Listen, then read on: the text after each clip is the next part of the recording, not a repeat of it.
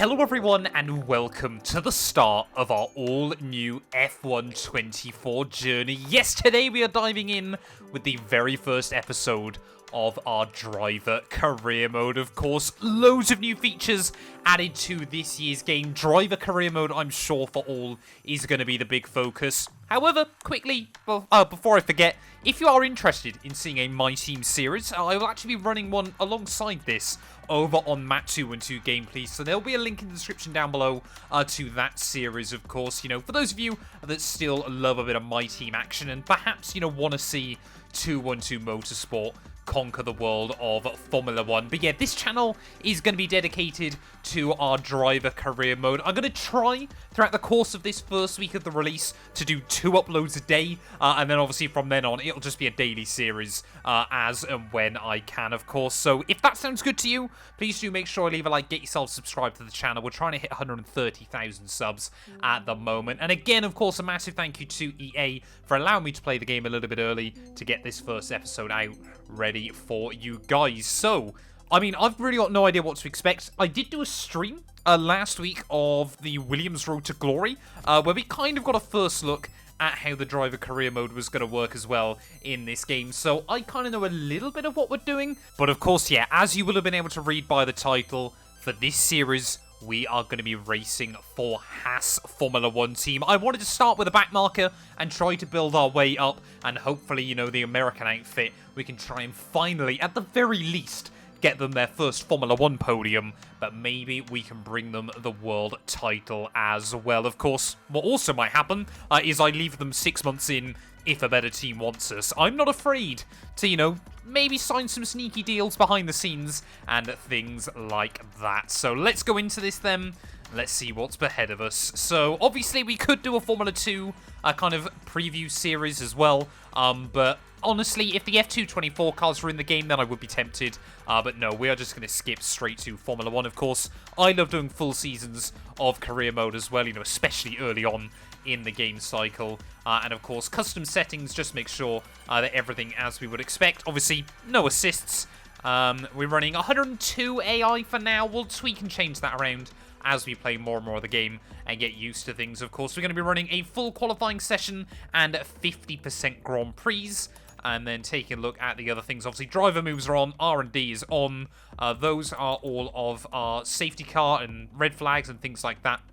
We're leaving everything on increased, so we actually see some. Simulation damage rate is on, so I believe that means we should get mechanical failures. But I've left the car damage on standard, just because sometimes the AI can be a little bit crazy. But there you go. That's my settings for F1 24. So let's get into this, I guess. We'll confirm those. Obviously, there will be timestamps linked down below if you kind of want to skip forward to the racing or to any certain part of this first episode, of course. We're going to be ourselves as a custom driver, so I will go through and get everything set up like that. Customization options doesn't really seem like anything particularly has changed over the last couple of game cycles as well, so if you wanted some new options for your driver, unfortunately, they don't seem to be in the game as well. But yeah, I'll do all these bits and pieces behind the scenes. So there we go then, everything's set up still ready for this series. Of course, we've got the all-new driver rating feature as well then. So as you can see, we come in as a lowly Formula 2 driver, 50 experience, 66 racecraft, 64 awareness, and 68 pace. With a 66 focus as well. You can see there's certain accolades we can try to earn as we go through to hopefully try and boost my rating as well. But we need to select a driver academy. Now, of course, the Haas Formula 1 team is technically under the Ferrari Driver Academy on this year's game. Makes me laugh, of course, the fact that Alpine and McLaren are both there with absolutely no one. But of course, yeah, we'll have to go with the Ferrari Driver Academy just to try and put ourselves in a better stead with the Haas Formula 1 team as well as we get into this. And of course, yeah, heading over to that Haas F1 team as well. Then right down at the bottom, unfortunately, I have managed to pick the team with the lowest performance of anyone on the grid there. And you can see if we're teammates with Kevin Magnussen, he will have a 60% say in everything that is going on behind the scenes as well. And of course, yeah, exactly the same with Nico Hulkenberg. So clearly, both those drivers viewed as equals within that team as well then. So I think what we're going to do, though, is keep Nico Hulkenberg as our teammate. Of course, he might be leaving to go to Stake Sauber, obviously becoming Audi in the near future, but he probably is a better shot as a teammate, although Kevin Magnussen might play the number 2 role a little bit better. That requires me to be the number 1 driver, and I'm not convinced that'll be the case straight off the bat. There we go, though. We're all good to go. So let's head in and see what we've got cooking.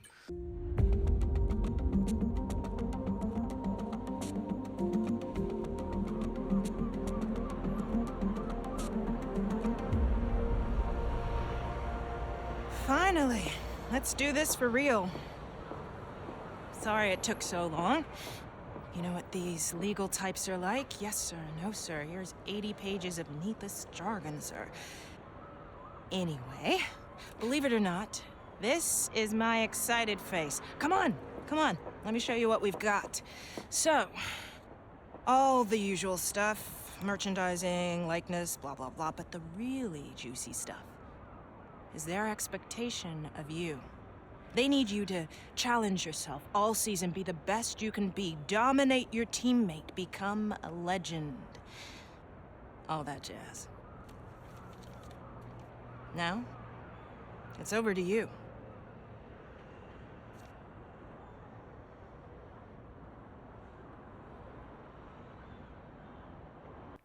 So, there's an interesting little dynamic as well that you've got in this game, where basically you need to set yourself a target driver rating by the end of the first season. And basically, the higher you set that, the more say you get in terms of development within the team as well. So we're going to try and set ourselves to 70. I could go with 69 because funny number, but I reckon we can try. I'd like to believe I'm slightly better than the average F1 game player as well. Then, of course, we're signing this contract right the way through to December, but obviously the team, I believe, can tear that up early, or, of course, we can go behind their back and try to sign with another team as well. But here we go then, signing our first ever official contract to a Formula 1 team. Simple as that. Look at that. Nice and easy.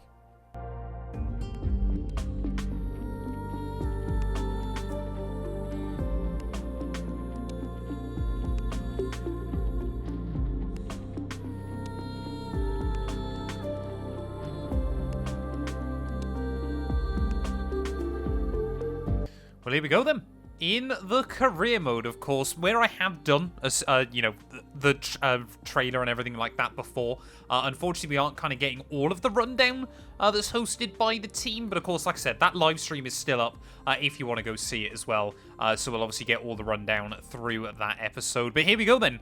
Obviously, our first ever rival in this series. There's no better rival than your teammate as well. So Nico is now your teammate, and while you need to keep it professional on track, it also wouldn't do any harm to show the team who their number 1 driver is. Obviously, you also got an email through from Ayu Komatsu, who I must admit is looking incredibly old inside this game.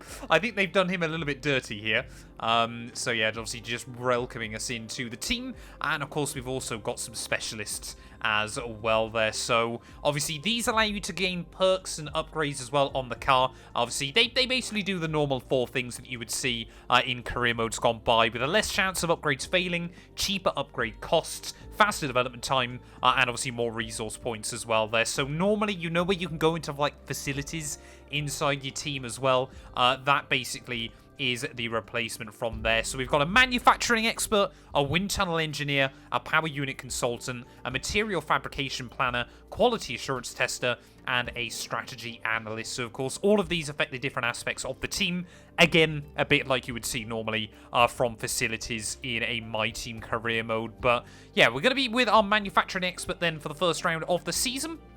And there he is. So we have got 2 separate goals that we can pick between, and basically kind of the perks we unlock by doing more challenges as the races go on will basically help us to hopefully earn more accolades with him, and hopefully you know, obviously unlock extra bonuses as well for the team. So I don't believe in this first one it makes any difference, because of course you should hopefully be able to get everything done anyway. So we're going to tell him we want to try and complete the race weekend with no problems as well there. And of course you can see failures, you know, the chance of failures becomes less and less the more perks you unlock as well there. So we have set our goals ready for the opening round of the season. Of course, you can see as well, you get to have a look at your current driver performance. So obviously, if we maintain a driver rating above 60, then we'll keep our seat for next season. But of course, we've set ourselves the goal of achieving 70 there as well. Obviously, we've got our recognition within the team, so the more we push that, hopefully, the more recognition we gain, and of course, the more say we get over things. And of course, you can also review your contract, but we don't want to do that at this early stage. So if you're a little bit worried that you're not going to achieve your goals, you can obviously go in and try to review your contract and potentially get things changed. Obviously, here are the accolades that we obviously want to try and go throughout our career to hopefully earn us better experience and perks as well. And of course, continuing to boost our driver ratings. So we got race starts, top 5 in qualifying, top 10, so points finishes, podium finishes, and of course driver career points as well. Then you can see we've got rivals, we've got driver ratings, so obviously that'll move around, hopefully continually going up. A driver rating comparison between us and all the other drivers on the grid. As you can see at the moment, Max Verstappen would kick my face in, and of course, yeah, customization as you would expect. Now, R&D is a very, very interesting one on this year's game, because of course, obviously at the moment, we can do any upgrade we like as well on the car. We haven't got enough points, but we could. But Hulkenberg as well is going to be upgrading the car, so he's going to be focusing on various bits and pieces that he wants to do as well for the team. So it's going to be interesting, of course, because you earn less R&D each. You're basically potentially going to have to work together or sacrifice some of the upgrades you want to do to try and obviously help Nico out on the other side of the garage as well then. But I believe we've basically gone through everything we needed to. So we'll try and earn ourselves some resource points before the first weekend of the year. You can see Hulkenberg, where he has got that higher rating, earns more of them currently. But let's head to the grid reveal.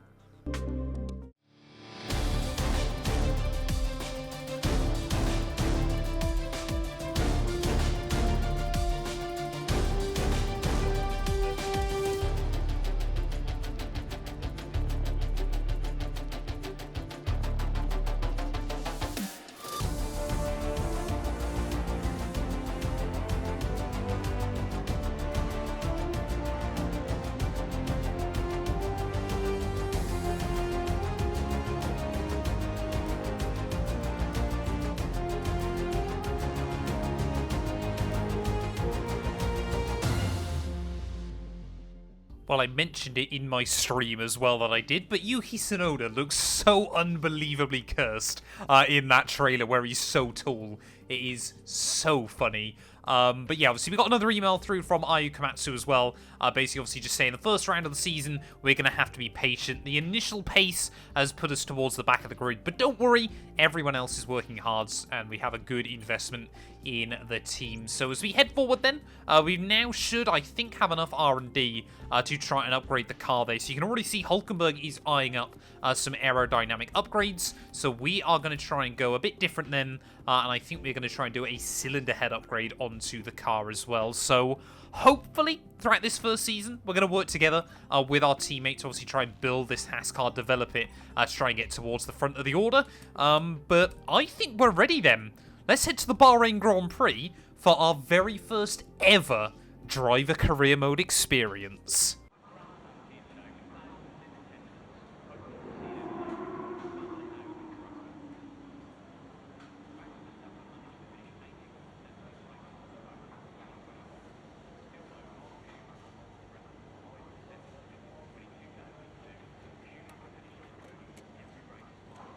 Well, there we go, coming in, sitting down at our desk as well. Of course, all of this looks pretty similar to what we would expect to see in the game. Of course, I have to move my own webcam down slightly, so above me now, hopefully, if I've edited this correctly, you can see all of our ratings as well before the first round of the season. Of course, Mark as well.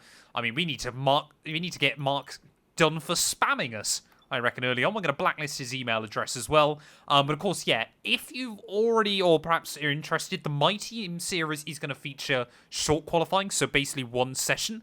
This series, of course, we're going to run it a little bit more realistically, so we are going to obviously be running the full qualifying as well. There are obviously 50% races. They provide a good balance. But yeah, let's head out then into free practice here in Sakhir. The long wait is over. This is it, a brand new season. And before the show gets well and truly underway, we've got the all-important matter of a free practice session. It's great to be back. So much unknown before we get underway. So what will be going through the drivers' minds as they get ready for the new season? The faster you can work around the circuit conditions and get the car tailored to your liking, the better, and then you can just focus on the job in hand in terms of lap times. But first of all, you've got to get the car feeling right. Well, here we go then, my first ever laps in our all-new Haas VF24 car. Hopefully we can try and get up to pace in this thing nice and quickly, of course. If you're interested, I'm going to be uploading setups as well over onto Map 2 and 2 Sim Racing. So basically, you know, if you're jumping onto the game and don't really know how to set up your car immediately, hopefully those will give you a pointer in the right direction. So again, there'll be a link to that down in the description below. Going to try and keep them daily, and then of course update setups further on down the line. Obviously, when more and more information and kind of setup meta proves itself inside the game as well. But yeah, basically, obviously, this first session of the year, all about just trying to rack up some R&D, but also finding a good balance in the car. Of course, I'm a bit lucky where obviously I did that 100% race in the Williams last week, that I've got a bit of a better idea as to what we expect in Bahrain. Then after that, basically everything is going to be a step into the unknown as well. But fuel simulation run coming up first then, so we don't even get a chance to use some of the battery pack, because that is certainly going to be very useful. And of course, yeah, the Haas car, looking at it in game, it's going to be a bit of a missile in a straight line. Obviously, Ferrari power unit is still the highest rated inside F124, so this thing's going to absolutely take off out of the corners. But maybe he's going to struggle a little bit more trying to get the car, you know, slowed down, or of course rotating it through to make our way out then to finish off our first lap. Boy, oh boy, that's flown by. But not quite good enough. We get green, but we really want to try and aim for purple. And of course as well, just a little bit of extra information for you all. This is actually the first video we're recording on the full version of the game. And apart from a bit of tyre smoke now occasionally kicking up, I can't really tell much difference in the handling model. It definitely seems slightly less twitchy, but I don't know, obviously, because I played a fair amount of the preview version, whether I'm just getting more and more used to the game. We had an 8 gig update between our preview copy and the full day one kind of release. And yeah, apart from a bit of tyre smoke, I can't see much difference. Come on then, at the final corner, let's try and be really, really cheeky and lift and coast towards the line. There we go, purple score. We got some excellent data with that run, so come on back to the garage and I can take you through the numbers. Yes, when needed, I'm absolutely going to try and cheese those practice programs, because at the end of the day, 100 R&D is 100 R&D, and I'm having it. Well, for those of you that have never played the Formula 1 game before, I will just go through and explain each of these practice sessions. So now, obviously, we will go into a race simulation run. Basically, this will help the team know kind of how much tyre you're using, obviously how much fuel you're using as well. And basically, when you get into a Grand Prix, will give you a better idea of what you need to be looking for. Your side of the garage, basically all you need to do is try and set 3 lap times in a row under the target. And you'll be able to pick up yourself some free R&D. Now, obviously, because the R&D in this mode is split between driver and your teammate, it's actually going to be more difficult to apply upgrades, at least on your side of the garage. So there's even more emphasis than normal about trying to pick up as many R&D points as you possibly can. But obviously, normally if I've got the chance, then I'm going to pick them up. If I don't, then not really a lot I can be able to do. Obviously, you know, if you get further down the line or you just simply don't want to do these programs, you can actually as well, when you're back in the garage, simulate the session and basically do what's known as a quick practice, where you play a mini game and basically try and earn the R&D that way. I would personally say, though, if you're new to the game, it's fantastic for kind of getting your balance in, figuring out your setup, of course, as you're heading towards a Grand Prix, and also working out what the AI are like. So, although obviously the option is there, I wouldn't recommend doing it, as, once again, F124's interesting low-speed traction making its full debut. We're making our way then out of the final corner. If the race simulation is anything to go by, we've got some good pace around here. Absolutely smashed that target. And even on race runs, we're only a second slower than Fernando Alonso. Well, here we go then. Qualifying simulation run. It does what it says on the tin. 1 lap. Try and get it done as quickly as you possibly can. Battery and overtake when we go down the straights. And, of course, trying to make sure that we keep the car clean and tidy as well. A 1 minute 30.4. I've got no idea whether that's going to be a good target time or not. But we'll see if we can try and beat it then. There's, of course, so much low-speed traction on this year's game. You know, kind of the transition between turn 2 and 3. Really, really easy now. As the Delta, you can see, swinging about all over the show at the moment. So, I mean, that is certainly a very, very extreme bar chart. Or, not, sorry, line even. I should say the telemetry, I mean, it's like a heart rate during a cardiac arrest. All over the place at the moment. Hopefully we can try and keep it at that purple, though, of the season. If you look at that, you go slightly under, and the line just plummets. That is so funny. 1 more corner to go, though, here for free practice. So far, pretty happy with this lap. Struggling a little bit with front locking again. At the final turn we go, though. That is going to be 1 final purple score. And I believe we should be ready to head into qualifying. So there we go then, of course, as well. Quickly, before we dive into qualifying, you do get some new screens as well. Obviously, trying to give you some information about everything that's gone down. So you get a little bit of a look, obviously, at your resource points that you earned. So you can see there we got pretty much everything bang on, which is not a bad way to kickstart the year. You then also obviously get your teammate rivalry, which we are currently still drawing with Nico. So basically, obviously, the more you beat him, the better. And last but not least, we have also got our driver rating. So this is going to be the big one that we're going to really, really focus on there. You can see picking up a little bit of experience, obviously, just by doing laps. That's going to be really, really important. And you can see as well there, that's obviously where we earn the points over the course of the session. So hopefully, if we get a good clean run through this weekend, maybe we can instantly bump ourselves up to driver rating 66. Now I think, though, it's time for qualifying. Under the bright lights of Bahrain, it is time for qualifying.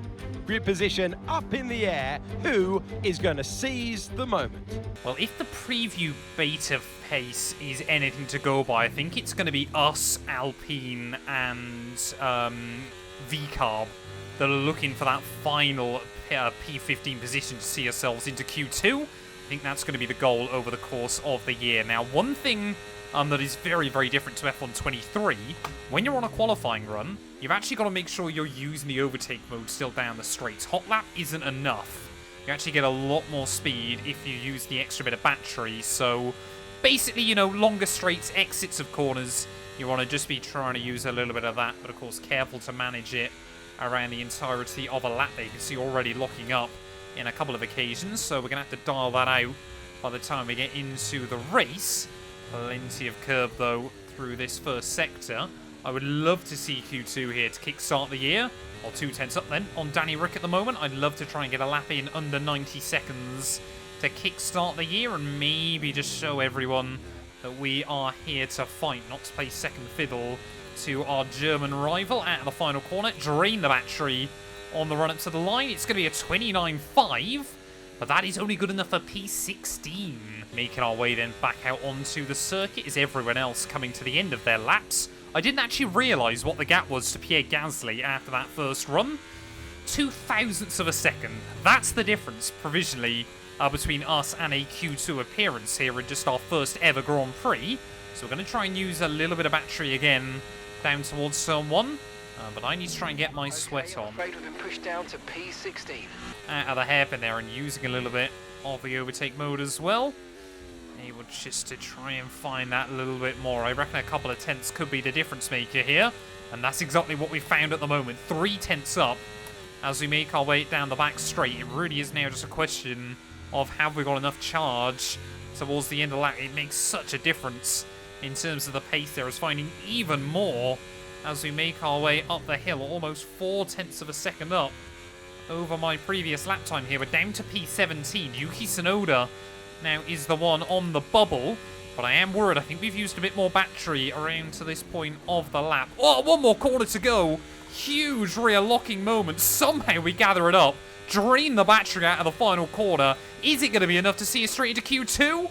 It is, it's P12, despite that huge moment.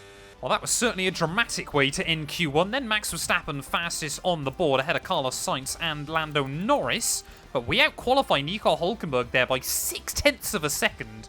So I can only assume he had a little bit of a disaster on his qualifying run. Pretty much matching both those Kick Sauber cars, which have definitely got a bit of an advantage. But, I mean, that's the margin, isn't it? 0.3 from myself all the way down to Esteban Ocon in P18. Well, I really don't want to put too much wear through each set of the soft compounded tyres, so we're going to go for one run here at the end of Q2 on the first set. Make sure they're all rubbered in, ready for the Grand Prix, but I don't want to have sort of, you know, 4 or 5 laps on them, including in and out laps here. So let's see what we can do. George Russell, blue flag awareness there, seemingly quite good by the Mercedes driver. Little bit of a lockup down at turn 1. But others have struggled for pace here. In fact, if we matched our Q1 time, I believe that would actually be enough to see us into Q3. But of course, everyone else now set to be improving as well.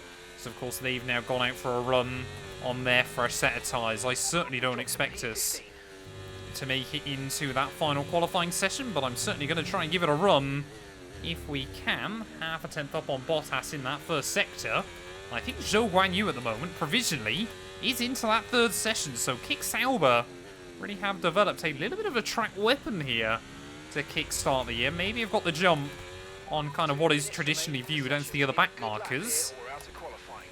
I've got no idea whether this lap so far has been as good as my Q2 run. Normally, of course, I won't leave the full qualifying laps in unless it is something really, really special.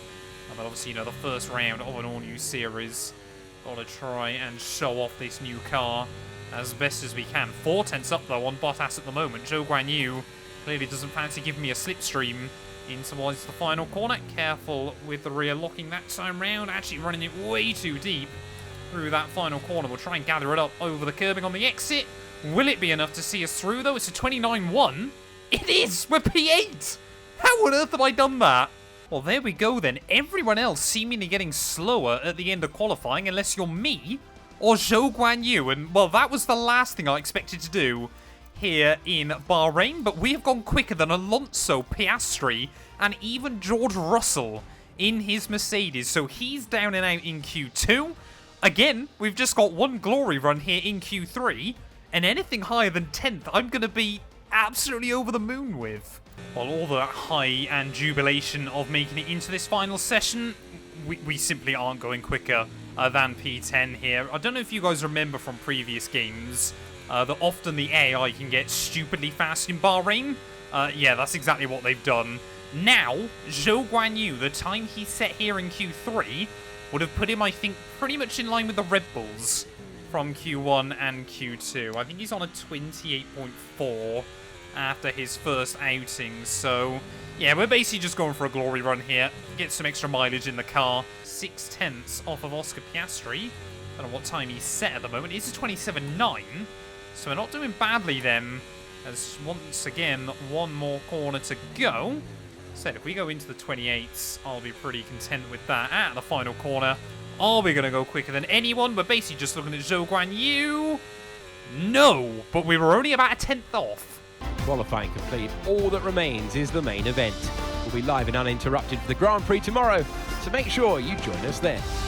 Well, of course, obviously, we'll get through this first race, and then I'll take a look as to whether we need to up the AI or anything like that there. But yeah, the track really ramped up in Q3. Charles Leclerc able to split those Red Bulls at the front of the field.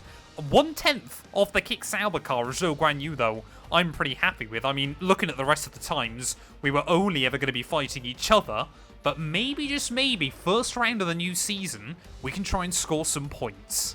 And there we go as well. You can see teammate rivalry. We are 2-0 against Nico Hülkenberg there. He's looking very, very sad behind me. Absolutely distraught. And I'm sure Gunther Steiner has given him a bit of a telling off as well. Gaining a little bit more experience, of course. I won't show this off too much inside the game there. A huge amount of pace bonus, though. Which, there we go. Level 66 immediately. As you can see, yeah, we got qualifying position versus expected plus 10. The team were expecting me to qualify last here, and we ended up making it into Q3, so happy with that. But yeah, let's dive into the race. No more testing, no more practice. This is the real deal. And it's make or break here at round 1 of this year's Formula One World Championship. We go racing today around 3.36 miles of the magnificent Bahrain International Circuit, with 15 corners and 2 good passing opportunities into turns 1 and 4. Keep an eye out for drivers locking the front left into the tricky braking zone of turn 10. Off the back of a fantastic qualifying session, it's time to see how our starting grid looks like for today's race. World champion Max Verstappen starts from pole position. Sergio Perez lines up alongside. Looking at the rest of today's grid, we have Hamilton, Norris, Oscar Piastri, Fernando Alonso, Leclerc, Sainz, Joe, Mr. Monaco, Russell, Bottas, Stroll, Albon, Gasly, Tsunoda, Ricciardo, Ocon, Sargent, and Nico Hülkenberg rounds off the grid. And with preparations almost complete, let's head down to the track. Welcome to the commentary box. I'm Alex Jakes. Alongside me, a real authority on all things motor racing. It's a warm welcome back to Anthony Davidson. Well, welcome back. Let's start with a nice, easy question. How do you stop Max Verstappen? That's what they're hoping for. And that's what we're hoping for as well in some ways, because we don't want to see just one driver or one team running away with it this season like we had last year or even the years gone by in this sport. Can we get to see a two-way or even a 3- or 4-way fight throughout this race today? Fingers crossed we'll get that. Well, let me know down in the comments below whether you'd rather see Alex Jakes or David Croft as our commentator. I quite like having Alex Jakes. I think he's a little bit different, and, you know, he provides a bit of extra enthusiasm in my mind as well there. But taking a look at the strategy today, then, it's looking like the team want to put us on a 2-stop. Obviously, yeah, from doing that race a couple of days ago, I know tyre wear around here is brutal, so I feel that's the way we might be inclined to go. If we can just extend each of those sets of tyres, though, one extra lap, it'll mean we put a lot less pressure on the hards right towards the end of the afternoon. I've also got no idea how thirsty this Haas car is going to be, so we're going to put one extra lap of fuel in as well. But the first ever race of our all-new driver career mode about to get underway then, here under the floodlights in Sakir. It is 5 red lights. It's a mighty long hole, but it is lights out and away you go there as well. We actually pretty much hit the anti-stall as we tried to get up into second gear. I think only Oscar Piastri has done a better job as I have there down in towards turn 1, and we are going to get absolutely hounded 3 wide in the middle through that first corner as Lance Stroll on the inside there loses some front wing. Alex Albon around the outside there gets a little bit ragged over the curbing, and we've had a bit of a disastrous start. Luckily no damage for us. I think it was only the Canadian who lost some carbon fibre there, perhaps being a bit too optimistic into that first corner as Alex Albon, he's on soft compound tyre, so we'll just slot in behind him off the start of this Grand Prix there. But yeah, we wanted to be really, really careful, of course, not to pick up any front wing damage in that lap 1 commotion, so I think we actually did a pretty good job. I mean, you consider how bad the start was as we saw the Ferrari cars there temporarily side by side. But yeah, I believe Stroll, the only one with some front wing damage there, but we made it through. Looks like, I assume it's still Max Verstappen at the front of the field there, as Hamilton running up in P2. Maybe a return of a 2021 style championship fight. I would love to see it. I'm sure you guys would love to as well. There is Lando Norris, of course, the new real Formula 1 hero after the last few Grand Prix, trying to keep chase with the 2 multiple world champions there. Perez had a bit of a disaster after getting promoted up to a front row start with Charles Leclerc having some grid penalties. But by the end of lap 1, it is still Max Verstappen who leads the way. DRS is being enabled this lap. We can use DRS when you're within 1 second of the car ahead and in the DRS zone. DRS round here is going to be absolutely vital, so luckily, of course, it gets enabled on just lap 2. Weirdly, oh no, there we go, it does get enabled through these first couple of corners, and I believe we are probably going to see quite the DRS train. Well, of course, the other big thing we're going to have to be really, really careful of today, not only trying to make sure we stay in the DRS, but also, of course, that tyre management. You've got to be really, really gentle with the car, as we've actually already lost the DRS to Alex Albon there, so we need to make sure that we get back in that range quite quickly. Otherwise, we might see the AI just slowly pull away. Luckily, we've got a lot of very power-sensitive circuits at the start of the year, which should play into our hand. Like I said, this thing, staggering me how quick it is in a straight line, as Hulkenberg seems to have been on the move as well. So I think he just messed up his qualifying. Whoa! Oh, Alex Albon there broke just that little bit earlier than I was expecting. We had to take evasive action. Lance Stroll has an awareness stat of about 2, I reckon, on this game. So clearly not seeing me there on the outside. He might have rejoined a little bit like a hooligan, but clearly the AI don't want to give me any room.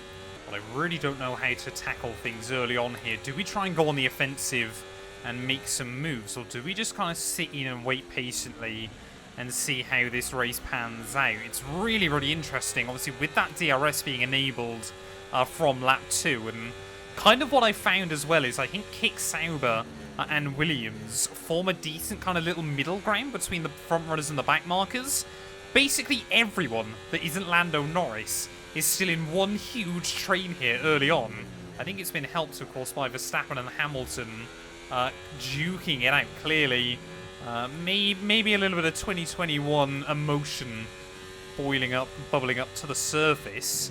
But yeah, I think at the moment we kind of just got to sit here, see how well the soft compound tyres last for others. As Lando Norris here has just pulled away. Engine's running very hot. Engine very hot. Let's try and pull out from behind the car in front and cool things down. So this is one of the other cool new things we've got inside F124. You get these little challenges as well as you're going through a race to try and make things a little bit more dynamic. So as you can see at the moment, having to monitor the engine temperature here to make sure that we aren't sat too much in the wake of the car in front and potentially damaging the car. So you can see we've got to try and keep it below 139.6 there as we just nick the bollards. So that's basically going to mean, of course, you know, through some of these straights, you'd want to just duck out of the slipstream there in the hot turbulent air of the car in front. But yeah, we've basically got to try and do it for a set amount of laps for a set amount of time. And then you should receive, I think it's a little, obviously, bit of a perk. So you might also be wondering, of course, why is it important that you keep the engine temperature down in a Formula 1 car? Well, simply put, obviously higher engine temperatures reduce the amount of power you're creating and also increase the engine wear on the car. So that's why it's really, really important that you try and, you know, at least control your engine temperatures in these Grand Prix. But so far, yeah, I believe some of these early challenges are meant to be made quite easy. The other good thing I'm noticing early on is because we're all just stuck in a train, I'm not actually having to push the tyres too hard, and the wear on them is actually staying pretty low, while trying to provide a full race update as well then. At the moment, you can see now Verstappen has broken away, so I think Hamilton now... The pit window, and you're going to be on mediums. Yeah, Lewis basically, I think, wants to fight with anybody and everybody he can have one with at the moment. And it's basically just slowly allowing other cars to move away. I think Perez now and Fernando Alonso have made it through. But what he's actually really just doing is spreading out the front runners, as Verstappen now in pursuit of maybe his new big rival Lando. As we make our way then through the final corner, we are going to complete our very first ever target inside this game. As at the same time, Hamilton, I think he's absolutely wrecked his tyres. Great stuff. You hit that target. Really good job. Hamilton, yep, and Zhou Guanyu, the first cars to blink then in this race. I'm surprised by just how few people appear to be on the mediums, because honestly, the way we're going at the moment, a one-stop strategy might genuinely be viable. Oh, there we go then. So Zhou Guanyu actually got the jump on Lewis, so I definitely think Lewis Hamilton had actually picked up a bit of front wing damage there, and that was what was costing a lot of people. There's loads more cars dive into the pit lane though. Lance Stroll, I think the same fate might have befallen him, because you can just see the field now starting to get a little bit spread out. Nico in the pits. Gap to your Nico teammate Rosberg? behind. 8 seconds. That's a blast from the past, Matt. Yeah, Hulkenberg, sorry, I should say, into the pit lane. Unfortunately, we've lost the DRS now to Bottas.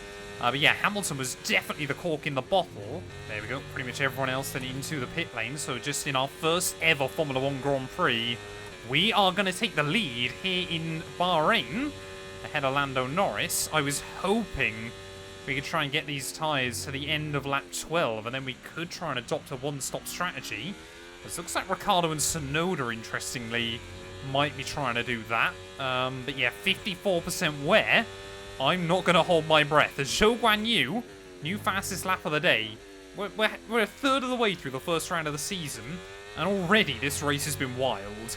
But when we try and be a little bit more gentler on the tyres, we're putting about 4 or 5% through them each lap here, so it's actually not too bad. We've averaged closer to 6 over the course of the stint, but I cannot emphasize it. 0.1 seconds. Cannot emphasize enough on this year's game just how important tyre management is. It is going to be the difference in league racing, in career mode, everything else. But honestly, this Haas feels pretty good. It feels pretty tidy on its tyres. Even now, as them starting to get to the end of their life, tyre wear warning light has just flashed up. We're not really all over the road just yet. I reckon they got a couple more in them. You see, I absolutely find at the moment, though, on this game, I'm really, really struggling. As you're coming off the brake and rotating into a corner, that's where I find I'm just pinching the brakes quite often. And kind of the only way I can really drive around that is if I brake a little bit earlier and, of course, then coast into a corner. We are going to box pit confirm to the team now. So we've been able to go further than Ricciardo, who was on a set of the hard. So really actually happy with how this stint has gone. So we are actually going to try the one-stop here. Maybe a little bit crazy in the opening round of the season, but even if it doesn't pay off, we gather a lot of data for the team as well. So trying to be brave. Always nice to get a few laps led under your belt in your very first Formula 1 Grand Prix, but I'm sure Lando Norris will be happy that he isn't going to have to try and get around me here. As you can see, Tsunoda as well a little bit further back, diving into the pit lane at the end of this lap. Make sure we get the cars slowed down nice and easy. Don't want to take any big risk with that in the opening round of the season there. But there goes Verstappen and Lando Norris at the front of the field. Looks like Yuki has joined me here. So we've done really, really well, actually, on this first set of tyres. We're going to lose a lot of track position. Fantastic stop, faster than we were expecting. Let's look at that. Mercedes right at the bottom of the top 10 at the moment. But we're going to come out in 15th. Pit stops, let's go. Behind our teammate Nico Hülkenberg. But remember, they're all going to have to pit again here. We are hoping to try and take this set to the end. The worst thing for me now would be a safety car. Oh, cold tyres as well. Got to be careful of those. Okay, mate, we've got some clear track around us now, so let's use it and make this next lap a quick one. Let's go. Interesting. Okay, so now we've got to try and chase a lap delta in the middle of a race. These challenges are going to make Grand Prix a little bit more fun as well. And obviously will hopefully give me something to talk about during some of the more dull races. I am just expecting some really badly timed ones at some point soon. There we go then, rounding our way through the final corner of our first flyer. I'm hoping this is going to be enough to immediately see us achieve that target time, which it will. 4/10 clear, I'm happy with that. 2.7 seconds. Only problem we've got now, yeah, is Hülkenberg, of course, is on a set of softs and in the DRS of the car in front. As it looks like we've got company, Pierre Gasly and Logan Sargent closing in behind.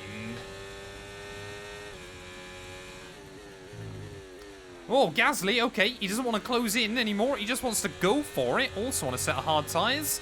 Big dive bomb coming in at the top of the hill. The AI this year are brave. Interesting then. So obviously Mark getting some data about other cars as well. It's Pierre Gasly then I thought was going to send it on me down at the first turn. Really don't want to spend our afternoon battling with the Frenchman. But obviously if he gets the run on me, then there's not going to be a lot I can do about it. Trying to save up some battery in my pack at the moment as here he goes again up at the top of the hill. He seems to be able to get alongside me, but doesn't really want to commit to making the overtake. He kind of wants me to back out. And simply put, I'm not going to do that. I tell you what, if everyone's told you that tyre wear is bad inside this game, learn how to manage them. So far this stint, I really tried to focus on being smooth. We're only on 10% wear after 4 laps. These hard tyres could do a race or two. There we go, cars into the pits again then. So second stops coming in for a few of our drivers. Hamilton, Alonso and Zhou Guanyu. As here comes Pierre Gasly. This time around he's going to try and commit to the overtake. Will actually be a little bit cheeky there. Brakes slightly early as we get the DRS, but hang it around the outside through turn 1. Make sure we give him the space on the exit 2, and with the DRS up the hill, I'm going to leave him vulnerable to Logan Sargent there, trying to give the Williams a little bit of a tow. Oh, there's an apex through there, you wouldn't believe it with the way I'm driving. Sargent, though, is going to make the move happen. Oh no, a little bit of a lock up there, trying to be careful with it. Sometimes you just got to sacrifice an apex and a couple of tenths of a second. Try and keep the tyres in good nick. That's more of the balance you need to find on this year's game. Oh, there we go. Loads more cars peeling into the pit lane, unfortunately. Lando, Norris, both in and back out then. So, I mean, him and Verstappen still duking it out. I've not come out far behind them, but the fact they've gained a pit stop over me in 18 laps is quite depressing to think about. One day, I promise you, we're going to be fighting with them for wins. I've only just realised Daniel Ricciardo is on a set of soft compound tyres, so my only guess is that the VCARB chief strategist said, I want to build the most unpredictable strategy you've ever seen for the Bahrain Grand Prix. Going from hards to softs is very, very weird at this stage of the afternoon. I guess it's working for them, though. Ricciardo 4th, Tsunoda 5th. So there we go, Verstappen, you can see trying to make the move around the outside down at turn 1. Imagine if they came together and we were back in the lead of this race. I tell you what, though.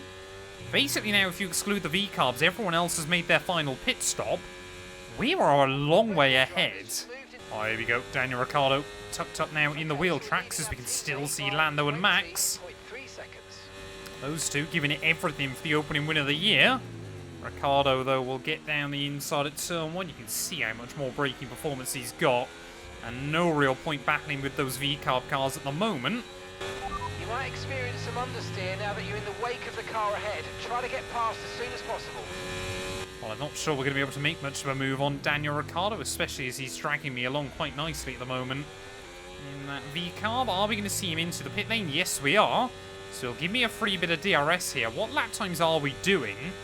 That lap, even with DRS, was only half a tenth clear of the target. We have got our work cut out. I mean, the fact that Max and Lando are literally battling for the lead and still going a second a lap faster than me is giving me Bahrain 2014 vibes at the moment. Are we going to see Tsunoda in? Yes, we are. So there we go. We've been able to bring down the delta a lot more on that second lap. I'm much more now worried about how much Leclerc is taking out of me. It's going to be real depressing towards the end of this race, because we are probably going to lose a lot of places right at the end. Or if Leclerc and Sainz stop battling each other all the time, they'd probably find it even easier to close in on me. That being said, they're still going a second a lap faster, and they are dragging along an Aston Martin, both Sauber cars, and Checo Perez. Well, I must admit, I've genuinely been staggered by just how good these hard tyres have been so far in this race. Often I hate using them on the Formula 1 game, but here they've actually been a bit of a lifesaver for us, and especially with how good they've been in terms of locking up and things like that. I certainly think strategies are going to change a lot on this new game as well. As we make our way through the final corner, though, there we go. Are we going to be able to achieve the target time set by the team? I think we have pretty comfortably in the end. You smashed it. Really good job on hitting that target, mate. Team happy with that, but with 5 laps to go, things are about to get real depressing, because those Ferraris have pretty much closed in as we make our way out onto the back straight. How fast is that Ferrari in a straight line? Incredibly there. Gets... Hello? Carlos Sainz, man, I'd love some room. I was literally letting him by, and he turns across me there, side by side now. Oh, with Charles Leclerc at the road. I said I was a Ferrari young driver, clearly not showcasing it in this moment. Sainz maybe giving a bit of a lifeline to go and get his first podium of the new season. Here comes Charles down the inside in towards the final corner. He'll be very careful to make sure he waits for the DRS there, but will complete the move. So our podium dreams pretty much vanishing right in front of me. Well, a bit like everyone saw with Lewis early on in the GP. You basically wait for him to lose the DRS, and then you fly past him. Once again, Alonso being rather cheeky, just waiting until after the DRS detection point before he tries to commit to the move. And you can see on the run back down towards turn 1, we've got nothing on him there. Zhou Guanyu closing in as well. I mean, they've just got so much extra braking performance right now. We have still got to try and nurse these tyres to the end of the race. And we are dropping down the order. I mean, surely we're going to score a couple of points here. But it is going to be so depressing going from P3 to, I think, P7 or 8 in the end. Maybe even P9.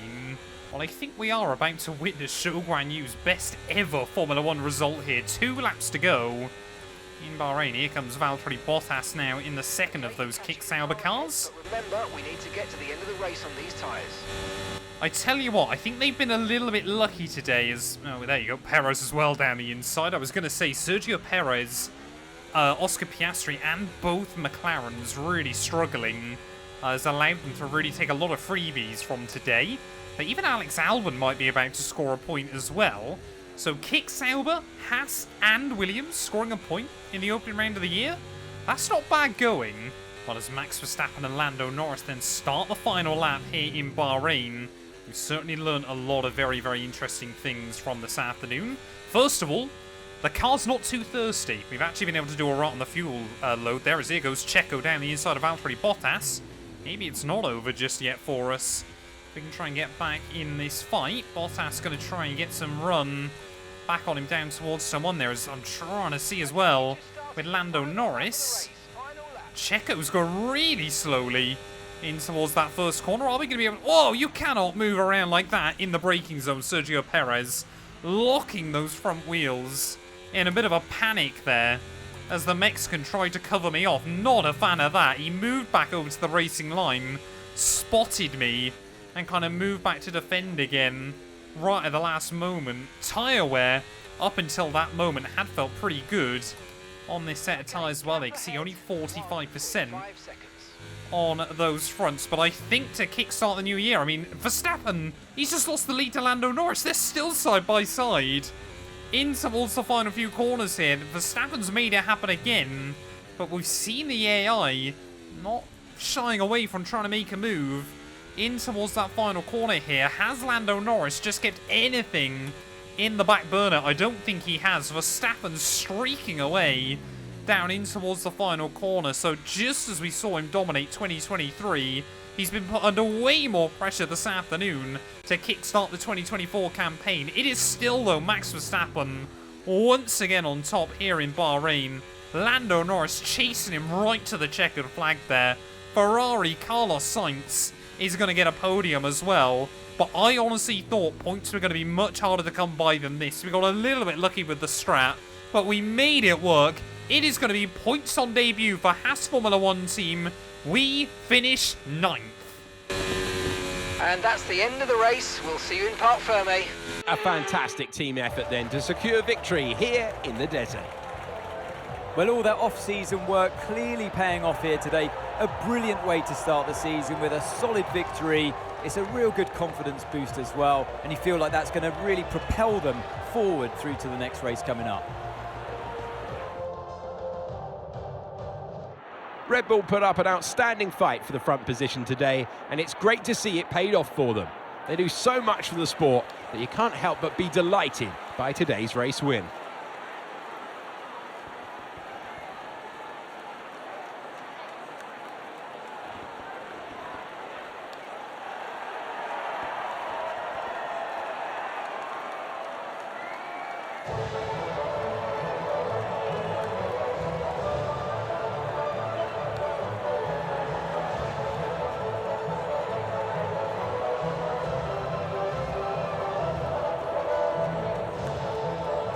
Event like that, who knows what the sport has in store for us next time?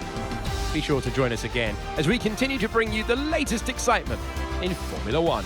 Well, genuinely looking back, I am staggered that we made the one-stop strategy work there, never mind to get ourselves into the points. But it is Max Verstappen who picks up the full 26 there, pole position, fastest lap, and the race victory. But yeah, the story that is not fully told in those stats there. Lando Norris gave him a fantastic run for his money. 3/10 the difference by the checkered flag there. Carlos Sainz in third ahead of Charles Leclerc, so Ferrari pick up a good double points all there ahead of Alonso. And both Kick Sauber cars inside the top 7. I believe that's Zhou Guanyu's career best result, beating out his teammate Bottas there. Perez ahead of myself, and Oscar Piastri rounding out the top 10. Hulkenberg, considering we've got the worst car, 20th to 12th in the end. I actually reckon this Haas car has got a decent bit of fight in it there. Able to beat out both Mercedes, who had an absolute stinker. The same can be said for Lance Stroll, last place come the end of the afternoon there. And I believe the only driver that we set a better personal best than over the course of the race. But there we go, the end of round 1 here from Bahrain. Thank you all so much for watching. Of course, if you want to see round 2, it'll be going live later on as well today. So make sure, obviously, you hit that notification bell and get subscribed to the channel. Obviously, Drivers' Championship, identical to the race result. Constructors-wise, we are in 6th place there. As you can see, Mercedes down in P8. Red Bull with a 3-point lead over Ferrari. McLaren, Kick, and Aston Martin all already on double digits. But yeah, like I said, that's going to do us for this one. We will be back later on today, though, returning to the Jeddah Corniche. I might have to up the AI slightly, because that, again, on paper, should be another track that suits us. Will it or will it not? You guys got to come back later on and, yeah, return for round 2. Welcome to Jeddah Corniche, one of the fastest circuits on the calendar, but let's see who will be the fastest of them all. It's time to set the grid for the Saudi Arabian Grand Prix. Yes, it's time for qualifying. Well, after our really good showing last time out then in Bahrain, we're going to actually try a little bit of a brave call here as we head out into Q1 and try to see what sort of time we can set on some medium compounded tyres. Not expecting it to see us straight through and into Q2, but what I am also hoping, of course, is it means we can try and carry an extra set of that softer rubber into that second qualifying session. I'm not expecting Q3s to be the regular there, as I think we actually just lightly grazed the wall on the inside of that third turn. For any of you that have been around for a while, you'll know I cannot stand turn 3 round here. For whatever reason, it's always the corner I crash at on this game, so I'm hoping that is not going to continue to be the case on this year's title. I like using these first laps to kind of also help work out what I need to be doing with the battery around the course of a venue as well, because that is going to take a lot of practice, actually. It's trying to obviously work out where exactly and how much battery you want to use inside F124. It's 4/10 up so far on a struggling Zhou Guanyu. Of course, points finisher last time out in Bahrain. I think it was his best ever Formula 1 result, wasn't it? 6th place, I believe it was, for Zhou Guanyu in the end, beating out Valtteri Bottas as we nudge the wall through the final corner, using that battery pack up towards the start-finish line, though. We're going to use slightly too much on this lap, but we still go P13. Well, I am very, very confused so far as to why Nico Hulkenberg seems to be doing so badly in this series. He's currently last there, about 7/10 off the pace of anybody else. And I'm not convinced this Haas is actually that slow.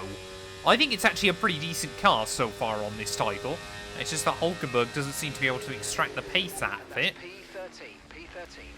I think everyone else has in fact finished their run here, so I don't think it matters too much what time we end up doing.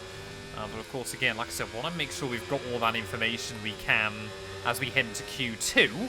I'm not actually convinced, though, that these soft compound tyres are much quicker at all than the mediums. We're only a 10th up.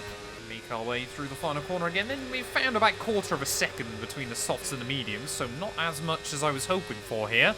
Again, perhaps using too much battery. We split those kick Saubers. It's P13, but I think once again Hulkenberg is out in Q1. We'll go then taking a look at our first results. Sergio Perez there having to do that second lap means he did end up at the top of the board, but I'm sure we're going to see Ferrari and his teammate continue to up the pace there. Going to be very, very difficult if we want to try and see ourselves into Q3. McLaren and Aston Martin seem to be doing a lot better here. Hulkenberg, though, last place again.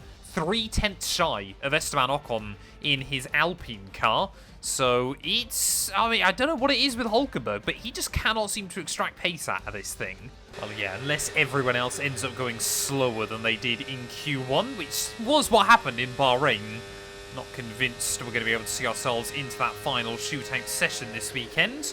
I would like to try and get a lap time in under 90 seconds, though. That would be quite nice. It's just a bit of a personal goal, and wherever that would end up leaving me, I think I'd be happy with.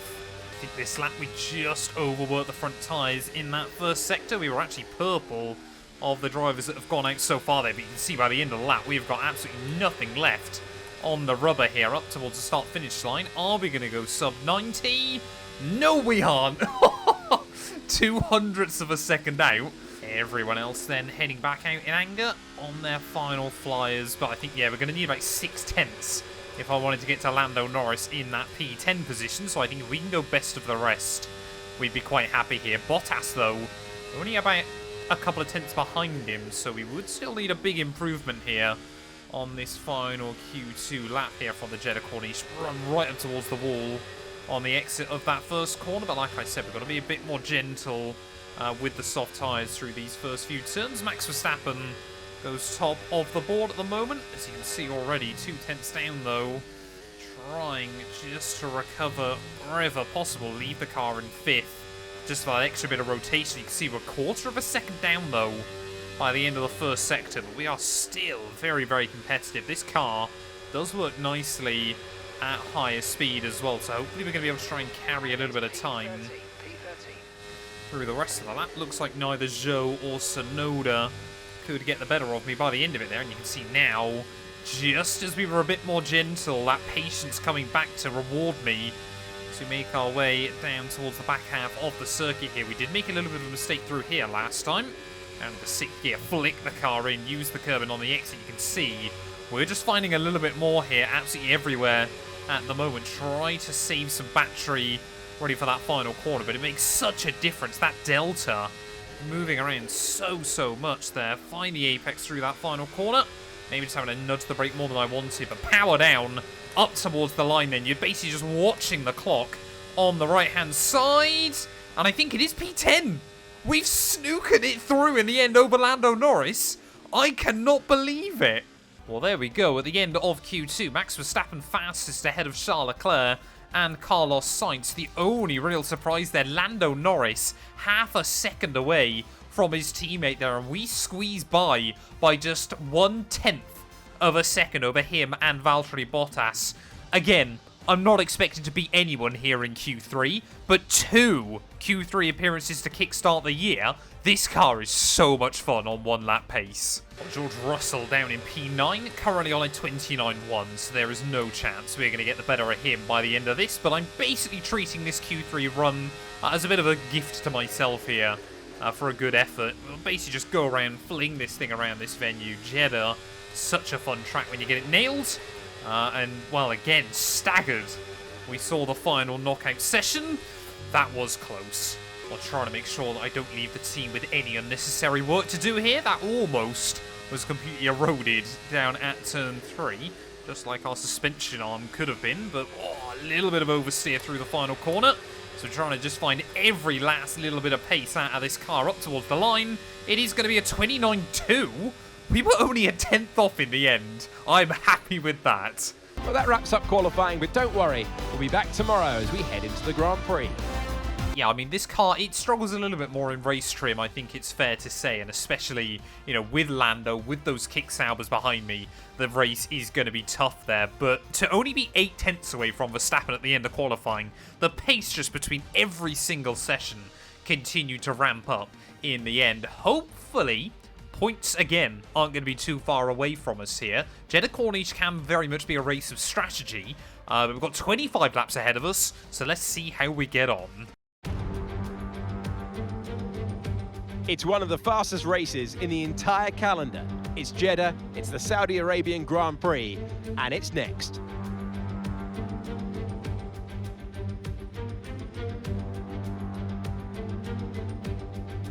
So let's take a look at a topographical map of the Jeddah Street Circuit. As you can see, a number of challenging corners for the drivers to master here.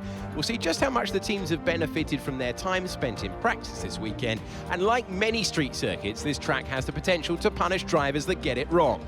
Let's hope we avoid any safety cars today. It's time to see how our drivers are stacking up after yesterday's exciting qualifying session.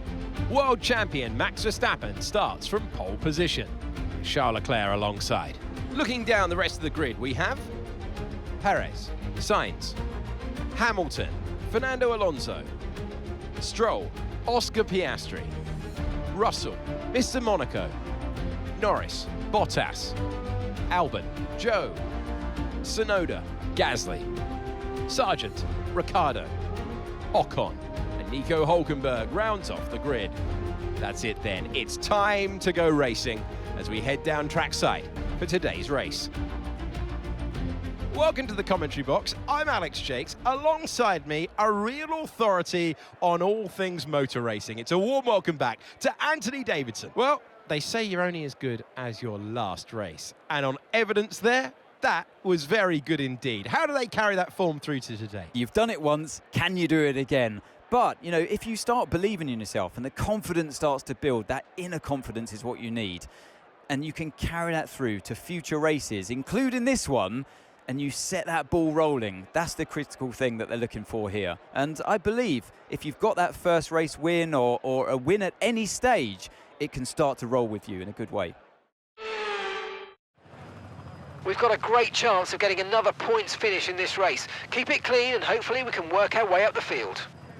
Well, Mark this weekend then certainly understands the assignment. We really want to try and get to a rhythm of getting points finishes as and when possible here. And 25 laps around the Jeddah Corniche. Strategy is going to be the aim of the game tonight there. One stop again. If we manage to do it in Bahrain, surely we're going to be able to do it here. So let's get in then with this race. No time to waste. It is 5 red lights.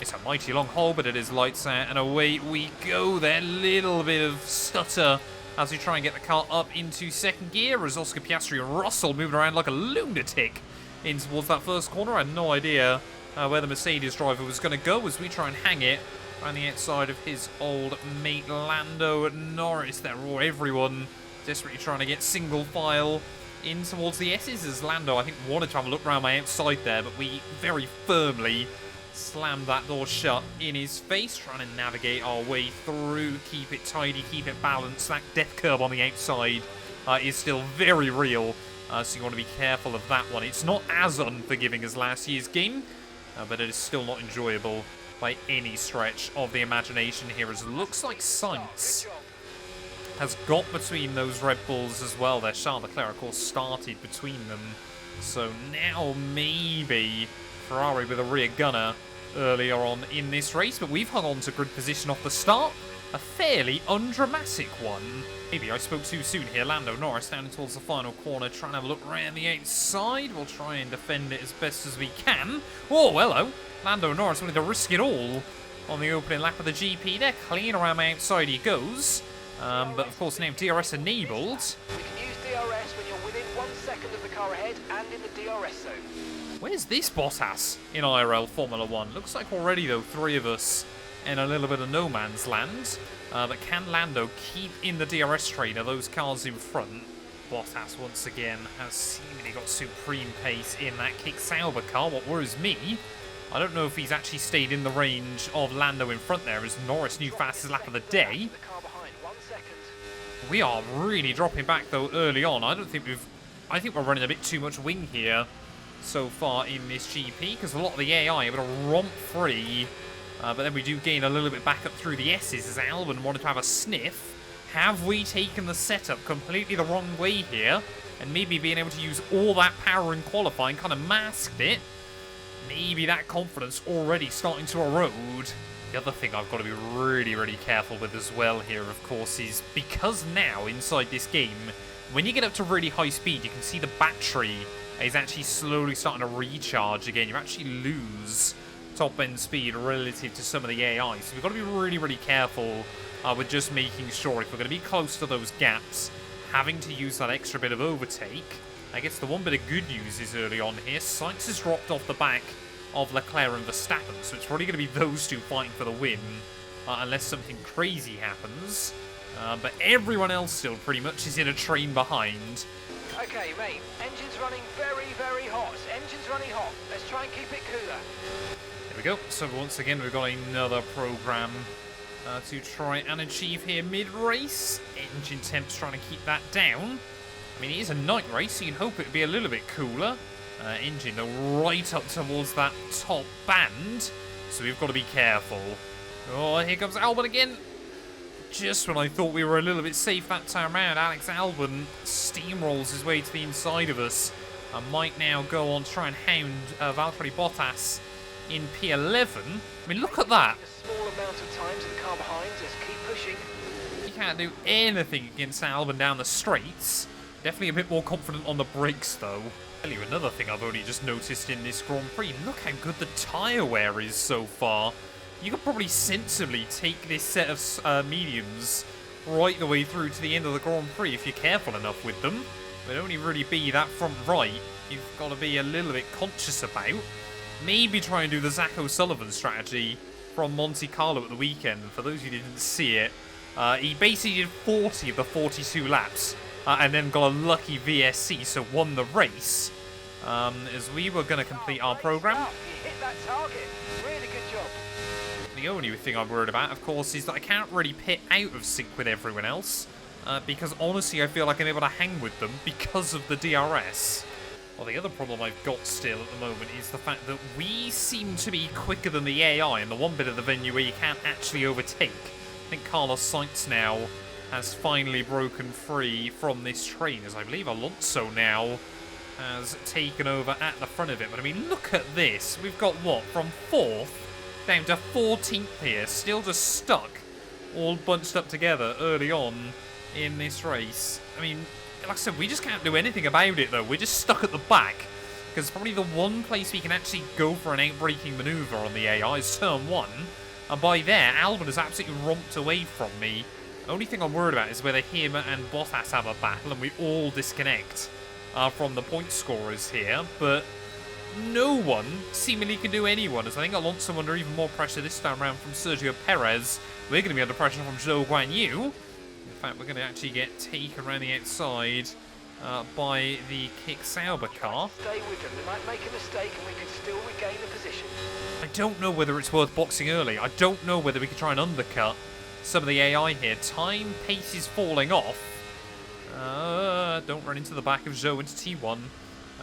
But yeah, I just don't really... I mean, do we gamble it? Is it worth the gamble? Because I mean, if you get stuck in the middle of the train, then seemingly no one can get through. I think, yeah, we're going to... Let's go for it. We're not going to score points otherwise. I don't simply have the straight line speed to get round people. This, to me, seems so utterly stupid, pitting in on tyres that are just 36% worn. But welcome to F124, ladies and gents, where out-of-the-box strategies might end up being the best way to do things here. I've saved as much battery as I possibly can. So we're going to peel into the pit lane then. Make sure we're very, very aggressive between the white lines.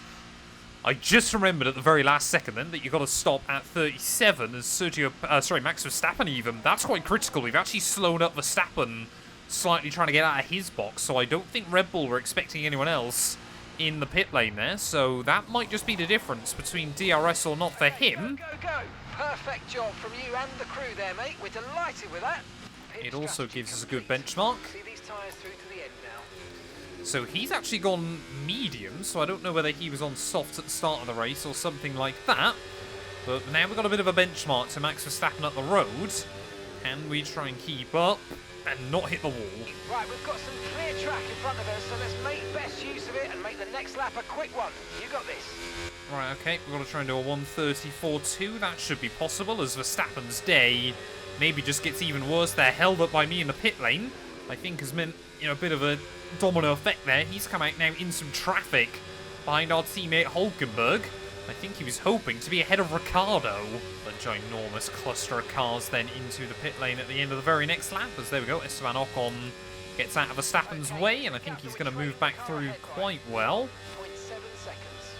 Let's see if this strategy has worked for us then. Does the undercut make the difference? We're between Hamilton and Lando Norris as we try and get the run around the outside of the McLaren. He will have cold tyres on pit exit. Round the outside will go. And that very much was Lando having to back out of it, because I was not prepared to give him the space. A little bit scary. ERS is low, ERS is low. Consider changing mode on your MFD, or lift a little with gentle braking into corners to recharge it. Well, I don't think Verstappen has been completely screwed over here, because I think now he's got past Ricciardo, and both Ferraris struggling to get round him. Right, are we going to achieve that lap time goal that the team is hoping for as well? Verstappen, new fastest lap of the day. We are going to be a million miles away from that. Nice work. Target time achieved as well, as a load of us then are going to get the undercut on each other. Oscar Piastri, though, has done pretty well on an overcut there to get out between Perez and Fernando Alonso still, as I think somehow in all of this, only Verstappen ever could look completely screwed over in strategy, and somehow it worked out beautifully for him. Well, I've been trying to watch some of the Formula E races so far this year, and honestly, that's what it feels like racing inside this game at the moment. Everyone basically spends the first 90% of the race just in the DRS of each other, trying to make sure they've got enough battery, and then it's just the final, like, 3 or 4 laps. They all go absolutely out for it here. You can see, I mean, look at that. Cars just fanning out this way and that. I think they're 3 wide for P2 at the moment. Verstappen now is surely just walking away. It's contact between Alonso and Carlos Sainz. I mean, oh no, we made contact with Lewis as well. Tiny bit of end plate damage. You've taken some minor damage. I don't know whether that's going to cost us there as Hamilton defensive in towards the next corner. He was lucky that we didn't cut down one of his tyres in the process of that, as Ferrari still side by side. What is going on, lads? I mean, look at this. Now we've got Lando Norris muscling his way to the inside of myself there. Please give me some room. What is going on at the road? I think they're 3 wide through the final corner. Surely someone is going to end up with damage here. There's no one into the pit lane, though. We'll hang on ahead of Lance Stroll back into my fabled P9 position. But, I mean, do we get the elbows out? Do we just try to be patient? I mean, what? I've never seen racing like this before, ever. Around the outside of Lando Norris, back down at turn 1. Oh, I'm starting to get worried now that we're going to drop out of the DRS. I think we have dropped out of the DRS range of Lewis Hamilton, as here comes Lance Stroll now to the inside at the final turn. Come on, we cannot afford to drop away from those cars in front. We have lost the DRS, though, temporarily. Use plenty of battery and hope they concertina back up, as here comes Lance. Oh, he's just able to brake later than me in towards that first turn. I can't help but feel that front wing damage now maybe starting to cost us a little bit. Oh, Hamilton, a little bit of a wobble there. I think he got a bit thrown off by me getting up the inside through the exit turn 2. And suddenly, we have overtaken 7-time Formula 1 World Champion Lewis Hamilton for P7 in this Grand Prix. I've also got to say, I moaned earlier on about the front wing. I think we were just running a bit too much downforce here. Front wing damage, we've got to look after it now. Please protect the front wing. Come on. Well, clearly Mark is listening in to what I'm saying, but I'm actually quite happy now. That extra bit of downforce we were running, seemingly able to keep us close enough to the AI through the twisty bits here. But 8 laps to go. Anything could still happen towards the end of this Grand Prix. Well, you know how we've often said over the last couple of years how great Formula 1 would be if it wasn't for Max Verstappen? I feel like this race kind of summarises that absolutely perfectly. We've got cars battling from, what, 6 different teams? Up and down the grid here for P2 in this race. We've got a train from 2nd to 14th with 5 laps to go. But, of course, it's not for the win, because Max Verstappen is 15 seconds up the road and continuing to stretch out his advantage. That is basically Formula 1 over the last couple of years. 2024, we're hoping it's going to be a little bit of a different story. You know, Charles Leclerc only, 30 points back behind the Dutchman IRL.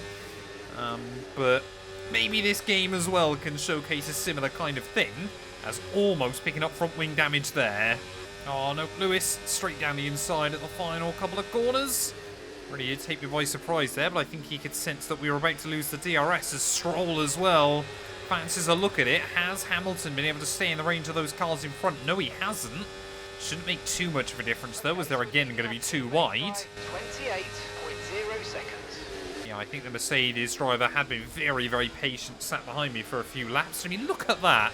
He goes from a second back to pretty much on Perez's gearbox again, just because Ferrari can't tell one of their drivers to back out of it. 3 laps to go then, and it really does feel like the pressure is starting to ramp up there. Fernando Alonso, Oscar Piastri seemingly starting to get the elbows out more and more with each other, as neither of them can find a way around those Ferraris up the road.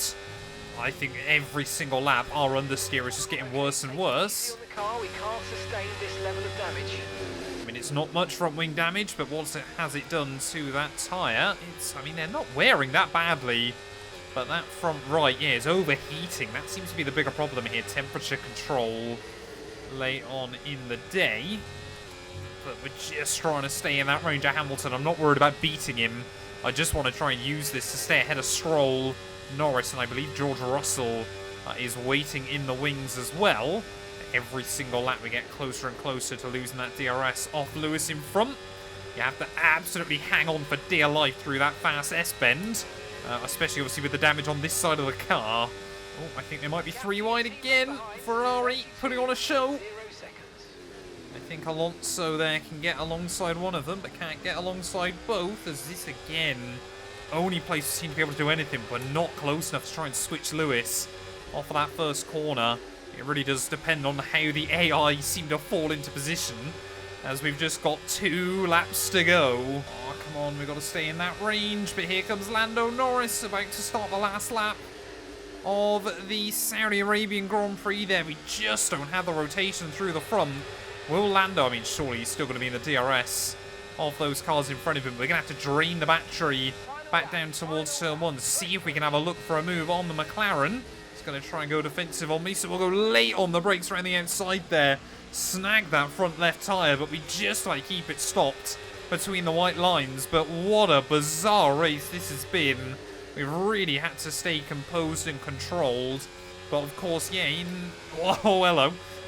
Bahrain, by going long, we were able to open up the strategy for ourselves and get ourselves some points. By the look of it today, if we can hang on this final lap by actually short stopping, we're going to be able to try and boost ourselves up the order, because had we pit with the AI, I seriously don't think we would have been able to get through. It just seems like everyone has pretty much been locked into position, unless you've been right at the front of this train. But we've got to be real careful, try and hang on to Hamilton through these DRS zones on this final lap. But we've got no battery either.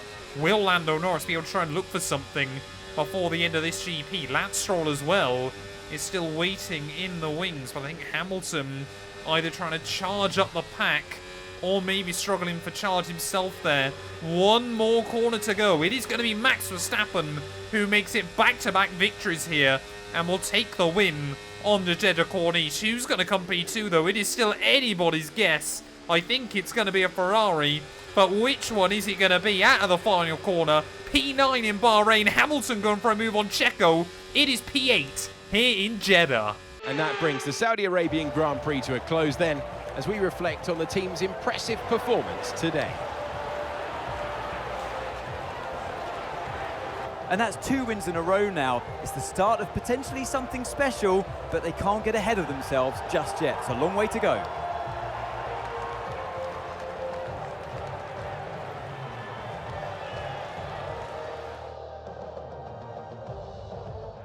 Red Bull are our winners today after showcasing some incredible driving. There's been a huge push from them lately to stay competitive with the other teams, and they're certainly proving themselves.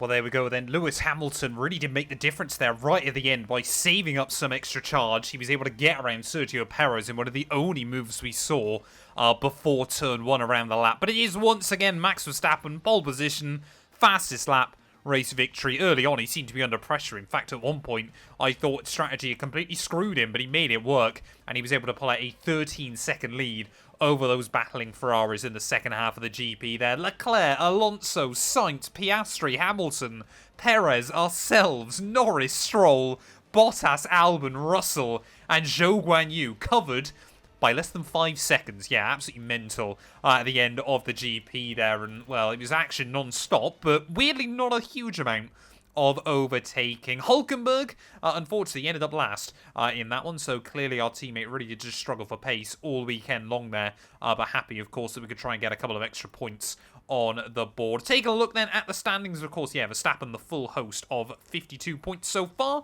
Charles Leclerc, Carlos Sainz tied on 30 apiece, just behind him with Alonso in P4 there. The ever-consistent Fernando Alonso in 4th place. Ahead of both McLaren, Sergio Perez down in 7th because he's Sergio Perez. Ahead of Hamilton both kick Saubers and then myself tied with Valtteri Bottas. Stroll gets his first point of the year. And you can see somehow Hulkenberg on countback is running P14 ahead of George Russell, so I don't quite get how that one works. Constructors-wise, well, unfortunately we've been jumped by Mercedes then after they get their first points of the year. Red Bull just 2 ahead of Ferrari, though, by virtue of the fact they've actually got 2 drivers performing, and both of them would practically double the points of McLaren in 3rd place there. I feel like, yes, 7th is going to be our goal over the course of the year, unless we can get some really good runs against Kick Sauber as well. But thank you all so much for watching this video. If you have enjoyed, please do make sure to leave a like, get yourself subscribed, and we will be back tomorrow ready for round 3 of the season. We head down under for the Australian Grand Prix. Hello everyone, it is time for qualifying at one of our very favourite stops on the calendar. It's Albert Park, and we're about to take the cars right up to the edge. Well, in yesterday's Saudi Arabian Grand Prix, we tried to make it through Q1. Down to P16. I hate the way he says that before I've gone onto a lap. The game's been out a day and a half, and that already annoys me. But yeah, obviously we tried to make it through Q1 just on a set of the mediums. We did actually set a time good enough to do that on the Jeddah Corniche as well. So if it ain't broke, don't fix it. Hopefully it'll give us some extra sets of softs for later on in qualifying.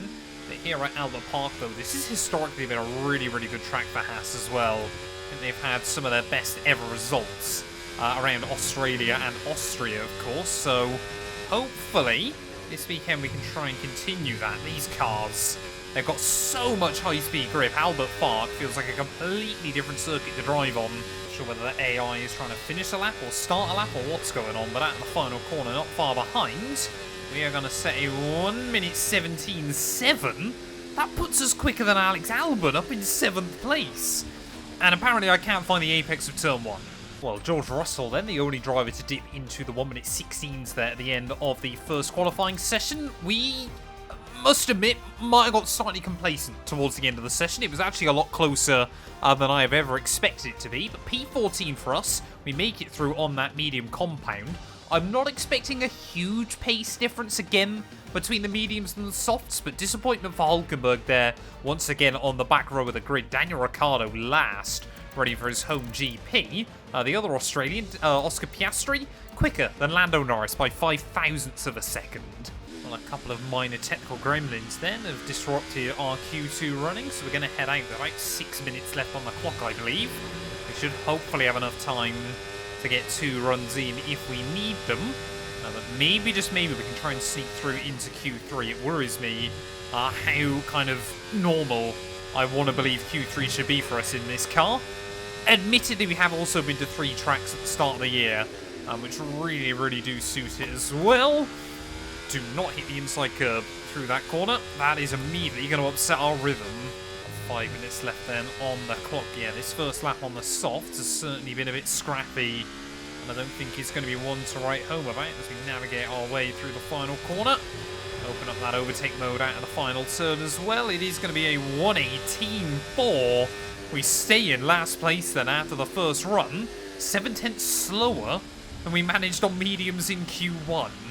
Well, we are going to be 3-0 against Nico Hulkenberg so far in qualifying this season. Are we going to make it 3 Q3s in a row? That is the all-important question for ourselves. Really is now under a bit of pressure here as we try and navigate our way through turn 1. Got to remember to use a bit more of the battery around the lap as well.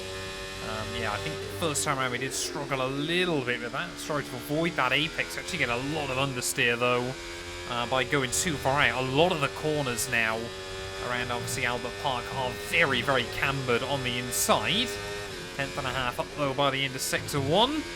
Oh, we got the apex. We did hit the apex, but we certainly unsettled the rear of the car as well through taking a bit of grass as we make our way out onto the back straight there. 2/10 up at the moment. I'm not confident that this is going to be enough. Don't tell me our fastest lap of the entire session is going to be on a set of mediums in Q1. That would certainly not be the time to deliver. I think we need to be down in the mid to high 17s. So I'll just nick the inside curb as well there as the pressure ramps up towards the end of this session. We are not delivering at the moment. 2 more corners to go. Try and send it through the penultimate turn We have found a little bit more, but we are met with even more understeer through the final corner, almost into the wall on the outside. Will it be Q3? It's P12 in the end, and the pressure really did get to us. There we go then, Max Verstappen on a 16.6 there. That is a rapid lap time, but my Q1 run would have been enough to see us through there. Alex Albon up in P5, so a magnificent effort by the Williams driver there. Yeah, that's staggering. Quicker than a Ferrari, both McLarens and both Mercs. So Aston Martin, the only team, Mercedes-powered team that seemed to be any quicker than the Williams there, which is rather impressive. But we only missed out by 1/10.5 in the end. Hamilton and Russell really did struggle here. But we line up just ahead of Valtteri Bottas. We got 1,000th of a second between us and the Kick Sauber. They are still, I believe, our main rival. It is one of the great Formula One Grand Prix of the entire year. Over 400,000 Australian fans here across the weekend. The roar of the crowd means one thing. It's race day in Melbourne. We're in the great state of Victoria. Now 14 corners and 3.28 miles for the drivers to navigate, 5 to the left and 9 to the right. The track has been remodeled to encourage more overtaking. Let's hope we get loads of it today. It's time to take a look at our starting grid for today's race. World champion Max Verstappen starts from pole position, edging out Sergio Perez, who lines up P2. Considering the rest of the grid, we have Fernando Alonso, Russell, Hamilton, Norris, Leclerc, Sainz, Oscar Piastri, Albon, Stroll, Mr. Monaco, Bottas, Joe, Tsunoda, Sargent, Ocon, Gasly, Hulkenberg, and Daniel Ricciardo fills the last spot on the grid. It's almost time for those 5 red lights to go out then.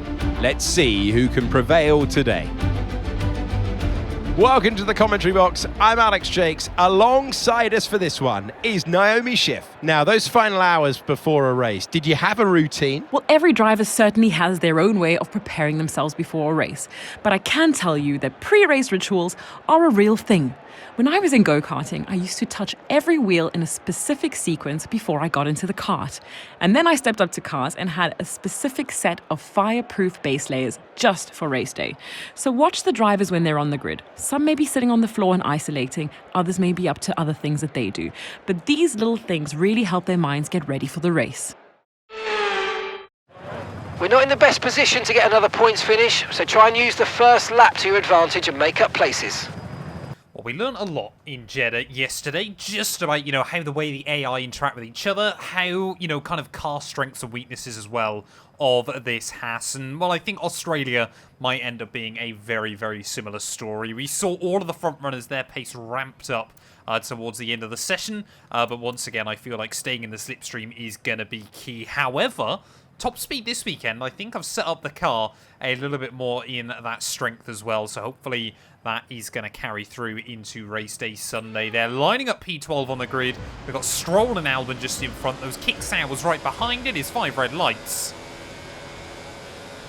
And a mighty long hole, but it is lights out and away we go there. And just didn't quite have enough power down. So trying to mash the foot to the floor, and that was not a nice sound coming from the Ferrari power unit. We'll have a look around the outside of the Canadian down at turn 1. Always a scary place to be with Lance Stroll, because you never quite know whether he spotted you there. But a fairly undramatic start here in Albert Park then. Often we expect to see cars 2-3 wide as Hamilton and Norris finally decide to put on a little bit of a show. Bottas as well, trying to look around my outside as we make our way through the car park. That wall this year, I don't know whether it's just these cars and they're understeer or what, but it suddenly feels a whole lot closer than it has been in previous titles here, as we'll try and use a little bit of overtake out onto the back straight. You can see there, yeah, we have got some top end speed, and then you get up to 8th gear, and those Mercedes power units have a whole lot of torque, so not a lot we can do. 3 wide up in front temporarily, as once again we saw it all day last weekend. Ferraris there going side by side with each other, and any other car they can basically find. There's already a breakaway between those Red Bulls. I believe Russell and Fernando Alonso, are forming at the front of the field. I don't know who Fernando Norris is, but he is definitely a love child that we do not need Well, really, really important then for our front four drivers to try and get out of that DRS window from everyone behind. Sergio Perez, though, actually leading the Grand Prix. So Max Verstappen, I mean, he won't go undefeated all year, of course. But I am intrigued to know who is going to be the first driver to stop him in this campaign. Whether it'll be this weekend or not is anybody's guess. But now, obviously, we're in the DRS with these cars in front. It's going to be interesting to see kind of how Albon stacks up against those front runners. Piastri struggling to match as well those two Ferraris and his teammate. It really does feel like every race early on is kind of, where does the pack spread out? Oh, there we go. That's very interesting for us. We need to try and give Lance Stroll the hurry up through these final couple of corners. Bottas temporarily dropping actually out of the DRS detection point. Would be nice if we got those Kick Sauber cars out of the range. Not convinced we have, but yeah, they for the first time this year seem to just be struggling a little bit. I'm really, really hoping those Kick Saubers drop out of that DRS range there. Bottas, it looks like if it wasn't last lap, it might well happen this time round. Tyre wear early on, that's the other big question. Seems to be fairly high. So, you know, in the ideal world, what I hope happens, of course, is we don't have to worry about those two green cars behind. We can really just focus on nursing our own tyres early on, making sure we stay in the range of the cars in front. I don't think Bottas has stayed in the range this time. By about 3/10 a lap. Well done. He seems to be trying to use a lot of battery to make it happen. 4 DRS zones, of course, around this Albert Park circuit. It really does create a very, very different racing dynamic. Okay, mate. Engine's running too hot. Engine is running too hot. Let's keep it a bit cooler for now, please. Well, I love a good engine temperature program in these races so far this season. We got another one on the books. Well, I mean, yeah, the real story so far this season has obviously just been these huge DRS trains that seem to be forming. Suzuka next weekend, obviously only one DRS zone there, so I'm hoping that, you know, it isn't just going to be like this every single race this campaign. Bottas, though, now, sorry, Zhou Guan Yu even, I should say now, has definitely dropped out of that group behind us, so race seems to have really formed into 3 separate clusters. You got myself up to Max in the lead. And then obviously both those Kick Saubers and I believe Sonoda, of all people, just in one little bunch together. And then our backmarker cars. So we're now going to really kind of move our focus over onto tyre wear. So I don't think we're really going to try and challenge Stroll in front. That's why I need to work on the tyre wear. Starting lap 10 then, tyre wear 52%. So we have been able to claw it back in slightly over the last few laps and just kind of bring it down to that 5%. I need to get to the end of lap 12 though before we dive into the pit lane there, so we can try and take the hard tyres to the end of the afternoon. Yeah, it's a very, very weird one. It actually feels like the worst corners on this lap are actually, you know, putting more pressure through the right-hand side tyres. But it's, you know, it's the final corner where you're really kind of cambered in. It really does push out on that front end and through there as well. You feel like you're putting the car under a lot of pressure in a very, very unorthodox way. You never really think about it on some of the older games, but it's also that front temp as well. Every lap it just goes up into the overheating territory, and that will absolutely chew them to pieces. Our tyre wear warning light has flashed up. I'm just trying to see. Albon definitely seems to be dropping away from Oscar Piastri a little bit more of these last couple of laps, so we're going to try and see if we can get a run around the outside of Stroll. And again, I'm going to guess the Aston Martin driver simply didn't see me there. He's very, very slow on the exit of the chicane and might now actually try and get a run on Alex Albon. Oh, easy, easy, easy. Don't want to risk anything too early. Oh, big run that time round on the Aston Martin. It's a pull over outside of the yellow line to try and make some space for my front wing. Down the inside of Lance though will go. Oh, he wanted to turn in. Very, very aggressive from the Canadian. So we just make our way through the final couple of corners. I think, weirdly, when you're in a backmarker car, he seems to be a bit of a main character in this game, because of course he's the only way you can actually try and score some points. No time left on the table though, as we make our way into the pit lane. Turn those tyres into 50 pence pieces. Of course, got to remember now that the pit lane speed limit is 50 miles an hour here, not 37 with the new opened up pit lane.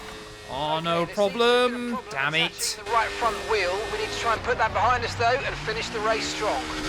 I mean, that might be game over. You simply do not know on this game. That might be us ruined. No more scheduled pit stops. Let's go. No idea what's going on with Alpine. I can only assume they're 2 stopping and I never saw them pit, because they are a long way behind everybody. Okay, mate. We've got some clear track around us now, so let's use it and make this next lap a quick one. Let's go. It only being our 3rd race of this series, but I'm already starting to notice a slight pattern in some of the targets this game sets me. We got a whole host of AI into the pit lane though, so that's not particularly good for me. Of course, they've been able to go a little bit further on their medium tyres, and we might lose out on some track position. Okay, gap to the car ahead. 5.1 seconds. Albon has got the jump on Lando Norris though, so I can only assume that McLaren had a bit of a disaster in the pits, but we need to get inside the range of that McLaren. We might be about to run into a big problem here. We've got, I think, Logan Sargent and our teammate at the front of this little train of cars. One of the Mercs, must be Lewis Hamilton, I would assume, has been able to get ahead of it all. But suddenly, I mean, with how strong the DRS is here, how much the trains have formed early on, that might be a real difference maker. Hulkenberg into the pit lane then, as plenty of other cars making their way back out. Hit the target. Nice work.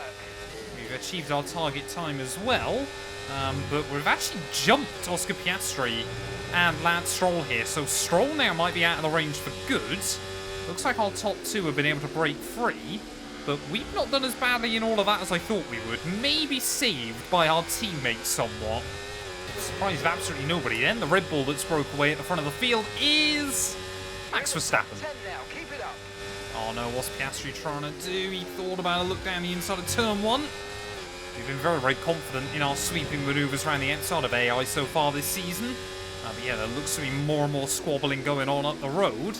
This really is just turning into Jeddah 2.0 right now.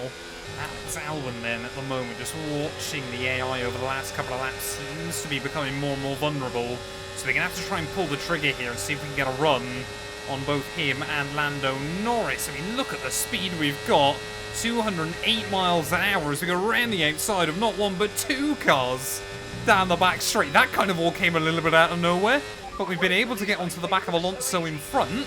Obviously, you don't have 2 separate detection points. It is just one kind of DRS zone split in 2. But yeah, I'm just a little bit worried that Albon is not going to be able to hang in the range of these cars in front. That's where we need to try and be.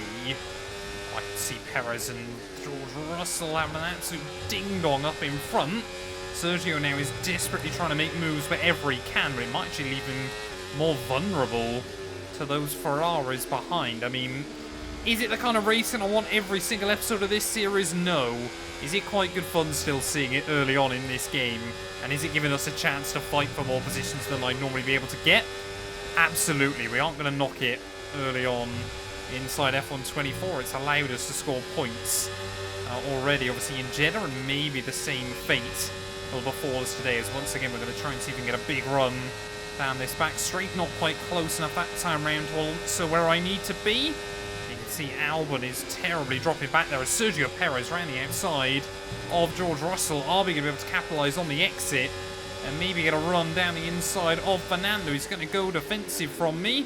Oh, he's actually almost had a look up the inside of Charles Leclerc there, but we'll go around the outside of the Spaniard. Up into P7 we go of the GP. We've got to try and move forward. We've got to try and make an impact here, because ultimately I'm worried that our tyres are going to hit the cliff before the end of this race. We're almost halfway through this stint, and the tyres already halfway through their usable wear, as here comes Fernando down the inside. Realises that's not a good idea. Perez and Russell again side by side, so we don't lose out too badly. Are we going to see Sainz try and make a move? No, we aren't. This is just, again, a bit like Jeddah. It feels like things are starting to bubble up to the surface. Because we are a Ferrari young driver, we probably don't want to be messing around with their cars too much, but I'm a racer at the end of the day, and I want to try and get a move done there. Perez to the outside of Russell again. We had a look to the inside of Charles Leclerc, but certainly haven't quite got the same engine performance as the Ferrari factory car. There's Alonso now as well. I'm hoping we kind of see Albon fall off on this group. As much as I want to see Williams do well, they are a rival to us in this series, so I'm kind of wanting them to drop back. I mean, if it wasn't for Russell and Perez having such a battle here today, as here we go, Carlos Sainz now fancies are looking on the action. We've still got Alonso trying to make moves wherever possible, and now Charles Leclerc going to get a little tripped over in all of this. We've got to be able to try and capitalise where opportunities open up for us down the outside of the Ferrari driver. Oh, he gets a big wobble, Charles Leclerc there. We had to give him evasive action and give him the space he needed. Does get the car straightened up, but we take a little trip, dipping the wheel in the gravel.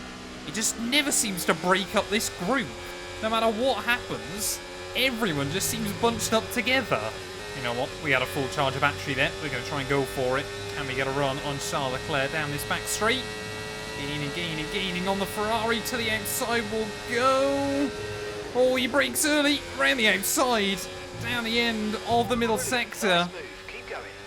And suddenly now we are in a Ferrari sandwich here in Albert Park. What is that by Carlos Sainz? He wanted to try and give you some room and then decided at the last moment, once I'd gone for it, and in fact he didn't fancy giving me any room there.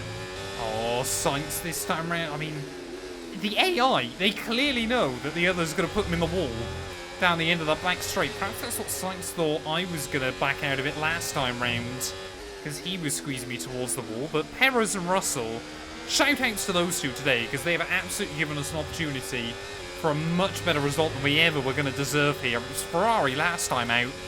Admittedly, in Bahrain, it was our own strategy. I mean, every time by the time you get back down towards Turn 1, they are pushing each other all over the road.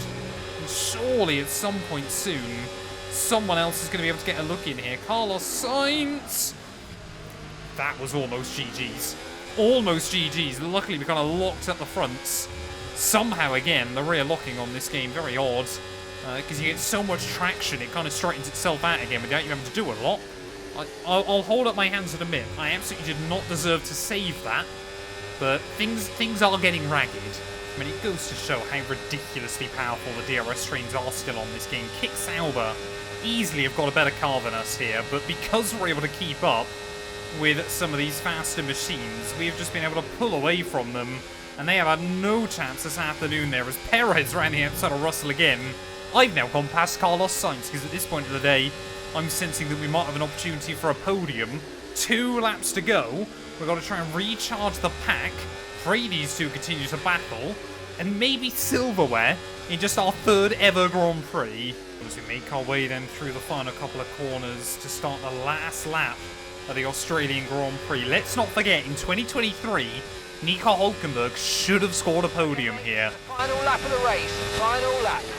Had they not changed the restart order under the safety car, Hülkenberg, when that final red flag came out, was in P3, and I genuinely believe to this day should have had that podium for this team. Tyre wear warning light has just flashed up, but are we about to rewrite the wrongs of that weekend for Haas? We're trying to save up as much battery as we can. Perez and Russell will absolutely go side by side down the back straight again, but we have just got to try and be there as we hang the car out over the curbing, get on the battery. We've got to open it up. Open up the taps, keep our foot mashed to the floor. I cannot believe that. Are you alright? Engine off, engine off. What on earth is that? Yeah, I mean, let's just watch this back. Sergio Perez, he tucks in the slipstream, moves out, and then moves around at completely the wrong point there, and just completely taken by surprise. Had to keep our foot in, and Alonso has gone over the top of us at the end of the Australian Grand Prix there. I don't think... I certainly haven't seen as dramatic a crash like that in a long old time. How on earth did the Ferrari avoid us? I mean, I'm sure they got a good view of this. Take a look at this then from Carlos Sainz's point of view. You can see we go straight into the wall, lose the wheel on the outside of the venue there, and as we move back across the circuit, of course, no control at this point. We do actually keep the wheels locked. Look how close that is. Carlos Sainz, he does actually get collected in the end, but it somehow was only rear wheel contact. Charles Leclerc, his teammate, I don't believe really had anywhere to go in the end, and will lose his entire wing and a wheel. And Fernando Alonso as well, you can already see, has locked up those fronts, desperately just trying to stop that car, but nothing he can do into the side of us, and actually mounts the Haas car as we make our way down the back straight. So we get a good look at the all-new crash physics of F124.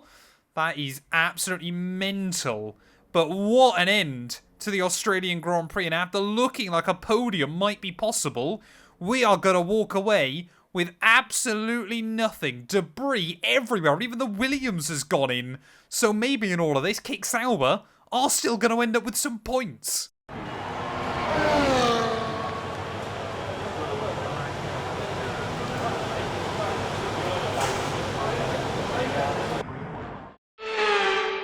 We've witnessed some great battles on the streets of Melbourne today then, and they've taken a fantastic win.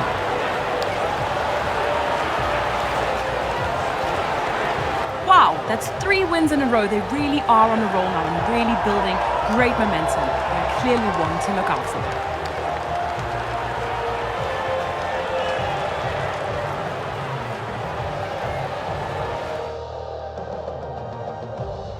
Red Bull are our winners today after showcasing some incredible driving. There's been a huge push from them lately to stay competitive with the other teams, and they're certainly proving themselves.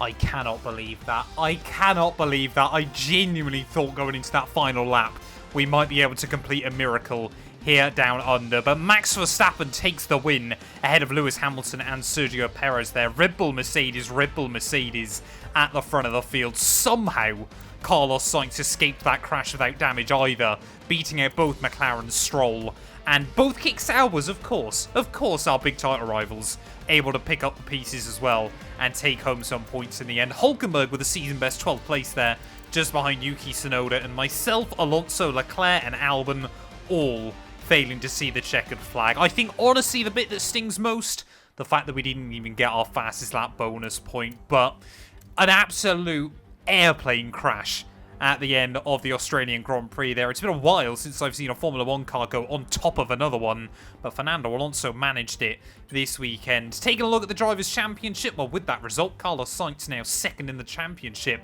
37 points back from Max Verstappen here. Leclerc in fourth ahead of Lando and Lewis, who gets his first podium of the campaign there. Perez up in sixth now ahead of Alonso and Piastri there, and we are down in P12 now, 2 points back from Valtteri, still somehow ahead of Lance though, so I guess, you know, you got to look at the positives where possible there, and Williams robbed of their first points of the campaign. Constructors wise, well, yeah, we're still in seventh, but with the gap to Kick Sauber opens up as well in front of us there, as Ferrari drop back 32 points now behind the Red Bull team as well. But thank you all so much for watching. If you have enjoyed, please do make sure to leave a like, get yourself subscribed. Fingers crossed as we head out to Suzuka next weekend. We aren't going to see another crash like that, but that certainly made things very, very entertaining towards the end, but absolutely gutted. We'll be back later on today, hopefully to redeem ourselves in the Japanese Grand Prix. This is a circuit where sometimes you see something truly exceptional behind the wheel. We've seen it from Vettel, we've seen it from Verstappen. It is a remarkable place to watch a car at speed. Welcome to Suzuka. We're qualifying for the Japanese Grand Prix. Well, here we are then, making our move into qualifying. It was a sea of purple scores at the end of free practice. Nothing too crazy to report on, but as we move into Saturday's running. Okay, Mark, let's actually try and get a lap on the board and see how much higher we can boost ourselves up the running order then. Of course, as always, the first goal is to try and beat our teammate Nico Hulkenberg, but I see no reason, even today, on a track like Suzuka that I struggle with so much, why we can't make Q2. That's one reason now I can see it might not happen if I make mistakes through the S's and understeer. Or apparently run completely wide on the exit of Dunlop as well. I'm putting way too much pressure on myself at the moment to deliver in qualifying, as Hulkenberg only up in P18 as well, so neither of us doing very well. But this first run has been a write-off. What I'm going to do is continue round, and we'll try and go... No, I haven't got enough fuel. We're going to have to come back to the pit lane, and effectively now I've made Q1 a one-shot session for myself. Well, the team had to take a couple of minutes to get all the gravel out of the car and everything like that, but luckily they've done a fantastic job, and we are ready with 3 minutes left to try and get a proper run out in this session. Hulkenberg, though, only P19 at the moment, quicker than just myself, so really not having a fun time of it himself. And I forgot to use the battery again down in towards turn 1. Really have, just over the last couple of races, struggled to deliver Down to P20. on our opening lap, so it puts all the pressure on the second run, and that's when even more mistakes start to just squeeze in. Easy as we try and keep the foot planted up through Dunlop. You can get away with it. That turn round a lot less dramatic.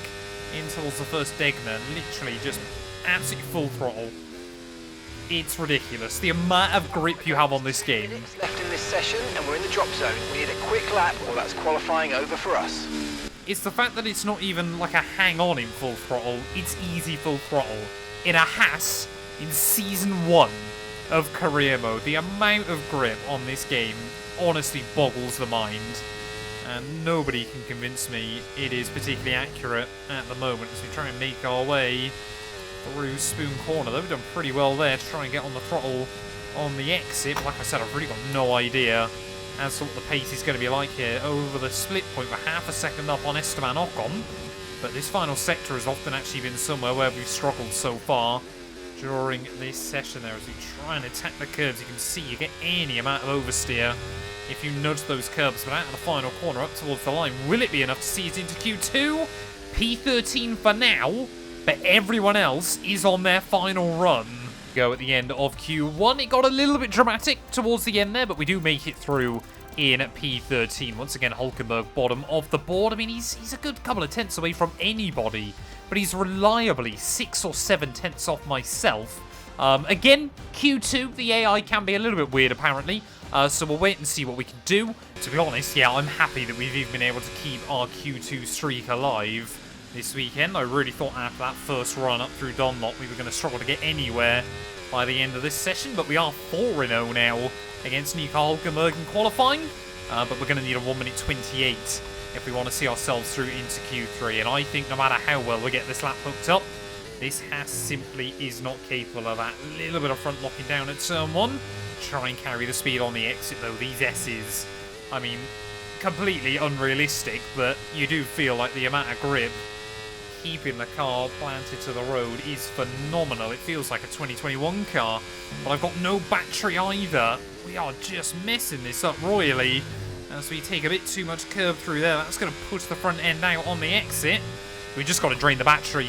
We're going to lose the time anyway somewhere, so we may as well try and carry it down the longest straight on this lap. And again, you can see as we go into 8th gear, the battery trying to recharge. We are half a tenth off on Alex Albon, but I'm sure we are leaking time away to that Williams here. Through the Casio triangle we go, counteract the balance and the oversteer there. Short run up towards the line, and it is going to be P14. Well, there we go. George Russell definitely seems to have the bit between his teeth. Fastest in both of those opening qualifying sessions there. Zhou Guanyu will make it into Q3. We did go quicker than Valtteri Bottas, and we were less than half a tenth away from Logan Sargent in P12.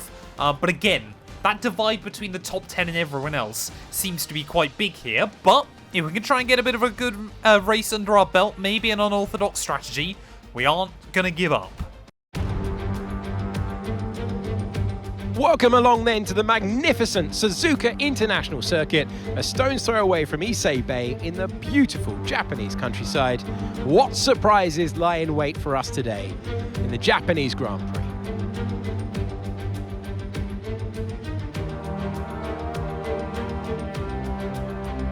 Before we begin, let's take a quick look at the grid lineup for today's race.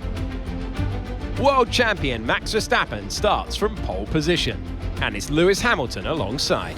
Looking at the rest of today's grid, we have Russell, Leclerc, Sainz, Perez, Fernando Alonso, Oscar Piastri, Zhou, Sargent, Norris, Stroll, Mr. Monaco, Tsunoda, Gasly, Ricciardo, Ocon, Hulkenberg, Bottas, and Alex Albon picks up the last spot on the grid. And with preparations almost complete, let's head down to the track. Welcome to the commentary box. I'm Alex Jakes. Alongside me is Anthony Davidson. Paddock chat earlier in the weekend that this driver had discussions with another team this week. How does that work from a driver's point of view? Now, the good thing is for the driver that if you've potentially signed or had chats with a team that are going to further your career, that's all well and good. But the problem it immediately creates within your own team now is that potentially the team stop giving you inside information, and therefore you're not privy to that knowledge of where the car's going in terms of its future development. Well, very interesting there, obviously, what Anthony Davidson telling us, and also very interesting, we've seen a couple of grid penalties as well. Alex Albon even, and Valtteri Bottas starting further down the order today. But yeah, we have obviously got to be a bit careful, if we, between especially with Haas and Kick Sauber, they are fierce rivals. They are both using the same Ferrari power unit, so it's basically just dependent on who has built a better car. And so far this season, it definitely seems to be the green team. But lining up though, P13 on the grid here at Suzuka, waiting on those 5 red lights. It's going to be lights out, and away we go there. Lance Stroll not able to do so. We've actually done very well off the launch. Logan Sargent as well. Not getting a particularly good run down towards turn 1. Unfortunately for me, a Lando Norris shaped blockade there, stopping me from getting a good run. Look at Tsunoda trying to make his way down the inside through the first couple of turns as well then. So everyone desperate to try and pick up the pieces of a poor Lance Stroll start there, as Norris and Sargent now battling for the final points paying position on just lap 1. As we round our way up the hill though, we have gained 1 spot then off the start of this GP, so we can certainly be very, very happy with that one. But how are we going to be able to settle into things today? Max Verstappen right at the end of qualifying there, able to get the jump on George Russell, who seemed to have the advantage all the way throughout the session. Easy does it with the front lock-in. We can afford to be brave on lap 1.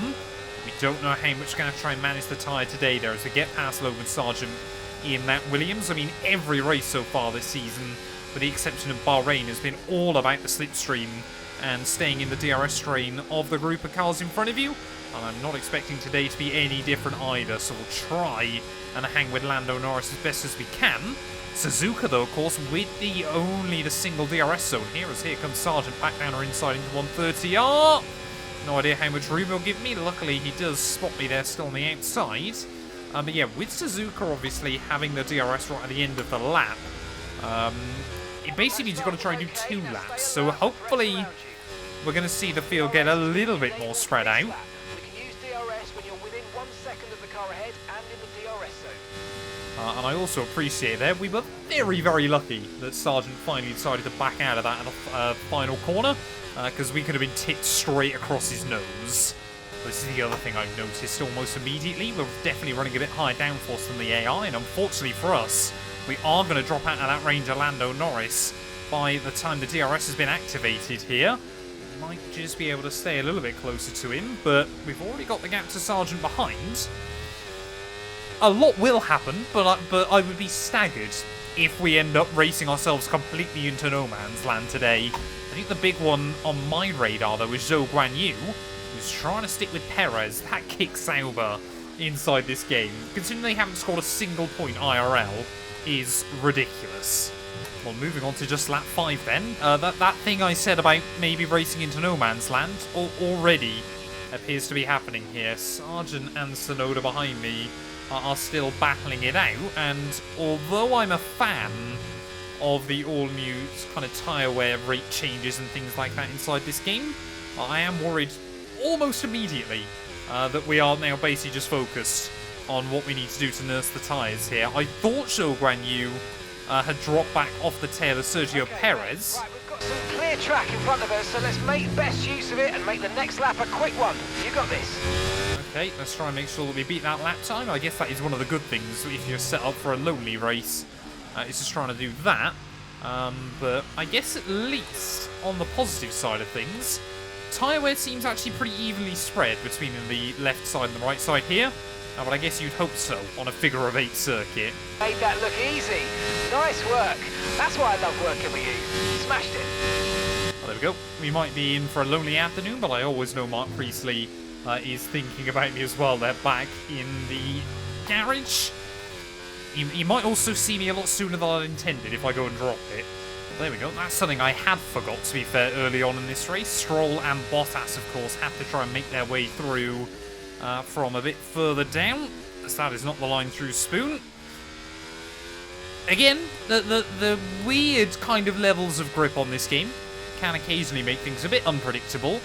Maybe Stroll is my key to getting back towards the front runners here, if he's got the pace to try and match Zhou. But again, it's kind of a nasty habit that seems to be forming early on this game of the complete over-reliance of DRS, even on a circuit where there's just one DRS zone. There we go, we cross over 1/3 distance then, pretty much my entire time so far.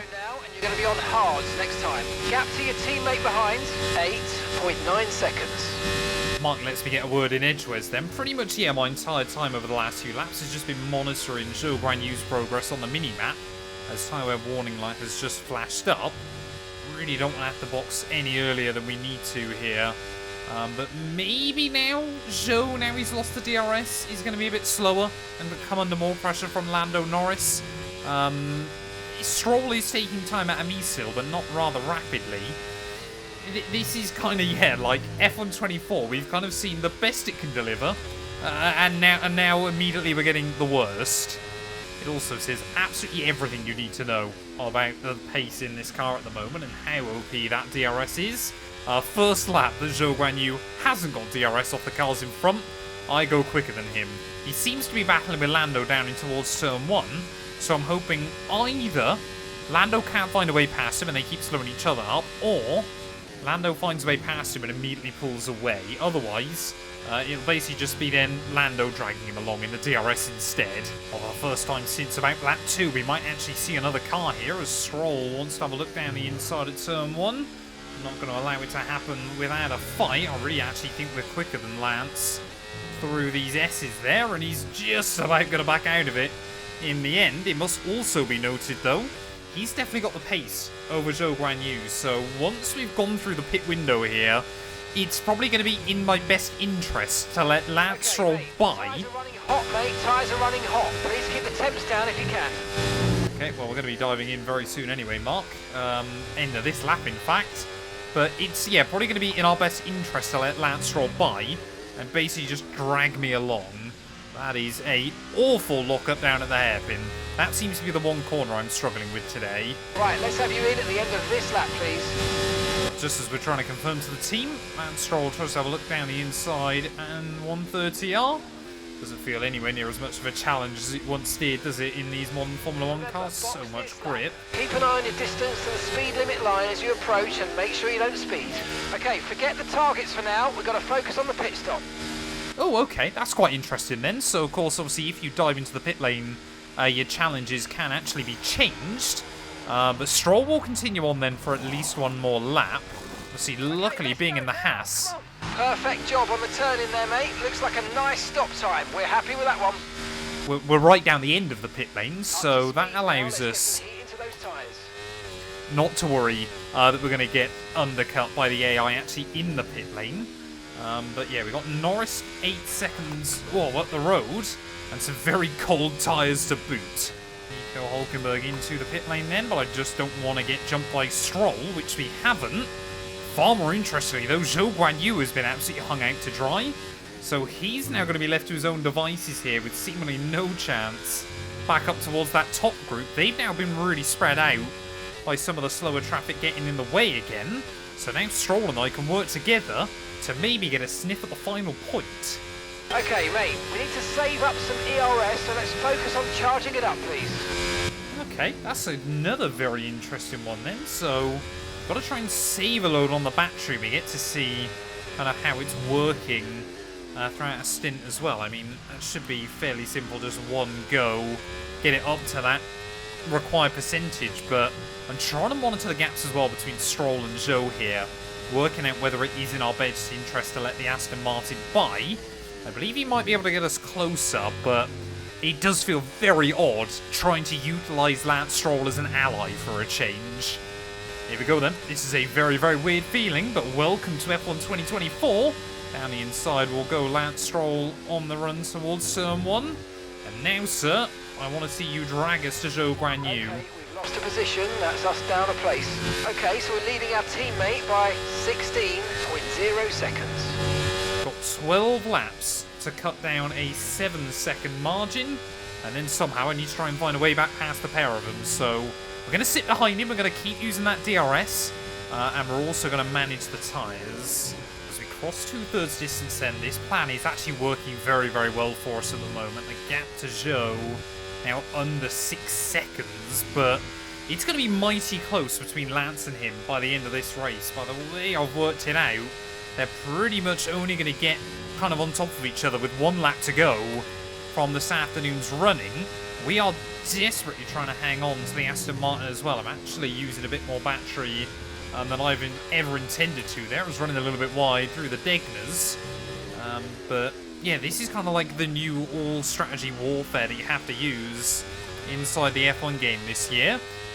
It may be not how you want to do it, but I guess as the game's become more realistic, this is how battles are fought on track as well. But that was a bit of a shame then. Lap 20 of 27. I've just dropped out of the range from Stroll. We were hanging on more and more every single lap at the moment, and well, those two might be in for a very close battle by the end of the afternoon. Worryingly now, I don't think I'm going to be a part of it. There's absolutely another phenomenon that needs to be studied inside this game as well, because now once we drop out of the 1 second zone, we seem to have the pace over Stroll again towards the end of this race. So I reckon, obviously you get the advantage of the DRS by being in that range, but if you're outside of it, look at that, we've got it again. If you're outside of it, obviously you don't sit in the turbulent wake of the car in front. So you actually cool down the tyres and have a bit of extra performance if you just give it a couple of laps. So now we're back inside Stroll's range again. But are we going to continue to close in the final 3.5 seconds to Zhou? We've only got 5 laps to do it. I think it might come down to whether Stroll gets the DRS going onto the final lap or onto the penultimate lap of this GP. Stroll is ahead of you. We don't want to let this hold us up too long, so do your best to get past and get on with the race. Okay, now that really does change things then. So the team have told us we need to try and get past him before the end of this race. I don't know whether we need to stay ahead of him before the end, or whether we've just got to get the car in front at some point before the end of the afternoon. But Mark, just perhaps stirring the pot a little. Vince Lance Stroll's got enough in the tank towards the end of this race. I think we've got to try and go for it now. And maybe, just maybe, utilise some extra grip that these tyres have got. 3 laps to go. Really good job on hitting that target, mate. Mark happy that we've achieved the goal, but are we going to be able to continue to hunt down Zhou Guanyu? The gap 2.5 seconds. We need to fly, and we need to get in that DRS. How many times have I said that today? Oh no, Lance Stroll has a look down the inside of 130. Oh, very cheeky there. Actually backs out of it in before the DRS detection point, so maybe, just maybe, Stroll trying to think about the strategy in the long game as well here. But 2 laps to go at the Japanese Grand Prix. I thought we might have nursed the tyres well enough here to make the difference, as we're going to have to go defensive from the Canadian down in towards turn 1. He just about slots in front, but we refuse to back out of it. Back down the inside we'll go at turn 1. Very robust driving between the pair of us, but we somehow hang on. But Zhou Guanyu must be loving this up the road, because his P10 might just be safe. Oh, absolutely awful run off a spoon there, and Lance Stroll now to the outside of me down towards 130R. They call me Fernando Alonso for the way I lift out before a DRS detection point. 1 more lap to go here from Suzuka, and I tell you what, a race that I was worried was going to be an absolute snoozer has suddenly become very, very exciting towards the end. A lot of strategy at play over the course of today, but as we make our way back around the outside of Stroll in towards turn 1, we will hang on to the position once more. P11, I always argue, is the most painful place to be in a Formula 1 Grand Prix, but you know what, today, with the race we've had, I would take it in with open arms. Max Verstappen at the front of the field, Well, I don't know how many times I've said it, but I'm going to say it once more. I mean, he's done it every single race so far. When all the other drivers behind him start to fight each other, he just opens up a gap, and then he never really looks back afterwards. Still, for those wondering, the first Egner is completely flat, even on a wrecked set of the hard compounded tyre. But, you know, our points, of course, that we got in the first 2 rounds, it was only yesterday, but it feels like a long time ago already.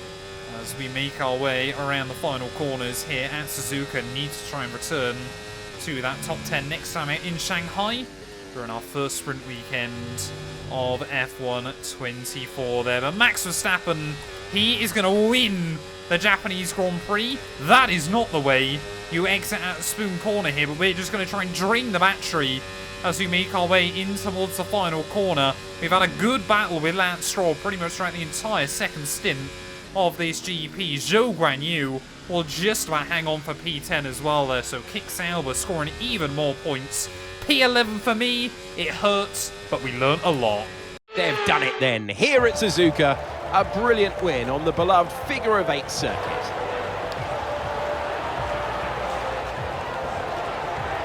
And now with 4 race victories in a row, it shows the power that they have, this stranglehold on the championship, and it's for the others to try and stop them before it's too late.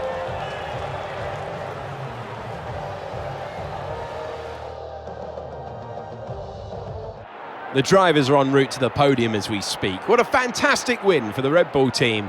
They've performed exceptionally today, keeping us firmly on the edge of our seats throughout the entirety of the race.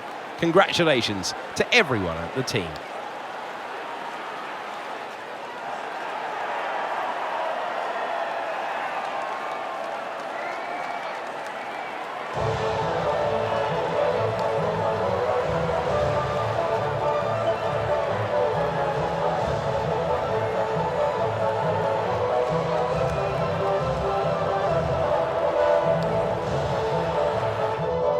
There we go then. Max Verstappen, despite obviously pole position and the race victory, didn't take fastest lap this weekend, so I guess the others can be happy about that one. But another 25 points to the Dutchman's tally.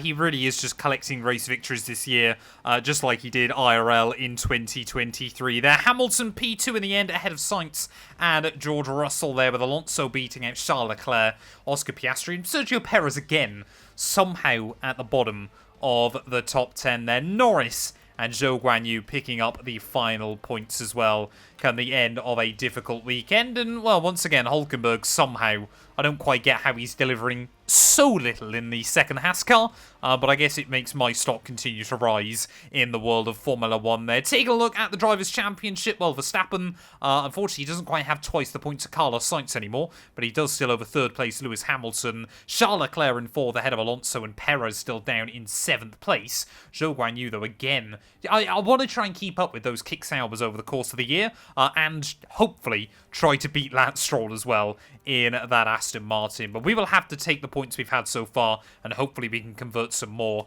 in the near future. Constructors-wise, well, Red Bull, they are only really being hindered by Sergio Perez's lack of ability to score big points. Ferrari still, though, 38 back. Max Verstappen, yes, would be leading the Constructors' Championship by himself after the opening 4 rounds here. But yeah, that race, though, I did quite enjoy. It was quite an interesting one, but in a very, very different way to how some of the other races have formed so far inside F1 24. Strategy is still very, very important. But thank you all so much for watching. If you have enjoyed, please do make sure to leave a like, get yourself subscribed. We've got a big day of Formula 1 action tomorrow because we've got back-to-back sprint weekends from Shanghai and Miami. So you guys, I'm sure, do not want to miss that. Well, both Mark there and Anthony Davidson all very energetic and excited for our first ever sprint inside F1 24. 10 laps ahead of us. We've got to be aggressive at the start here. We got 4 cars from 4 different teams making up the top 4, but we've got to try and move past the Aston Martins and maybe Sergio Perez if he's struggling here early on in this GP. 5 red lights here in Shanghai.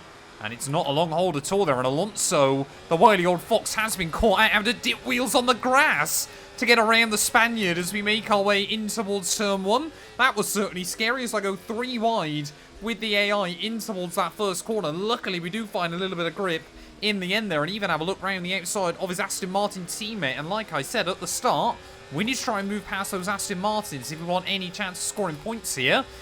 And Stroll says otherwise, as we'll try and switch him down the hill in towards the hairpin. We have to get the elbows out at the start of this one. Track position is so important here, I'm sure.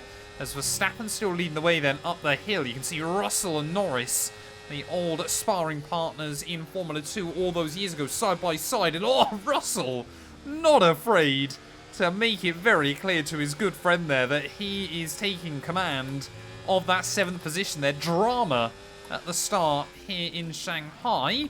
So everyone very slow in towards the snail section there. So we'll try and capitalise, as that was Leclerc and Piastri, I believe, that caused all of the concertina. And up Norris again, seemingly put in a bit of a compromised position though. But as we make our way out onto this massive back straight there, trying to use the battery where possible.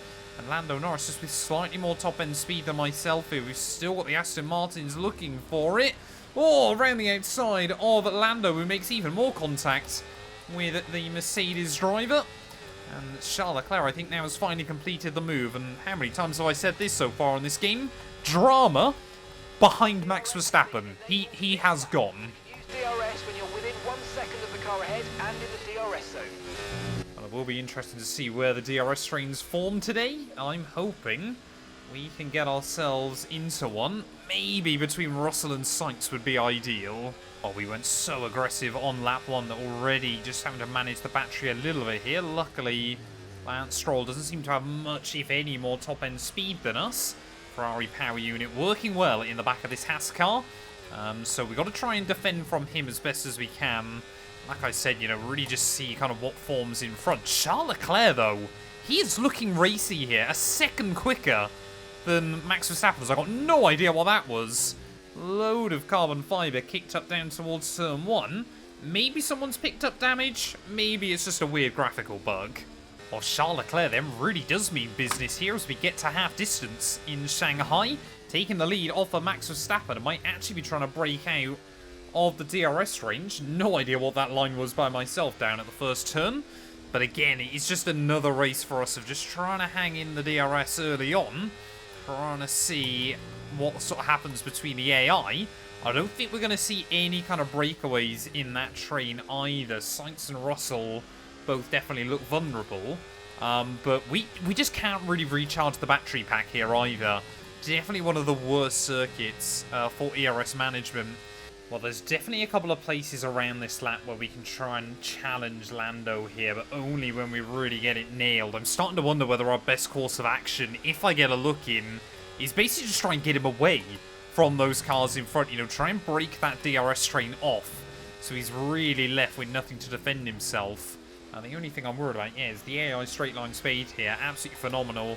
We'll definitely have to take a little bit of wing off as we go into the Grand Prix, as we've got way more grip through the corners, but nothing down that back straight. Our final lap then here from Shanghai. Is this race going to build up to any sort of crescendo? Max Verstappen still tucked in second place behind Charles Leclerc, but I wonder if he's just been saving his battery, biding his time to try and snooker away the sprint victory here. Of course, he's taken the checkered flag in every race we've done so far this season. I don't know about you guys whether we count a sprint under that or not, but it might finally be someone else's day here. But, I mean, this is just the absolute nightmare for Formula 1, isn't it? First sprint of the season, and it has been an absolute snoozer. And, well, yeah, well, I mean, I don't think we can actually remove him from career mode either, so can't really do a lot about it. As I think Charles Leclerc's safe, though. I think it's actually the battles going on behind him that are kicking off towards the end of this race there, as I think Oscar Piastri has just completed the move on Lewis Hamilton there. But through the final corner, Charles Leclerc is going to be our first sprint winner of 2024. For us, it is so close to points, but so far away, it is P9. So, with the sprint concluded, join us next time for qualifying and, of course, the main event, this weekend's Formula 1 Grand Prix. We will see you next time. Well, we can only hope that the Grand Prix is a little bit more interesting than that. Charles Leclerc, though, your sprint winner for the first time this season. And yeah, I don't know what it was. Max Verstappen seemingly had a much slower best lap than pretty much anyone else in this GP. But it's not the Dutchman for the first time all year round then, Carlos Sainz actually made decent progress as well, from 7th on the grid up to P5 there, and we also able to make up 2 places. The pass on the grass, I think, was about the only exciting thing for us during that GP, and everyone was in the DRS train, with the exception of Nico Hülkenberg, until the end of that one, so hopefully he can do a little bit better. But yeah, let's head on then into qualifying for the main event. Well, here we go again. Welcome back to Shanghai. Welcome back to qualifying in China. And this is a technical, tricky track. Whoever takes pole is going to deserve it. Well, that is a very, very cool little attention to detail then. Obviously, after sprint race earlier on, we've gone back out into real qualifying, and the car actually still maintaining a little bit of sort of dirt and grime on it from the racing action earlier on.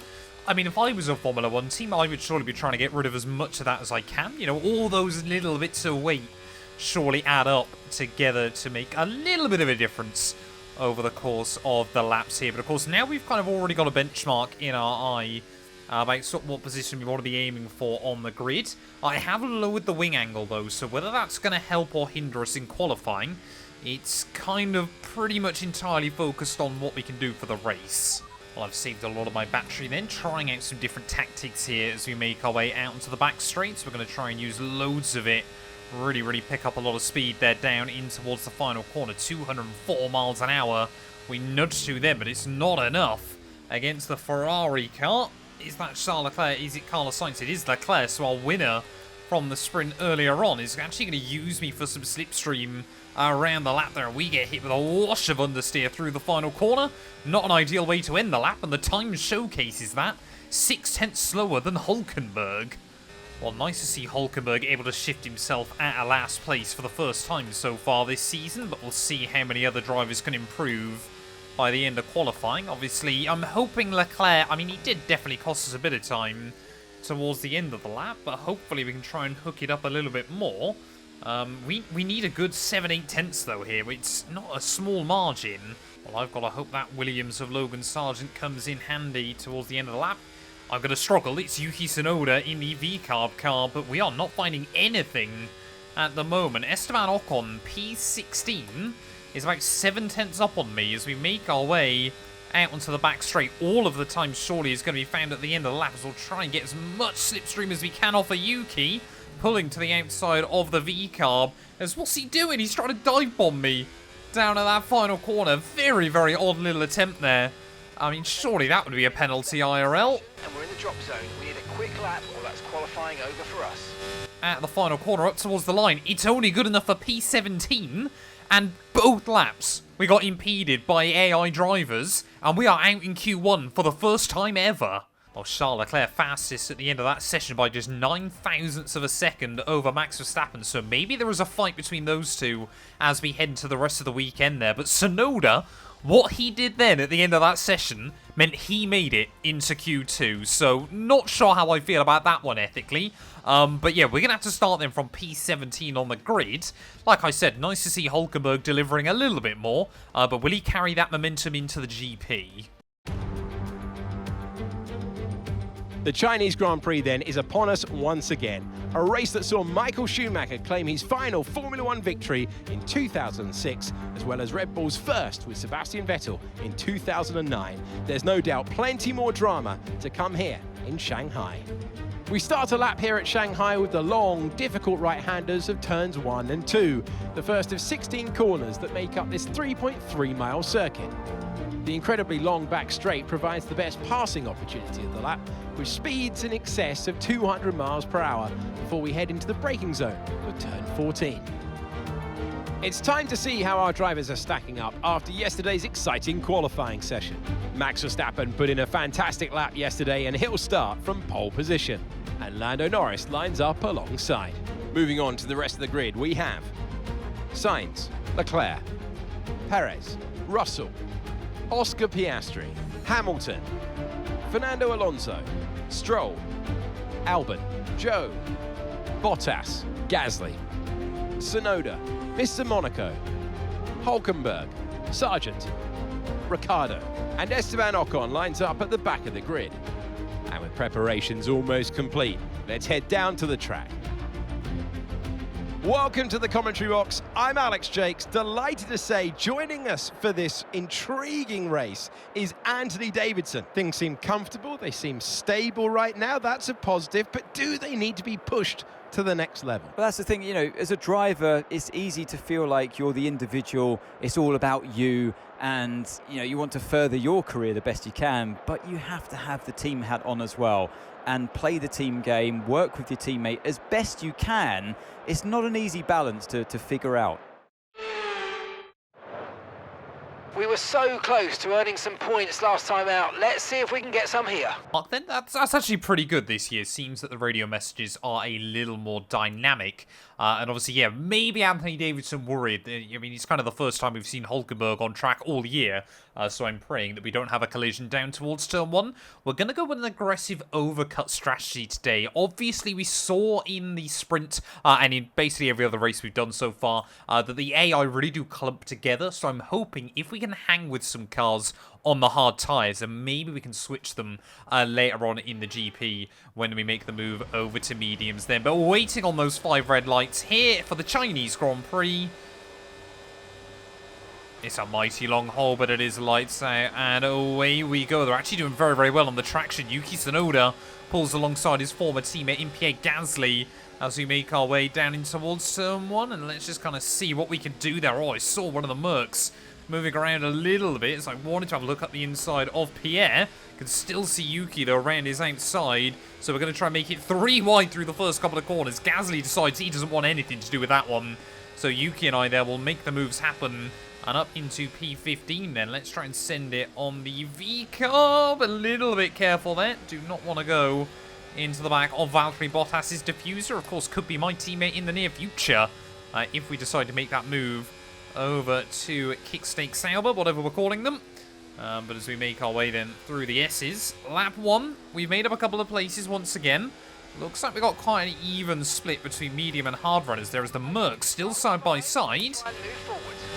I just see the AI there going 3 wide as we make our way down the back straight. But this is certainly putting on a show early on there, as I believe that's Oscar Piastri trying to make a double overtake down at the end of the hairpin. We get a huge, bizarre moment of oversteer there, as here comes Tsunoda trying to look around my outside through the final turn. Definitely not going to let that happen. DRS now available. But instantly then, if you're one of those Ferraris, Red Bulls, or I believe Lando, Norris, up in the front group, you've been given a lifeline here. Mercedes have tripped everyone else up, and suddenly this works beautifully for us. Okay, the AI actually putting a little bit of a fight on here. Stroll and Alonso side by side down at the hairpin. Zhou Guanyu trying to move forward in his home Grand Prix as well. So for the first time this season, are we potentially going to see the AI actually spread out a little bit and have some more dynamic pace? They all seem to have pretty much gone back in line pretty quick. This is why I try not to believe. Oh, hello. Hello, Yuki Tsunoda again? He must have his aggression stat set to about 6,000 here, because he's going for dive bombs and overtaking maneuvers just about anywhere he can at the moment. Carlos Sainz now has built up a bit of a gap at the front as well there, as it seems like Leclerc and Lando going side by side through those first couple of turns. So clearly then, I think because some AI have started on mediums and others have gone hards, we've actually got a little bit of an offset strategy here, which is working out wonders for a race that might not be just one massive train. Well, I tell you what as well, early on though, with those AI being on the mediums, we are really, really struggling to stay inside the DRS range. Luckily, so I brought down both wings by about 4 degrees, so we are able to hang a little bit closer and under less pressure when we go down the straights. I don't know suddenly why, though, I'm struggling so badly for the balance down at the hairpin. That's the second time the car's done that. In good news, though, tyre wear actually looking pretty manageable here. Okay, mate. Engine's running very, very hot. Engine's running hot. Let's try and keep it cooler. First challenge of the day, then. I'll be honest, doing the sprint race earlier on, I kind of completely forgot these were still a thing. So I assume you don't get any of them in a sprint. But again, nice to have something to aim for whilst we basically just sit where we are. Well, I'm also very interested to know that we saw, even by the end of lap 8 yesterday, we were struggling on the tyres in sprint racing. Are we going to see that same thing fall on the medium runners early on as well during this GP? We seem to have closed back in on Tsunoda ever so slightly. I'm just getting worried. Overtake, use overtake.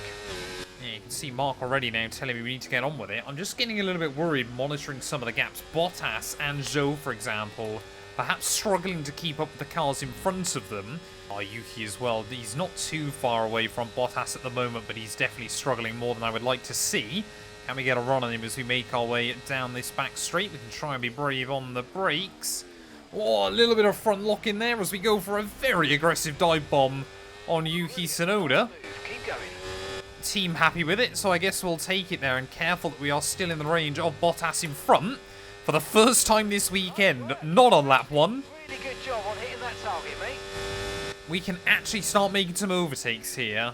And Bottas now then, 9 tenths away from Alex Albon as we make our way down the back straight. That's kind of the gap I feel that we need to try and make something happen here. So I'll have a look down the inside of the Flying Finn, who clearly doesn't see me there on the inside of him at that final penultimate corner.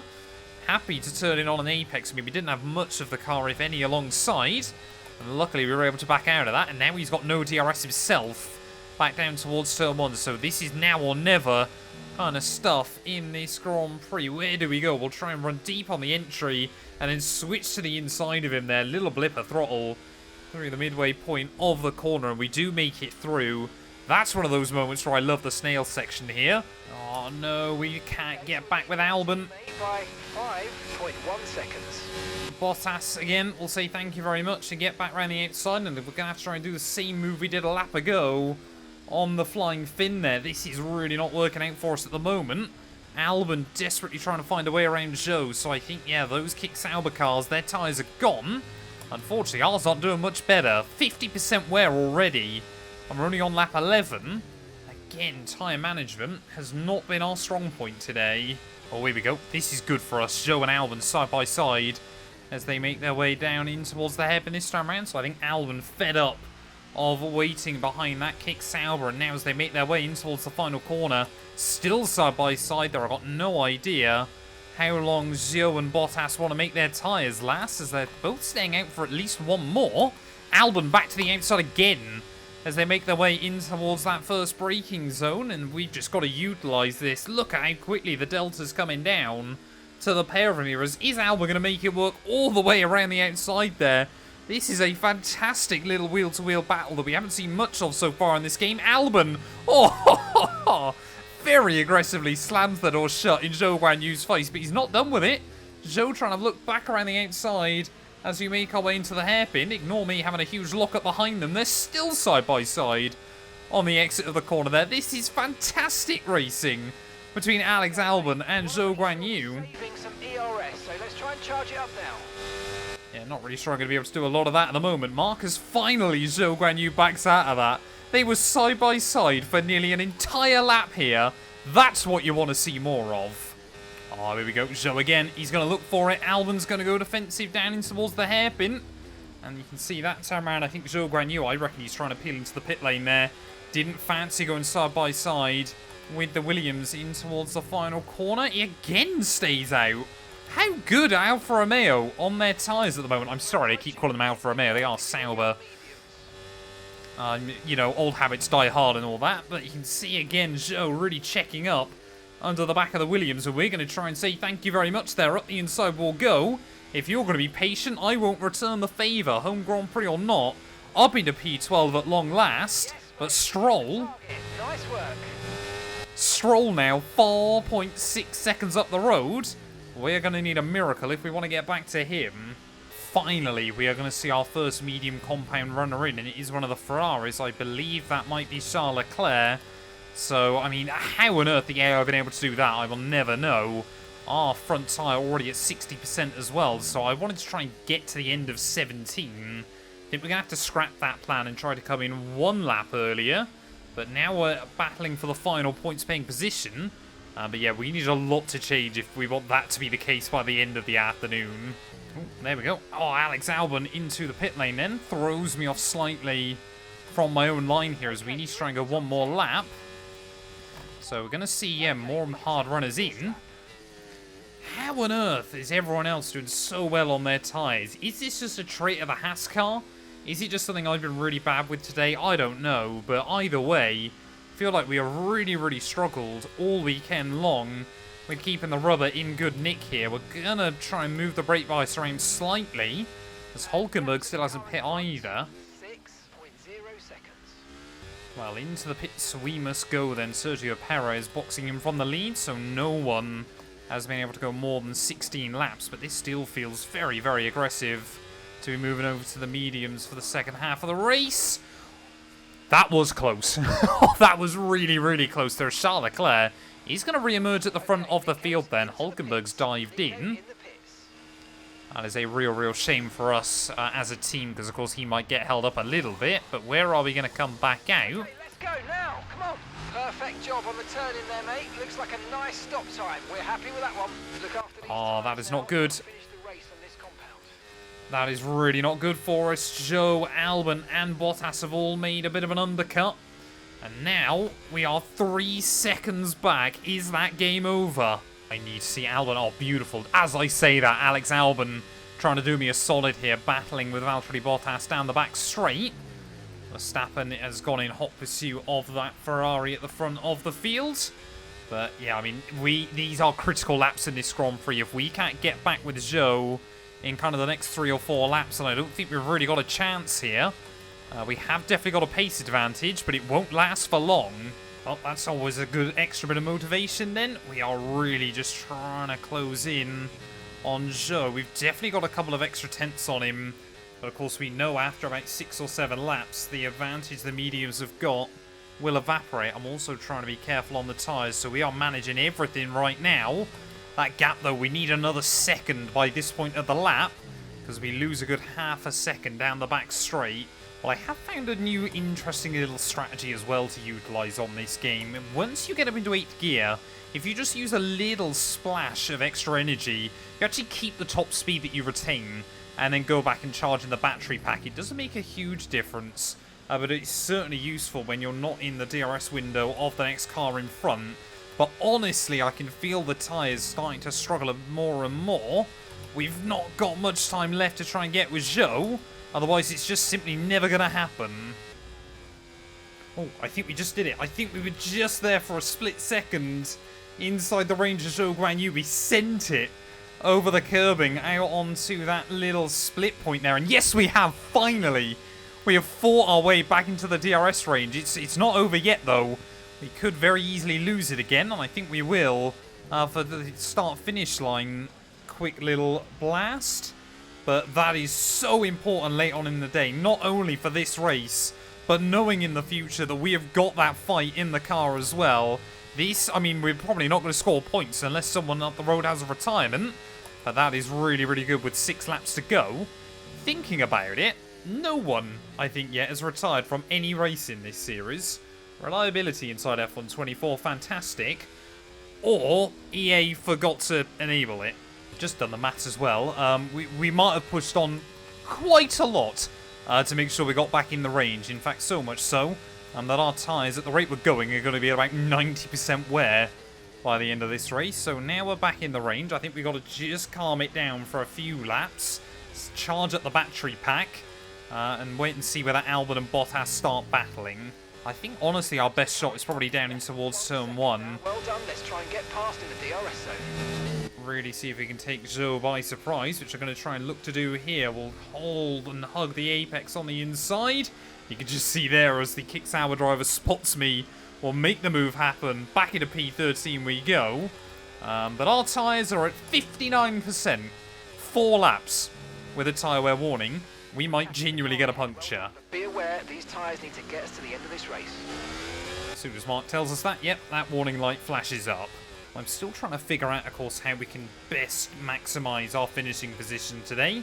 And I think we need to try and go for a similar move on Bottas to what we did to Zhou Guanyu just 1 lap ago. However, Bottas seems to be getting more and more feisty about trying to make a move on Albon before the end of the race. So we'll have to wait and see how it pans out between these two. Here goes Bottas to the inside of the Williams, down in towards the hairpin. Zhou Guanyu trying to make something happen as well, as there was contact between the Williams and the Sauber in front of me. Somehow I think they both got away without any front wing damage. Damage model definitely seems to be more sensitive this year, but the AI able to get away with it. Here goes Bottas again, though, looking to the inside, down in towards turn 1. 2 laps to go of the Chinese Grand Prix. Will Albon be able to hang it around the outside? Will Bottas be able to make the move stick on tyres that perhaps now are hanging on a little bit better? Albon, whoa, blast the throttle down to get ahead of Bottas. He tries to move back over to the racing line there and almost tips me into a spin. Look at this, both of them desperate to defend into the hairpin. It's deja vu from the battle we saw earlier on, but I tell you what, I'd rather have racing like this than us all stuck in a DRS stream from light stuff lag there. Bottas down the inside. Albon, it'll move back to the inside for the second part of the corner, and he will hang on once again there. Stout defence by the Williams driver, as we've got just over 1 lap to go with this Grand Prix. We can see our car sliding around so much. Oh no, Zhou Guanyu's got a good run on me. Are we about to become under some pressure from the Chinese driver in his home Grand Prix? I certainly know who the fans are going to be rooting for there, as Zhou Guanyu will try and make the move work around my outside there. We'll just about able to get in front of him on the exit of the corner. 1 more lap to go. It's not for a point, but we've got a 4-way scrap here for P11 in this GP. Final lap of the race, final lap. And it's races like this that make you realise why people want to see points down to P12, because that's exactly the position we're going to try and go for. Down the inside of Bottas, mount the curbs as best as we can there. Again, another very robust move in this Grand Prix. And now, obviously, Alex Albon won't have any DRS down the back straight. Tyres, though, 80% on that front left. This is really turned into a drive until the tyres explode challenge here late on in the day. Look at that, Zhou Guanyu trying to make a move on his teammate down at the hairpin there. They're going to be side by side as we make our way into the S's, and maybe are about to cost each other here as that inter-team battle. Obviously already rumours that we could be heading to Kick Sauber, so clearly both drivers desperate to showcase themselves as the number 1 within the team. We need to try and hang close enough, though, to Alex Albon as we head through the snail section here if we want any chance at a run on him down the back straight. I'm not a betting man, but if I had to guess which Red Bull it is in the lead of this Grand Prix, surely my money is going to be on Max Verstappen there, as a Ferrari now has been able to get between them. Will it be the Dutchman taking his 5th victory in a row?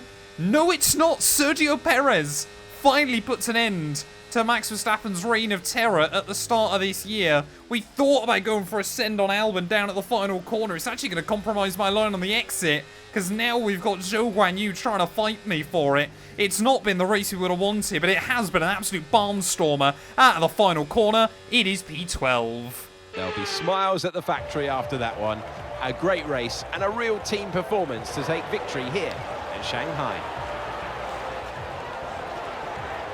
You always look back at a race like this and think, if I'd just made that mistake there or locked up here, there would have been contact. And every one of those overtakes is a moment where you have to absolutely nail it, perfect it, and that's exactly what they're able to do today. Great stuff indeed.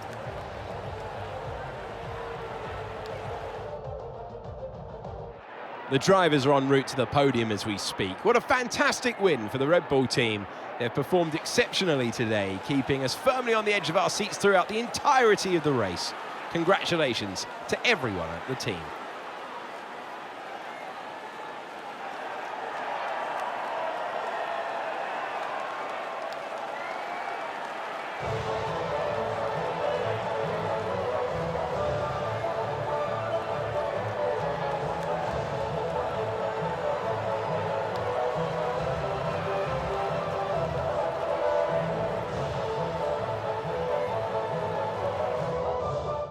Well, I tell you what, it's a good job I'm not a betting man then in the end. Sergio Perez finally ends Max Verstappen's reign of dominance at the start of this year. The Dutchman only good enough for P3 at the end of the afternoon there. But yeah, Perez from 5th on the grid, making it work in the end there. Lando Norris left to wonder what could have been today. 2nd on the grid, a front row start to 6th place, come the checkered flag there. But that goes to show when there is a bit of an alternate strategy at play, when the AI are, you know, really stretching out a one-stop as well, there can be some interesting battling if they do fan out a little bit there. And I think that, honestly, has got to be the most fun we've had towards the end of a race so far this season. P12 in the end, ahead of Zhou Guanyu and Valtteri Bottas. Only Alex Albon, the only backmarker, able to get the better of us. And Nico Hülkenberg, finally, doesn't finish last, which I think is good news in of itself as well so far this season. Taking a look at the Drivers' Championship, though, Verstappen still with a 54-point lead over Carlos Sainz. There is Perez, will re-jump Lewis Hamilton for P4 overall. Alonso still ahead of Norris there, and you can see we are still ahead of Lance Stroll on countback, but I think that's probably going to be over within the next couple of weekends. Constructors-wise, it's 7th place. I think we're going to say that all year long, to be completely honest with you as well, as McLaren are closing the gap on Mercedes to just 11 points there. But thank you all so much for watching. If you have enjoyed, please do make sure to leave a like, get yourself subscribed, and we'll be back later on today when Formula 1 returns, ready for our second sprint weekend, ready in Miami. Wise words there coming from Mark before we move into this race, and I got no idea what that is about. How on earth is this dry conditions for a Grand Prix? It's fully raining out on the track at the moment. I guess if that rain is meant to stop during this sprint, then things might be a little bit different. But I am very, very scared for what is about to happen. Local boy Logan Sargent at the rear of the field alongside me, so I'm sure both of us want to try and get a good start here. It's 5 red lights here for the Miami Grand Prix. And it is lights out, and away we go then. I mean, look at how much rain has been kicked up there. Still no traction as we try and sneak up the inside. Oscar Piastri even had gone absolutely nowhere there down in towards someone, and almost went into the back of him. Pretty much counter-steering right the way in towards that first corner, and I see no way in which this is intermediate conditions at the start of this Grand Prix. Car absolutely all over the place. I'll be intrigued to know if they've enabled DRS off the start of this one. But look at everyone understeering at the start of this race. I mean, we've said so far that the racing on this year's game has very much been, you know, kind of boring and predictable. I don't think that's going to be the case here as we try and look our way around the outside of Esteban Ocon even. So we make our way out onto the back straight. We'll risk it on the battery there as Piastri tries to make a move on Logan Sargent, almost completely drops it himself. I can literally feel the car aquaplaning there as into the wall we go. We're not the only ones who have done so there as 3 wide up in front. I just sense the worst, and it's happened. Esteban Ocon there, very, very slow on the apex as well. I am diving in. I do not care. This is intermediate conditions. If ever I've seen it inside this game, I'll make sure as well that we change the wing. But this is just stupid. Who on earth deemed that we need to start this race on a set of these dry compounded tyres, or even on the softs? I mean, I've got nothing I can do. I'm so sorry, Pierre Gasly. I've just put him in a wall. As I mean, yeah, wheels spinning our way. I'm at a 6th and 7th gear there, so despite how much easier the traction is to find, it certainly doesn't make it just always possible inside F124, as I can still see AI trying to go for moves. I mean, we've just got no performance at all. More front wings flying as we make our way through the final corner. Sargent, I think, is going to peel into the pit lane alongside myself there. I think Oscar Piastri, despite picking up damage, is going to stay out, but I don't care. I mean, I just don't care. We're going on to intermediate tyres and seeing how they handle here. Quite a few cars, Pierre Gasly as well, are having to join us in the pit lane then, as Sargent has stayed on the dries. I mean, we're basically just seeing how we're going to stack up against those guys, because, I mean, sensibly, we're not going to score points, are we, otherwise here? As we'll make our way then back out of the pits. So, yeah, both Gasly and Sargent still on mediums. But instantly, I can feel more grip in the car. As we try, I mean, look at this already. The gap to Logan coming down, so we've definitely made the right choice. What is this? We're, what, 3 days into F124, and already we have got a beyond ridiculous race there. Sargent's going to go drifting. We will go past him. Spare energy, okay to use your overtake button. We've got 20 seconds to close in on Daniel Ricciardo at the road. I genuinely believe now, unless things drastically change, we can do that very quickly. There we go. Someone else making their way into the pits then at the end of lap 2, I believe. That might be Lando Norris. Again, though, I don't know whether that's front wing damage or he wants to take the gamble and move over onto the inters. No, he doesn't. So still the AI running into problems, tripping over each other. We've taken 7 seconds out of Lance Stroll and gone purple through the final 2 sectors. For now, keep taking care of them. I should have set the purple target goal as the one to do this weekend, because that would be really easy in these conditions. I mean, I guess it is when you have these hilarious conditions where sprint racing really does come alive inside Formula 1. Not that this would be any different if it was a real Grand Prix. I can't help but wonder that maybe other drivers would have dived into the pit lane by now, considering we've gone, 12 seconds quicker than Stroll. Car behind on the medium tyre now. I guess the real question for us still, of course, is whether the circuit is going to dry up before the end of the afternoon. Piastri now diving into the pit lane, so I think he's also had enough of his front wing damage. I mean, look at that. It's like the AI stood still. New fast lap of the day, to the surprise of absolutely nobody. That is the thing we've got to be careful of, how much earlier the AI need to brake than myself, as Ricciardo almost catches me out down at turn 1. But surely we're going to be able to return to points here with the way things are going at the moment. We've got 6 laps to try and carve our way through. And at the moment, I mean, it's like trying to carve, trying to carve through. It's like going through butter with a steak knife. It's that easy. Down the inside of Tsunoda as well. George Russell out of position, so both Mercs having a real disaster here early on. I don't know. Whoa! If they've got front wing damage. I think I saw front wing damage on George Russell there, and maybe the same for Lewis Hamilton, as we're about to get ourselves back inside the top 10. It's through this sector as well. I think we are gaining, I mean, it's everywhere, isn't it? We're gaining a ridiculous amount of time on the AI. It's Lewis Hamilton. You can see he's understeering, but we go clean around the outside. I mean, it's even on the exits of corners. But I don't think we've got course to move on to a different tyre yet. Of course we don't have course to move on to a new tyre just yet. We're going like 10 seconds a lap faster than anybody else here. We might genuinely be within a shot to try and win this thing. There's our Albon there. Actually, the AI seem to be standing a little bit of a better chance now. I think they are getting more and more competitive. Still nowhere near competitive enough, though. But by the end of this race, actually, it might be interesting to see what they can do. Keep it up. Right, the Around the outside of Alonso. 2.3 seconds. I mean, look at Hulkenberg running up in P7. He's had a magnificent start to this race as well. But we've rolled the dice, and now suddenly has to be on for a double points finish. I mean, the last thing we need to do here is have contact with Nico.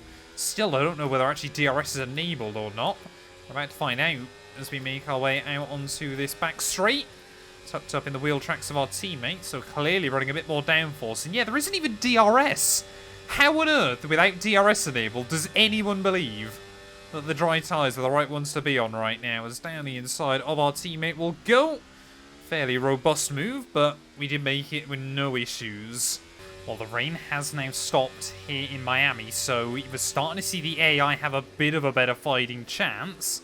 Actually, haven't really pulled out much time at all over Hulkenberg this lap. So maybe this is where our strategy starts to get undone a little bit. But I am going to get the elbows out with everyone that isn't my teammate here. Happy to try and see him score some points. I think we are still a bit quicker. But I'm staggered as well. How on earth have Kick Sauber been able to keep up with Ferrari and Red Bull? Oh, AI now. AI setting fastest laps. Oh no. After we spoke so confidently about how I'd made the right choice. Track starting to dry up very, very quickly here. Clearly got very good drainage around this venue, but the gap to Hulkenberg still 3 seconds. I would love to bring home a point just for how stupid this race has been. 3 laps to go then, and the time Max Verstappen just set was about 1 second faster than the lap time I did, so I think now we've pretty much met the crossover point in this Grand Prix. Zhou Guanyu somehow has made a move on Carlos Sainz as well. And now the gap to Hulkenberg starting to come the other way. Oh no. We've really got to try and get our elbows out towards the end of this. I'm praying DRS never gets enabled. Yeah, the AI now have definitely got the margin. Bottas a 134.8. We're only going to do a 137.2. 0.3 seconds. As everyone going quicker than me. Hulkenberg ran the outside down at turn 1. Nothing I can do about our teammate there. Just how quickly The tables have turned in this sprint race. In fact, we're trying to weave around, actually trying to keep the tyres cool here by using the wetter part of the circuit. Alonso right on the outside. We'll have to give him the room. He gets a bit of a wobble on himself. So clearly the AI, they're still not home and dry just yet. You pardon the pun. But 1.5 more laps to go. Come on, we just desperately want to try and have something to show for it, but I don't think it's going to happen. Alonso gets down the inside there. So will Alex Albon as well. And Lewis Hamilton. So they're all going to be a 3 wide nearly as they make their way in towards the next corner. Hamilton thinks about it as they all kick up a little bit of spray, though. They will struggle just a little bit with the understeer here. So we're going to try and go on a fight back. But we simply don't have the grip. It is all falling apart. 10 seconds to George Russell further behind. Surely we can hang on from him. But what a truly bizarre race. Oh no, that's not what we wanted. 1 lap to go. DRS now has been enabled. So Charles Leclerc is going to be under even more pressure from those Red Bulls as well. But very clearly, the pace has come away from us. I cannot believe that. 4.3 seconds. I genuinely felt about halfway through this one that we might be able to win this with the amount of time we were taking out the AI. To the car behind, 2 seconds. Why didn't they let me start on Inters? Had we been able to start on Inters, this race would have probably been very, very different. Because I could have probably moved our way right towards the front by about lap 2. I don't think we would have won it still. But I just want to believe. As he makes his way then out onto the back straight for the final time. Charles Leclerc. Will he finally stand on the top step of the Formula 1 podium? It is only a sprint, but I'm sure it would be a good way after Carlos Sainz took the victory last time out there. Charles Leclerc defending for all his worth in towards the final corners. I think he's going to do it, though. He is going to be your winner here in the Miami GP sprint race. Albon and Hulkenberg as well. Looks like they're going to be scoring their first points of the year, and Williams getting their first points on the board as well. Annoyingly, 7th place is going to be the best result for the team so far this year as well, and it is going to go the way of Nico Hulkenberg as our tyres completely hit the cliff there through the final corner. It was a wild race, we had to attempt it, but it is P11. So with the sprint concluded, join us next time for qualifying and of course the main event, this weekend's Formula 1 Grand Prix. We will see you next time. Well, I don't actually know what the conditions are ready for qualifying, but if the sprint race is anything to go by, and with changeable conditions in Sunday's race as well, anything can happen here. P11 at the end of the sprint from the back of the grid. Lots of big movers, though. Zhou Guanyu, 12th to 4th. He is absolutely having a season to remember so far of it. But there we go. Sprint race survived. Let's hope the real race can be the same. But first of all, we've got to hope for a better qualifying. It is driver versus stopwatch. It is a venue that is new to Formula 1 in recent years, but you have to dance the car to the edge. It is Miami, it is qualifying. Who will take the pole? Well, just like we saw then last time out in Shanghai, having to make a few setup tweaks as we move into real qualifying as well. But of course, here we had an absolute disaster in the sprint, so want to try and do a better showing here in real qualifying. Anything better than last place, I guess, would be good. And hopefully also make sure that we get back ahead of our teammate Nico Hulkenberg as well there. You know, don't want to start letting him sneak his way back into the rivalry. We have proved ourselves as the #1 driver within the team, and I hope to try and keep it that way. Well, I really do feel like, yeah, this technical section should be where we have a big advantage, but still struggling with some oversteer as we make our way through, try and attack the curbing as best as possible. And this final run back out onto the back straight, so important you don't overstep the car, otherwise you're just going to lose time all the way up this blast. I can't seem to reach 208 miles an hour though, which is really frustrating. There we go. That slightly lower wing then at least coming in handy to make sure we complete that goal for the weekend. As we round our way then out of the final corner. Not been a first lap that's particularly memorable, but I think has been a decent banker. No, it hasn't. It's still P20. Where has the pace gone? Well, Hulkenberg seems to have found something completely different to me this weekend. Again, 9 tenths faster than me after the first runs here in qualifying. So we've got our work cut out as we try and make our way out onto our second lap. Definitely still got a setup that is a bit more oversteery than I would like. But I guess we just got to try and deal with that and get on with it here. One more run here in qualifying. I really don't want to be out in Q1 again. We need to make sure we fix this problem that really has kind of found its way in. Oh, I thought we found a little bit of time there as we make our way out onto the motorway section. But now we're just going to leak time as we make our way down in towards the final corner. I mean, really now, this is about saving ourselves from embarrassment here. There's one more real corner to go. Just try and lean it in there. You can see no rotation through the front end. And we found nothing at all. 1/10 of an improvement there. That is garbage. Well, there we go. Max Verstappen fastest by the end of Q1 there, ahead of his teammate and Fernando Alonso.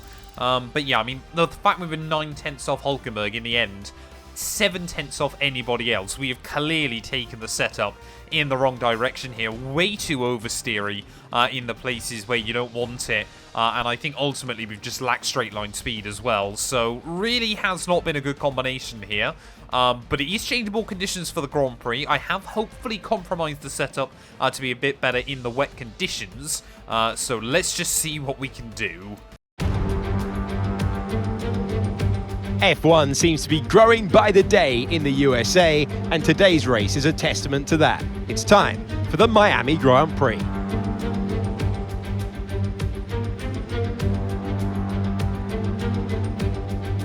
Well, it's certainly not sunny here in the Sunshine State. A lap of the Miami Grand Prix features 19 corners and 3.36 miles of track around Hard Rock Stadium. These conditions should prove especially difficult for our drivers today. It's time to see how our drivers are stacking up after yesterday's exciting qualifying session. World champion Max Verstappen starts from pole position. A very happy Carlos Sainz will start second. Looking down the rest of the grid, we have Perez, Leclerc, Russell, Fernando Alonso, Hamilton, Stroll, Oscar Piastri, Norris, Albon, Joe, Sargent, Tsunoda, Ricciardo, Bottas, Hulkenberg, Gasly, Ocon, and Mr. Monaco. That's it then. It's time to go racing as we head down trackside for today's race. Welcome to the commentary box. I'm Alex Shakes. Alongside me, a real authority on all things motor racing. It's a warm welcome back to Anthony Davidson. Now, those final hours before a race, did you have a routine? Well, for them, you've got your pre-race rituals that you go through. You see different drivers that, some have got their headphones on, they're listening to the music. Some drivers really absorb the energy from the crowd and they're there waving to them. Other drivers, they go within themselves. They chat to their engineers, absorbing that information, that vital information that you need to carry you through the race. And, those pre-race rituals are essential to making things systematic. We do a lot of Grand Prix in a season, and the more systematic you can be, the easier you are within that environment. Now, I know this isn't where we wanted to start this race, but given we're back here at the back of the grid, it means there's an opportunity to move forward. I've seen you karting back in the day. Let's go and do it again. I never realised Mark was watching me go-karting. I never realised I went go-karting either, to be completely honest. But yeah, Anthony Davidson there talking about pre-race rituals. I think mine must be that checking that I'm recording about 60 times as we go into a Grand Prix then. But heavy rain at the start of the Miami Grand Prix. I'm trying to have a look. Yeah, intermediates, it absolutely doesn't believe the way to go, so we're going to avoid those, but maybe trying to extend that full wet stint until we get to a drier period as well there. It's going to be a tough old race today, changeable conditions, but hopefully that is going to lead to a bit more intrigue, because a lot of the races this year have been very samey. It is 5 red lights here in Miami again. And it is lights out, and away we go there. Hopefully a less chaotic start than the one we saw in the sprint. Okay, we're monitoring somewhere on the internal combustion engine. Be aware that we're going to start to see a loss of power. Well, we try to have a look down the inside, as I think that's Yuki Tsunoda, who tells me absolutely not.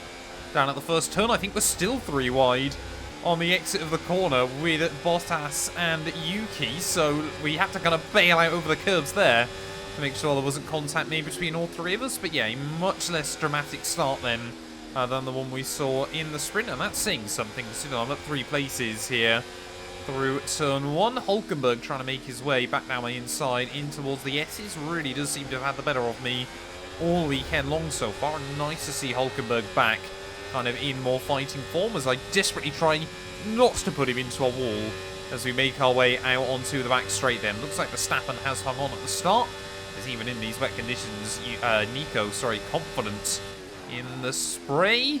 Careful we don't lock up into the side of him there. Really, really difficult to try and sort of find the balance on the brakes early on here, as we just try and keep the car in line, as Bottas trying to make moves happen, which he has done. We're going to try and take some inspiration there, go around the outside of Yuki, in through the chicane. Oh, we just got absolutely wedged over that outside curb and kind of understeered back towards him there. So I'm sorry, Yuki. That was more robust than I'd intended. Well, this is my first time then on the full wet tyres inside this year's game, of course, excluding that video we did racing as Fernando Alonso last week. Obviously, they have made some already quite aggressive tweaks to the handling model. At the time of recording this, I don't actually know when the new handling patch is meant to be releasing either, so obviously we'll make a video on that as and when it does arrive. But yeah, so far the full wet conditions, if you're in a rhythm and you're by yourself, they don't actually feel too bad. What I'm intrigued to know though is how are the AI going to kind of separate here, because without the DRS, maybe it'll actually allow them to break away a bit more from each other, because obviously it is more based on raw pace and confidence. As engine warning light flashes up, so we're going to be taking some penalties at Imola, I fear. Well, looking on the mini-map, it seems that Lance Stroll once again is going to be the cork in the bottle and provide us backmarkers with an opportunity to try and score some points here. Of course, last time out in Shanghai, actually had one of my best late race battles ever on this game. Admittedly, it's been out a week, so it's not saying a lot, but unfortunately, yeah, when none of the front runners had any problems, it was basically just a battle for best of the rest. And unfortunately, that is P11 this year. So I mean, I'm avoiding first gear through there for the most part. It just makes the car so unstable. But everyone behind Stroll is really still bunched up here. But of course, no one can really do anything because there's no DRS. That'd be good. Yeah, I'm happy to try and take the gamble over to a set of intermediates if we get close to a pit stop window. Look at that. All four tyres overheating at the moment. So clearly the wets aren't providing the same amount of grip and not able to really regulate their temperature anymore either. So that makes me believe it might actually be time to switch over to the inters. Not really seeing any puddles around the venue either. As we'll try and stay over on the damper line out onto this back straight. Maybe just regulate the temperature a little bit. See what that will help us with. Are we seeing the temperatures drop? We're not really. I think we've got to go for it. I think we've got to pit now and really try and make that switch. See if we can undercut the AI a little bit here, as Verstappen still setting new fastest laps of the day. But yeah, we're going to gamble it. It worked for us yesterday. Forecast suggests the rain's going to be lightening up over the next 10 to 15 minutes or so. You should start finding more grip as we clear the standing water. But that is really, really good to know as well. And I'm only hoping that if we do gain an advantage from this, that the AI don't immediately box after me, because the one lap undercut on cold tyres is probably not going to make much of a difference here. Oh, they fumbled it. They fumbled it, of course. Love that. Love that inside F124. Haas. There's been a problem attaching the left front wheel. We need to try and put that behind us though and finish this race strong. Pit strategy complete. See these tyres through to the end now. And immediately then, even just making our way out of the pit lane, these tyres still feeling sketchy, but no worse than the wets did. Let's monitor that gap. We've got some clear track in front of us, so let's make best use of it and make the next lap a quick one. You got this. I mean, you can already just see, I mean, that's our stronger part of the venue anyway, but we are taking time out of Ocon. Once again, has our early pit call been the right choice? Well, no one else into the pit lane, but we went purple through the middle sector. This is reassuring. We might be able to try and undercut our way up. But again, it kind of depends on how long we have to take these intermediates for. Because it might be that we have to pit again onto another set of inters if the rain doesn't dissipate fully. That's what we like to see as well. New fast lap of the day. Surely we're going to see AI start boxing soon. We've taken 5 seconds out of Ocon since I pit. But it's turning into a very, very odd little race here. Max Verstappen is occasionally taking back fastest lap from me.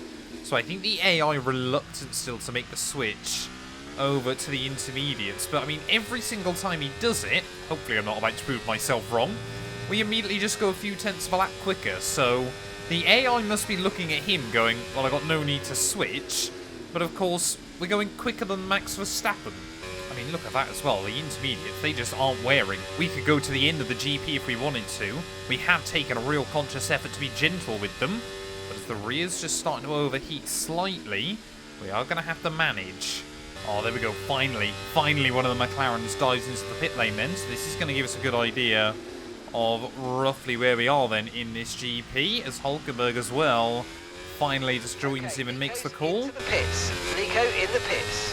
See, Piastri, yep, has gone over to a set of the intermediate compounded tyres, but he was way up the road before he boxed, so I think he was actually running right up towards the front of the order. The fact we're, what, 4 seconds behind him? That's pretty good. Well, we're seeing a very, very slow and sporadic move over to the the intermediate compound here, as we'll get past Logan Sargent. Going to be mighty close with Hamilton there on exit, who is now the next car in front of me. I guess the other big question, of course, Hulkenberg is going quicker than me. Fresher tyres, and just generally, he's got the pace this weekend. So, are we still going to be ahead of a lot of the AI by the time they box? And then, will I be able to keep him at bay? Here goes Lewis then, as Oscar Piastri trying to make moves a little bit further up the road. And Hamilton, not with the confidence to try and get around the outside of that Alpine down at the hairpin there. Gasly loses the place to the McLaren car there. I mean, just look at how much they're all slowing each other up. Logan Sargent surely now will be told by his team to get on with it. This is actually Tsunoda at the head of this train. Are we going to see Lewis now get a run? So we've got to be really, really careful to manage the wheel spin out onto the back straight here. Are we going to see Hamilton duck out? Surely we are. He's practically pushing Esteban Ocon along in this Grand Prix. Esteban is going to try and go a little bit defensive. Hamilton's going to try and move his way to the outside there, down at the hairpin, and Ocon actually gives him some room around the outside. Hamilton will swoop through. Ocon gets a huge chunk of wheel spin as well. But these are critical laps in this Grand Prix. We have to move past these wet runners. As Logan Sargent, new fastest lap of the Grand Prix. I'm sure the Miami home crowd will be cheering that on. So, I mean, look at that. Ocon gets a very, very slimy moment again. So the wet tyres, I mean, we know they're not working. We've gained a pit stop on Esteban since we dived in. But can we try and get to the inside of him? Surely we will. Yeah, there we go. Down the inside. Robust move. But we're through another one. Okay, interesting. So we, definitely are going to see a switch to the dries before the end of the afternoon. This has been a full wet to dry race. Yeah, we just cannot put the power down like the AI out of there. It feels like F122 all over again. How good their traction is. Maybe it's just an issue in the rain. So there goes Hamilton to the outside of Pierre Gasly. Which is vital for tyre wear, as you well know, so please try and keep them in the green. Yeah, we're trying to monitor it as best as we can, Mark, but it's not happening. Yuki Tsunoda into the pit lane. I think Gasly wanted to follow him, but unable to get underneath Hamilton's rear wing there, as we've got a few more cars now in. So where are we going to re-emerge then, as we'll try and look around the outside of Pierre? No chance there. Those wet tyres seemingly actually becoming slightly better until the AI do that through the first couple of corners. I think we're going to have to do a bit of deja vu. As you can see how much Hamilton's pulling away. But listen, not to worry. Get your head down and chin up, and let's focus for the rest of this race. There we go. If you wonder what happens when you fail one of those, that is exactly it. As, yeah, Gasly, Ocon, Tsunoda really have cost us a lot here. Some of the other back markers have instantly rocked up to the back of me again. So there goes Logan Sargent as well. That Williams has got some real straight line speed here. So Sargent making light work of me. Can we try and hang with him on our oldest set? Well, I didn't realise just how bad we were managing the tyre temperatures at the moment. That rear up at over 100 degrees, as we are going to get ourselves into the points. Wets on. We've seen a few teams change over already. Yeah, that's definitely not happening, Mark. But what do we do at the moment as we're trying to defend from Lando Norris, who launches it over the curbs there. Whoa! Gets down the inside. We're just about able to keep it out the wall. But there goes Lance Stroll and Alex Albon and Nico Hulkenberg here. So a bit like the sprint, our GP seems to slowly be unraveling around us at the moment. We just cannot keep the tyres cold. Oh, here we go, Zhou Guanyu as well. We'll say thank you very much. What are we meant to do? Once again, twice this weekend, we've made the right strategy choice, but we just cannot regulate the temperatures once we get back to the base. We'll have to look. I'm guessing I've just set the tyre pressures too low. And obviously we're really struggling with the resistance through the traction zones. I mean, look at that. It is just all over the show at the moment. And unless I box to another set of intermediates, I'm not really sure what else we can do. We're not ready for the dries yet at all, but we are in big trouble. Well, I'm trying everything I can at the moment, avoiding wheel spin, driving in the puddles. Nothing seems to be working here, as there goes Valtteri Bottas down around my outside. Or not, because I've got no braking performance at all there. Valtteri, I'm so sorry. That was a Kevin Magnussen-style defensive maneuver there, so Magnussen might be gone in this series, but his spirit lives on. But, yeah, I mean, do we just gamble it onto a set of dries soon? What can we do late on in the day here? Nothing seems to be working for us this weekend.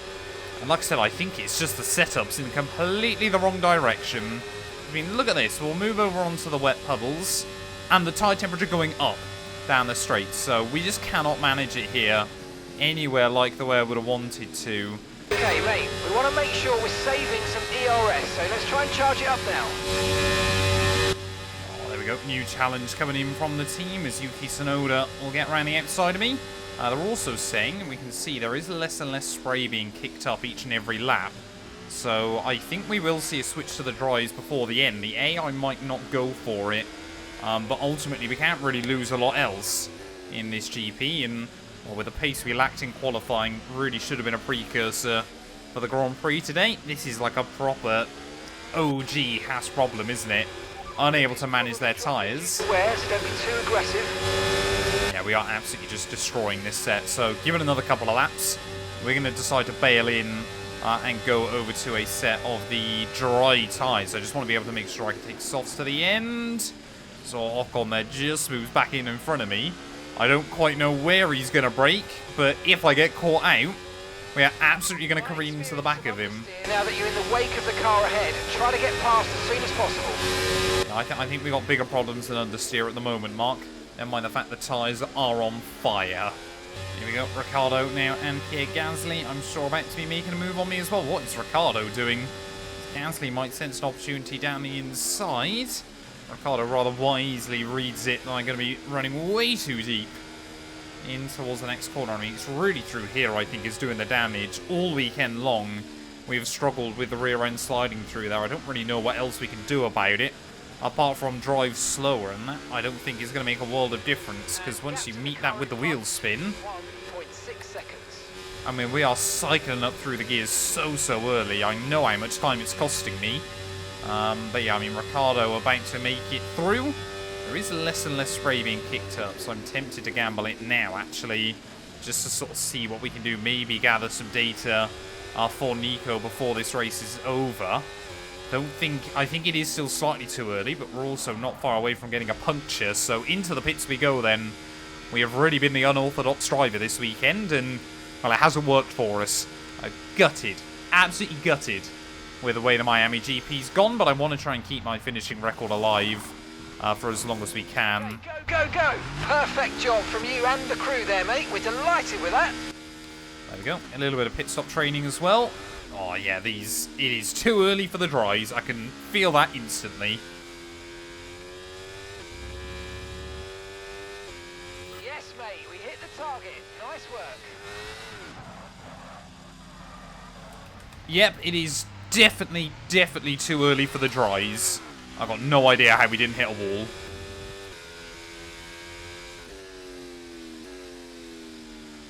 Of course. How is that a penalty as well? Battery charge is high. Let's use that overtake button a bit more. This race just goes from bad to worse, man. 7 laps to go. Right, yeah, let's just try and get to the finish. I tell you what, yeah, I don't think we made a bad call here late on in the day, and, well, I've got to give EA some credit as well. The dry tyre wet track physics, I think, is genuinely actually very good.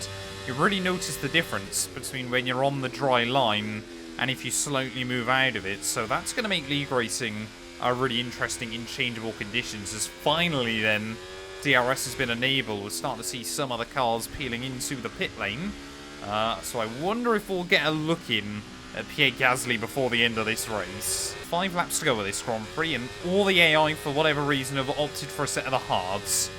I don't know why. We've definitely all got sets of tyres still. As, yeah, even with Alpine double stacking, Pierre Gasly is going to be out ahead of me. I would love to finish not last in this race, but I'm not going to hold my breath. Well, there we go. We have finally made it to the last lap of the Miami Grand Prix, and absolutely, this is going to be one to forget. The fact that we made the perfect strategy call, and still, I think we're in the points for all of about 3 seconds today, goes to show how much we have struggled. Hulkenberg hasn't done much better.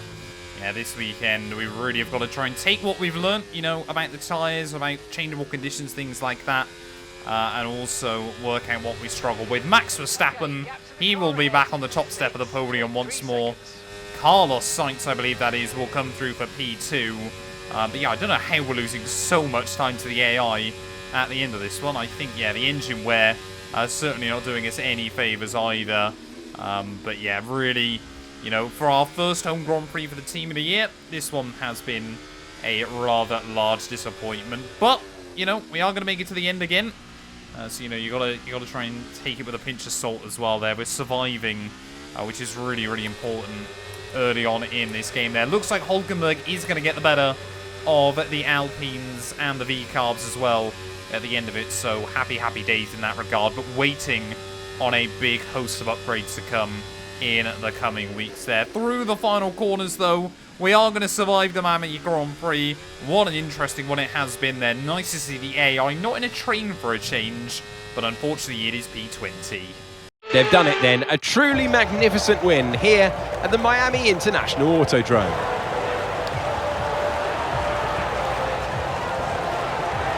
A great display of dominance today by this driver. They led from lights out to the flag at the end, led every lap of the race. Brilliant stuff by them, and excited to see what more they can do in future races.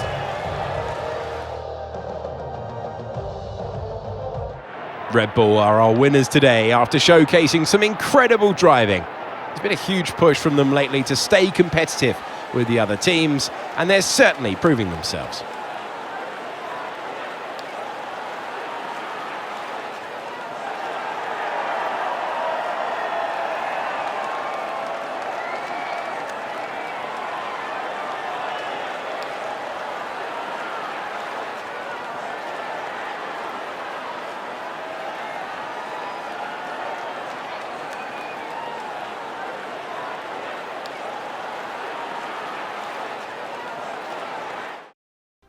Well, there we go. 13 drivers scoring points this weekend. That's not bad going, is it, when you look at the bigger picture as well there. It's a shame it was only 2 points for Haas. 1 point for Williams, though, so I guess we did pull out a margin over them once more. But that being said, I'm hoping we're going to be safely ahead of them by the end of the year there. But taking a look at our final race results, Charles Leclerc, fastest lap of the day there, so picks up the bonus point. But it was, Red Bull, Ferrari, and Mercedes on the podium. The two-stop, yeah, definitely the way to go. But I can't help but feel we could have done a whole lot more there. Maybe if we'd boxed again onto another set of the Inters a bit earlier. I don't know. Hindsight is a beautiful, beautiful thing. And shout out to Zhou Guanyu. Points in both the Sprint and the GP there. Did a really, really good job this weekend. We couldn't even get in sub-130s. That goes to show the struggle we had today. A minute off Max Verstappen, who takes home the race victory there. So yeah, really an absolute disaster for ourselves. The Dutchman now with a 63-point lead in the Drivers' Championship. And of course, with Hulkenberg getting points on the board, he is up into P14. I guess our battle still is going to be with Zhou and Bottas come the end of the year. And of course, Lance Stroll as well there. But yeah, happy that our teammates finally been able to break his curse sleeves. Just the V-Carbs, the Alpines, and Logan Sargent yet to score points there. Red Bull with a 52-point lead in the Constructors. Ferrari's brutal consistency and ability to have two drivers performing might mean that we got to fight with that as we make our way through the campaign. But thank you all so much for watching Double Sprint Day today. It has been a very, very intense one. Make sure you leave a like, get yourself subscribed if you're new as well. We're trying to hit 130k at the moment. And yeah, we'll be back very soon. Tomorrow, in fact, of course, ready for the Emilia Romagna Grand Prix. Welcome to the circuit named for Ferrari. It is qualifying at a special arena for motorsport. Welcome to Imola. Well, making our way then out onto a very, very treacherous Imola Grand Prix circuit. Yeah, the rain once again is falling here. this time around in qualifying. So I've loaded up the car with a bit more fuel, and we're just going to try and get some laps out onto the circuit there. All of those new engine components have gone on, so nice to see. I think for the first time ever, they are finally sorting out the weird bug where if you try and do it between free practice and qualifying, usually they don't actually work. But yeah, this is going to be a session of getting laps on the board, getting data, as I'm sure times are going to tumble. I'm pretty certain, yeah, every single driver that's finished their lap so far whilst I've been out on the circuit has gone top of the board. Hoping we can try and continue that, but I'm not expecting it to be the case. Hulkenberg only good enough for P18 at the moment, so definitely seem like the rain is dissipating. And there we go! We do go fastest there on our first run, so time's definitely tumbling then. Is this going to be one of those sessions where being the last car on a lap is going to be critical? Well, as mentioned in Miami, there definitely seems to be more of a prominent dry line on this year's game in these conditions, and that line seems to be getting more and more noticeable here. As most other drivers out on the circuit, I'm just a little bit skeptical that if others do improve, that we could end up finding ourselves down and out in like P16 or something. We should get a good idea though pretty quickly as to what the pace of the AI is like. Let's not forget as well, once again, I have compromised the setup to hopefully be better in the wet conditions, and there we go, Hamilton immediately half a second clear of me. Sainz improves as well, so it's important that we're back out there because times are going to continue to tumble. Zhou Guanyu goes quicker, Tsunoda and Albon go up right behind me, so we could end up with a really, really mixed up Q1. Russell dips that time into the 1 minute 24s, but certainly if the AI are going to go out for laps earlier than me, then we have got an advantage. I mean, yeah, Perez, one of the McLarens and Charles Leclerc, all still in the pit lane. Have they potentially absolutely thrown this one away? And all three of them might have to try and fight their way back from the rear of the field. I want to try and see if we can get into those 24s. Of course, helped along once again by a quicker circuit than anybody else. At the final corner, nick the curb on the inside. We're going to be close to the time Verstappen set here. Will it be good enough for fastest? I don't think it is. It's P2. Well, there we go. It was just 1/100th of a second between myself and Max Verstappen there at the end of the first session. Fernando Alonso getting within 1/10 of a second as well. But out then in Q1, Nico Hulkenberg, because of course he would be, Logan Sargent, Lando Norris, Charles Leclerc, and Sergio Perez here. So with both Alpines, both V-Carbs, Alex Albon making it through into Q2, there is a huge opportunity here for a Q3 appearance and maybe a top 10 finish. We're making our way then back out into Q2. Apparently rain is actually meant to start ramping up again, so trying to get a lap on the board nice and early here is going to be really, really important. Pierre Gasly goes top of the pile, but surely we're going to be able to go way quicker than that. To admit, I do find the wet weather driving on this game, actually when you've got a drying circuit, to be quite enjoyable. You know, such a dependence on utilising that dry line, and I think, again, where the cars do have so much grip, it is a very, very different experience to anything we've ever had before. We're doing pretty good times, though, at the moment as we make our way in towards the final corner. Haven't saved battery to go for a second run, so we make our way through. Oh, Sainz goes fastest. Way too busy looking at the time set by him rather than focusing on ourselves, but we're going to obliterate that. A 22.6. Okay, we are here to fight. Well, I will admit, we did absolutely nail the timing on that run there. 2 seconds clear of Carlos Sainz and anybody else at the end of Q2. Other major surprises then, Gasly making it into Q3 there. Alonso out down in P11, getting jumped by the Frenchman who obviously replaced him at that Alpine team. But apart from that, no other major shocks. I guess Zhou Guanyu, he is having the season of his life. P5 there at the end of Q2. We go then making our way into Q3, and looks like we're going to be in for an interesting one. Although the circuit looks dry, it absolutely isn't, but everyone now has got no choice but to move over onto a set of the option tyre. Yeah, anything can happen now, to be completely honest, but I think, again, this is going to be a session of trying to be out right at the last moment there. No more rain is predicted, so it's really going to be about trying to be the last car on a lap. But we've got to get a banker in, we've got to get a delta, and that's not a good way to start. Will we have enough time, though, to get back to the pit lane here? I'm trying to do the maths in my head. It is going to be mighty close. We're going to have, what, 3 minutes when we get back in. We've got to back out We cannot afford to finish this lap. It seems so bizarre to be this far up on the AI, but we will not have enough time here to get in, get back out if the track continues to improve. Have we sacrificed our first ever pole position here? We'll have to wait and see. Everyone else then starting their final lap here in qualifying as we make our way back out of the pit lane.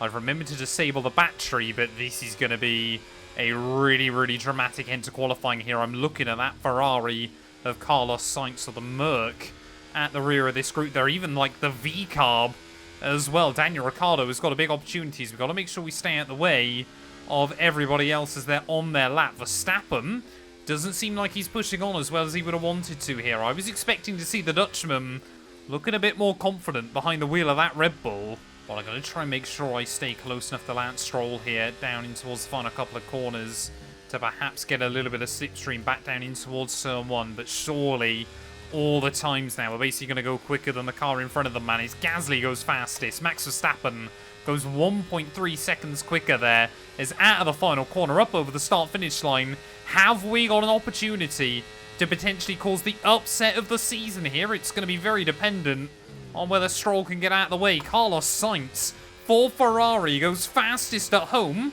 as we get ragged through those first couple of corners, absolutely throwing everything on the line as we make our way up towards the Gilles Villeneuve chicane. No one else has got time to go again, so it is all or nothing for us in purple as we make our way through the first sector there. Ricciardo unable to deliver despite some very optimal track position. He will only be 9th place on the grid, so really our big target is make sure that we are quicker than Zhou Guanyu there, throwing the car over the curbs up at the top of the hill. But the grip is absolutely coming to us here. A little bit of understeer on the exit of Aqua Minerale, but we're able to put the power down. And look at that, we are 6/10 up on Zhou at the moment. Through the chicane we go. Are we about to ruin Carlos Sainz's party here and snooker away our first ever pole? Haas, of course, already taken one, courtesy of Kevin Magnussen back at Brazil in 2022. Through the final couple of corners we go. Oh, catastrophic understeer. And we've thrown it away at the end of the lap there. That is so painful. So painful. We may as well try and get a lap time on the board in the end. Don't hit the pit wall. And that, I cannot believe that. Words cannot describe the heartbreak that that has caused. Zhou Guanyu we were 6/10 up on that Kick Sauber car by the end of that lap, by the end of Sector 2 here, on a track that was continuing to ramp up in terms of performance. We have absolutely thrown away our first ever pole position here in Formula 1. Bottle Job 212 is back, ladies and gents. But we've got to try and put that behind us. We've got changeable conditions as we move into the Grand Prix. Let's see if we can get some redemption. Welcome to the home of Ferrari, where the circuit is lined by the scarlet-clad Tifosi in the grandstands. We have a wonderful atmosphere here at Imola.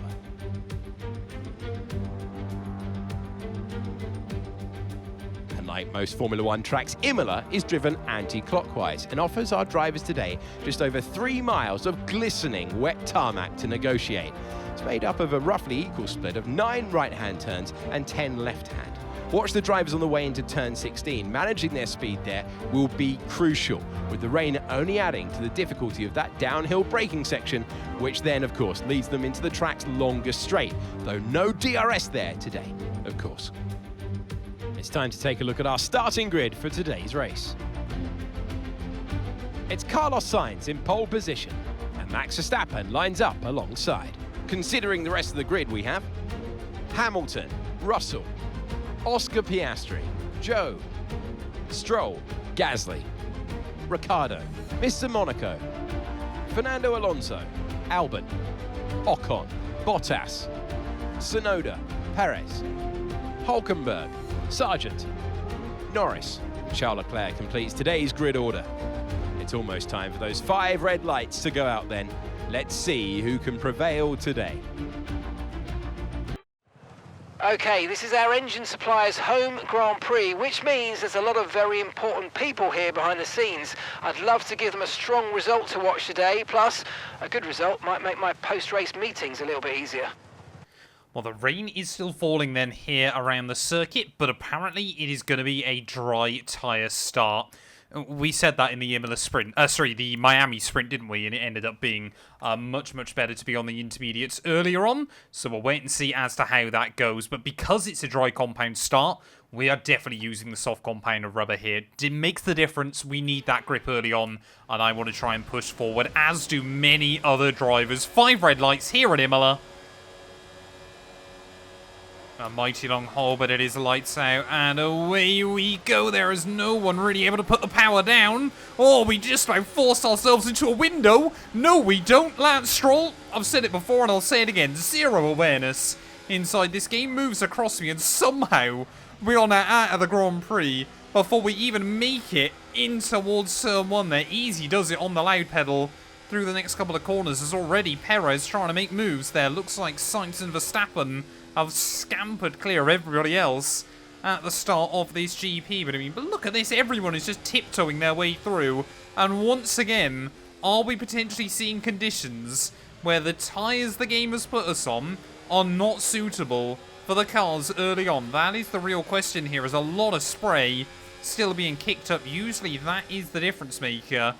Obviously if there's spray being kicked up, then it is still intermediate conditions then. As back down the inside of Alex Albon will go, who thinks about just hanging it up the inside into Aquamarine, but decides better of it in the end. And very, very chaotic start to this race. We need to be careful though early on. I don't want to fall into the same trap we did in Miami, where obviously we box over to the Inters, are quicker for a few laps, but have to make the transfer back. What are the teams saying about the weather? The weather's going to dry up in about 5 minutes' time. Inters seem to be the fastest tyre for now. If they're telling us Inters, why didn't we start on them? Why wouldn't it even give you the option to start on the intermediate tyre here? Verstappen, though, will lead at the end of lap 1. I think we've just got to brave it at the moment and be careful of those re-attempts. We can see Alonso there trying to make a move on Pierre Gasly down the hill. Maybe a little bit of beef between those two after qualifying there. And Alonso absolutely cooking early on his medium tyres. So he's definitely got the temperature into him and able to go around the outside of Pierre. We need to look for a move on Ricciardo and Gasly as early as we can, because there are going to be a lot of quick cars behind. Keep taking care of them. Charles Leclerc, Lando, Norris, though, I'm going to be keeping an eye on them throughout the course of this Grand Prix. Neither of them have moved at all off the start. Well, we're only on lap 4, and already it feels like Pierre Gasly is a little bit of a cork in the bottle there, sending it into the chicane at the top of the hill. And I think Ricciardo as well is going to be trying to look for a move round him. Sure, VCAR would love to get their first points of the year here. Alpine, I believe, as well, also, still yet to score, aren't they, so far this season, as Alonso is cooking. George Russell has just taken away his fastest lap, but Fernando Alonso making those mediums work. 4.2 seconds. Luckily, tyre temperature easier to manage here than it was last time out. As the track will start to dry out, things are going to change. Come on then, Danny Rick. Let's see if he can get a run on Pierre back down towards someone. Oh! Almost drops it as he tries to pull out of the wheel tracks, and Ricciardo will slip by. Shades of George Russell in 2021 there. You've got to be so careful when you move off of the dry line. But Ricciardo's through. Hopefully we can follow him. Oh, nice run out of the chicane. Come on, we've got to take our chances whilst we can here. Gasly, I thought he was going to try and go defensive, but we will slip down the inside. And to those final couple of corners there. You don't often see moves there, but we will take it. So easy. Mark loving that one as well. So are we now going to be able to get the move done on Danny Rick as well? Careful in the DRS for the sudden changes of direction by the AI. Do not want to see a repeat of what happened at Albert Park. Around the outside will go. Ricciardo, forced onto the wet line into the braking zone. Now we've got to run away. I tell you what, Zhou Guanyu is an absolute baller so far in this series. He's absolutely been the star of the show. So often has he been delivering for that Kick Sauber team, and pretty much ever since there was rumours that we could be taking his drive. He's absolutely squashed that with the on-track performance in recent races. Ricciardo is still hanging close to me. Gasly, feel like, again, we're kind of the head of the DRS train today. Well, one thing I hadn't banked on today is the fact that Lance Stroll, without any DRS, isn't actually going any quicker than us. We're actually taking a couple of tenths out of him over the last couple of laps. His team already want me in the pit lane to go over to a set of the hard compounded tyres, so I wonder if we'll start seeing cars peeling in. And remember the speed limit. We'll be penalised if we exceed it. Keep that in mind as you approach. That was definitely not the line we needed through the chicane. But yeah, we are boxing now. We're going to try and extend these tyres to about the end of lap 14 and go for a medium stint to the end of the GP. We need to have that pace advantage if we want to hang on. But there we go, Hamilton, Stroll and Max Verstappen all into the pit lane. We're going to be into the lofty heights of P6. Oh, there we go, Piastri and Carlos Sainz also in, so maybe sacrificing their own strategy. So don't be too aggressive. Yeah, trying to be a bit more gentle with the car, but yeah, I reckon Piastri and Sainz, they're both sacrificing their strategy to help their teammates. As well, Ricciardo has a look down at turn 1. I accidentally went more defensive on him than I'd actually intended to. Was Alex Albon now? He's making those hard compound tyres work. He's actually just set fastest lap of the day. I think he got a little bit carried through one of the DRS windows. I'm very worried about Albon getting the jump on me here and potentially costing us both times, so we're going to dive into the pit lane then. One lap earlier than I ideally wanted to come in, but it should be okay. Hulkenberg will stay out for another lap. He's actually started this one on the medium compound, so of course we've got to start thinking about our rivalries as well. So where is Logan Sargent? Last. Go now, come on. Perfect job on the turn in there, mate. Looks like a nice stop time. We're happy with that one. Maybe that one is less of a surprise here, but we've got Pierre Gasly making his way back down towards turn 1. Really hoping we weren't going to get jumped, but I think we are. As here comes Perez and Norris as well in towards that first corner. So that's not worked out well for us. We've been undercut by the Red Bull and the McLaren. Not quite yet by Charles Leclerc, who is having an absolute disaster. Okay, mate, we need to save up some ERS, so let's focus on charging it up, please. Okay, new target acquired. Oh no, that is Lance Stroll, who's just come out of the pit lane still ahead of us then, so really not ideal. Stroll, who could have been one that we were battling with towards the end of the afternoon, has made that slightly longer strategy work for him. Our mediums do feel good against Lando and Sergio at the moment, so we've got to try and find a way through. Oh, come on, we've used plenty of battery in a place that might catch Lando by surprise. Down the inside we'll go, and it was a very aggressive move. Oh, I just thought at the last moment then, am I about to regret this? But we made it happen. Perez now trying to apply pressure to Pierre Gasly as well, a little bit further up the road. So are we going to be able to slingshot and maybe get past Pierre here? I don't think he'll have the range from Lance Stroll to get the DRS, which he hasn't. So here we go, Sergio Perez. We set a new fast lap of the day. We need to look after the tyres. We won't be making another pit stop. Well, I thought we might be able to get past Esty Bestie, but we've actually got the jump on the pair of them down towards turn 1, 3 wide. And we move up into 11th then. It's actually Alonso that's boxed, not Lance Stroll. So he's a bit further up the road. But these mediums are cooking. In the good way, I should add. Not actually overheating like normal. Well, I can't see anyone on the circuit at the moment who seems to be having a good time on the hard here, of course. We're going to struggle towards the end with the tyre wear. I'm sure those hard runners will come back at me. But Alonso next up on the old hit list. I mean, look how much curb you can take as well. I know we've said that the curb usage inside this game is a little bit unrealistic at the moment. And Imola probably the worst culprit for that. But it is quite fun. It does make you feel like you're much more talented than you are. Right, come on then, Fernando. Let's see what you've got against Zhou Guanyu. We're going to have to completely sacrifice the target that the team set for us, because I don't think that's viable with the strategy we're trying to employ at the moment. As there goes Alonso clean around the outside of the kick Sauber. But yeah, now Zhou, I hyped him up early on. That seems to have been a bad choice, as I think one of the Mercs here may be struggling with some mechanical gremlins. Lewis Hamilton, he's absolutely dropped back into our clutches here, and suddenly we're in a fight for 7th. Watch out, a little bit of a wobble as we make our way up through Aqua Minerale. Can we do what we did to Lando Norris just a couple of laps ago? Oh, Zhou Guanyu, he tried to swing defensive at the last moment there, thinking I backed out of it. You're going to have to go a bit more defensive a little bit earlier than that, mate, to make me back out. Aggressive move again. But we pulled it off and we are back inside the top 10. Here we go then. Are we going to see Hamilton get the run back on Stroll, or do we... Oh no, look at that. Hamilton's got no DRS. I think that's the problem for him here, as Alonso surely going to get a huge run on the pair of them back down towards Sermon and Stroll. He goes from gaining the place last lap to potentially about to lose 2 this time round. Alonso will make it through. We're going to try and fight our way through as well there, as we'll make sure we're giving some room on the exit of the corner. Up into P8 then, of course. This would equal our best result of the season so far. Back in, I believe, yeah, of course, it was Jeddah, wasn't it? Where we got that 8th place finish. Jeddah feels like a long time ago. I would love some points here. Well, Alonso and I both are going to be looking for a move on Lewis Hamilton then, as I think Zhou Guanyu, yeah, he's even made it.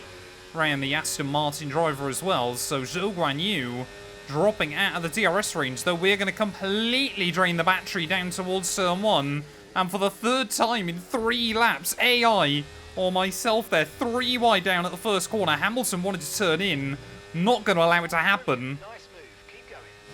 Somehow he not quite happy with that one, despite the contact. But now we need to stay in the range of Alonso and basically hang on to him. Well, that little bit of contact with Sir Lance there might not have felt like much, but it's actually made a bigger difference in this Grand Prix than I realised. You can see that front left tyre, just from that one bit of damage. 20% more wear than any other here. Car behind, just keep pushing. Got to try and get the run on Fernando, though, down towards someone. Come on, man! You can't just park in the middle of the road and not expect me to go somewhere there, as somehow, with 2 wheels on the grass, we're going to go around the outside of the Aston Martin. Honestly, I'm not worried about staying ahead of him here late on in the day, because of course we know how potent that DRS is here. Gap to the car in front, 9.5 seconds. I mean, if we could break free, that would be incredible. Otherwise, I think it would just be about trying to manage the tyres whilst we haven't got the dirty air, as Alonso already trying to have a look back. We say no. Oh, that moment as well. That could have been critical here. Alonso now is out of the DRS range, just offline down through Aqua Minerale. I'm not expecting it to stay this way, but if we could keep him out of the range, that would be incredible. Hamilton's going for it. Hamilton is trying to make the move on Fernando Alonso. If those two fight, look at the delta. Absolutely shooting up there, 1.6 seconds. It doesn't sound a lot. In the grand scheme of things, it isn't much at all, but this is huge for us. This is pivotal in this Grand Prix. At 3/4 distance, suddenly now, we might be able to focus on our tyres more. I mean, lap 27, that tyre wear warning light has already flashed up. I don't know what it is about that front right. We had no problems with it in the first stint, but I reckon the team might have actually put a soft tyre on that corner, because the tyre wear is absolutely climbing up towards the end of this race. We enjoyed a few laps of peace and quiet with Fernando Alonso at an arm's length. That now pretty much has evaporated as well. We knew it was going to be tough towards the end of this race when the hard started to fall off. And we've still got 5 laps to try and hang on. Oh no, here comes Fernando. I mean, we've just got to try and hang with him, haven't we? The goal today is just try and score points where possible. Are we going to potentially lose out? Okay, we lost the position. Trying to keep focus. P5 was always going to be a ridiculously good result, but what we now need to do is stay in his range. Don't now immediately drop a second to the Spaniard. Well, a bit like we saw in Shanghai then, I'm so worried that this is basically turning into a drive until the tyres explode challenge here. We've got just 3 laps to try and hang on. But that front right, 70% wear now. Late on in the day, it does seem like we've got enough to try and hang with Fernando Alonso, though, as everyone maybe just having to start nursing. But come on, we so desperately want to return to the points here, even if it ends up being 9th or 10th again. But P6 would do us so much good. Well, at the front of the field then, it might have been another very, very dramatic race, but it is still one constant, and that being Max Verstappen leading the way as we start the final lap here. Fernando Alonso, though, I tell you what, if we can get a good run out of this final corner, that Aston Martin has lacked some straight line speed, and we're not going to give up on that P5 finish if we can go for it. Gaining on the Aston Martin down in towards turn 1. He's not going to go defensive, or he does just at the last moment. And Alonso, maybe the wily old fox, maybe a little bit dodgy there with that late defensive move. That's the problem, actually, with down in towards turn 1 here at Imola. is it really does allow you to kind of move around in the road and get away with it because of the way the circuit arcs around. But yeah, Lando, Norris, Sergio Perez also making a very, very, very good recovery drive here today to get themselves back into the points. The same cannot be said for Charles Leclerc, and even our pole sitter Carlos Sainz. Unfortunately, he's not even going to get a podium by the looks of it at the moment. But yeah, like I said, Saudi Arabia, it feels a long time ago. We have had a lot of heartbreak since then, and I really was starting to wonder whether Albert Park was a curse that was going to be alongside us for the rest of the year. 81% wear on that front right tyre. We have driven to and beyond the limits today. Verstappen is going to win the Emilia Romagna Grand Prix, but as we round the final corner, we are going to return to the points. It is P6 and a new best result for the team of the year. And that's the end of the race. We'll see you in Parc Fermé. They take the checkered flag then here in Imola in what has been another outstanding Grand Prix.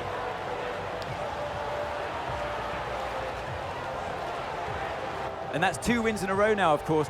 And it marks the fact that it's not a fluke. So, you know, their head's in the right space. What more can we see going forwards?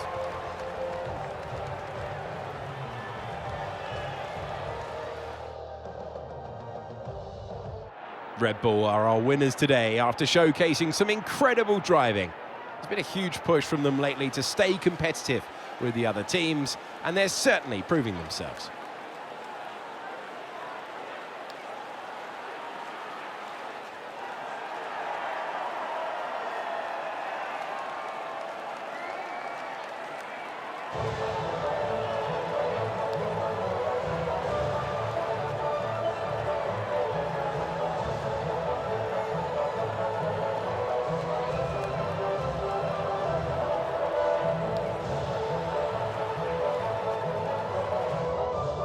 Well, I'll be honest, I had completely forgot that we took fastest lap then in that GP, so it's actually 9 points to add to our tally come the end of this weekend. But it is Max Verstappen once more, top of the podium there. I had a Russell, Oscar Piastri, Carlos Sainz, Alonso, and myself. So 6 drivers from 6 different teams inside the top 6 there. Hamilton, Zhou, Perez, and Norris rounding out your point scorers there. And Charles Leclerc did get to the front of the backmarker group, but yeah, wasn't really able to do anything with it. As Hulkenberg, a very lonely P17 finish when all is said and done. That means taking a look at the championship. Well, I mean, it feels like a foregone conclusion, doesn't it? Verstappen, 76 now ahead of the ever-consistent Carlos Sainz. At least, I guess, Ferrari trying to give Red Bull a run for their money in the constructors there. Perez in 4th ahead of both Mercs. Alonso ahead of both McLarens. We now jump Valtteri Bottas for the first time this season with that big haul of points there, and just give ourselves a little bit of breathing room from Lance Stroll as well. But I think Zhou Guanyu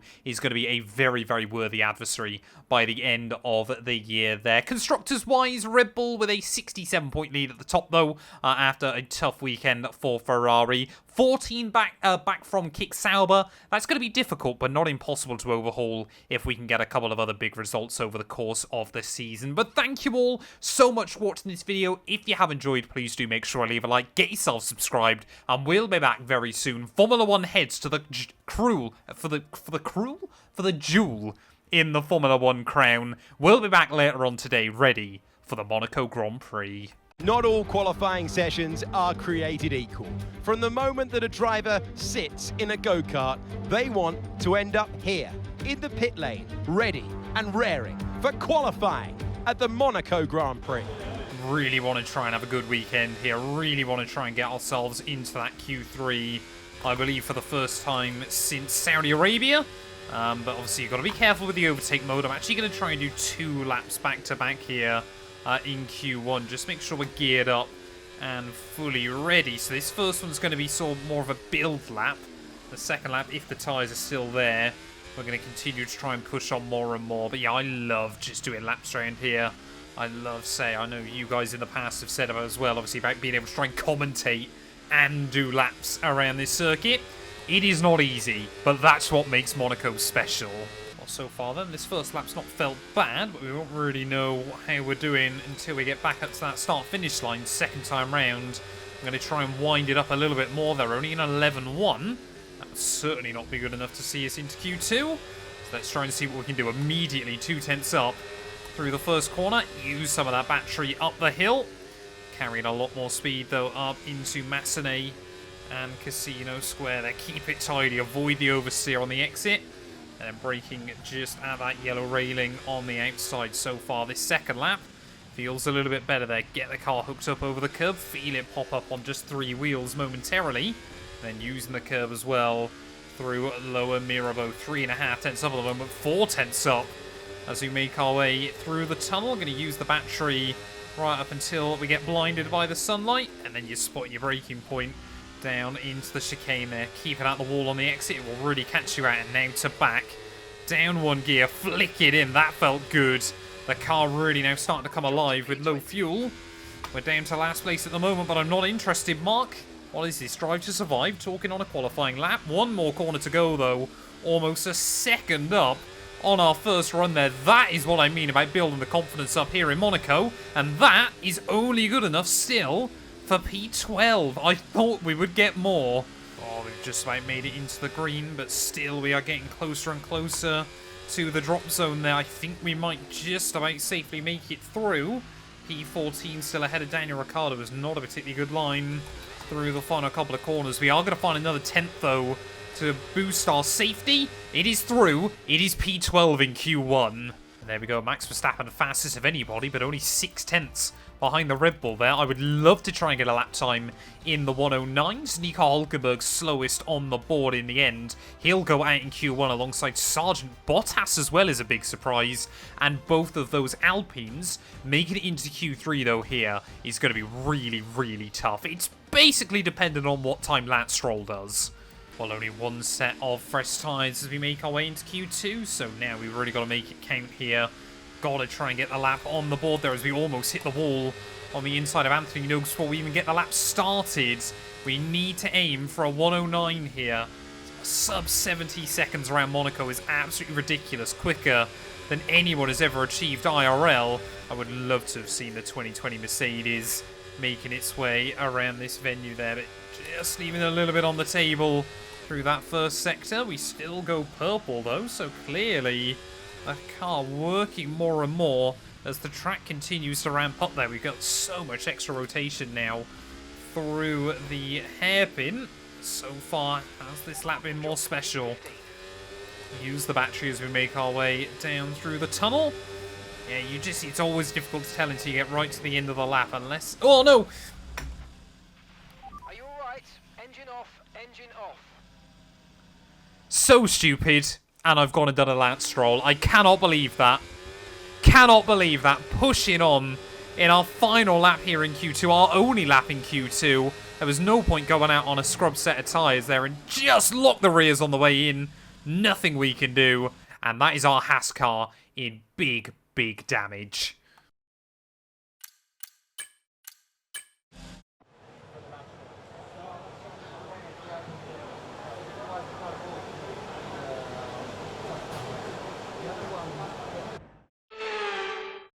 Well, taking a look then at our Q2 results. Verstappen top of the board there ahead of Sainz and Charles Leclerc. So it'll be interesting to see if Ferrari can get a jump on the Dutchman before the end of qualifying. But Alex Albon making it through into Q3 there. A fantastic effort by him. It would have been mighty close for us. If we were improving, it was on. But yeah, we line up P15 on the grid here in Monaco. We have got to make moves now in the scariest part, that being during the race.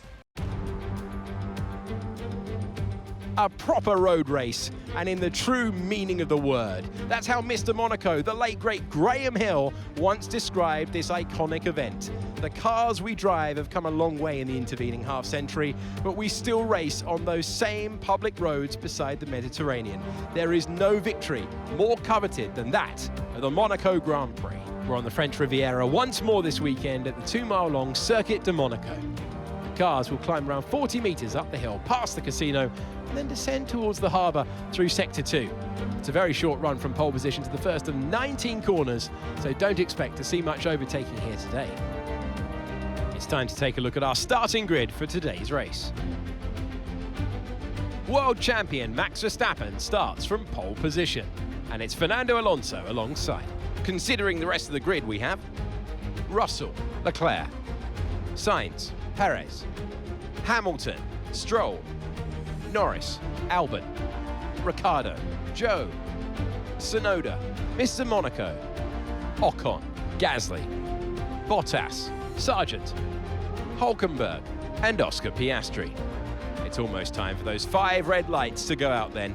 Let's see who can prevail today. And so we welcome you to the commentary box. I'm Alex Jakes. Alongside me for this race, and it's going to be some race, is Anthony Davidson. Now, those final hours before a race, did you have a routine? Well, for them, you've got your pre-race rituals that you go through. You see different drivers that, some have got their headphones on, they're listening to the music. Some drivers really absorb the energy from the crowd and they're there waving to them. Other drivers, they go within themselves. They chat to their engineers, absorbing that information, that vital information that you need to carry you through the race. And, those pre-race rituals are essential to making things systematic. We do a lot of Grand Prix in a season, and the more systematic you can be, the easier you are within that environment. We're not in the best position to get another points finish, so try and use the first lap to your advantage and make up places. Is Mark telling me to attempt heroics into Sandavot? Only time will tell. But yeah, Oscar Piastri, an absolute nightmare weekend for him. Starting at the rear of the field, he has got his work cut out. But the game wanted me to start on hards. That's not the way I want to do things here. We need the grip at the start of the race. And also, shout-outs to the guy that comments on every single video, hoping that Fernando Alonso is going to win a race. This has got to be his best shot of the season so far. So if he does it today, then fair play, sir. I'm saying it was your doing. But lining up P14 on the grid then, looks like we have got split strategies from cars around me. So we need a good start. 5 red lights. And it's going to be lights out, and away we go there. And immediately thought we had the grip over a few of the other drivers, but apparently not. So we have a look to the outside, down towards turn 1. We'll get past 1, maybe even 2 there, if we can beat Zhou Guanyu in a drag race up the hill. Of course, still speculation that we could be taking his seat in the near future as we try and have a look down the inside through Massenet and Casino squared to the outside. There we go. I think he just rattled up against the wall slightly, but still side by side will go there as I wanted to go to the inside of Ricciardo. Zhou takes that opportunity himself to try and make something happen, and now we just wait for the concertina in effect through the hairpin. There plenty of contact coming in from other drivers around us. There is still Zhou not wanting to give up on it. Esteban Ocon, is that you? It almost was there as he taps the inside wall through Portier. Somehow, still side by side. Daniel Ricciardo finally makes the move stick though, as we make our way down in towards the chicane there, and I wanted to look for it. I wanted to go for it on Zhou Guanyu, but certainly not wanting to brave it side by side into there. I think that's just a disaster waiting to happen. Fairly decent start though, up the 1 spot, which I guess we can't be too gutted. But it is still Verstappen that leads at the front of the field, and immediately we've got to see how these tyres are going to adapt. Well, in years gone by then, Monaco actually has ended up being more about a race of looking after the tyres, keeping those temperatures in check, and with the way we've struggled with that in recent races, I think that's going to be more important than ever inside F1 24. I'm just studying those, seeing where Ricciardo and Zhou are strong and perhaps struggling. Annoyingly, the hairpin seems to be the place they're having the most problems around this lap. As through the Rascas we go, we can get a little bit closer again to Zhou. Well, I don't see a world in which he drops out of the range of Ricciardo anytime soon. It is just one of those races. 1 second now, well done. Let's try and get past in the DRS zone. Immediately, you feel like you're counting down the laps to the end. You just always want this race to be over. Well, already then, starting to struggle, sat in the dirty air of the cars in front. Just actually peel back a few tenths from Zhou Guanyu to see if it would be any better. Seems like it is, and I mean, we've already used way too much battery early on as well. One of those Ferraris, I believe that's Charles Leclerc, is really causing a train behind him. I'm tempted to box pretty much now, move over to a set of the hards, and then see if we can undercut a few people and make it to the end. Just because, yeah, dirty air around here. It doesn't feel... Monaco's just one of those weird tracks where I think what happens in the game is it kind of works out the dirty air for the car behind you based on your downforce levels. Everyone, of course, is running maxed out wing, so it just feels way more slidey than any other circuit on the calendar. Oh, I feel much more confident in just trying something and not scoring points rather than having a bit of a what-if scenario throughout the rest of the afternoon. A very early pit stop here on the Monaco streets, but hopefully we're going to be able to close back in on the AI fairly quickly. There is Sargent, one of my rivals, is going to go past us, as well as Hulkenberg. He's opted to start this race on the hards. Left front wheel. I know it's not ideal, mate, but let's try and put it behind us and get back into this race. Lovely. Seems to happen every other race so far this season. But unfortunately, yeah, we've actually gone back out on mediums, so... See the penalty for dangerous driving if you cross onto the track. That wasn't actually really what I wanted here, but I guess we've got to try and make do with what we got. If George Russell could do 77 laps on mediums, surely so can I. Okay, mate, we've got some clear track around us now, so let's use it and make this next lap a quick one. Let's go. Did always wonder what the challenges were going to be like around this venue. There's your answer. It's of course one of the joys of Monte Carlo, is the tyre delta deficit can be absolutely massive here. We're going over a second a lap quicker than Hulk. Hit that target. Really good job. Okay, gap to the car ahead, 11.9 seconds. Of course, it is still dependent on when the AI do box in this Grand Prix, but yeah, I'm trying not to push too much on these tyres either. Hopefully, if we can undercut our way inside that top 10, then basically we'll just be park the bus for the rest of the afternoon. That might make a few other drivers a bit worried. Then you fastest lap of the day. Verstappen, I'm sure, comfortable out front still. But maybe we could undercut more than just, Ricciardo and Zhou here. Perhaps, the likes of Albon or even Sergio Perez could end up being vulnerable. Still not seen any of the AI into the pit lane then. Admittedly, we're only at 1/3 distance. But I was hoping we actually wouldn't close in on Nico Hulkenberg before we pit. Seems like Sargent now is starting to slow up him and Oscar Piastri. Again, I'm really, really nervous about trying to make moves here. In fact, I'm not even sure it's going to be possible. There we go. We've officially caught back up to Nico Hulkenberg then. He just 8 laps here. Are we going to be able to try and get a run down through the tunnel? I wonder. I think the AI maybe just running slightly less slightly less wing than me. Thought by trying to have a look down the inside there. That's certainly not going to happen. So now we're in real trouble. I mean, if I was Ayu Komatsu, I'm sure I'd be telling Hulkenberg to jump out the way for us on very, very different strategies. And we need to try and find a way through. That's not going to happen, though. It was almost into the back of our teammate. We'll try and switch him in through Larascas side by side into Anthony Noakes there, and a very robust move between myself and our teammate. We had to make it happen. Hulkenberg wasn't just going to give it to me, so we've got it done. But that was scary. Well, I've got to be honest, yeah, this final sector is not normally where I felt I'm strong around this venue, but if we can make more moves... Well, I'm not going to not where we're making them. Can we have a look down the inside of Piastri? Yes, we can. Oh, I've never been able to make moves down there. And that one, there was no contact either, which is even better news. Now we've got to try and get around our rival Logan Sargent, but proving once again, F124, you can still make overtakes around the Monaco streets.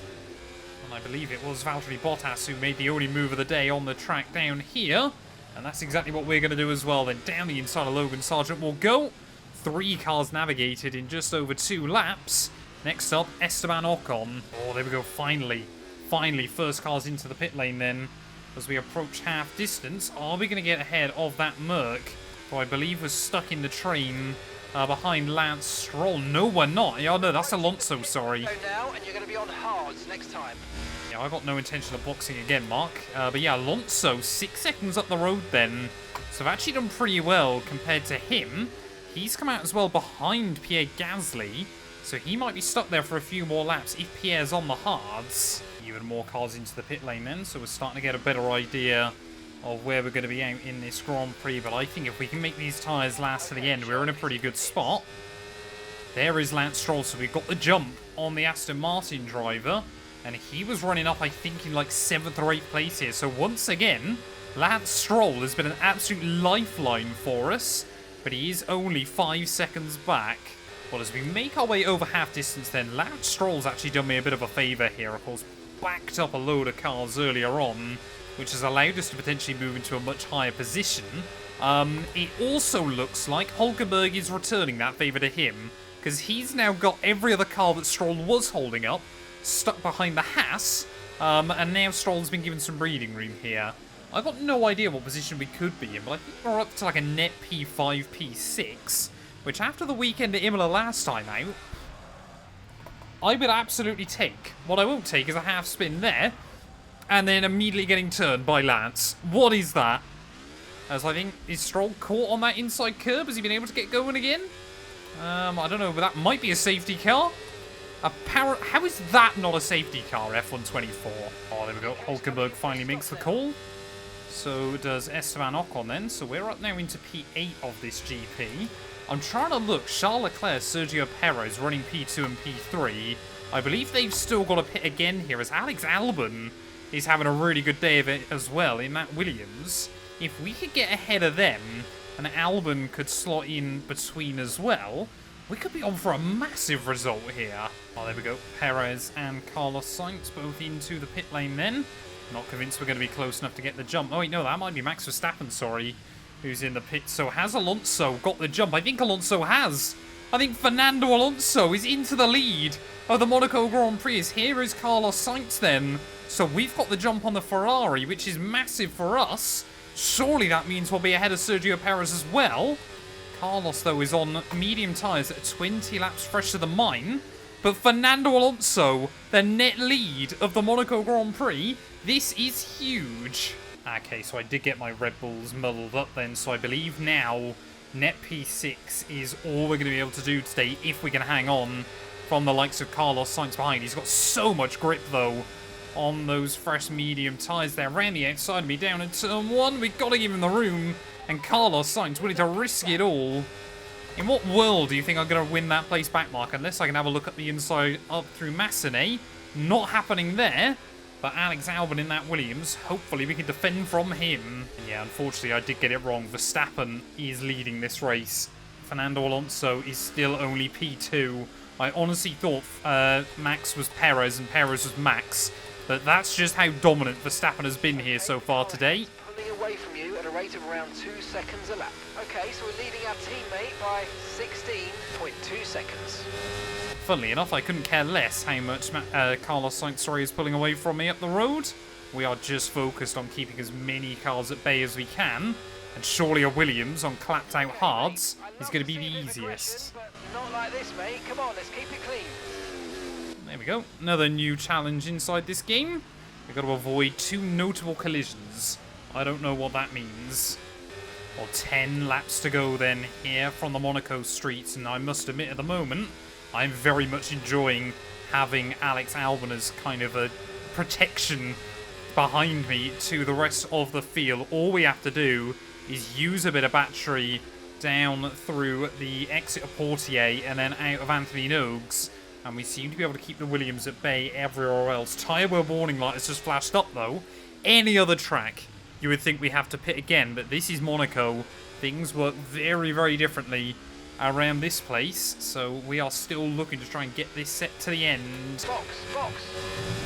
No, no, no. I really don't want to get our hopes up about Fernando Alonso at the moment. But we're actually closing in on that group at over a second a lap. The medium tyres actually seem to have come back in a little bit in recent laps as we just continue, obviously as the fuel burns off, find a little bit more pace again. Could we get to Sainz before the end of the race? I mean, even if we got there, surely we're not going to be able to have a look for a move or anything. I tell you what, just a handful of laps to go now and these tyres are screaming at us. 73%, everything I just said about having a bit more confidence on them.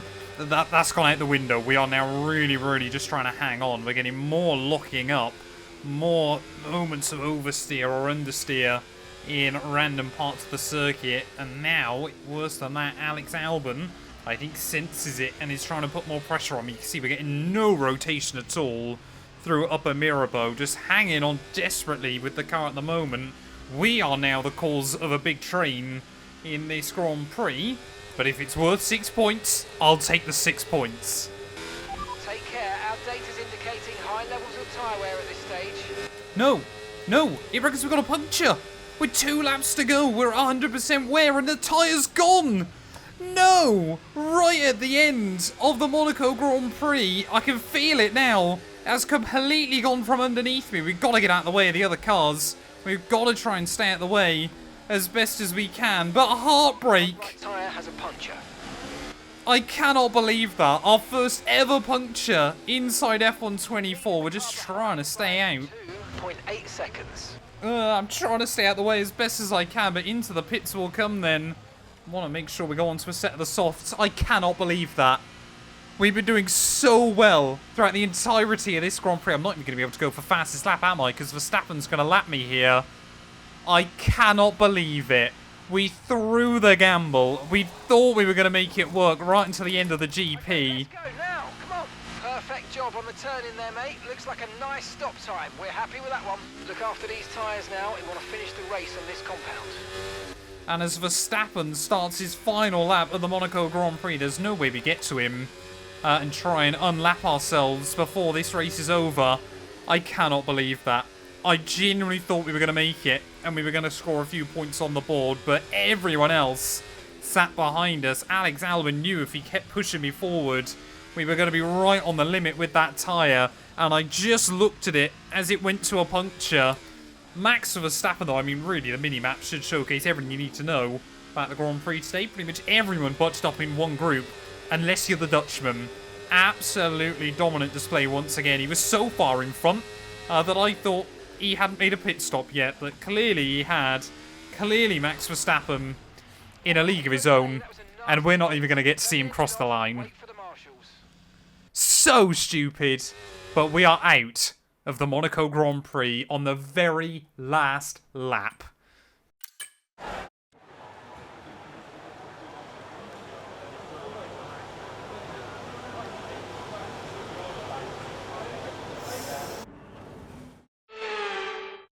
They've done it then. They've won here in Monaco with an emphatic performance and a victory they can be proud of for years to come.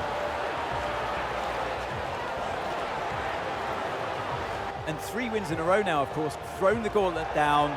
The drivers are out there now. They realise that they are the target. They're the ones to beat. They've got the energy, they've got the momentum on their side.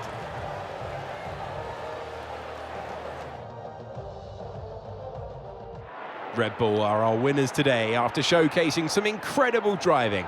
There's been a huge push from them lately to stay competitive with the other teams, and they're certainly proving themselves.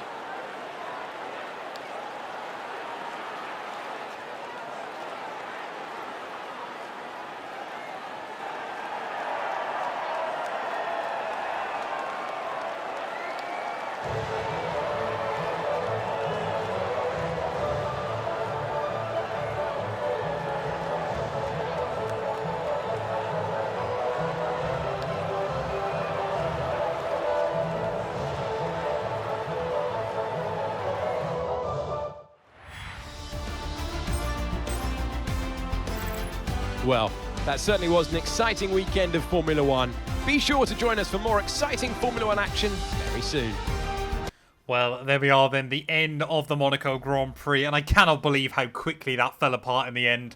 Fernando Alonso hangs on to P2, 41 seconds behind Max Verstappen in the end. But, I mean, you can pretty much see behind him every other car caught in that train there. Russell gets a podium ahead of Perez and both Ferraris there. Albon, 6 massive points for Williams. And I think Ricciardo as well, yeah, has got VCARB's first points of the year. So I believe only Alpine yet the last team to score then. We do technically get classified at the end of the day as well there, and somehow Hülkenberg still able to finish up in last place. Taking a look at the Drivers' Championship, yep, Albon, a huge haul of points for him means he's back ahead of the Canadian there. Verstappen already with nearly a 100-point lead after just 8 races. Kind of says everything you need to know with the way this season is going so far. Alonso rejumps both of those Mercs in the Drivers' Championship, and despite Piastri's bad result, he's still ahead of his teammate there. And yeah, there we go. Only Alpine, the team left to score so far this season. I mean, imagine if we'd made that work. We would have been so close to Kick Sauber as well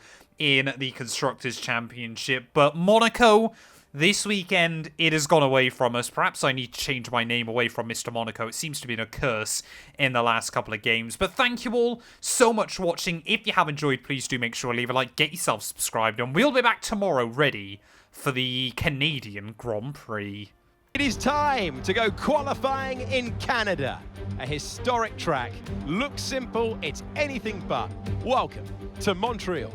Well, ultimately, although we might be carrying a little bit more confidence than I normally would heading into qualifying, this has often been an absolute AI powerhouse over one lap. Usually it's in the races where we come on a little bit more strong. But I'll be honest, yeah, I have a sneaking suspicion that this place is going to be more about DRS trains than pretty much anywhere we've experienced since Albert Park, Australia. So trying to boost ourselves up the order here is going to be really, really important.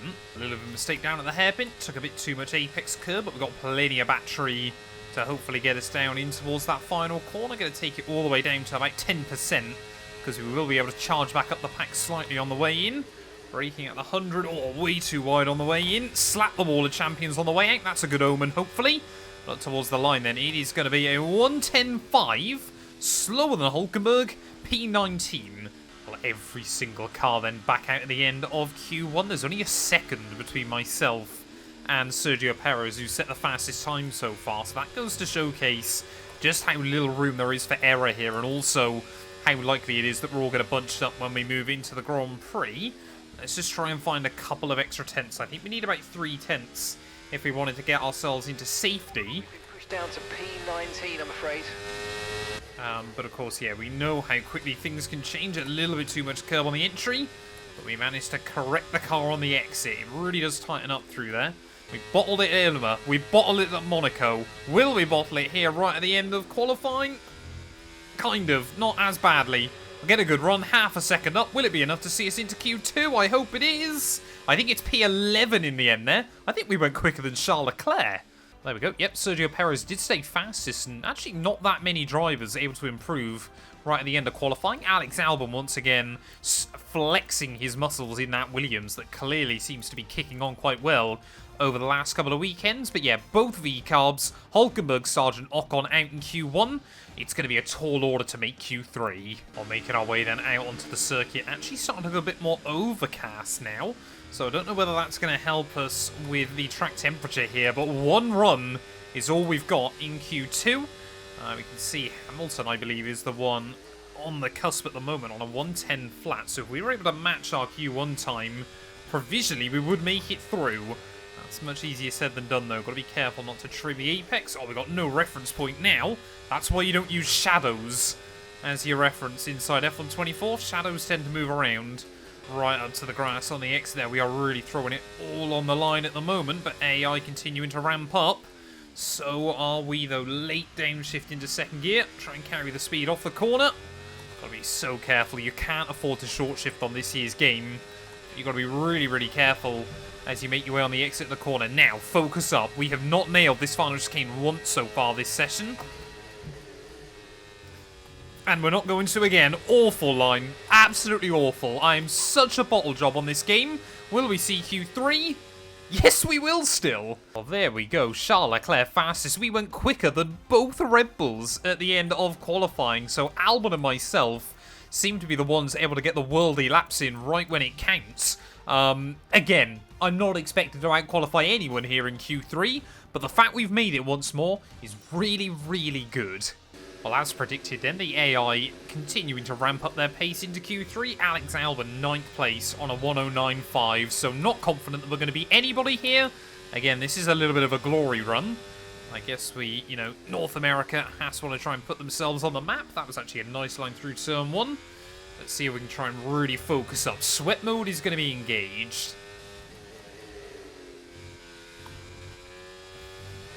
Oh, no.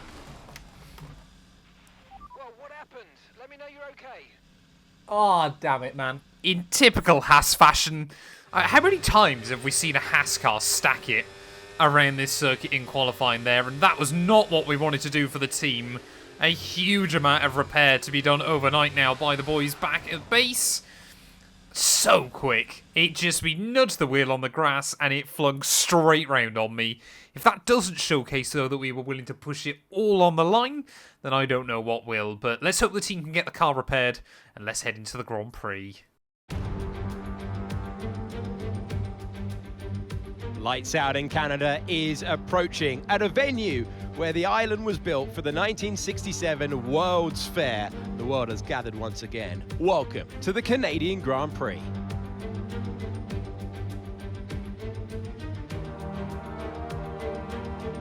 2.7 mile circuit, peaking at around 190 miles per hour. 2 DRS zones, 14 turns, tight corners, a narrow track, and the famous Wall of Champions. So with the race not far away from starting, here's what today's grid rundown looks like. World champion Max Verstappen starts from pole position, edging out Sergio Perez, who lines up P2.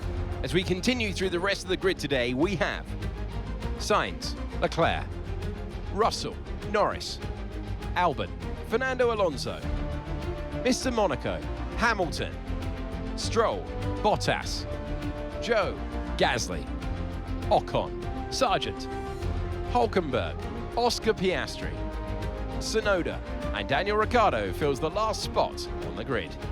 And with lights out just moments away, it's time to go down to the track. Welcome to the commentary box. I'm Alex Jakes. Alongside us for this one is Naomi Schiff. Paddock chat earlier in the weekend that this driver had discussions with another team this week. How does that work from a driver's point of view? Well, every driver has their own characteristics and how they deal with these situations, but a lot of it may have to do with whether the seat they're in currently is secured or not. And I would say to these drivers, try not to think too much about it. Make sure you focus on your performances on track, because that's what's going to make the difference.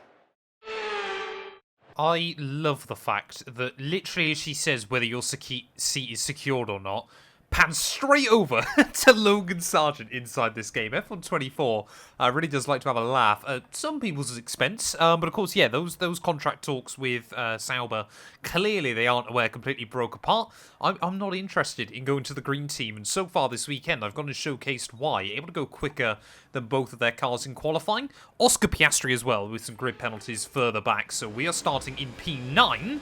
Waiting on those 5 red lights, though, here on the grid. A mighty long hole, but it is lights out, and away we go. Unless your name's Alex Albon, straight to the inside of the Williams driver there, as everyone's going to bunch up in towards turn 1. Alonso's going to try and squeeze me to the inside of the corner there, and we're immediately up into the lofty heights of P6 then, so absolutely finding an avenue down the inside there, as I think Lando Norris struggled to get away as well. Sainz and Leclerc side by side in through the next chicane as well. That's going to concertina everyone up a little bit further back there, as Verstappen actually loses the lead to his teammate Sergio Perez. Of course, I believe won back in Shanghai, didn't he? Sometimes it's difficult to remember between this series and the My Team series going over on Mat 2 and 2 gameplay there. But the lofty heights of P6, of course, yeah, we ran up about this high on a couple of occasions so far this year. But never have we finished in this position. If we were able to do that today, we might end up with a nosebleed halfway through running this high up the order. Don't get to say it often in this series, but actually today seems to be a track where we've got decent straight line speed. Obviously DRS already enabled then, so it's going to be a little bit easier to keep up with George Russell early on. We could actually be a bit of a pain for Lando Norris here, as he actually gets a decent run down in towards the hairpin. As long as we just manage everything. I mean, when you look on the mini-map, I believe every single car, every single one, is going to be in a DRS train here early on. There we got Red Bull side by side. What on earth is going on through the final corners? Don't know who's still in front. I believe it might be Checo. Nope, it is Max Verstappen at the lead of the Grand Prix. Is everyone's setting new fastest laps, with the exception of myself. Yeah, this could end up being what feels more like a cycling peloton more than anything else. Well, I'm pretty certain Red Bull then, their plan is just to go side by side every single lap. Just to make sure that Carlos Sainz, Charles Leclerc can't get through. But I mean, they're still this time round side by side back down towards turn 1. But it really is just meaning no one else can do anything at all at the moment. I'm not knocking that though. We are running in such a good position here. If it meant that we basically just sat exactly here for the rest of the afternoon, might be a little bit boring, but I guess we take it. Russell definitely seems to be struggling here a little bit now. We're going to try and have a look to the inside of the Merc, and look at that, he's got no straight line speed. George Russell. You made it look so easy. Oh, I've got no idea what that is in front. We've just made a move on a Mercedes car here. This Haas is working well around Montreal, as Perez and Verstappen again side by side back down in towards turn 1. Surely not. Surely not. Round the outside of Charles Leclerc here. We've got to take the opportunity whilst we can Can we go the long way around the Ferrari driver? Oh, he doesn't want to back out or pinch him. We're up into 4th. What is this? I said this is going to be like the most DRS train dependent race since Australia, and we're running about as high as we did there. Quite get what we needed out of that, I'm afraid, but don't worry about it. There's a long way to go. Chin up, and let's focus till the end. Yeah, I'll be honest, Mark. I don't care less about the engine temperature as long as it's not going to blow up on me, because we're running P4. See a gap starting to form. I mean, like I said, this has often been a happy hunting ground for Haas anyway, this circuit. Just really does suit their car. There's Verstappen again rounding outside of Sergio. That's kind of the big reason why we're able to move forward. Those two are just putting on a show. Well, the only issue I have got at the moment is that normally in these kind of positions, we would actually try and do something a little bit unorthodox on the strategy. Around here, you can't really do that, especially with how dependent everybody is on the DRSs. We'll make the move, get it screenshot. We are onto the podium positions here in Canada, and that goes to show. The car behind by 5/10 a lap. Yeah, when we use a load of battery, we have actually got some top-end speed against the AI. I don't know how that's going to stack up against the Red Bulls, but we have now overtaken both Ferraris on the road here. And I remember I said at the start of this series, I would love to try and get Haas's first ever podium. I said at Albert Park, I would love to get Haas's first ever podium. Here at the moment, that's the position we're running in, but the man that cost us that podium in Albert Park is the man right in front of me. Well, if we do want to try and make a move on Sergio Perez, we're going to have to be really, really strategic with it, because the last thing I want to do is give Max Verstappen a breakaway and just watch him sail off into the sunset. It's the only reason anybody's got a chance of winning this one that isn't Dutch, is simply because Max hasn't been able to break free. So yeah, if we want to go past Perez, we've got to just try and move past him in one foul swoop, bit like we did with the Ferrari of Carlos Sainz or obviously George Russell in that Merc. I'm also debating, because of course these two are going to have to split their strategies slightly. Do I pit with Max or do I pit with Checo? Team want to sit in the end of this lap then? I tell you what, if we now have a problem trying to put a wheel on, I am going to be so annoyed, so unbelievably upset with this game. But Perez, I definitely think, is starting to struggle against Max a little bit. The Dutchman with slightly better tyre wear control. Okay, mate, it's Perez ahead of you. They're holding us up now, so let's please try and get past as soon as possible and get on with our race. Push, push. Well, I don't know whether this will get affected by the pit cycle, potentially. Obviously, we've seen in the past, if you pit whilst the team have set you a target, then usually it cancels it. So even if we were, say, able to undercut Checo, not sure that's going to help us out too much. Keep an eye on your distance to the speed limit line as you approach and make sure you don't speed. I guess we're kind of hoping that Max stays out, because we're just going to follow what he does if Checo opts to pit here. Try and use a little bit of battery just in case. But yeah, always difficult to tell with the AI here, of course, because it is just a shoot at that final corner, and Max does pit. Really good job on hitting that target, mate.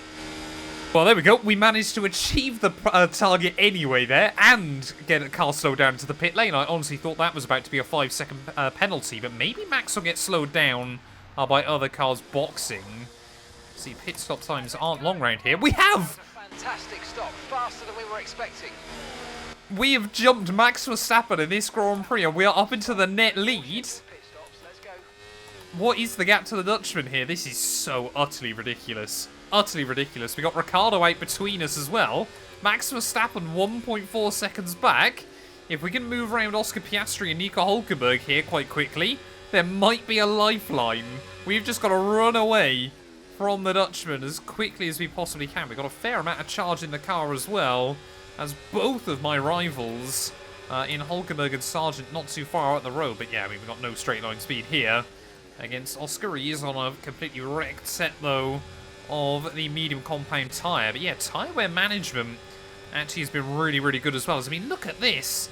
Ricciardo is doing wonders to hold up Max Verstappen there. I'm sure VCARB are on the radio telling him to move out of the way, as Oscar Piastri, desperate to defend from myself there, not able to do so. Will our teammate have the DRS? Yes, he will. Not going to be much of a fight, though, for us, luckily. And I think pretty much everyone else, then, is going to peel into the pit lane. I'm sorry, Hülkenberg, I've just held you up on you trying to make your way in. But as we make our way out of the final corner, to the lead of the Canadian Grand Prix. I certainly did not think I'd be saying this when I woke up this morning, as has Verstappen been well and truly screwed. Perez is up into P2. Unfortunately, it is still both Red Bulls, though. Line astern. We've just got to run, though. We've got a 2-second lead. I don't believe we're going to hold on to it for long. Well, basically, what we're hoping for now is that before Verstappen can get back inside my DRS range, that him and Checo start going side by side through that final chicane again. That's the only chance we've got to try and stay at the front of the field here, to try and prolong the inevitable in which the Dutchman gets back past me. I mean, surely now you're going to start seeing that delta to Perez coming down. Will Checo be able to get close enough, though? Not convinced he will. As all you can see, yeah, Perez just backs out at the last moment. But this is the kind of pressure we want to see. Could Red Bull's Civil War really help us out? That's not what you want. Max Verstappen, 3/10 quicker than me. Being within 3/10 of him, I'm genuinely quite happy with. But knowing that he's closing in that quickly with no DRS assistance is rather scary on the other hand. Well, I don't think there's any point trying to, use way too much battery or anything like that to keep Verstappen at bay. I think there is a sense of inevitability here with what's about to happen. Dutchman soon will be back in my DRS, and then there's not really a lot we can do. We'll just have to try and slot back in behind him and see if we can go for a late race charge. I mean, this race so far has showcased probably everything that's wrong with F124, but also in a weird way how beautiful that can make the game as well. It's definitely broken. It's definitely not working as it should. Safety cars, red flags, driver, AI mistakes. None of them seem to happen. It desperately needs some patches, but it has been odd and weirdly enjoyable on quite a few occasions so far this series. Monaco definitely was not one of those times, but yeah, 13 laps to go. I don't think we're going to get the win here, but just to even lead a few laps this early on, simply out of the weird nuances and being able to work them out and figure out how to make it work for us has been quite fun. Verstappen, you can come back, you can have your race lead, but we've got to try and make sure that we slot in between those Red Bulls, just to see if we can challenge him towards the end, because I'm not saying this race is over yet. Well, we kept the Dutchman at bay through the wall of champion chicane. Will we keep him at bay back down towards turn 1? I don't mind if he gets me here. Oh, and he is going to look for it down to that first turn. Try and park it on the apex. I mean, yeah, I need to make sure we slot in between them. So that's why I don't really want to let him buy down the back straight, because then, of course, we don't get the DRS back on him immediately. Here he goes. Max Verstappen, surely now. Yep, to the inside he'll go. We'll try and back out of it. There was a very, very robust move by the Dutchman. But yeah, back into P2 then. I want to believe we can. There is Arno. Sergio Perez trying to make a move happen as well. We'll swing defensive and then back over to the racing line. But Checo trying to make it happen. Going to be drag racing with the second Red Bull off the corner. This time around, we're able to get the power down and hang on. But you can see, actually, when we do that, how much straight line speed we've got over Max. Don't want to do anything with it, though. I mean, we weren't really close enough to go for a dive into the final chicane anyway. But I just want to keep Checo at bay for a few laps. Just figure out where he's strong and where he's not. I tell you what, without you having to use battery here, we've actually got the straight line speed to have a look back down the inside of Max Verstappen at turn 1. And we're going to go for it on the Dutchman. 10 laps to go. This genuinely feels plausible here. It genuinely feels like this could happen on a bizarre weekend where the entire field separated by less than a second. And, well, I never realised it at the time, but we actually compromised our cornering ability for some straight line speed. I'm sure Max is just about to bomb straight back past me again, but this is actually looking possible. If we time it right, if we can get the run where we need it, Max Verstappen might get, his absolute dominant run of form so far this season, might temporarily get halted by a Haas Formula 1 car. They're still side by side on the exit there, but not just going to give it to him. I want to make sure Max knows we're happy to fight this out towards the end of the day. There we go. He'll get past me down here. But you can see, I mean, he's not gaining much on me. Well, as I've been sat staring at that Oracle logo for the last handful of laps, it has got me thinking, really does feel like today, up to this point, has been the perfect storm in these series. And it's, it's the little things that make the difference. Use overtake, use overtake. It's the idea that Oscar Piastri had that grid penalty, so he started on the left-hand side of the circuit. Alonso had a better start than me, but Albon and Lando Norris went nowhere down at turn 1. It's those little things, the fact we're able to get through those cars. I mean, Alonso, he's actually been able to move his way up the order quite well as well today. So has Lando Norris. We need to get to the end of the race on these tyres. It was the fact we got past those two, which probably would have been harder to navigate than, say, Russell and the Ferraris, who have just had no straight line speed today. The fact Verstappen got held up in the pit lane, it really does feel like one of those races where everything is telling me that, surely we have got a good shot here. Honestly, the closest one I can think of to compare it to in IRL Formula 1, probably Pastor Maldonado's win. Back at Spain 2012, the fact that for whatever reason the car just worked well around that circuit. Hamilton obviously got disqualified from qualifying. Alonso got held up behind a back marker when he was trying to undercut the Williams. Admittedly, I don't think we're going to burn the garage down after this and have dodgy tyres potentially as well. And I don't believe it's Gene Haas's 70th birthday this weekend. Aside from all of those facts, that's, the closest comparison I can give. But 4 laps to go here from Montreal. I don't want to leave it till the very last lap. I think I want to leave it to the penultimate one. If I get a look in, we could still easily crash. Well, interesting thing that Mark just told me as well. Hulkenberg, since I pit, we have gained 2 seconds on our teammate. 2 seconds in nearly 20 laps. Goes to show how little an advantage we've had over that huge gaggle of cars that are a bit further back. 23.5 seconds. Yeah, that gap now is up. It was 20 seconds when we pit. It's gone up 3.5 seconds in over half the Grand Prix. That goes to tell you just how little Verstappen's pace has been around here and just how patient we've had to be there as the Dutchman now seemingly under more and more pressure. Claim the DRS, not willing to go for the move down here as Perez. I wonder if he's just trying to back me up into his teammate here late on in the day. I've charged up the battery pack exactly for this, and we're going to leave it in hot lap mode to the end of the Grand Prix. Hopefully, that is going to give us the battery to fight, and it'll also mean, of course, the battery pack isn't going to recharge as well at the top-end stuff. 1 more lap to go after this one here from Montreal. And what a historic win this would be for the Haas Formula 1 team. We've really kicked on since we made it to Imola. Those upgrades finally starting to work and unlocking more and more information about the setup. If you want setups as well, there's a link in the description to my playlist that I'm building up of all my setups inside F124. But now we've got to go for it. You can see Verstappen, he's having to try and harvest some energy as well. Down the inside, in towards turn 1. And are we going to see a last lap overtake for the win here? Something that hasn't been done in Montreal since Jenson Button achieved it all the way back in 2011. Verstappen not wanting to give up on it, though. We have to go the long way around on the exit of the chicane there, but we do squeeze by. And now I'm wondering, are we going to have to play DRS games with him down in towards the final few corners of this Grand Prix? Are we going to be able to try and hang on, though, and build up a little bit of a lead there? The Dutchman, he's still having to harvest energy. The delta's going up. What has happened to Max Verstappen right towards the end of this Grand Prix there? He's dropping back massively. I think Verstappen's got problems. Verstappen 8 tenths back now. What is happening to the Dutchman? Has he ran out of charge? Has he got nothing left? Is he having to save fuel? I have no idea.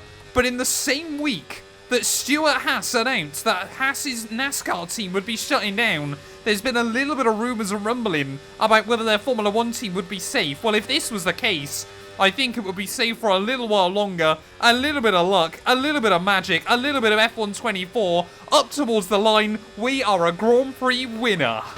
Yes, yes, yes, guys, yes! Come on, boys! Ah, fantastic drive. That's just fantastic. Amazing. You deserved that race win. Well done, mate. So that's it then for another magnificent Canadian Grand Prix, and they have hung on to take a sublime victory here today. It's one thing to put fast laps together, but to make these moves stick without losing too much time, that's real racecraft.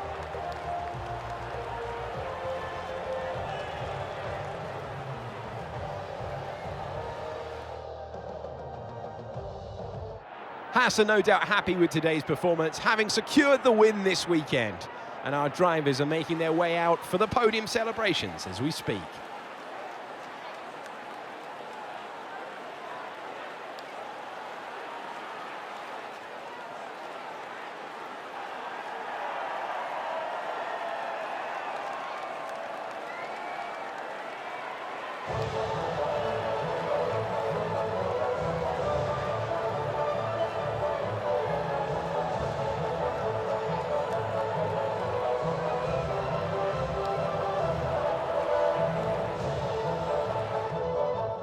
I have no idea what happened to Max Verstappen on the final lap of that Grand Prix. Dropped back. I can only assume he was trying to recharge the pack just as we went for it and completely misjudged it. But as we made our way out of the final corner, Haas have got their first ever podium in Formula 1. And never mind that, their first victory as well. They're 4/10 the gap to Max Verstappen and Sergio Perez, both within a second in the end. We weren't the quickest car today, but boy oh boy did we use the strategy to our advantage there. And I'll be honest as well, the AI this year seemed to be a little bit weaker around Montreal than I was expecting to as well. Certainly do not expect this to become the normal in this series anytime soon there. Lando Norris P4 ahead of Alonso and the Ferraris there, with both Mercs and Lance Stroll rounding out the top 10. Albon, I'm sure, gutted actually in a very lonely 11th place in the end. Could not convert a strong start to a good points finish there. Oscar Piastri unable to make any impact again. That goes to show you just how difficult it was to overtake round here, finishing behind our teammate Hulkenberg there, as pretty much everyone, with the exception of the Saubers that swapped and the Alpines that swapped, 12th downwards, finished exactly where they started, which is probably quite a bad stat from this weekend's racing. But that means as we take a look at the Drivers' Championship, we are now comfortably ahead of Zhou Guanyu in that Kick Sauber car, and I'm hoping we're going to keep that until the end of the year there. Oscar Piastri having a torrid run of form in recent races, so the gap to him down to 14 there. Verstappen now on a 104-point lead over Carlos Sainz as Perez jumped Charles Leclerc back into P3. Alonso still ahead of those Mercs, and well, I think 40 points might be enough to keep us ahead of Lance Stroll right the way until the end of the year there. Red Bull as well, further extending their gap at the top of the table over Ferrari. We jumped that Kick Sauber team into the all-important P6 as well there. But thank you all so much for watching. If you have enjoyed, please do make sure to leave a like, get yourself subscribed, and we'll be back later on today ready for the Spanish Grand Prix. Hello everyone, it is a track the drivers know oh so well. It is qualifying in Barcelona for the Spanish Grand Prix. Well, I'll be honest, once again, after the highs of Canada around a circuit that should really suit our car, I'm not expecting the same thing here today at Barcelona. If we make it into Q2, I'll be happy. But yeah, first lap time coming up then. Hulkenberg only good enough for P16. To be honest, he's not much of a benchmark, is he, so far this season? He's been wildly inconsistent. Really has struggled to adapt to this all-new Haas car. But yeah, 40 points for ourselves, 2 for our teammate. To be honest, I'm impressed he's actually scored points so far this season, all things considered. But yeah, I want to try and sort of get this first lap on the board so we've at least got some idea of what we're fighting for today. So we got a little bit more speed through these final couple of corners there. Go right up to the curbing on the outside. A few more corners to go. Completely pinned 7th gear. Use the battery on the exit. It is going to be a 1:13.3. Puts us right on the cusp in P15. Well, it really does look like ourselves, V-Carb and Alpine then, all very, very close on pace. It's a shame all three of us are battling, for that one final spot out in Q2. I really don't want to end up slower than Logan Sargent here if I can avoid it, but we'll have to wait and see what happens. Again, using most of the battery down towards turn 1. It is very weird, of course, where really that's the only kind of proper straight. I know you get a DRS zone around the back half of the lap, but you can't really do a lot there with it. 2/10 up though immediately, so clearly getting our eye in more. And despite feeling like I've not got much top-end speed here, purple through the first sector. We're only a second off of the top times, so if you get a bit of a miracle lap in, you could absolutely still springboard your way up the order. Are we going to drop into the drop zone? No, that was not the line we needed through there. We're going to compromise ourselves quite a lot. Everyone else trying to finish off their laps then. We're still P15 at the moment. Here comes one of the Alpines. There we go, Ocon Puts us into that zone, and I fluffed it immediately. Way too busy looking at my relative there on this side.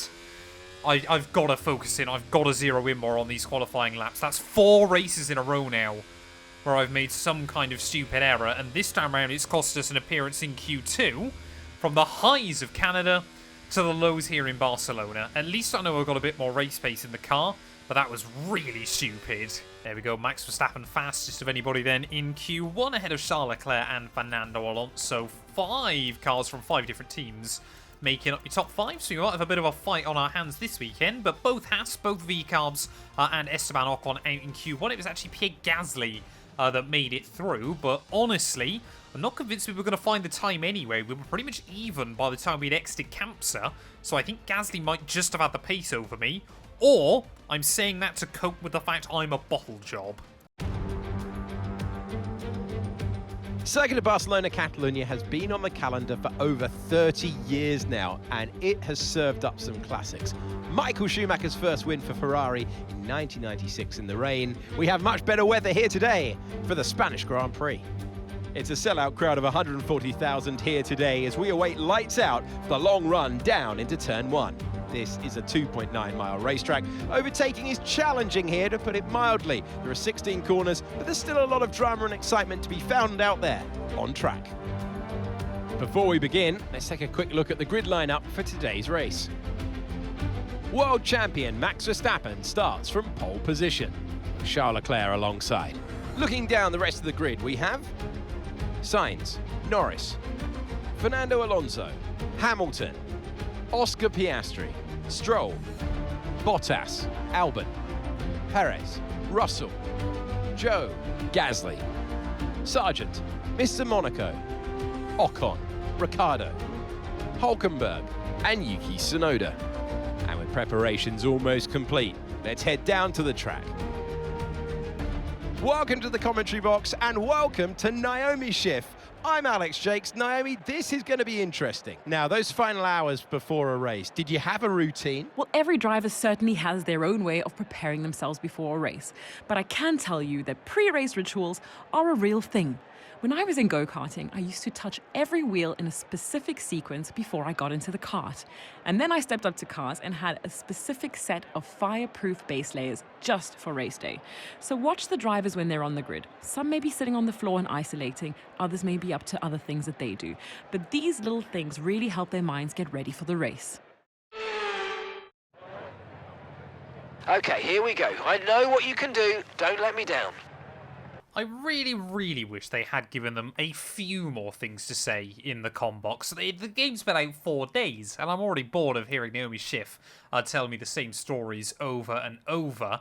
In terms of tyre strategy, though, the team think we could one-stop softs to mediums here. That seems awfully aggressive. But I'm actually willing to throw caution to the wind here. I think this is going to be another circuit where we struggle to score points. So even if we can only do 10 laps on the softs, do say 13 or 14 on the mediums, and then go on to another set of softs towards the end of the afternoon. At the time of recording, I think there's still a glitch, so we're not going to see safety cars or anything like that, or it's highly improbable.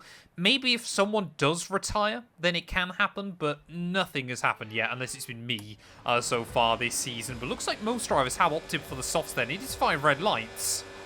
That's the lights out, and away we go then. Not getting off to as good a getaway as we did last time out, but we still might be able to get the run on Pierre Gasly and Logan Sargent down in towards that first corner there. Russell and Perez qualifying sessions to forget for them as Albon made it into Q3 again there. We're getting shuffled on the inside by Pierre there. I think might have just picked up a little bit of front wing damage from the contact we made, as I thought I saw a bit of carbon fibre flying off elsewhere around the venue. Here goes Zhou Guanyu trying to look around the outside of George Russell. There was Gasly again, like a heat-seeking missile down through turn 4, desperate to try and make an impact early on in this race, but we've gained a couple of places then, so we can be pretty happy with that. You can see, I believe that's Oscar Piastri and Lance Stroll side by side a little bit further up the road. But yeah, with Russell and Checo a little bit out of position then, ready for the start of this one. Does that potentially mean that we're going to see a few drivers with the opportunity to score some points?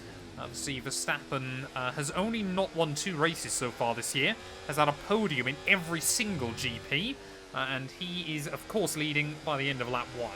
Yeah, I think Pierre Gasly's definitely got a little bit of front wing damage, the way he's dropping off the back of the field at the moment. He's taking a few other cars with him there as well, slightly wide out of the final corner. AI definitely have slightly more top-end speed than me, but when we use the battery, we've actually got a decent fighting chance. Ocon now moving past his teammate, but yeah, that little group of 5 cars at the rear of the field, that might be their afternoon ruined, because Pierre Gasly was far too aggressive down at turn 1. Just a reminder from me, temperatures are vital for tyre wear, so make sure you keep them in the green zone. What is that? Why is the front left at 125 degrees? We've done 3 laps. No wonder I'm struggling to keep up with the cars in front. What? How am I meant to bring that back down? There's so many right-handers around this circuit. Hang on, that is ridiculous. Will the mediums or the hards be any better? I got no idea, but that is going to be impossible to drive on. I have definitely made the tyre pressures way too low this weekend. That is a disaster very early on, and immediately means I'll compromise driving for the rest of the afternoon. Here comes Logan Sargent. Nothing I can do. Absolutely nothing I can do there. On the run back down towards turn 1, with so many long right-handers around this venue. I mean, you got turn 3, obviously the final couple of corners, even obviously Cancer as well.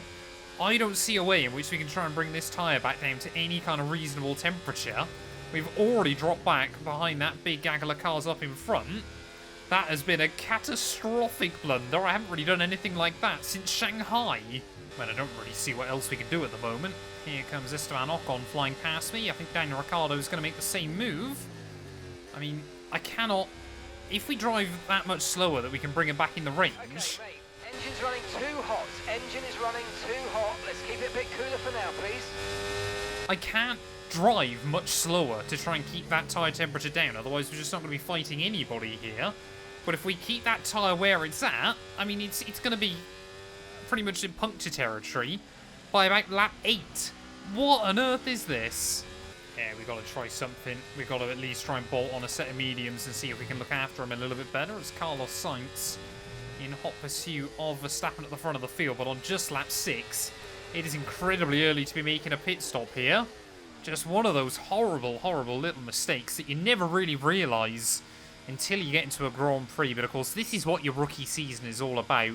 You know, it is about learning from these errors and obviously making sure that we adapt the setup for the next time we arrive here.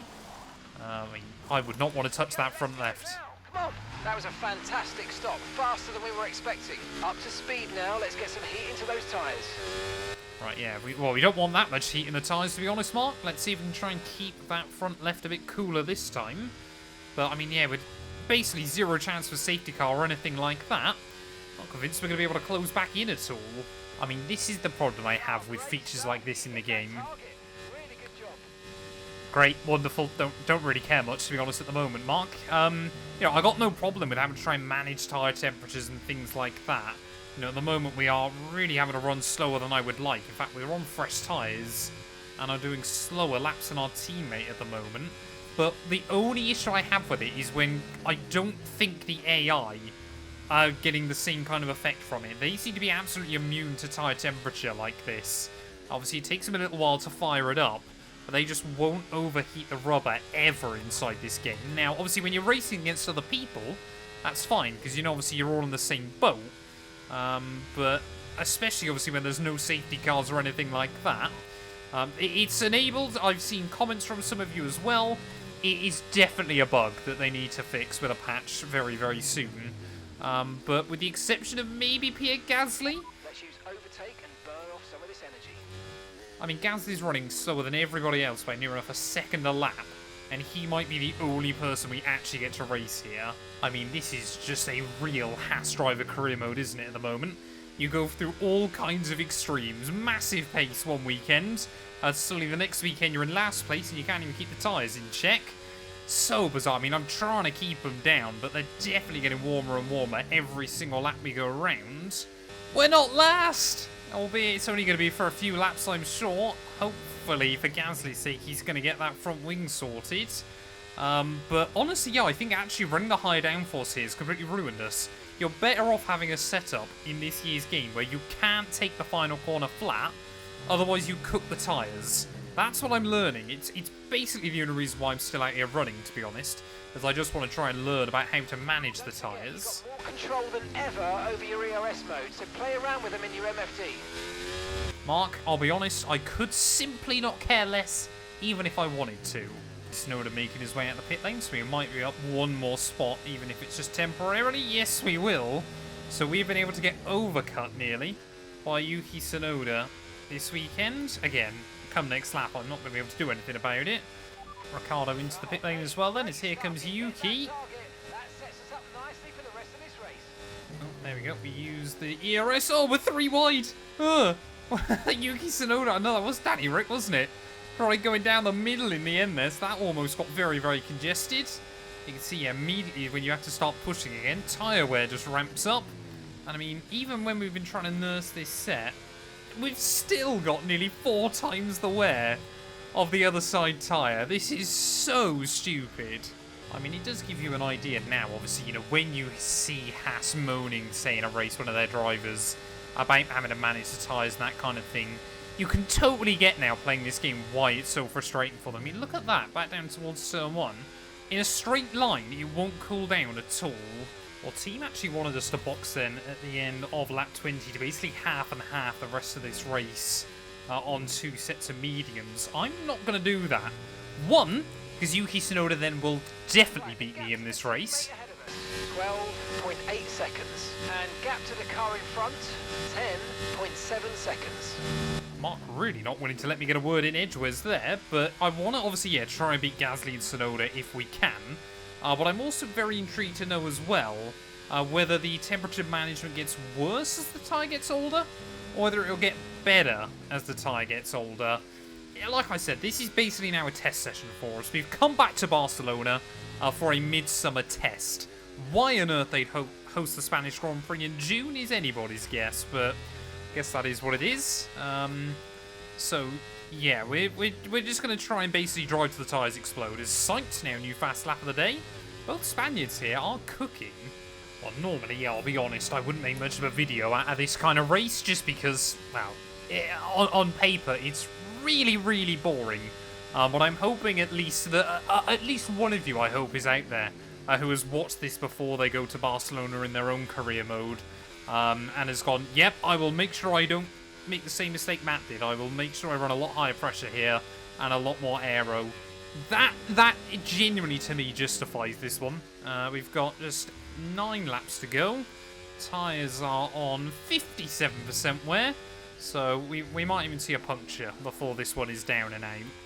Oh no, Yuki's found a way around Pierre Gasly here towards the end. It does make me chuckle. 3 of us have an absolute disaster of a Grand Prix. I'm pretty certain they never put a new front wing on Gasly's car either. So, yeah. And just the fact that we're all converging on each other right towards the end of the Grand Prix does make me chuckle. But I think Yuki's definitely going to get the better of me. We need to beat Pierre Gasly here. Surely I can't lose to a car that's basically had half a wing for an entire GP. As I said earlier on, I have no problems with having to drive a car within its limits. I have no issue with that having to be the way you have to drive this thing around here.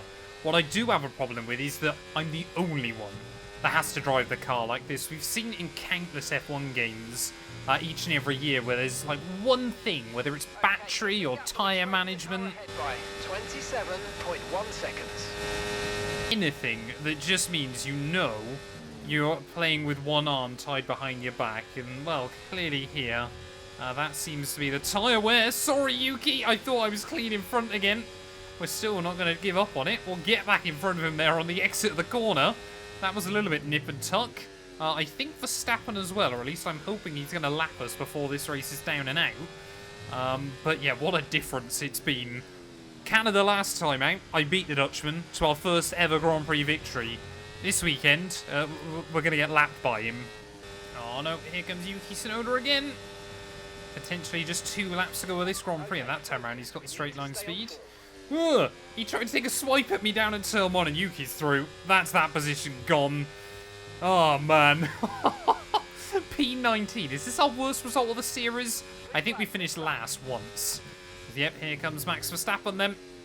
Last time out, we were able to keep up with that Dutchman and that Red Bull on a track that really suited our car this weekend. What's he doing? Why are you slotting him back behind me? Trying to stay out of the way as best as I can. Yeah, this time around, the Dutchman a lap ahead. Starting the final lap then of the Grand Prix. I'm not really too worried now what happens to the tyres. If we've got an opportunity to beat Tsunoda here by hanging close enough to Verstappen, then I'm surely going to try and take it. We might get a puncture on this final lap. Oh, we've got yellows! Someone's got issues! Officials aren't looking to push for a safety car right now. Just be careful. It happened! And this is such a ridiculous thing to have such a big deal out of it, but Charles Leclerc is out of the Spanish Grand Prix. He is our first non-mat retirement of the year. Clearly, it can happen to the AI. Somehow, we still haven't got a puncture here. But obviously, yeah, we've learned a lot, though, from this afternoon, as disappointing as it's been. Unfortunately, Leclerc is still going to beat us overall, because obviously we're a lap down as well. But Max Verstappen in towards the final few corners of the Spanish Grand Prix. He's only not won 2 races this year. And yeah, he's come back this weekend in absolutely dominant fashion as well. There goes the tyre in through the final couple of corners as Fernando Alonso is going to get a podium at home. I think Carlos Sainz is going to join him. I think it's going to be a double Spanish podium here as well. So I'm sure the Spanish fans will love that. But for us, it is a day to forget. They've done it then. A spectacular victory here in Spain and a massive confidence boost going into the next race. And they led every single lap of the race. It was a light to flag victory, and that is total dominance.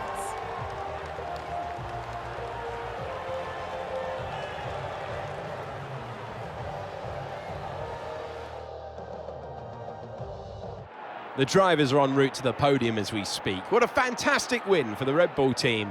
They've performed exceptionally today, keeping us firmly on the edge of our seats throughout the entirety of the race.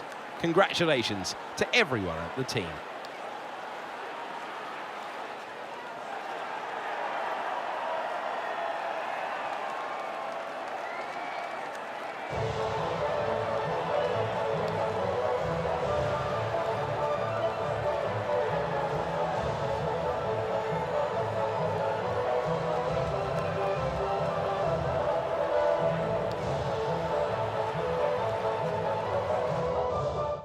Well, there we go then. It is Max Verstappen and our 2 Spaniards that make up the podium this weekend. So I hope to that guy, shout out to him. I know I said it earlier on, but I hope you're happy seeing both of the Spaniards on the podium here. Hamilton, a decent recovery drive to P4 in the end ahead of Piastri and Lance Stroll. There with Bottas up in 7th ahead of Perez, Russell and Zhou Guanyu there. No idea what happened to I'm so stupid.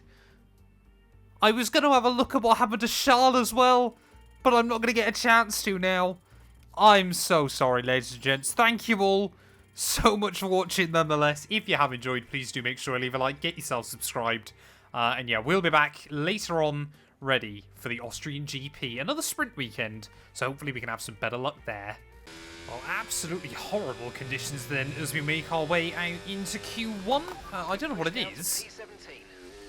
Sprint weekends, for some reason on this game, they always like to give you changeable conditions, and it's always like a wet but starting to dry out circuit. What we're going to do, a couple of banker laps on a set of the mediums, kind of see where we're at, and then it'll basically decide whether we want to go to softs or to intermediate tyres for the rest of the session, because this rain isn't really meant to change.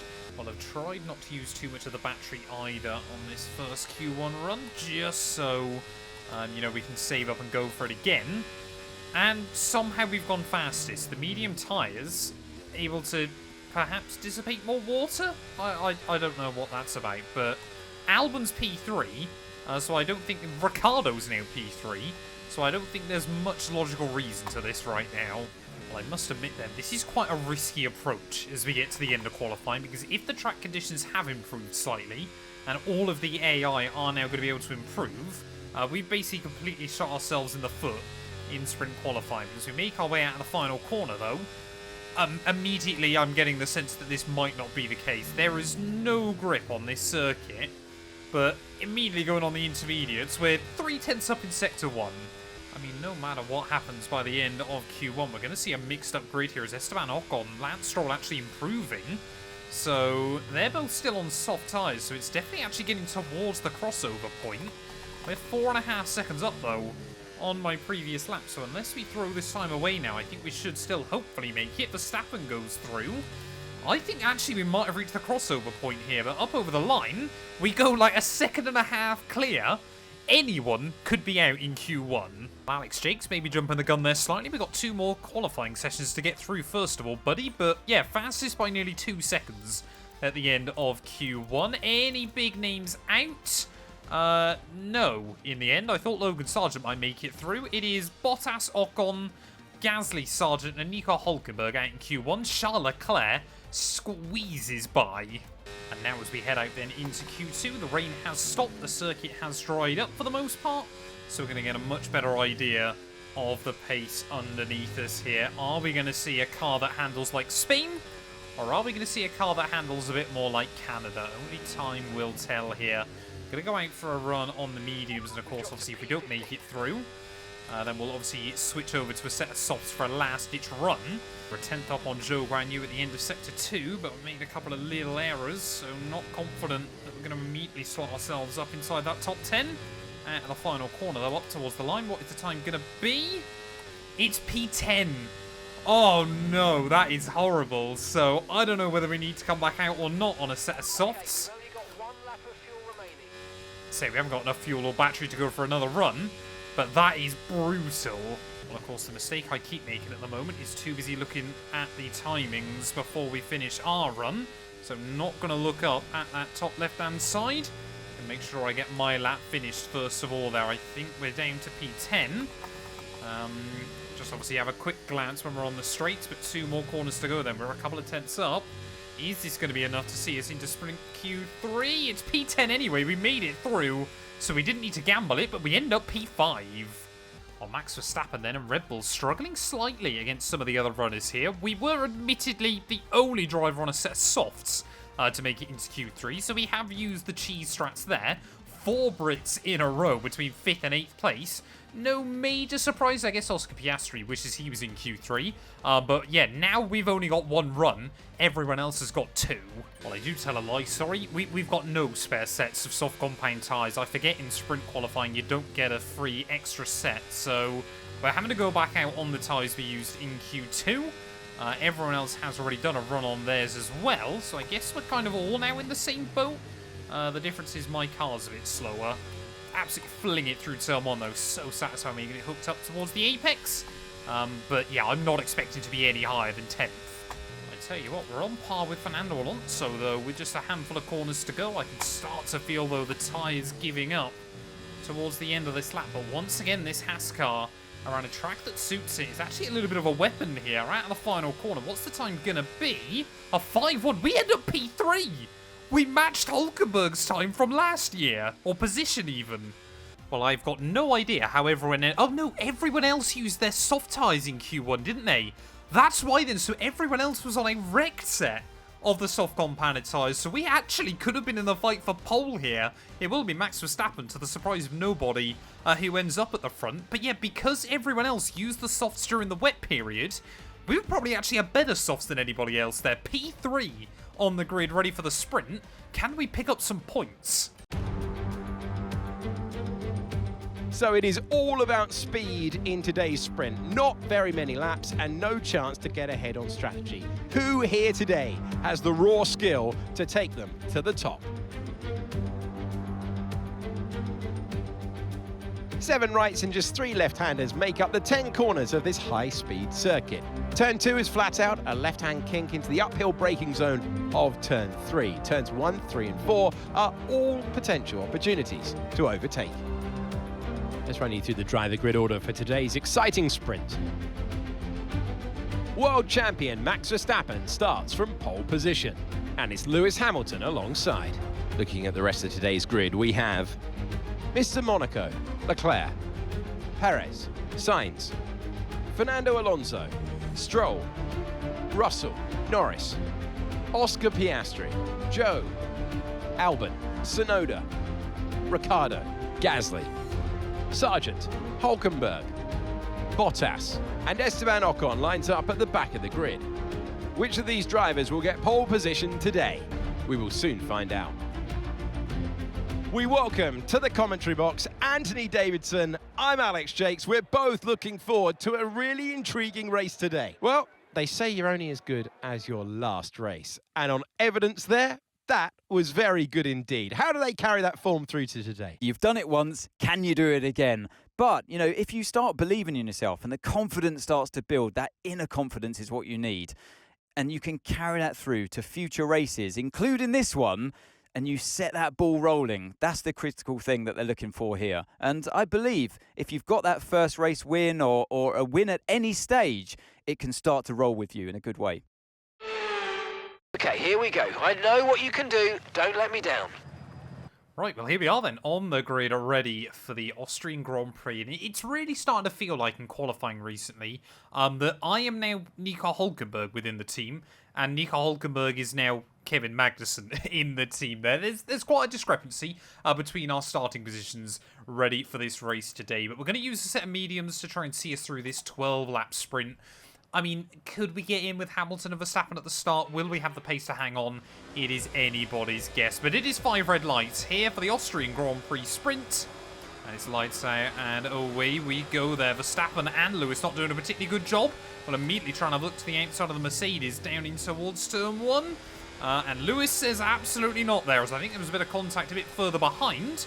Sergio Perez maybe getting out of line slightly. No, it's one of the Aston Martins, I think, as they try and go side by side at the hill. Verstappen kicking up a load of dirt and dust as well there, as Charles Leclerc immediately tries to get down the inside at the top of the hill. We've got yellows out. I think that's just for the Constantina and up. Yes, it is. Still waiting for a safety car this game. We have seen a retirement. Charles Leclerc last weekend, unfortunately we couldn't see what happened at the end of the Spanish Grand Prix, simply put because I'm a moron, but Leclerc has retired from a Grand Prix so far this campaign. So reliability is not perfect for the AI, but it's certainly very good. Enabled this lap. We can use DRS when you're within 1 second of the car ahead and in the DRS zone. Well, we know how important DRS is inside this game, and clearly immediately then, very, very useful that the detection point is just after the finish line. Here goes Lewis Hamilton on Max Verstappen up towards the top of the hill.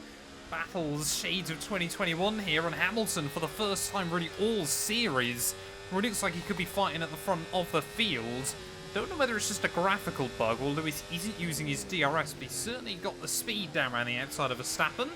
Is he going to be able to hang on to it? I mean, Hamilton and Verstappen surely we're going to come out in the lead once these two are done, because they will have taken each other out and put themselves in a gravel trap.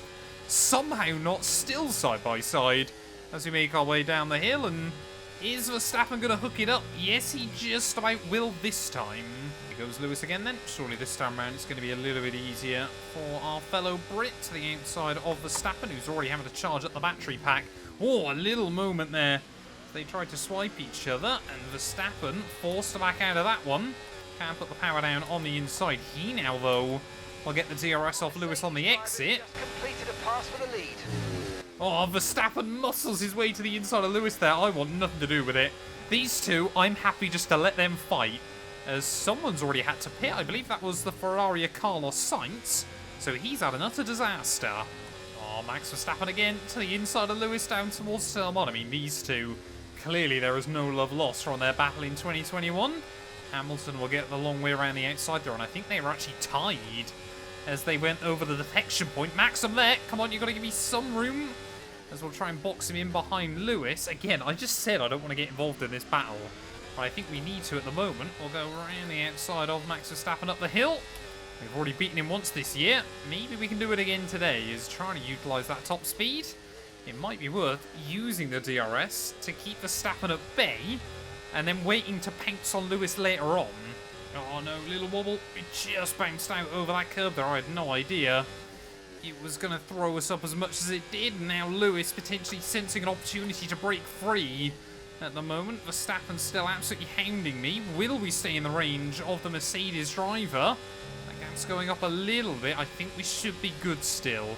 Verstappen, though, I'm sure, not enjoying seeing his former sparring partner absolutely breaking free at the front, but we've got so much grip through those final couple of corners. The car is hooking up well here. Well, Lewis Hamilton has certainly got a slower car than Max Verstappen at the moment. Are we now going to be able to try and hound Lewis and potentially take the lead of this sprint race here? I would love to try and get a sprint win to add to my collection. Admittedly, it is a collection of one, but look at that, Lewis, he loses it into the braking zone, but immediately we'll get back up the inside there on the brakes. Neither of us have got the DRS, which is going to leave me vulnerable to Max Verstappen on the exit of the corner. Here comes the Dutchman to the outside once again, and just not enough confidence on the brakes there. I thought Verstappen was going to send it way off into the sunset, but apparently not. He hooks it up, and now I get to watch these two battle it out again, or I bin it, one or the other. 4 laps to go. I mean, this sprint race, Austria, it has lost none of its old school battling that we've seen on F1 games gone by. Look at that, Verstappen and Lewis go side by side through turn 1. This is going to open up the door on the exit of the corner there as we go past the outside of the pair of them.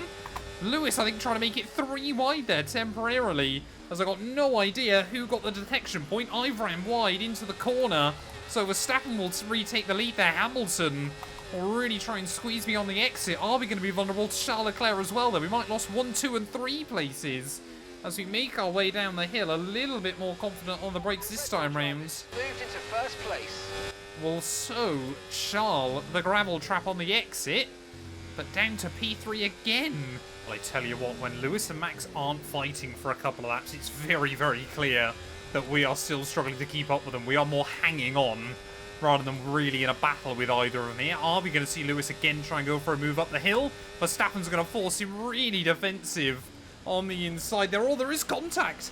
Max Verstappen, Lewis Hamilton contact at the top of the hill, as I'm sure the Orange Army are going to be cheering on the Dutchman here. Red Bull ring, Red Bull name. Lewis Hamilton, though, will try and have a look back around the outside once again. Is he going to make it happen the long way around? I'm staggered. Max is giving him any space there, but the Dutchman once again hangs on.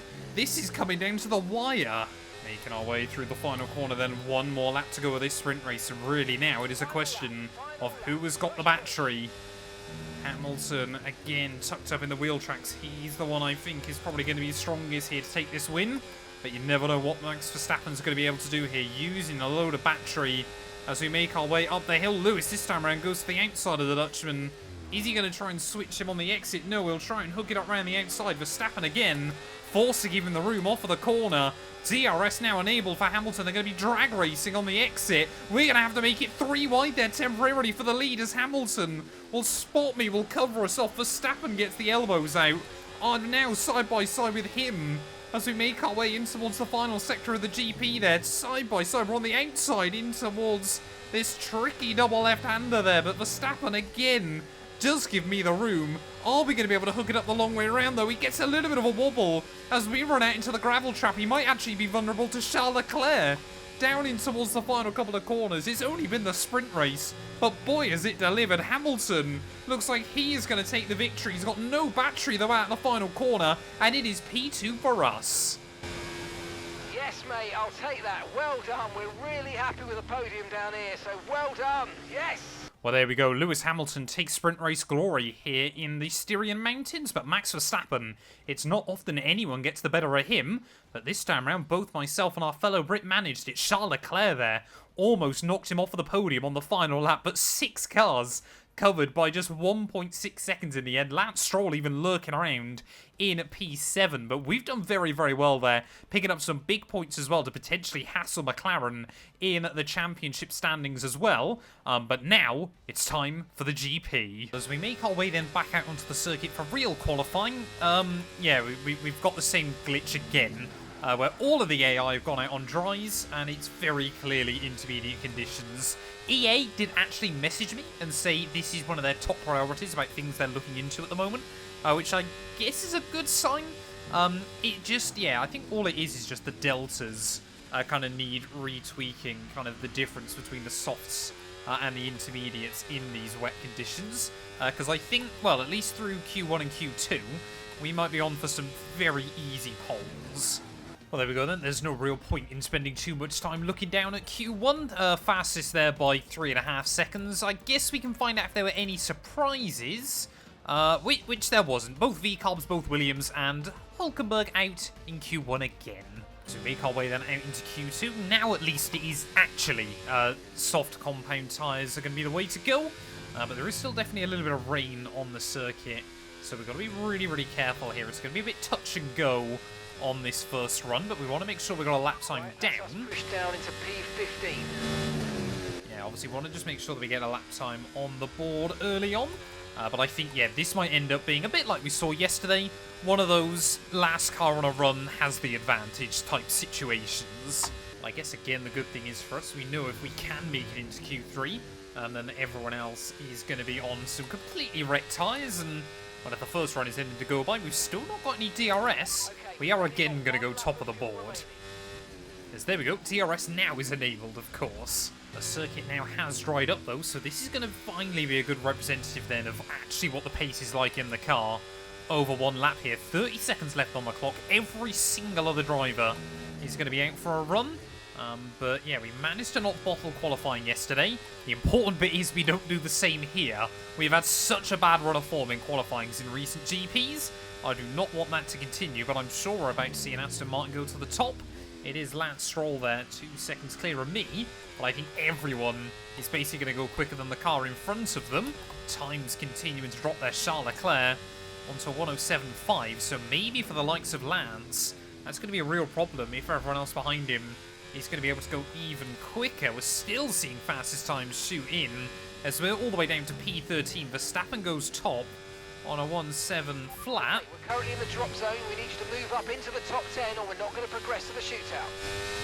3/10 up on Esteban Ocon at the moment, but I feel like the field spread is rather extreme at the moment, so I'm hoping we can see ourselves through and into Q3 once again there. Bottas as well down in the drop zone. Lance Stroll as well will be out in Q2.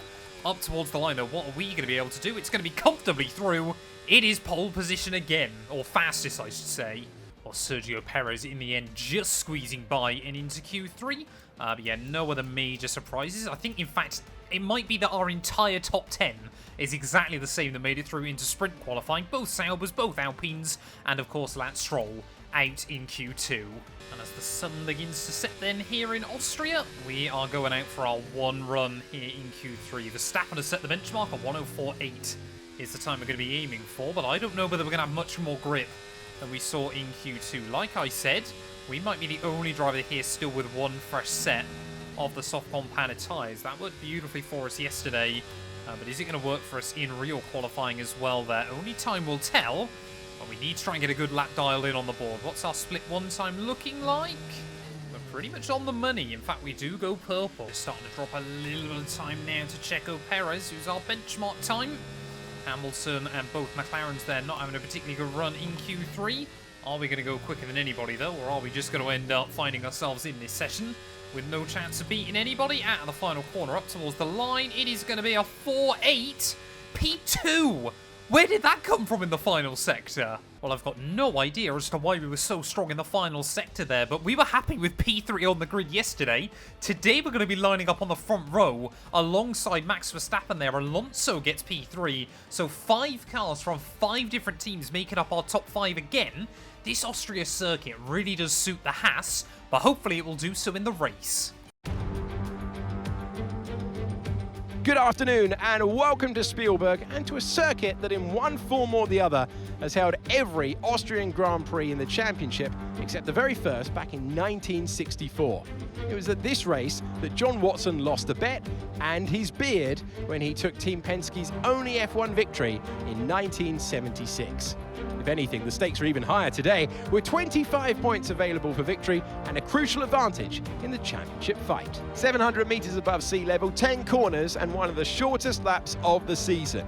2.6 miles with some good overtaking opportunities, but you've got to get the braking right into turn 1 and turn 3. It's time to take a look at our starting grid for today's race. World champion Max Verstappen starts from pole position. Mr. Monaco completes the front row.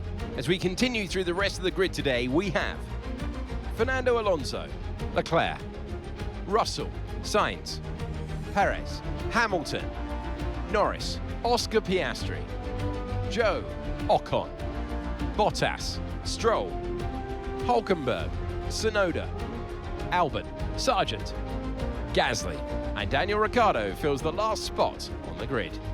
And now it's time to head down to the track.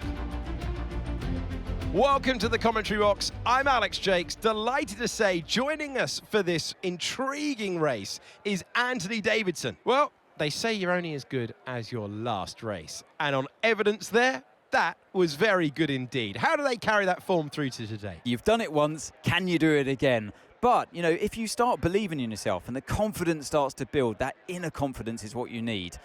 And you can carry that through to future races, including this one, and you set that ball rolling. That's the critical thing that they're looking for here. And I believe if you've got that first race win or a win at any stage, it can start to roll with you in a good way. I don't know how many times I've heard Anthony Davidson say that so far in this game.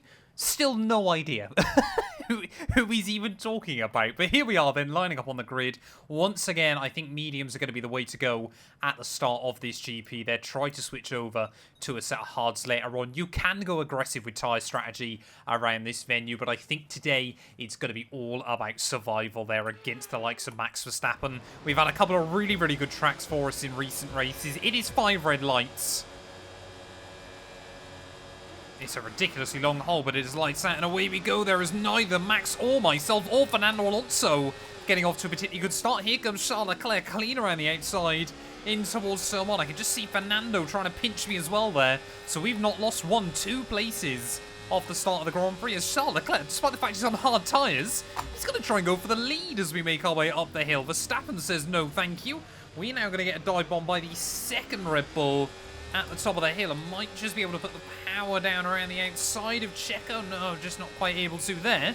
So really disastrous start for us. We're going to try and look back around the outside of the Mexican down the hill. Are we going to be able to do anything? He wants to give me a bit of a squeeze. Good wheel-to-wheel battling, though, early on. Also, this was IRL Formula 1. I would have absolutely been shown the gravel trap there. On the outside of that corner is still side-by-side with Sergio Perez. I didn't think he'd hang it a long way around there. Making our way, though, down towards the final couple of corners here. We've really just got to try and get ourselves locked in to a decent spot, as Alonso and Leclerc already out of the DRS range as well. So that's really not been ideal early on. I think Leclerc's going to be a bit of an interesting one to watch how he gets on today. But to the surprise of no one, it is Max Verstappen at the lead of the Grand Prix by the end of lap 1. Are we going to be able to put the power down, or are we now going to be really vulnerable to Sergio Perez as we make our way up the hill? No DRS, of course, for us, but pretty much everyone else has got it. Here comes Checo Perez down the inside. He's going to try and make the move happen. Oh, we get a little bit caught out over the sausage curves there, just about able to put the power down, but no answer to the Mexican, who will storm through. Here comes Carlos Sainz as well. So this start is just going from bad to worse there. The AI with so much confidence down your outside. Into the gravel we go as well. Just focus up, Matt. We've got to try and keep this thing on the island early on, as Russell now having a look around the outside, pinching me as well. And second on the grid, down to 7th by the end of lap 2. That has been a stinker. But we can already see then on just lap 4, Perez now. I mean, those top 3 are probably gone. And if you're the guy that keeps commenting about Fernando Alonso, I've said it so many times in recent episodes, but maybe today could be the Spaniards' day. But yeah, for us though, you can see how important it is to hang in that DRS of the front runners early on. We've settled now down into a bit of a rhythm here in P7, just kind of trying to regroup, refocus. But yeah, that lap 1 here in the Styrian Mountains makes all the difference. Here we go, Carlos Sainz then trying to make a move up at the top of the hill. I definitely also feel the AI gets slightly quicker in a real Grand Prix than a sprint race. Checo will have the DRS though on the exit, so he will be able to hang on this time. Yeah, the slipstream, the DRS wars, they make it very entertaining IRL around here. It is normally one of the highlights of the season. But inside the F1 game, it kind of makes things just absolutely mental.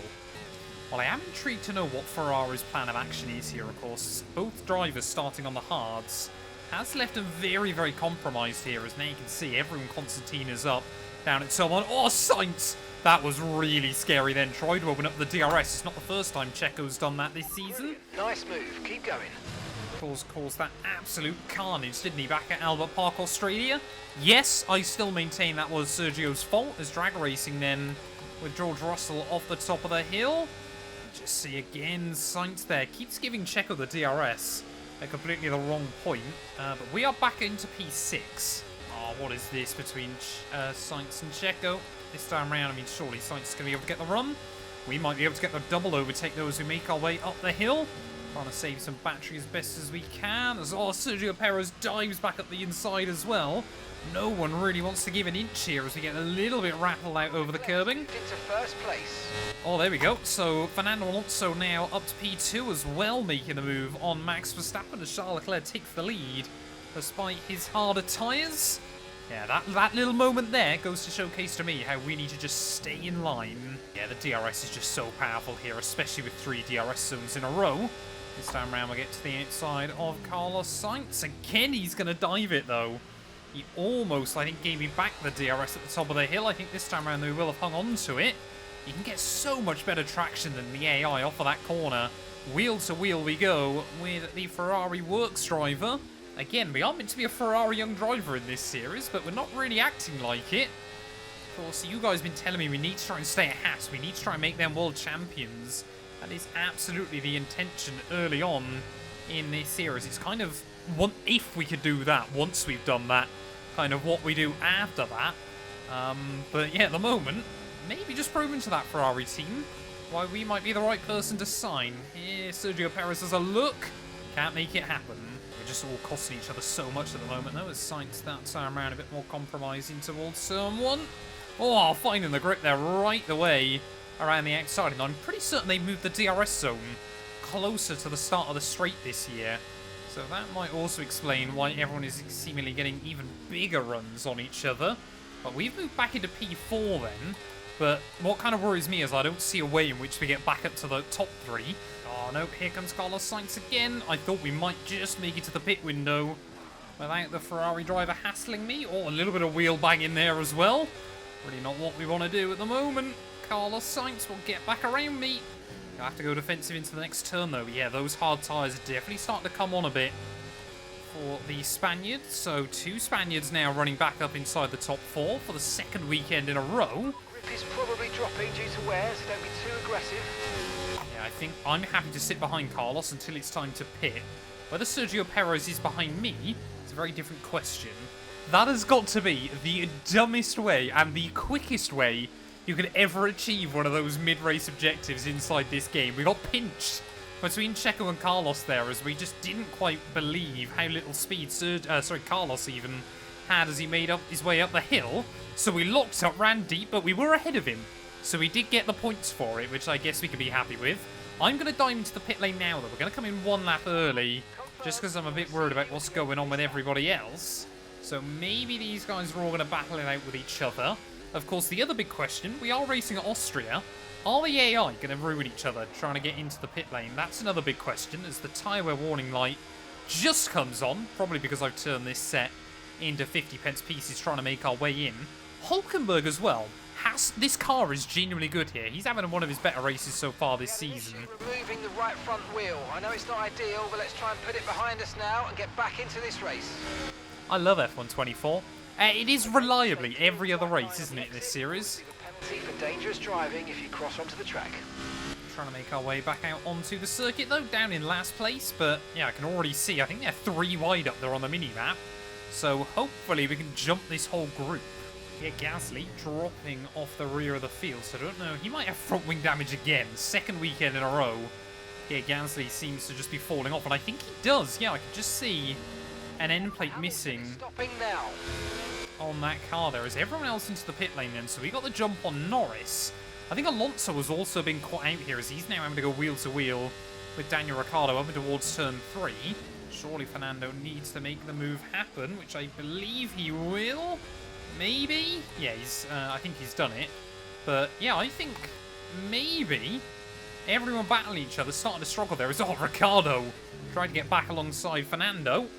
Definitely not given any space there. No idea how long Ricciardo intends to stay out here at the moment, so we can have a look down the inside in towards the final couple of corners. Hulkenberg into the pit lane as well.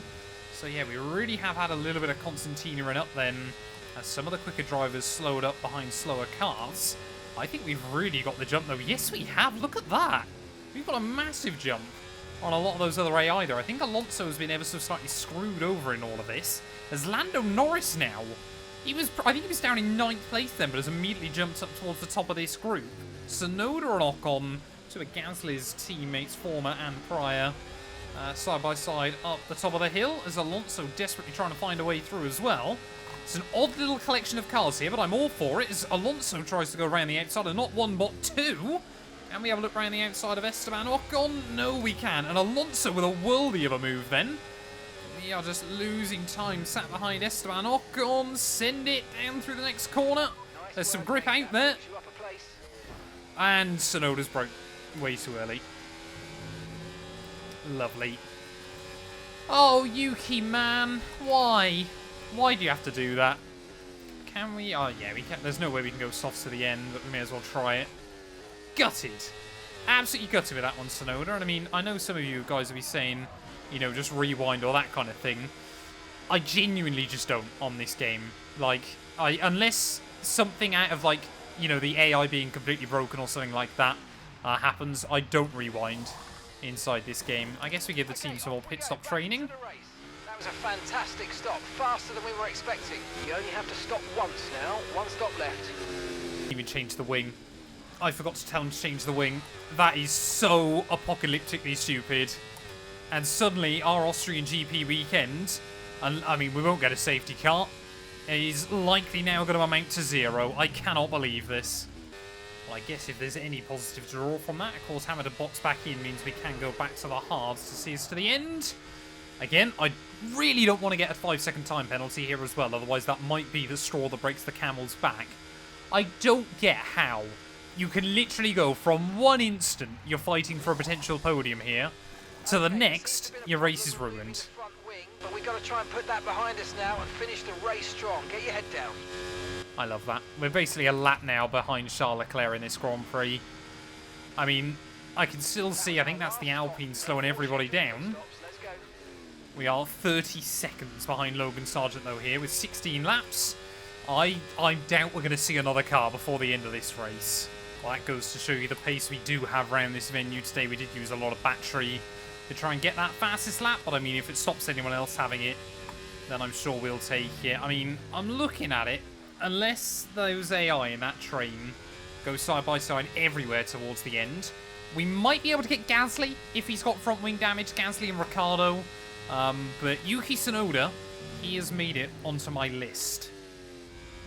I think what probably annoys me, looking back at that crash with Yuki as well, more than anything else, is I'll know full well, when I'm going back and I'm editing this video, I will watch that back, and I will know it was completely my fault. I did just go straight into the back of him. Yeah, I mean, that AI probably could have broke a bit later into that corner, but it was most likely my own doing, and I think that's what really frustrates me with it. At the end of the day, I'm monitoring gaps, though, still around us to other cars. I'm still looking at that gaggle behind one of the Williams. I think it's a Williams and a Kick Sauber, so it must be Alex Albon, and I would believe Bottas. 4.9 seconds. They are having such a ridiculously big battle here, where they're side by side in so many places. We might, I mean, get close is probably a bit strong, but we might be closer to them by the end of this race than I ever thought possible. I cannot believe, for the second weekend in a row, the only car that we're going to beat is going to be a wounded Pierre Gasly with half a front wing. I can only assume that Alpine have no spares with them ever, which seems like a risky strategy in Formula 1, but I'll try and go this side of Pierre. There you go, you can see missing his end fence again. Really not too sure how that keeps happening. 10.6 seconds. Around the outside then, the Frenchman at the top of the hill. Hopefully not going to get caught in a battle with him. I'm genuinely intrigued to see as well, by the end of this race, how close we can get back to those Kick Saubers. Because how much that gap's already come down. Yeah, so many points have gone away from us this weekend. And, you know, it's... Obviously, we won in Canada a couple of races ago, and that was absolutely phenomenal. That's why you take those wins where you can in this series, because it can all come crashing down immediately afterwards. That's another problem we've discovered right towards the end of this race. Still behind the scenes, I'm trying to work out how thirsty this car is. The answer here in Austria is thirstier than I'd anticipated. It shouldn't be too bad, but we are going to have to manage fuel towards the end of this GP. Ooh, Bottas into the pit lane then with 2 laps to go. No idea what's happened to the kick Sauber. Maybe he's just picked up some front wing damage. But that has meant, yeah, looking on the mini-map, Alex Albon and I believe Oscar Piastri have absolutely broken free from the rest of that group. That gap ahead, please. 16.7 seconds. We're into P18. We've made an overtake again. Right towards the end of this Grand Prix. Gasly's going to let Verstappen by. I think Bottas might just be able to hang on. But is Bottas going to be able to snooker away fastest lap from everybody? As I guess we can go have a hug after this race, because I would assume he also got front wing damage. While making our way then through the final couple of corners, I'm starting to wonder whether that win in Canada has actually gone and cursed us in this series, because since then, well, this time around we've just been able to stay on the lead lap. Final lap of the race. Gap to your teammate ahead, 18.1 seconds. That gap has come down so dramatically to that big gaggle of cars, but it is Max Verstappen, to the surprise of no one, who takes yet another race victory in this series there. Charles Leclerc P2 ahead of Fernando Alonso, so another podium for the Spaniard this weekend. I believe that might be 3, maybe even 4 in a row for him.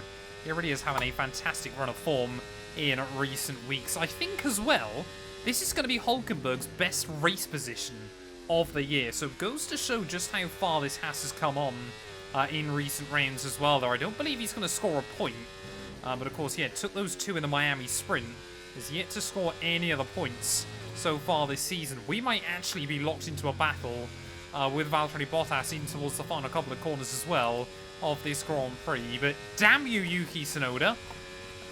Really did screw us over today, which was a huge shame. I guess at least we scored points in the sprint. Because, yeah, disappointed 18th at the end of the Austrian Grand Prix. That's it then for another spectacular Grand Prix here in Austria, and a truly magnificent drive to hang on and take the win. They led from lights out to the flag at the end, and their race victory was never in doubt, was it? Brilliant stuff by them.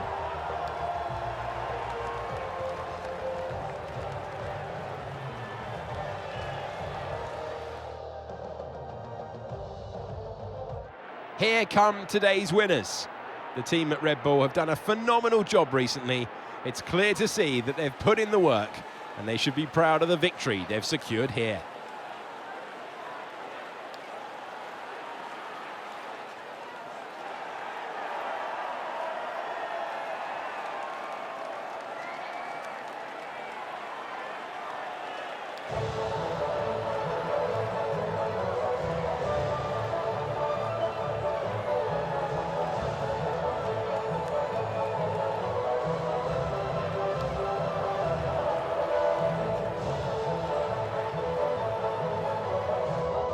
Well, there we are then. Max Verstappen takes yet another victory this weekend. After a disappointment in the sprint, he returns, yeah, to kick faces in come the end of the GP. They're 6 seconds clear of Charles Leclerc, who beats out both Spaniards there. Russell, Norris, Hamilton. Albon gets 4 more points for Williams as well, so a big result for him. And 12th for Nico Hülkenberg. Goes to show what this car was capable of here. Really gutted, yeah, with the final result for us. And somehow Bottas, even with that soft compound tyre at the end of the race, unable to improve on a 107 flat there. But honestly, I just want to put this one behind us. Really disappointed with the way the race turned out when all is said and done. So hopefully, obviously, we can come back stronger very soon.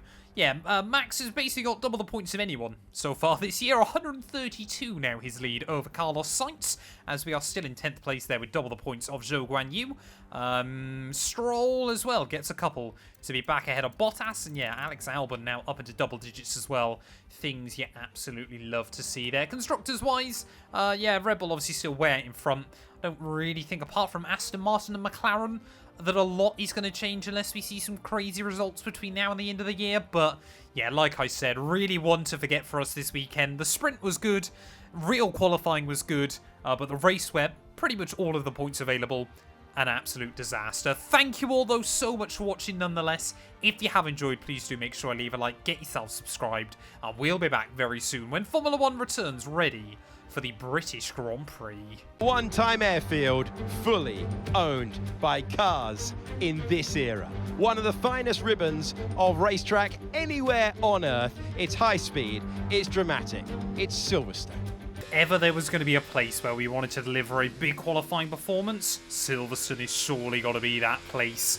Like I said, rain is on the horizon. We don't know when it's meant to appear, though, yet, weirdly, because it's still sunny skies as we make our way out into Q1. Whether that'll all change by Q2, whether we'll even see Q2, is only a matter of time. But, yeah, first lap in anger then. I feel like this is going to be absolutely insane, so I'm going to bring you guys along for the ride then. Braking at 100 meter board for turn 3. Of course, 1 and 2 completely flat. Second gear through the long hairpin, out of the loop. Try and use a little bit of battery as well, though. I love the fact it's only a little thing, but it's the way the white line goes across the road. Just goes to show, of course, you know, this circuit isn't just about the F1 cars. Or I feel like on a few other tracks on this game, it kind of are completely set up, just proven to suit F1. Roll on the battery as we make our way down the old start-finish straight. And now prepare ourselves for a lot of high-speed stuff. The old turn 1 first of all. Tip it in, 8th gear, 180 miles an hour on the entry. Do lose a little bit of speed there. Wave to all of the new stupid houses on the outside. If you don't know why they're stupid, read up about them. It is absolutely mental there. A little bit of a blend and a big lift actually on the exit. Don't quite have the same levels of downforce as I was hoping for. And then we'll use the battery in towards the final corner of the lap. 3/10 up provisionally on Daniel Ricciardo. So we absolutely chuck it in to Copse Corner. Just 3 more corners to go. Easy, easy, easy. Roll on the throttle on the exit. What's the time gonna be? 28.0. Puts us P14 right on the cusp. Well, I cannot believe that then. At the end of Q1, we came back to the pit lane and immediately it started raining. Somehow, people have gone quicker. I thought, that's it, we don't need to worry, we're safe. But apparently not. P17 on the grid for our home GP. I think that's... Oh no, we obviously went out in Q1, didn't we, in Barcelona as well. That is apocalyptically stupid. How on earth have the AI gone quicker as it starts to rain? I don't really know. We're going to put that behind us. I'm going to put a whole fresh engine. Actually, no, we won't do that. We don't need to yet. But we have got our work cut out. We meet again at Silverstone for one of the great Formula 1 races of the entire calendar. With a barely believable capacity crowd creating a phenomenal atmosphere, it is time for a race that puts a smile on your face. It is time for the British Grand Prix. Silverstone Circuit is comprised of 18 corners, 3.6 miles, with DRS detection zones at Village and Maggots. Your overtaking opportunities at the end of the Wellington and Hangar Straights. You've got to be brave on the throttle in order to succeed here. Before we begin, let's take a quick look at the grid lineup for today's race. Max Verstappen put in a fantastic lap yesterday and he'll start from pole position. Charles Leclerc alongside. Considering the rest of the grid, we have Norris, Russell, Sainz, Fernando Alonso, Hamilton, Oscar Piastri, Perez, Stroll, Ocon, Joe, Albon, Bottas, Sargent, Gasly, Mr. Monaco, Hulkenberg, Ricciardo, and Yuki Tsunoda. That's it then. It's time to go racing as we head down trackside for today's race. Welcome to the commentary box. I'm Alex Jakes. Alongside me, a real authority on all things motor racing. It's a warm welcome back to Anthony Davidson. Well, they say you're only as good as your last race. And on evidence there... Back of the grid, not great, I know, but let's just try and use the first lap to push your way up the order. I really don't know what we want to try and do today. I guess it depends on the DRS trains, but starting way further back than we'd ever wanted to here. Game reckons a one-stop medium to soft is going to be possible, so that's exactly what we're going to try. But what we're going to do is the alternate That way, hopefully we can try and be quick towards the end of the afternoon. And if we're stuck in a DRS train, then we can try and move our way forward. Of course, all three of the other Brits are way further up the order. So we've got to try and kind of pull our weight here. And maybe we can get all four of us into the points by the end of the afternoon. Would love to get back to the points. Obviously, we did score in the sprint in Austria, but we haven't scored a point in a Grand Prix since the win in Montreal. Waiting on the grid, though, here at Silverstone. 5 red lights, and it's no time at all. It is lights out, and away we go. There is already getting off to a bad start. Hulkenberg will say thank you very much on the rundown towards turn 1, but are we going to be able to find a way around in there? As 3 wide through the first corner. Gasly there just like gets back out in front of me. What is this? Everyone's trying to go for moves everywhere. Hulkenberg was on my right, is now on my left. Everyone else still trying to just file nice and sensibly through. Zhou Guanyu and Esteban Ocon.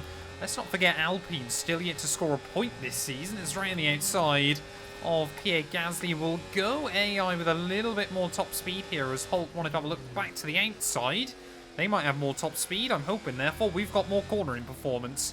Apparently not there. Gasly will get back through. We're going to try and muscle our way to the inside. A little bit of wheel banging on the exit of the corner, but I think we're going to be down the inside then. Surely we're going to move up into that position. Here comes Gasly, though, again back around the outside. But yeah, being on the outside for the old turn 1 is certainly not my idea of fun. Fine, let's try and move forward. I can already tell DRS is going to be everything around here today.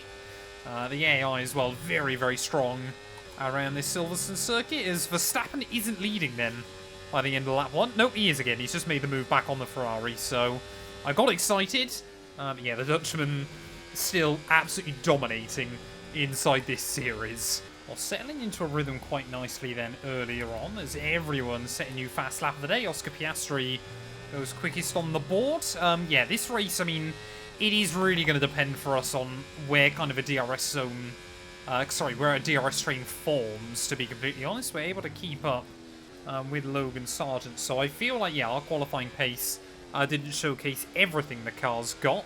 This first half, though, is just going to be about being patient, kind of waiting for the race to come to us a bit later on. But so far, the one I'm nervous about is actually Esteban Ocon. Seems to be just dropping back slightly off the back of that Merc.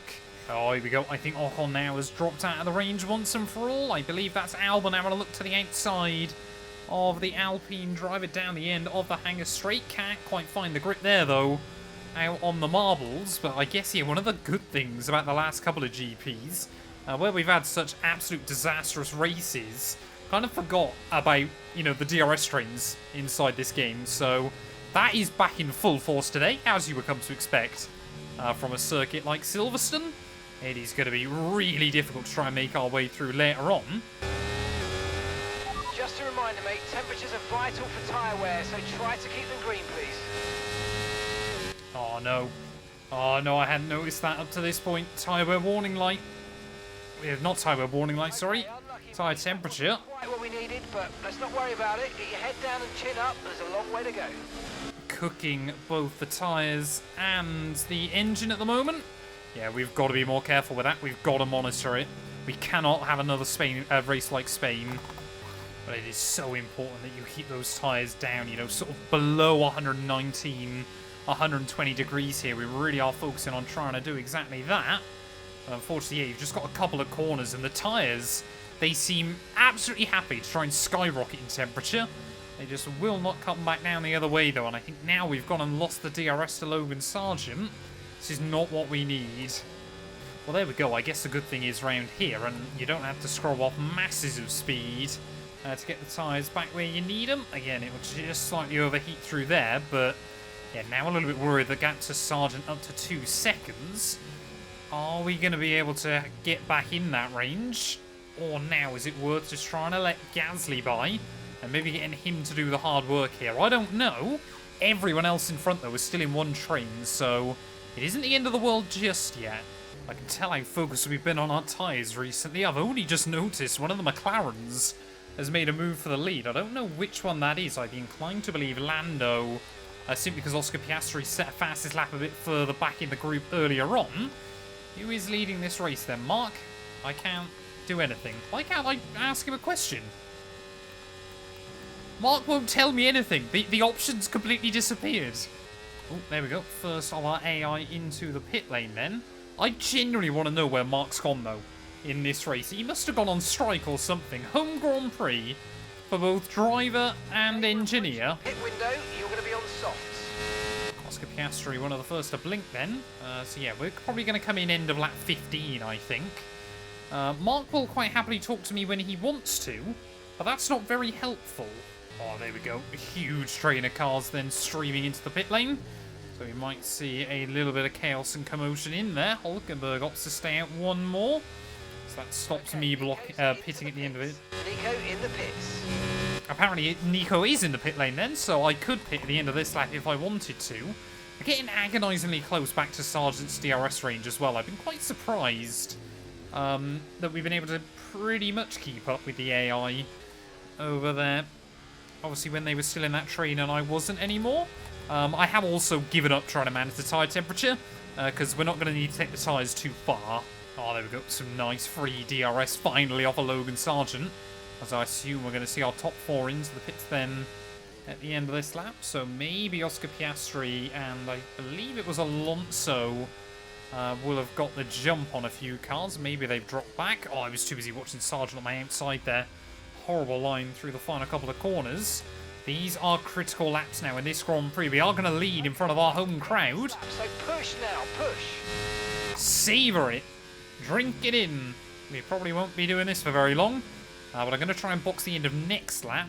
That way we can absolutely thrash those soft tyres to the end. Well, to the guy then that comments on all these videos hoping that Fernando Alonso is going to win a race, when I peel into the pit lane, the Spaniard is going to be at the front of the field. He's taken a second at me that lap, as they've also altered where the pit entry line is on this year's game, just to get the car slowed down. But yeah, I'm a little bit worried about where we're going to re-emerge.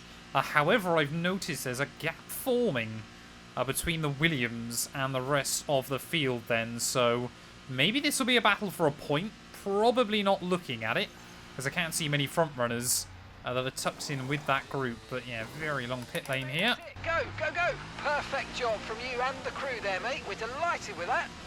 Happy that we ran into no problems as well, but where are we going to re-emerge in this race? It's going to be outside the top 10. Look after these tyres now. We want to finish the race on this compound. Oh, I'm not convinced points are going to be possible, and we are going to re-emerge down one place from where we entered. We were P16. We're now down to P17 there, as Yuki Tsunoda wanted to try and make something happen. But we have got quicker tyres than everybody else to the end of the Grand Prix. Maybe if the right cars start battling, we have a chance. Whoa, we took a load of time out of Pierre Gasly. I mean, I just don't know how hard we can work the tyres, though. That's the only problem, but I've got to try and move my way to the front of this group. Try and use the battery. I can see the Williams going side by side. Gasly's trying to save some battery. I haven't made many overtakes today, but now's our chance. Down the inside of Pierre will go. We just want to keep the car inside the white lines there. Look at this, Logan Sargent trying to give it to Alex Albon in this race and actually making the move happen. Go on, Logan Sargent. I wouldn't normally root for him, but it is quite fun to see him doing well. We didn't quite meet our targets. Not to worry. Get your head down and chin up. Let's focus right the way into the checkered flag. Oh, down the inside of Bottas. Come on, make the moves happen. Beautiful. Another one gained. We are trying to put on a bit of a show for the home crowd. Look at this, making our way through Maggots and Beckett's again. Oh, we almost got a run on Esteban Ocon there. Right where I didn't want to. 10 laps to go of this GP. We actually had a really compromised run that time around. It might leave us vulnerable to Bottas. There's Albon and Sargent again. Now that Williams team, James Vowles must be looking on a very nervous man. But he's letting their two drivers squabble. He's letting them fight out on the road rather than bringing in team orders. We've got to try and find a way around Esteban Ocon. Oh, come on, roll off that curbing. I must admit, I am a fan of the new version of Silverstone. It does still work very, very well on this game. So can we try and get a run on Ocon as well? I'm happy with the fact the AI is still a little bit vulnerable through 1 and 2. It's down the inside of the Frenchman will go. And that's 3 places gained since we pit. The problem I'm looking at is the massive gap ahead of Albon. Sargent again having a look down the inside. This is a fantastic show they're putting on. I mean, I'm happy to watch on for a little bit, but of course we'll want to be looking to try and make a move happen as well as soon as possible. There is Sargent the long way around Luffield. Absolutely fantastic. Loving to see him being a little bit more confident in that car. But Albon not wanting to back out of it. Verstappen, Lewis, anybody? Down at the old turn 1. They make it work. Sargent's going to leave Albon vulnerable, though, on the exit of the corner. So we're going to try and get in between the Williams, which might not be such a wise idea there. But past Alex Albon will go. Can we get a good run on Logan Sargent off the exit of the corner as well? We'll use plenty of battery. The DRS as well. They're to the outside of the second Williams car. We'll make it through up into P12 then of the British Grand Prix. And suddenly Silverstone starting to come alive there. A little bit wide down the end of the straight. But is there any chance at all, we can close into that group of cars in front? What's the lap time going to be? 28.9. 5.6 seconds to Sainz. I'm not confident.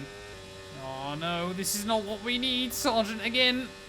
I love the confidence against Albon. Not so sure I'm a fan of it when it's against myself there, but I'm looking at those cars in front. Zhou Guanyu is really starting to struggle. If he could drop out of the DRS of those in front of him, and him and Stroll have a bit of a battle, maybe, just maybe, there would be a chance towards the end of the race. 0.2 seconds.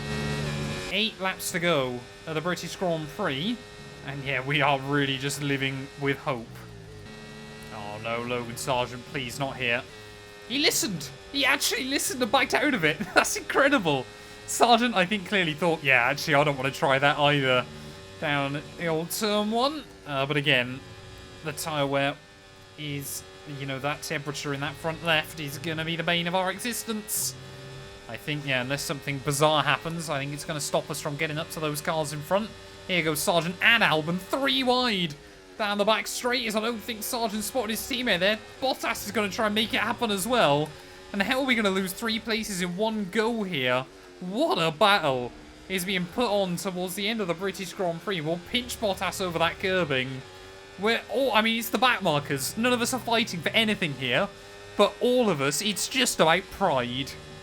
Oh, not again. Logan Sargent, surely not. Again, he backs out of it. He's scaring me with that one. Honestly, I think unless something changes, Sargent's going to be my driver of the day here, because he has helped put on a show.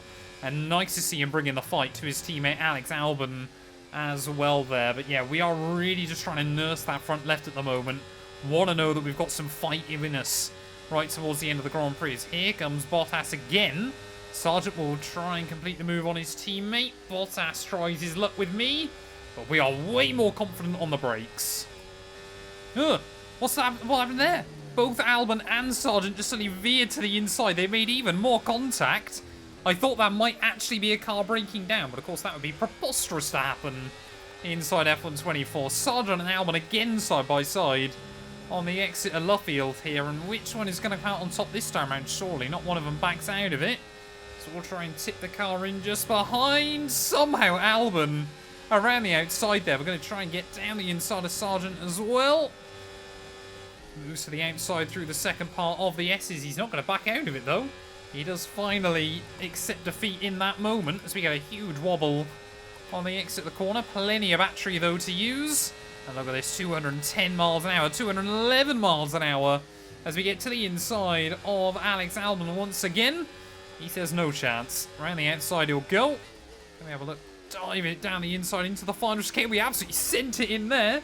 And keep it between the white lines, though. We do get fully ahead of the Williams. But I'm not expecting this to be in front for long. We have been treated to an absolute barnstormer of a race here from Silverstone. There is still 2 laps left. Still a lot more to be decided as once again Albon tries to have a look around my outside. I was about to say at the front of the field how I don't think Verstappen's going to win this race, but one of the Red Bulls has just moved his way to the front, despite the fact that McLaren and Fernando Alonso had the top 3 down on lock for pretty much the entirety of the second half of this race. Is it going to be the Dutchman?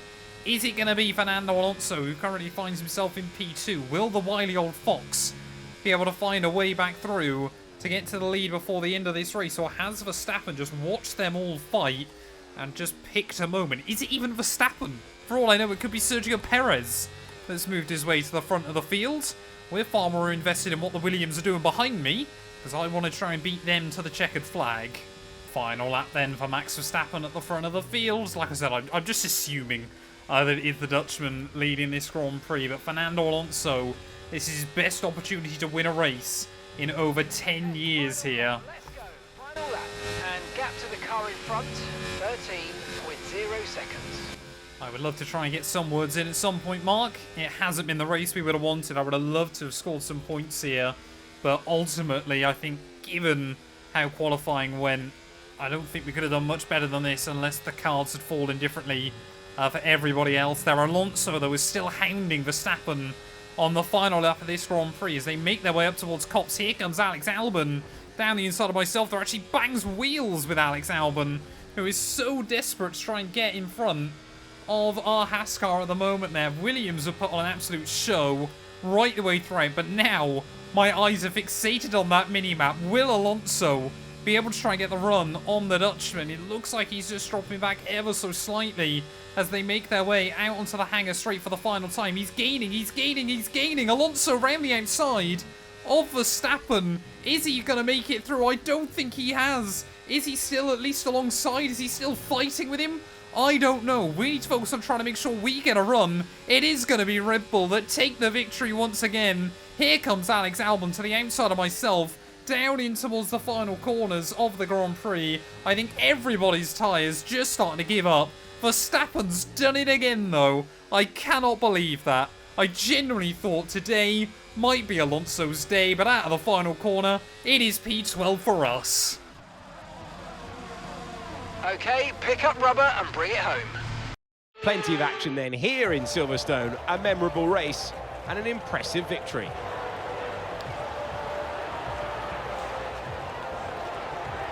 And that's 2 wins in a row now. It's the start of potentially something special, but they can't get ahead of themselves just yet. It's a long way to go.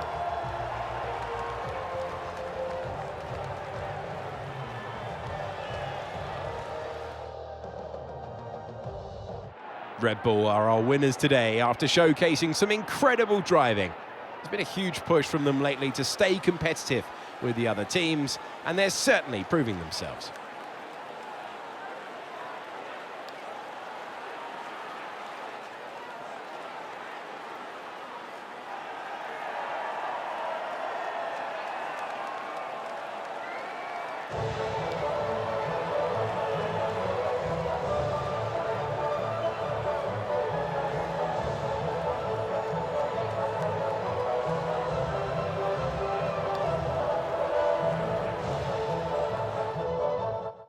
Well, how many times have I said it so far this season? Max Verstappen wins here at the British Grand Prix. Then half a second in it between him and Fernando Alonso there. Lando Norris gets another home race podium to add to his collection ahead of Piastri and Sergio Perez there, with Hamilton, Russell, Leclerc, Zhou Guanyu, Stroll and Sainz. 11 cars covered by 4 seconds, sorry. I should say, at the end of the GP there. We were able to come through for P12.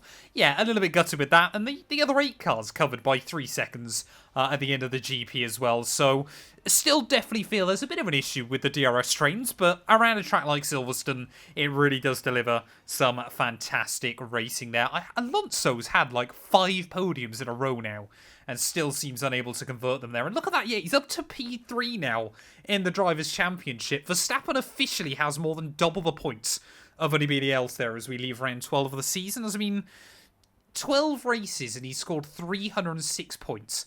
He's averaged more than 25 points still from a race. I think he's averaged 25.5 points so far, each and every race so far this season. Of course, helps, by those 3 sprint results as well there. But yes, Fernando Alonso now between the Ferraris. Perez still in 4th ahead of both Mercs. McLaren's ahead of myself. Stroll now ahead, fair and square, of Valtteri Bottas a little bit further behind. Points back-to-back weekends for Lance.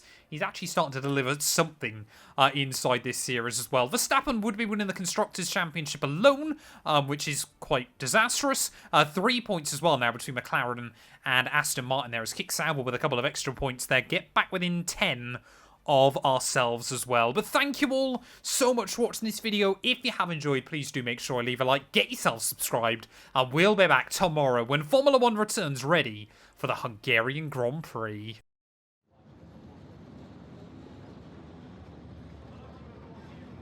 Hello and welcome back. And as you can see, the paddock is a hive of activity behind us. More action, though, going on behind closed doors because, Anthony Davidson, we are in the middle of silly season. There is speculation everywhere as to where the drivers will move around the grid. Tell me from a driver's perspective, just how distracting is this? It is a distraction, and it has been up until this point in the season, especially when you're outside of the car. But once that helmet goes on and the visor's down, it's back to business as usual, and that's when you see it all melt away. You're in the car doing what you do best. But yeah, certainly out of it, you sometimes see it boil over. Drivers have a few strong words to say to each other after some moments on track because it is such a stressful environment. A huge mind game for all of the drivers. We're having secretive meetings, clandestine chats. What is exactly being said, though? Give us a level of insight. So if you're not performing, obviously, you know, we're in a very brutal world in Formula One where the driver's data is there on show for inside your team for all to see, and you're constantly being compared against your teammate. There's nowhere to hide.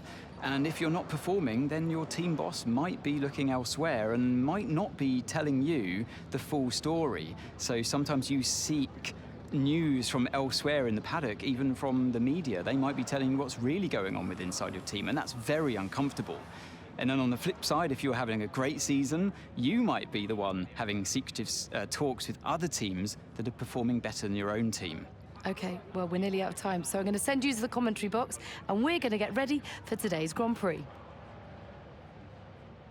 Welcome to Hungary. Who's got the appetite for success in practice here in Budapest?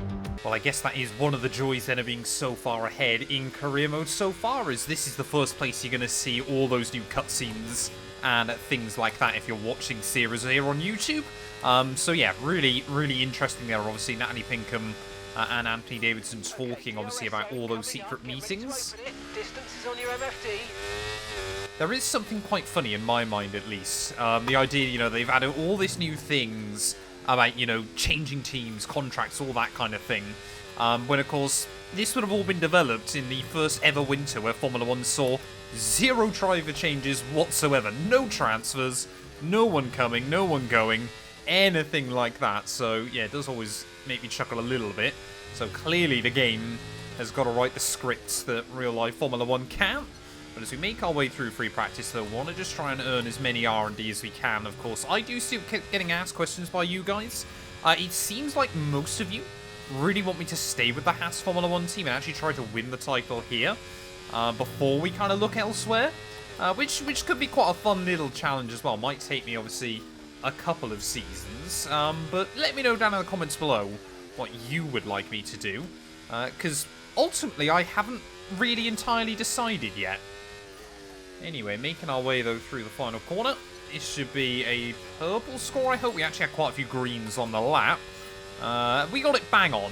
Well, I must admit, yeah, the Hungaroring is never really a track I've enjoyed inside the Formula 1 games. I just don't really like it as a layout. But inside F124, I think with a much sharper front end now, might actually be a bit more of an entertaining circuit for me. As at the final corner, we're actually going to miss out the delta on our first tyre sim run. So I guess I've got to go again, as who's that coming out of the pit lane? Sergio Perez. I'm almost going to guarantee he won't see me, and he hasn't. Love that.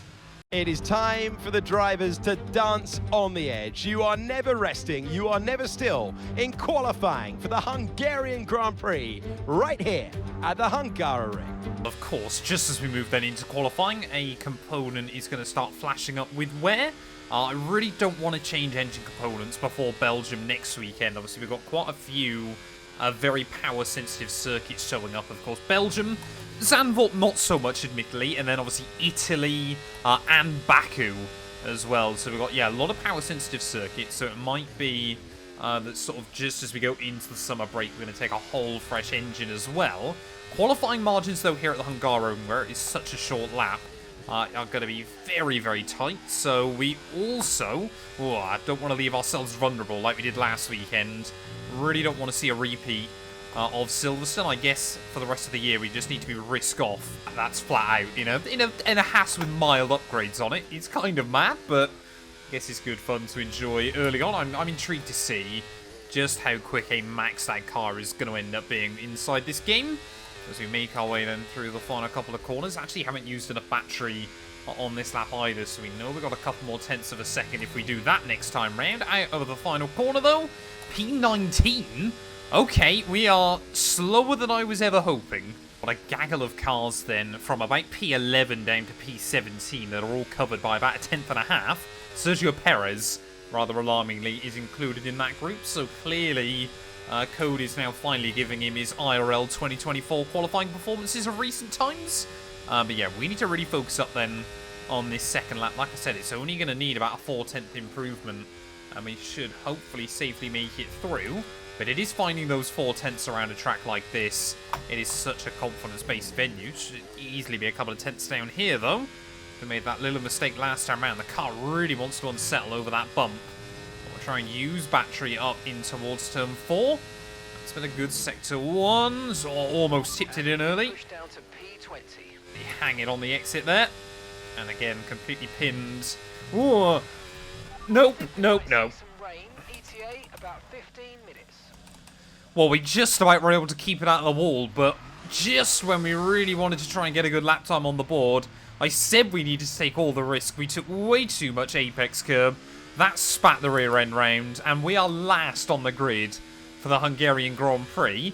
I guess at least we can take some engine penalties before we move into the race. It's race day in Budapest as we get ready for another round of Formula One action. It's tight, it's technical. Some drivers love it, some drivers find it a challenge. Either way, there's been so much drama in the last couple of years at the Hungarian Grand Prix. We're about 12 miles northeast of the bustling Hungarian capital of Budapest. We have 14 corners that comprise the Hungaroring, and they are all steeped in history and prestige. Overtaking has always been tough around here. It's a technical 2.7-mile track. The last few years in particular have been dramatic. Before we begin, let's take a quick look at the grid lineup for today's race. An immense lap from Fernando Alonso yesterday puts him on pole position, edging out Max Verstappen, who will start from P2. Looking at the rest of today's grid, we have Russell, Leclerc, Hamilton, Sainz, Norris, Oscar Piastri, Stroll, Perez, Albon, Joe, Bottas, Hülkenberg, Sargent, Tsunoda, Gasly, Ricciardo, Ocon, and Mr. Monaco. And with preparations almost complete, let's head down to the track. Okay, this is going to take a monumental effort from you. I need you to push incredibly hard if we're going to get a good result today. Let's go and make it happen. I love the inspiration there from Mark. Sometimes still inside this game, he does give you some very, very good radio messages then. But here we are on the grid, ready for the Hungarian Grand Prix. I'll be honest, this one is likely just going to be sort of how do the AI drivers fall kind of into their groups. But Fernando Alonso on the pole, could he cause a surprise today? Only time will tell then. We've put an entirely new fresh engine in the back of the car. We were starting last anyway, so we've taken all those grid penalties and we've added an extra unit to our pool for the rest of the year as well. So hopefully that's going to be a strategy that pays off. It is going to be 5 red lights though here at the Hungaroring. And it's lights out and away. Oh, we go, kind of. Myself and Yuki Tsunoda not getting off to a particularly good getaway as we make our way down in towards turn 1. And Tsunoda clearly seems desperate to defend from myself there. I can see a gap.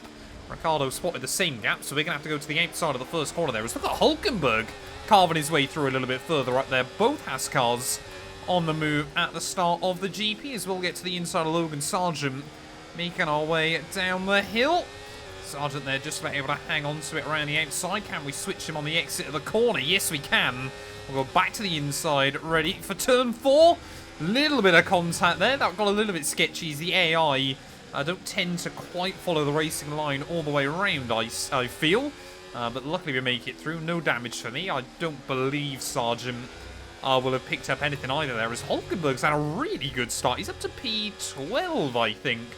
So that would equal his best result of the season that he got at Austria a couple of races ago. Yeah, I really need to stop trying to attack that outside curb on the entry there, because I think that was what caused the spin yesterday in qualifying. So, got to try and settle down. I thought Fernando Alonso on the pole. If he can hang on to it by the end of lap 1, that'd be really, really good. But I think it's now Carlos Sainz up into the lead of the Grand Prix. Maybe it's Charles Leclerc. It is Charles Leclerc who leads the way at the end of lap 1. Let's not forget, Ferrari haven't won a Grand Prix yet this year. Of course, yeah, early on in this race, we're going to have to just settle down into a rhythm. The hard tyres, understandably, won't provide as much grip as the mediums early on. Also got to be very, very conscious of tyre temperature as well. You know, the last couple of races have been really, really tough on us, so want to make sure that that's not going to be a problem today, that is going to potentially throw us further down the order than I'd like. But yeah, we just cannot hang close enough to Gasly, Ocon even, down through those final couple of turns. So it just be about seeing how far the mediums can go before we've got an advantage. Just being a bit more patient this afternoon than we've been in recent races. I said it early on in this game, that you kind of got to be patient, let a race come towards you. The last couple of times we've got a little bit frantic. It's worked at Austria and Canada, but really hasn't worked at Silverstone and Spain.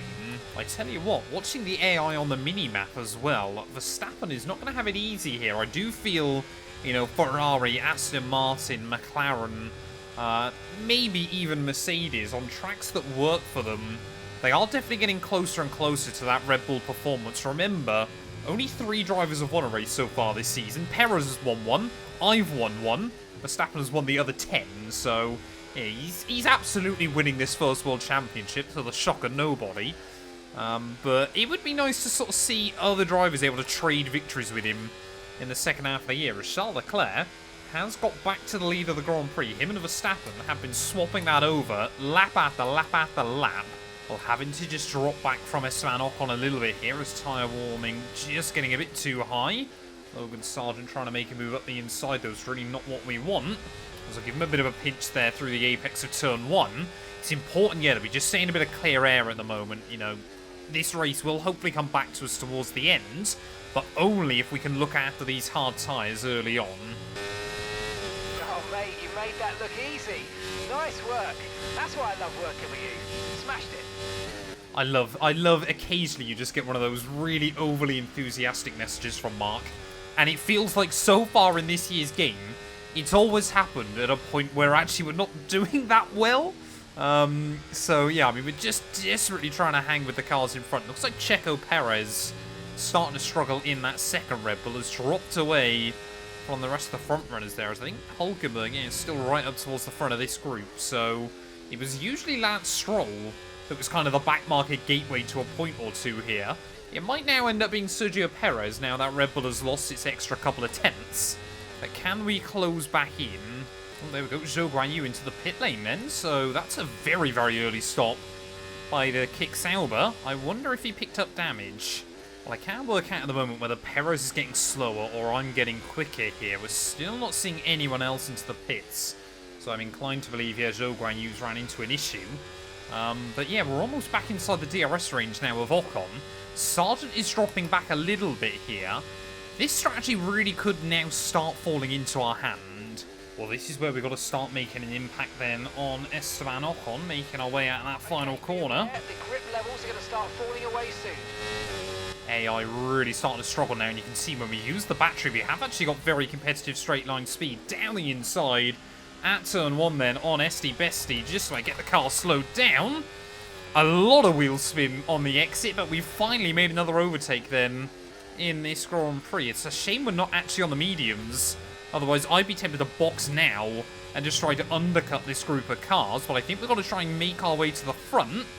The only problem is I'm probably going to have to overtake them all again, because they'll likely undercut us. Well, I could be tempted to try and go for a really early pit onto the mediums, try and undercut the AI. Fortunately, that's not going to happen now, as they're all going to dive into the pit lane then, including our teammate. So we make our way then out of the final corner. Into the pits. Nico in the pits.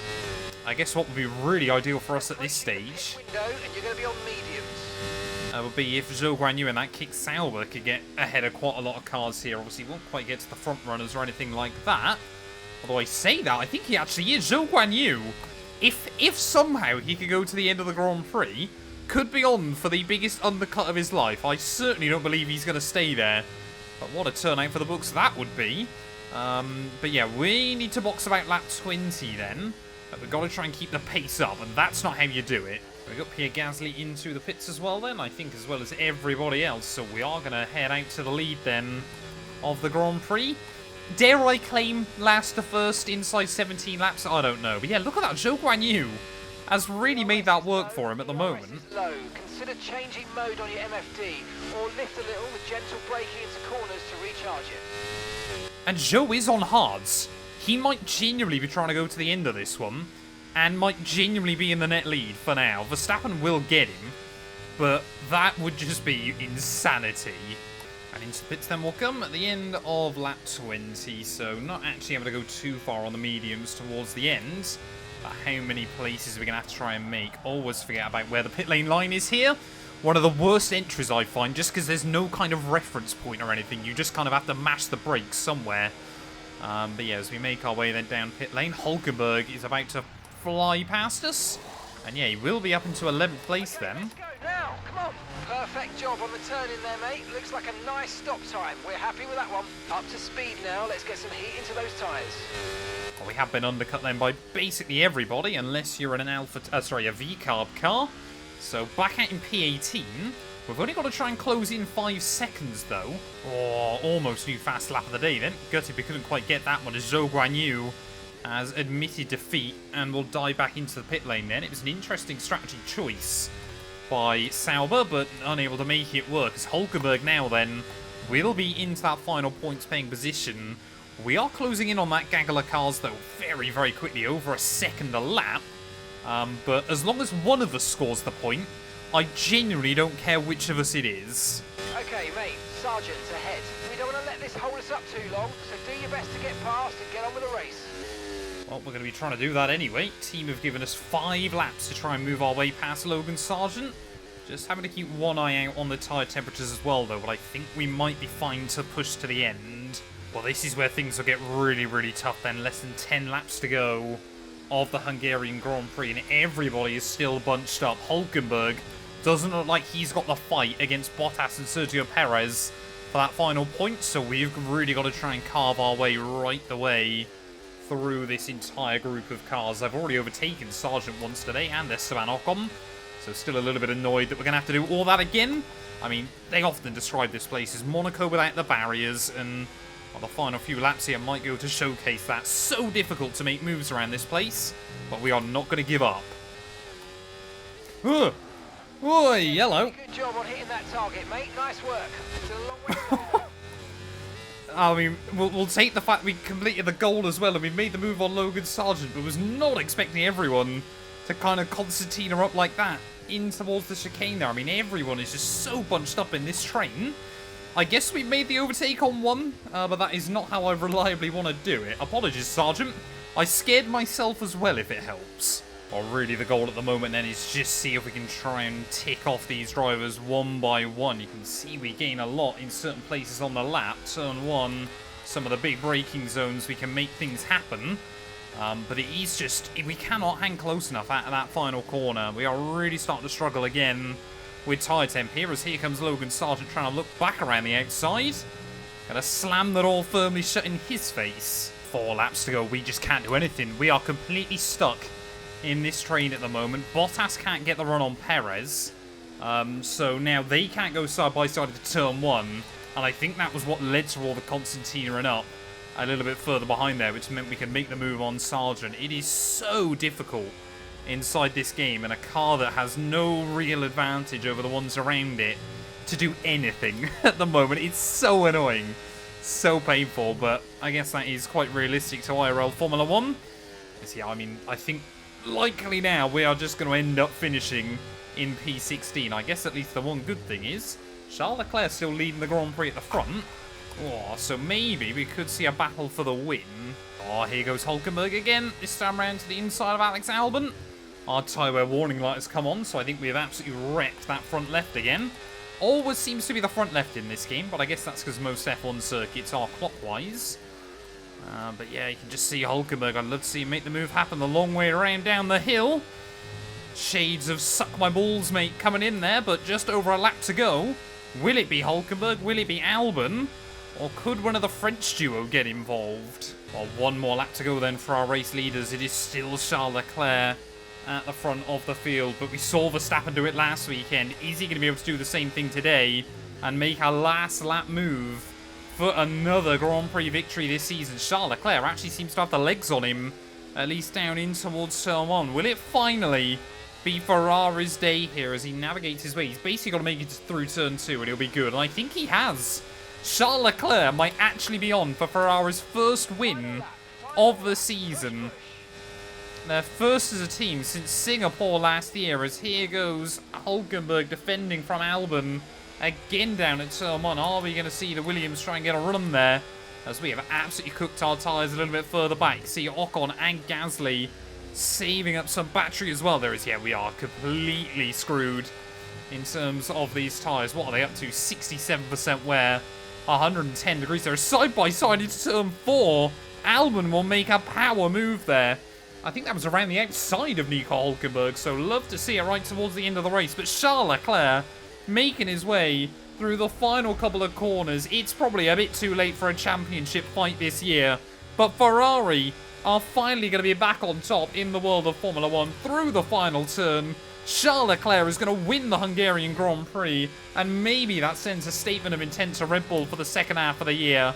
It is Maranello back on top at a circuit they have won at so many times in years gone by, but through the final couple of corners for us, we made the mistake in qualifying. We tried something a bit unorthodox in the Grand Prix. It hasn't paid off for us today. Barely able to make any progress, as we've seen so many times inside this game. It is P16, come the checkered flag. And that's the end of the race. We'll see you in Parc Fermé. It's victory in Budapest then, and what a victory it is after an incredible Grand Prix. And just to seal it off, they've got the bonus point for the fastest lap too. It's something that's not that easy to achieve when you've got a car that's set up for long run pace. But to put on those tyres right at the right moment to get that fastest lap in, those extra points are going to count towards the title battle.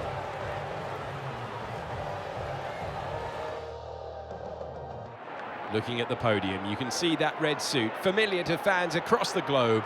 A world-class win for a world-class team. Ferrari do it again.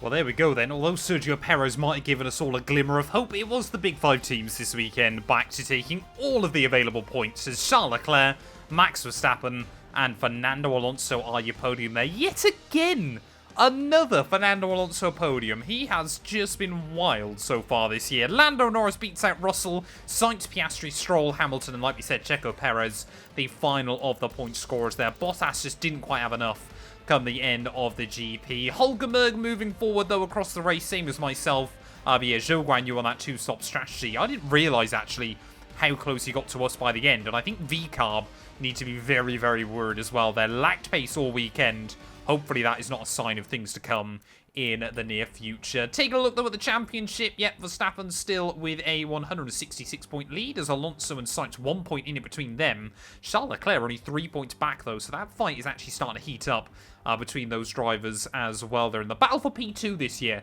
A bit like we've seen the last couple of years. Could be very, very spicy. Is still locked into our P10. Zhou Guanyu, yeah, I did worry for a second today that he might score some big points, but unable to keep the tyres in check there. Red Bull 135 out in front. 4 points between Aston Martin and McLaren, and we are only 9 ahead of Kick Sauber, so that is definitely going to be a fight that rages on to the end of the year as well there. But thank you all so much for watching this video. If you have enjoyed, please do make sure to leave a like, get yourself subscribed, and we'll be back tomorrow then, ready for the Belgian Grand Prix. Welcome to the behemoth that they value so highly. This is Spa. It's high speed. It is really challenging. We have elevation, we have dramatic corners, and we have one driver in a few moments' time who will take pole position. Well, such a long lap then, as we know, around the Ardennes, but hopefully today we can see ourselves into Q2. Have missed out in the last couple of GPs, actually, so really hoping that today we can get ourselves back into that second session. Also, because obviously we've got that new specialist goal, this would be really, really useful as well. We've opted for a very, very aggressive, high-speed orientated setup, though, this weekend, which I'm hoping is going to work. But yeah, battery management around here as well is going to be really, really important. You can gain a lot of time at the end of the lap using it as you run up towards Blanchimont as well. So it's going to be very, very tricky. You know, you kind of feel like you're going to have it compromised somewhere around this lap no matter what you do. And obviously because this place is so long, managing out the fuel usage as well is really, really important. I get on the battery then as we make our way up in towards the final couple of corners of the lap. Basically just going to try and drain it now to pick up as much speed as we possibly can. 195 miles an hour up and towards Blanchimont. Really a nothing corner. Almost still ran wide though, just trying to scrub off as little speed as I can. Brake at the 100 meter board for the much, much better final chicane around here. It's now actually enjoyable. That final chicane, but out of the final corner, use all the curbing up towards the line. P12. I'm happy with that, but we are slower than Hulkenberg. Alex Albon doing a fantastic job in the Williams car there. His times are still improving as we get ready to start our last lap here in qualifying. Roll back on the throttle out of the final corner. We are in the drop zone, so we do need to deliver. How many times have I said that recently? And every single time it seems to have gone badly wrong, but surely not here at Spa. Surely this is going to be a venue where we can try to deliver there, as Albon will dive out of the way before we make it into a rouge. Thank you very much, sir. There you can see how low that Merc's running, kicking up a little bit of dirt and fibre. Yeah, you can see, come on, we need you all to move. George Russell spots us. We got more traffic, though, just up in front. They've got to get out of the way. Gasly and Sargent, why are they battling? What on earth is that? How are the AI so bad with blue flags on this game, and how are we still nearly 4 tenths up? Oh no, use the battery in the wrong spot. We're just going to drain it entirely this time round.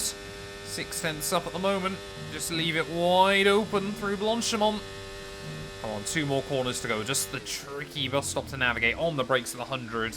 Attack the curbs on the entry, attack the curbs on the exit a little bit less. 7 tenths up though. That is a huge improvement here, and that's us P6 at the end of Q1. Well, there we go. Mercedes looking very, very racy here. Fastest in Q1 for them, as, yeah, Alex Albon, we spoke high praise of him, pretty much matched his time there by the end of the first session. As in the drop zone then, both Alpines, both V-Carbs and Nico Hulkenberg.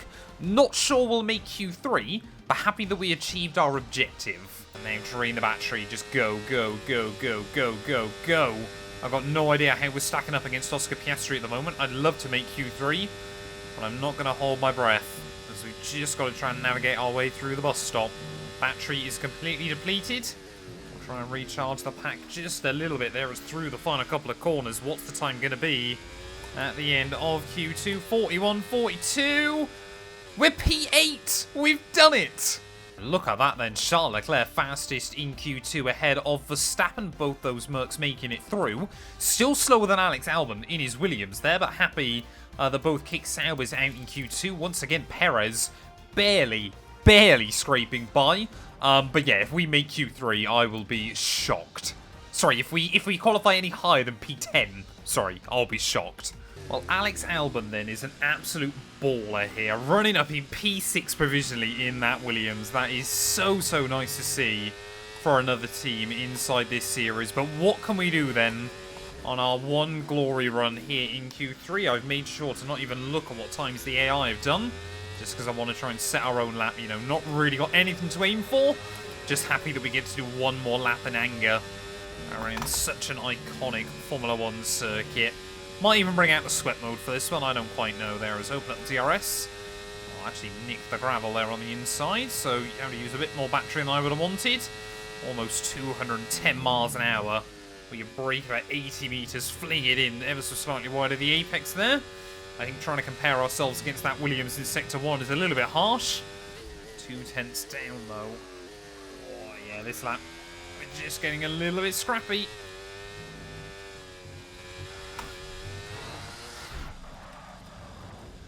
Damn it! Absolutely damn it. Oh no, I'm so sorry to the team. A little bit of front wing damage, but I believe the last time we stacked it in Q3 was Canada, and that race went pretty well, so hopefully that's a good sign. It's the Belgian Grand Prix, the site of the maiden victory of the Jordan team in 1998. The venue that Michael Schumacher made his debut in Formula One. There is so much history here amongst the beautiful nature. We are about to go racing through the Ardennes Forest, 4.3 miles of long straights, fast corners and huge elevation changes. Turn 1 at La Source moves straight into Eau Rouge, eventually climbing into Radion. They are corner names to get the heart pumping. It's old school and we adore it. So with the race not far away from starting, here's what today's grid rundown looks like. George Russell will begin today's event in pole position, and Max Verstappen lines up alongside. Moving on to the rest of the grid, we have Sainz, Leclerc, Fernando Alonso, Albon, Hamilton, Perez, Norris, Mr. Monaco, Bottas, Oscar Piastri, Joe, Sargent, Stroll, Ocon, Hulkenberg, Gasly, Tsunoda, and Daniel Ricciardo fills the last spot on the grid. That's it then, it's time to go racing as we head down trackside for today's race. We welcome to the commentary box Anthony Davidson. I'm Alex Jakes. We're both looking forward to a really intriguing race today. Paddock chat earlier in the weekend that this driver had discussions with another team this week. How does that work from a driver's point of view? Now, the good thing is for the driver that if you've potentially signed or had chats with a team that are going to further your career, that's all well and good. But the problem it immediately creates within your own team now is that potentially the team stop giving you inside information, and therefore you're not privy to that knowledge of where the car's going in terms of its future development. Well, luckily, we haven't agreed anything with another team. We are staying with Haas, most likely, for Season 2. I think the only way we'd ever change is if we got an offer for, like, a big team or something like that. But we want to make Haas champions, and they've already delivered me my first ever F1 win. And maybe today we could try and get another one there. 22 laps here around the Ardennes. It looks like we've got no chance of rain, but it is a little bit cloudy as the afternoon develops, so we'll see if that transpires into anything. But waiting on those 5 red lights here on the grid. Mighty long haul, but it is lights out, and away we go there. Lando Norris struggling to put the power down, so we will slice our way between him, Sergio Perez, and even Alex Albon down in towards turn 1. They're able to get the throttle down and making the impact off the start there as Albon and I are going to go side by side down the hill in towards Eau Rouge. I'm not wanting to back out of it, sir. Neither is Alex Albon. They're a side by side. We go on the way in.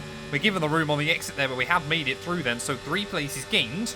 That Williams is an absolute missile, though. Goodbye, Alex Albon. Nothing I could really do there.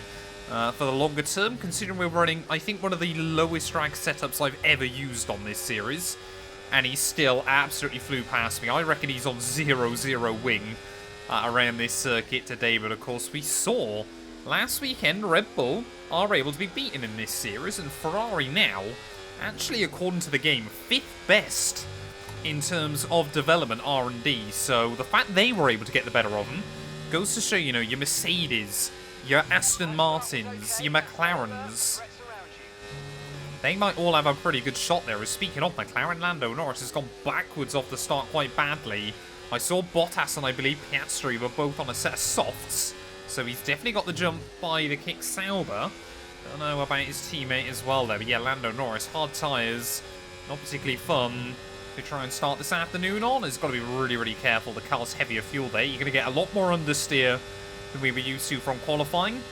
But as always, staying in the DRS of the cars in front is critical, as Russell hung on to his lead on lap 1. The only problem we've got right now then, early on in the race, is that I'm sandwiched probably between the 2 fastest cars in a straight line inside this game. I mean, look at that. We've got a run on Albon at the Camel Straight. All this time around, he's actually having to save some battery, and still he's able to hang on there. We'll go deep on the brakes around the outside, though, and the Williams driver actually very cautious, so around the outside we'll go at the chicane of Lecom.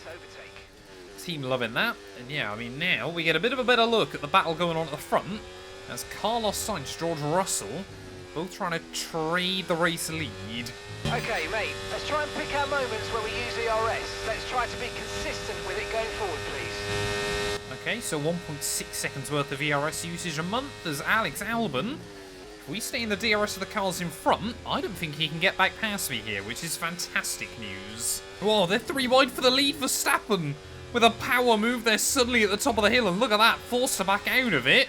But suddenly everyone checks up in front of us, and now we might be able to get a run on Lewis Hamilton down the hill. Thought about it. Oh, we might try and have a look around the outside of the mud. No, not enough grip out there. But Verstappen, what on earth was that? Clearly, I mean, he could crash out of the next 6 Grand Prix and is still guaranteed to be leading the World Championship, so I don't think he's really too bothered about what happens. Actually going to get a run then on Lewis Hamilton as we start lap 6 then, open up the DRS. Oh, come on, Lewis! He tried to squeeze me. I think he thought I was going to be going the other way there, but a pass on the grass then for P6 of this Grand Prix, and we seem to be able to get a really, really good run up Eau Rouge at the moment. The AI tried to harvest their battery in completely the wrong point. Helped, of course, by Sainz and Russell, both of who desperate for their first win of the year. Well, as we approach the pit window then of this Grand Prix, we're starting to finally see a bit of a breakaway between our top runners there. Alex Albon and I both just desperately trying to stay in this group and pretend that we belong. Are they going, yep, side by side again between Russell and Sainz? I think they've gone side by side up there pretty much every single lap so far. I guess if it keeps Verstappen at bay, then they're going to keep doing it. So look at Fernando Alonso, the wily old fox he is. Potentially wants to get back on the podium yet again here. Stuff, mate. You hit the target well there. Nice one. It's a long way to go in this race, though, so keep your head down. Oh, almost into the back of Charlotte, turn 1. You can see every time we make a little mistake, though, Hamilton is willing to hound me on the exit of the corner there. Charles Leclerc unable to actually get the power down as well as he would have wanted, as pretty much anyone outside the top 2 unable to get a run on each other.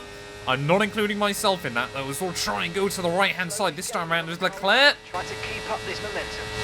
Oh, Verstappen's thinking about it. Sainz wants to go to the inside. Leclerc wants to bang wheels with me, apparently. We'll have to do a hop, skip, and a jump over the gravel ever so slightly there to make it through. Verstappen's now completed the move on Carlos Sainz as well.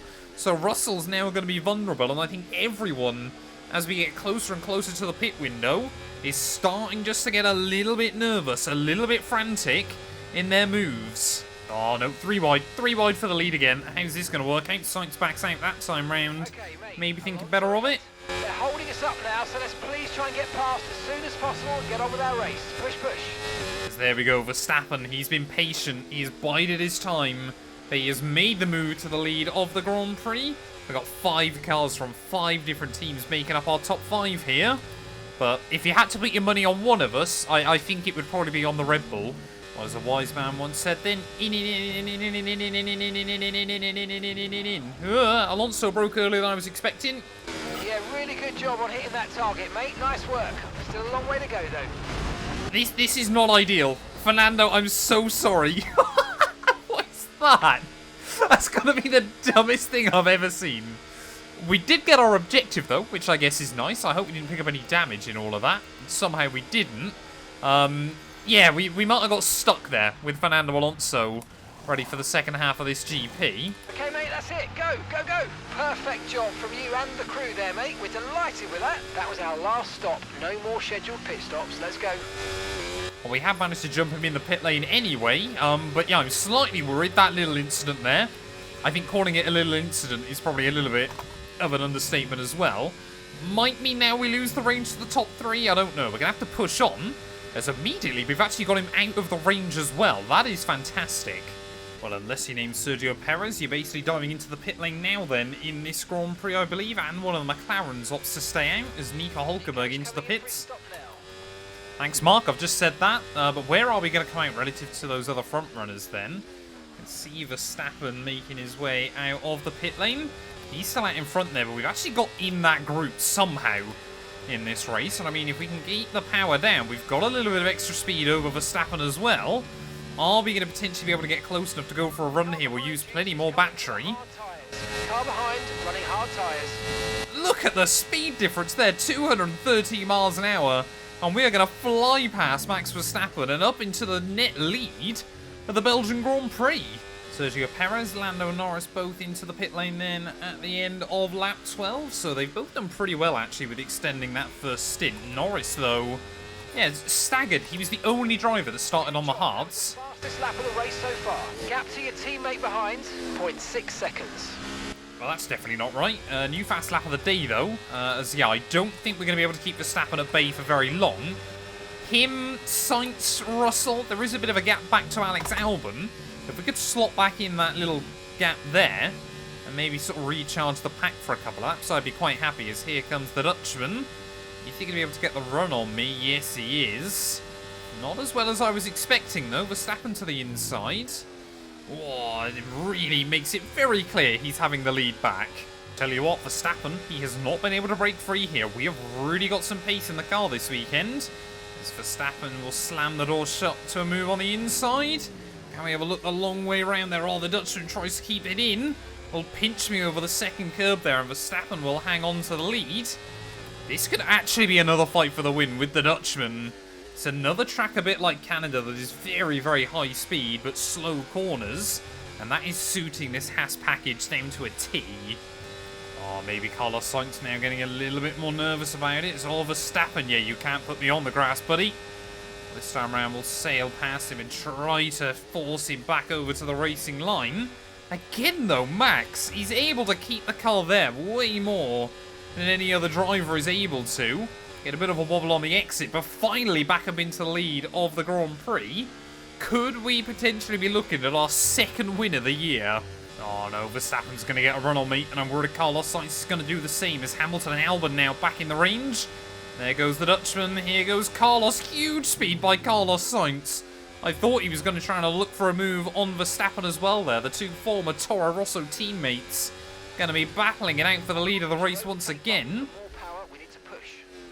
I really don't mind sitting in P3 for a couple of laps and watching the show unfold.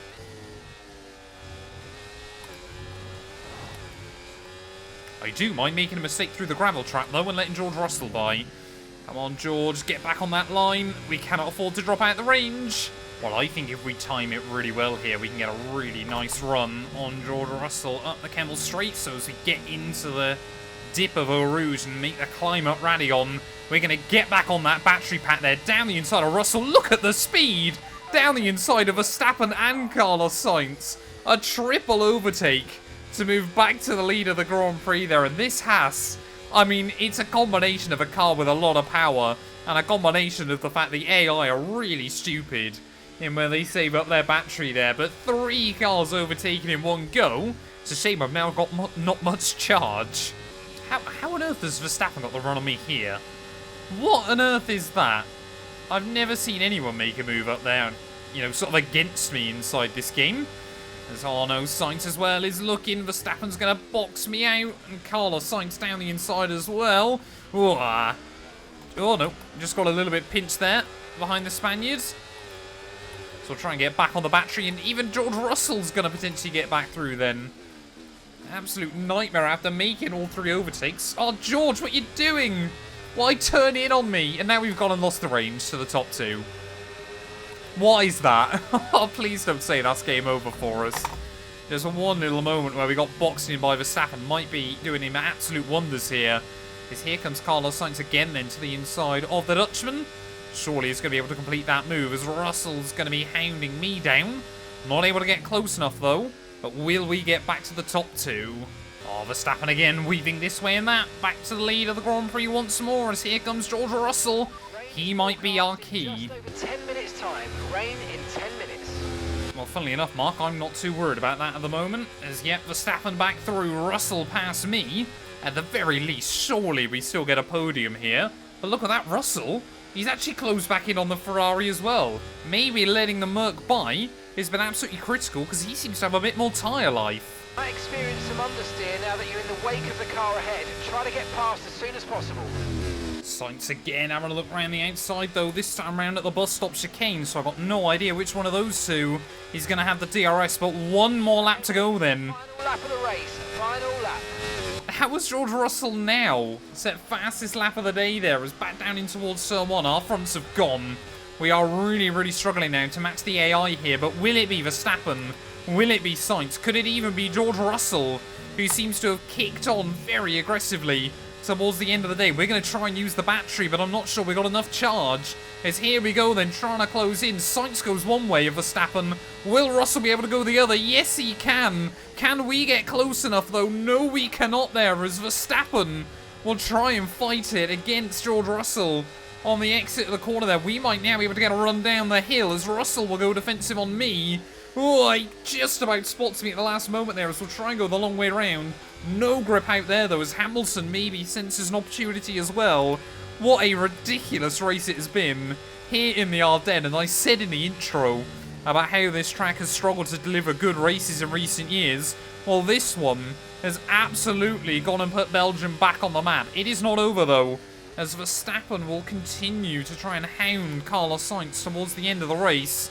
We're going to continue trying to charge back up our battery pack for one potential final run out of Stavolo here, as we'll try and get back on the battery as early as we can there. Dip the wheel in the gravel. That might be game over. Russell desperately trying to recharge up his battery as well, so he might be vulnerable up towards the line. As here comes Verstappen. Will he be able to try and make a move on Carlos once again? Then he's going to try and look for it. Carlos Sainz goes defensive. Verstappen to the outside. It could be a drag race to the line as we sense the opportunity round the outside of Russell will go. We get a little bit of a wobble on the exit of the corner. We're going to be side by side. Sainz wins it, and we come through for P4. What a great race then, and a magnificent victory here at the Belgian Grand Prix. To overcome the difficult circumstances they face throughout this race today, it's not easy, and it really shows a lot of maturity, and you can use this, you can draw on this as a driver moving forward and boost your confidence through the rest of the championship.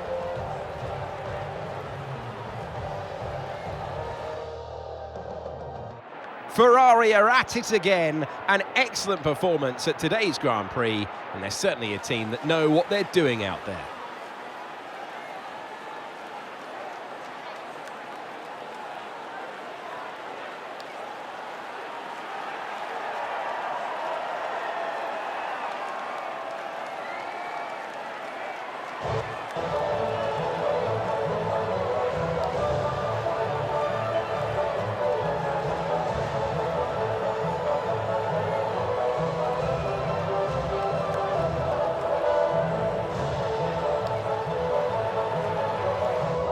Well, there we go then. Carlos Sainz makes it back-to-back victories for Ferrari, with 6 cars covered by just a second and a half at the checkered flag there. This weekend, Williams and ourselves really able to get in and amongst it, but gutted after all of that.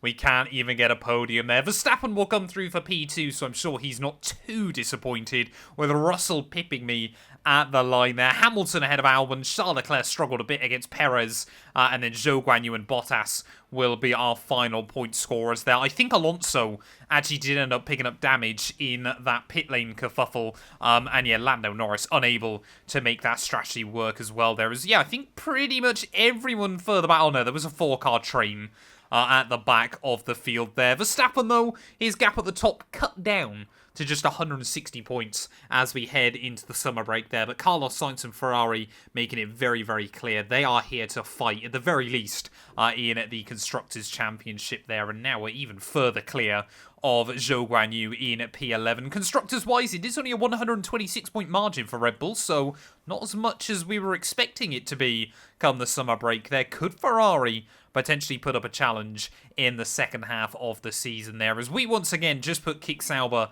a little bit further behind us once more, as well as, yeah, I mean, Williams, if they could get some big results like that towards the end of the year, maybe, just maybe, they could try and challenge Kick Sauber as well there. But thank you all so much for watching this video. If you have enjoyed, please do make sure to leave a like, get yourself subscribed, of course. Formula 1's going on its summer break now, so we'll be back tomorrow with the Dutch Grand Prix. With partisan support that we rarely see anywhere else on the calendar, there is an incredible atmosphere at Zandvoort. We're setting the grid for the Dutch Grand Prix in qualifying. Well, Zandvoort then, as we know, is a very, very narrow and old school circuit, so trying to make sure you get in some free track space here is really, really important. But yeah, not quite confident that we're going to see the same kind of pace as we saw last weekend in Belgium. So we've already got yellow flags out for someone down in the final couple of corners. Luckily, they're able to get going again pretty quickly. But yeah, if we make Q2 here, I'll be pretty happy, to be honest. Tell you what, yeah, when you get the front end pointed in around here, it is really, really satisfying, but it is still so difficult to do. Charging up the battery as well is going to be really, really difficult as we move into the Grand Prix. There is Sergio Perez in the drop zone, P17 for the Mexican at the moment. Of course, just yesterday, re-signed with Red Bull for another 2 years. Still not really sure any of us are quite convinced how that's happened, except for apparently he sells a lot of merch on their website. Up towards the line, we go P11. That's actually better than I was anticipating. Oh, Sergio Perez. I think Sergio Perez is in big trouble here, as Bottas has gone quicker than myself. Has the Mexican been able to improve? I don't think he has. Hulkenberg is going to make his way up into P13 then, so I think Checo might be right on the bubble. It doesn't look like we're going to improve either, so that first lap really was quite tidy in the end. One more corner to go there. I'll struggle to meet the apex. So, yeah, we might find a little bit more. We'll do shortest run to the line. Every little bit extra helps there at the end of qualifying. I think it is P12. P11 at the end of Q1. Well, there we go. Neither Red Bull doing particularly well in Q1. Verstappen tying with Lance Stroll there, setting identical times. Yeah, Checo Perez sneaks by in the end. Just, what's that, quarter of a tenth clear of Daniel Ricciardo. But it is both V-Carbs, both Alpines and Logan Sargent out in Q1. Happy that we've seen Nico Hulkenberg make it into Q2. And if Perez continues to struggle, there might be a Q3 upset for somebody. More and more on each other. Oh, a little bit wide there. We get out over the curbs. That's not ideal. I really don't want to bottle another qualifying lap here. Done it so many times so far this season. What is the gap to Zhou Guanyu, though? We're 4 tenths down at the moment. So it might be a case of literally just trying to beat our teammate and maybe Valtteri Bottas here as we navigate our way in towards the final real corner of the lap. Can we meet the apex? Yes, we can. Open up that DRS, use the battery, shortest run to the line as we stay on the bottom of the banking. Are we going to go any higher than P15? We go 14th place on the grid. There we go then. Fernando Alonso fastest at the end of Q2. All the Mercedes-powered cars seem to be in the fight here, but I'm sure by the time we get to Q3, it will end up being Max Verstappen on the pole. No major surprises, though. Apart from the fact Hulkenberg actually out-qualified me, so he did very well. Don't really think we would have had the pace for Q3, but the race might be a different story. We're on the coast of the North Sea at Zandvoort Circuit, 25 miles outside of Amsterdam. We're all set for the Dutch Grand Prix, a race that the greats have won at, including Jim Clark, who took the biggest trophy home here on 4 occasions. A lap of this short 2.6 miles Zandvoort Circuit then features 14 corners, 10 to the right and 4 to the left, with a 678-metre main straight into turn 1, aka Tarzan Corner, which with DRS open will be the best overtaking opportunity on the track. So with the race not far away from starting, here's what today's grid rundown looks like. An immense lap from Fernando Alonso yesterday puts him on pole position, just ahead of George Russell, who starts this event from P2. Looking at the rest of today's grid, we have Hamilton, Norris, Oscar Piastri, Verstappen, Sainz, Stroll, Perez, Zhou, Hulkenberg, Albon, Mr. Monaco, Leclerc, Bottas, Ricciardo, Sargent, Tsunoda, Ocon, and Pierre Gasly picks up the final grid slot today. And with preparations almost complete, let's head down to the track. Okay, qualifying has left us some work to do if you want to match your results from last race, but come on, you can do this.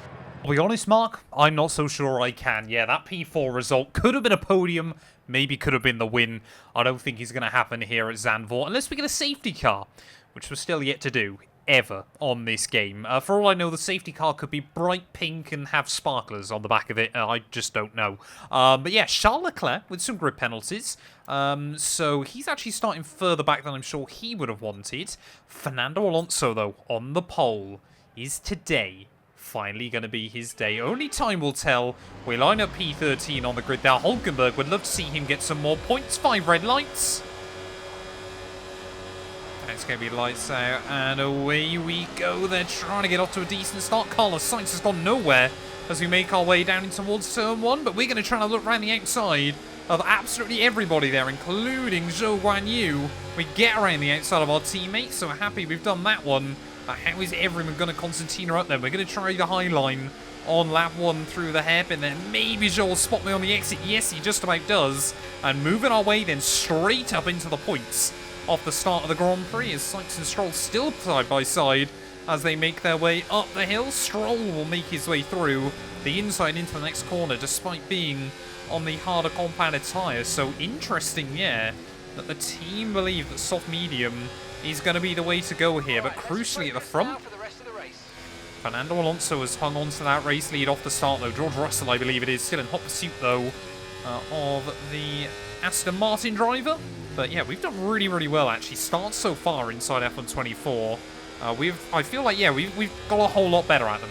I also think they're a bit easier on this year's game, but, you know, I'm not going to knock that as well.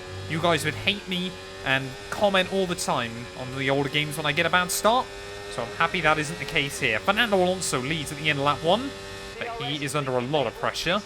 We can use DRS when you're within 1 second of the car ahead and in the DRS zone. Of course, 2 DRS zones around this circuit.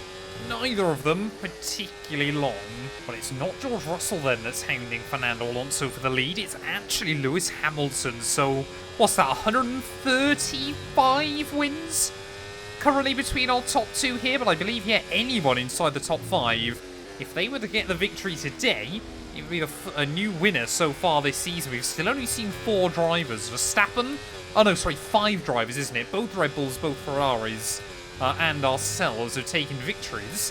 It's actually been the My Team career mode over on Matsuma 2 gameplay that has delivered more drama in that regard, as Hamilton, again, you can see looking for it, but Alonso seems to have the legs. A reminder, mate, temperatures are vital for tyre wear, so try to keep them green, please. Oh, I hate it when I get that message, because obviously it already means I'm doing something terribly wrong with the car.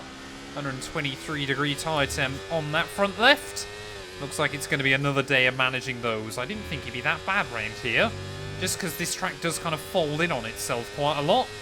But apparently I was wrong. I think Hamilton has finally made a power move to the lead of the Grand Prix. Is behind me, Hulkenberg actually maybe getting past Zhou Guanyu, so Nico would be a best race result of the season for him if he was able to come through for 11th. And yeah, with us struggling with our tyre temperatures, maybe he's going to hang me. Well, I'll be honest then, with Zhou and Hulkenberg still fighting behind me and everybody else in front having much superior machinery, we're kind of just driving ourselves into no man's land here. And at the moment, that front left is really not having a fun time with it either. I think rather than going mediums, we're going to have to go hards for the second stint and basically just try and see if we can manage it. But we might be able to box in on like lap 12. And that is even worse news for us then. Leclerc now has found a way around Zhou Guanyu as well.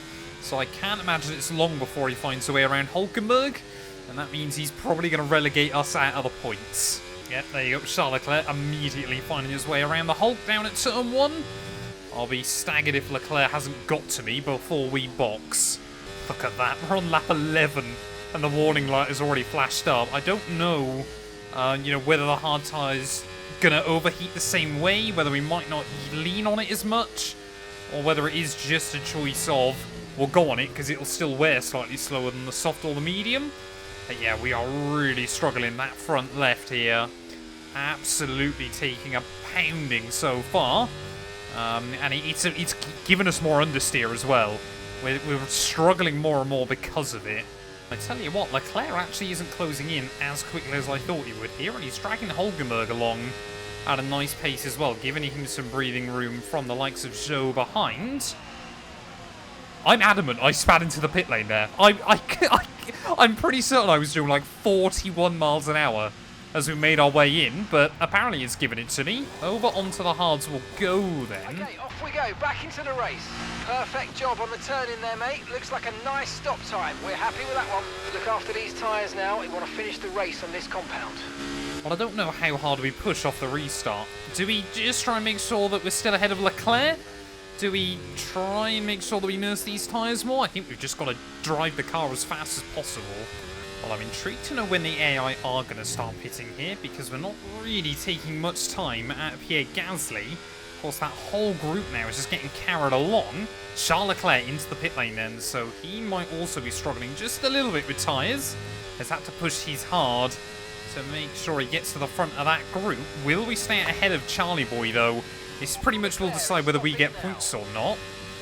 And I think we will for now, so that's pretty good. Of course, he's going to be quicker than me still. I'm sure he'll get to me. But happy that we didn't get overcut. There we go. Much bigger cluster of cars this time around into the pit lane. Unfortunately for me, though, Charles Leclerc is now all over my gearboxes. Look at this. Max Verstappen, P17. I know it's obviously only because of the pit stops and everything, but yeah, really not having the home Grand Prix that I wanted there, as there goes Charles Leclerc. Flies around my outside down in towards turn 1. Are we going to be able to hang on with him? Are the medium tyres going to fall off by the end of the race? Might make a mistake. Yeah, the AI don't make mistakes on this game, Mark. You're not learning that. I think some of the front runners then are going to run into serious problems here later on in the day. We've still got a huge cluster of back markers that haven't opted to box yet. Okay, Leclerc's just set the fastest lap of the race so far. Right, All the drivers on mediums probably going to be able to take their tyres to lap 20 if they really want to. And that's going to mean, well, Fernando Alonso and I believe Lewis Hamilton have been able to break free of that group. But everyone else is going to get stuck. Well, I do prefer these races when the AI, you know, it's not everyone picks on one of 2 laps. There's a bit more strategy to it. Ricciardo, Gasly, Hulkenberg all in, so we're still ahead of our teammate then at the moment. So we get to half distance here. Yeah, we're basically just really hoping that someone up towards the front, you know, there's contact made or something like that. Otherwise, we're going to be in a really, really depressing race. Don't know if it's for the first time this series. It might have happened before. Kick Sauber now lead the Dutch Grand Prix. Tell you what, it's not much, but we do seem to have the pace over Lance Stroll at the moment. Now he's stuck out by himself in this Grand Prix. Albon and Bottas into the pits. They're both going soft tyres to the end, so they're going aggressive. DRS is low. Consider changing mode on your MFD, or lift a little with gentle braking into corners to recharge it. That's going to be the more important thing, though. We've got to try and balance that ERS usage whilst we try and close in on the Canadian. We just need to get inside his DRS range, and then we got a chance. There we go, Logan Sargent and Zhou Guanyu in then, finally. 7.2 seconds. I'll be honest, I completely forgot Logan Sargent was even in this race, but back into the most painful position you can be in Formula 1. And what worries me is I think we might stay here. Tsunoda might be able to get towards me before the end, because he's also broken free from the rest of the back markers. We'll just take a moment then to look on that mini-map. Fernando Alonso has got clear space ahead of Max Verstappen. Now's the Dutchman's chance. Somehow, only he seems to be able to carve his way through packs of cars inside F124. Hamilton immediately has gone back past him, though. Maybe trying to defend one of his old nemesis from another. Well, I'm a little bit gutted for Hulkenberg, to be honest, with this race, because he's actually had the pace over the rest of the back markers. But really poor strategy choice by Haas have kind of shot him in the foot here. He might be able to get to the front of that group. But let's not forget, both Kicks and both Williams are quicker cars than our own, and are both now on fresher soft compound tyres towards the end of the race. Hulkenberg might walk away. Well, I mean, he's going to walk away with absolutely nothing anyway, in a point standpoint. But yeah, we're still trying to hang on from Yuki Tsunoda towards the end, who every lap is closing in on me. I've also just got one eye constantly on the mini-map, because Alonso, he's just pulling away.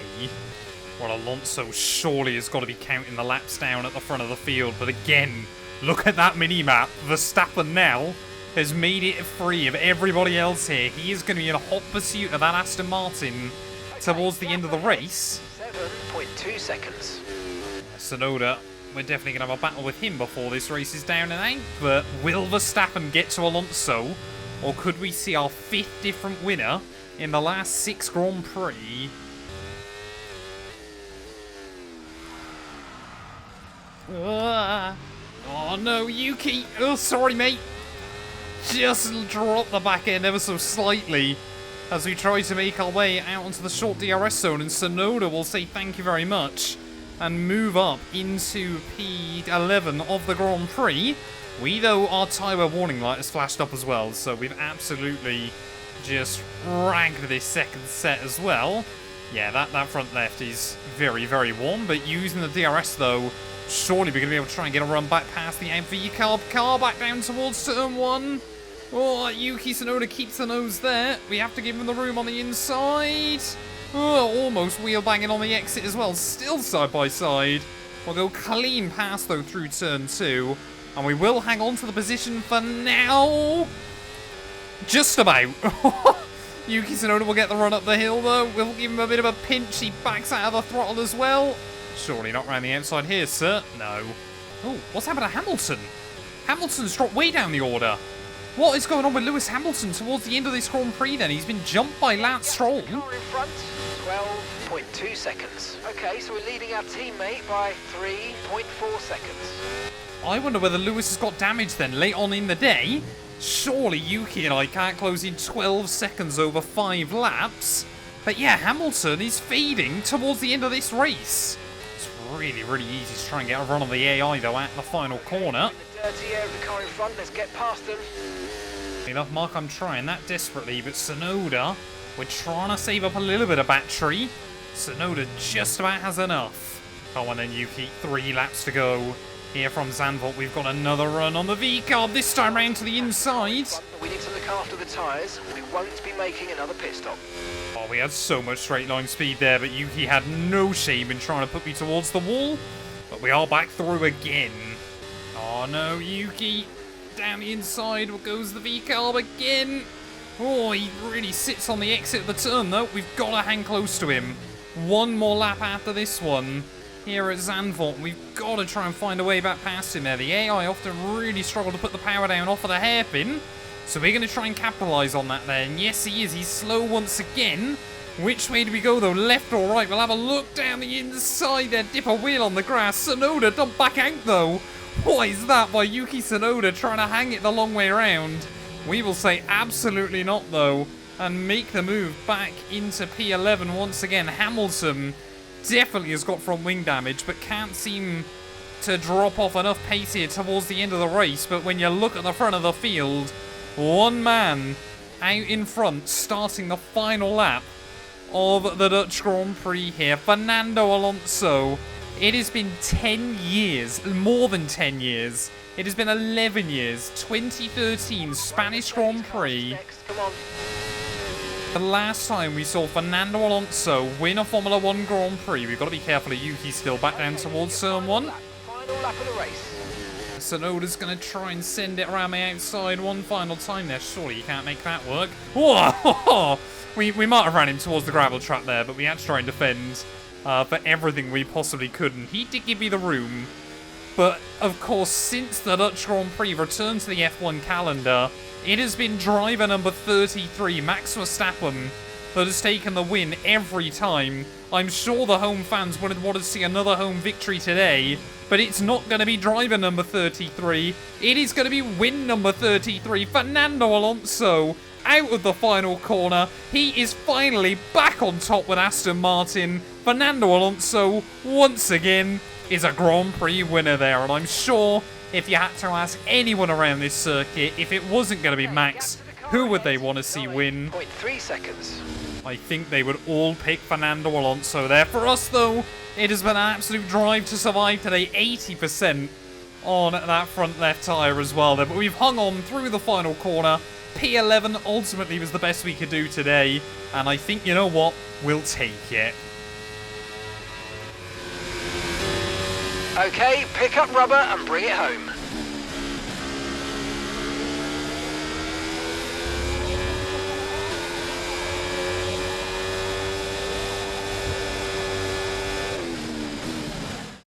What a great race then, and a magnificent victory here at the Dutch Grand Prix. And it's one thing to win, but to win like that in total dominant style, that was a fantastic drive, and it is not one that we see very often.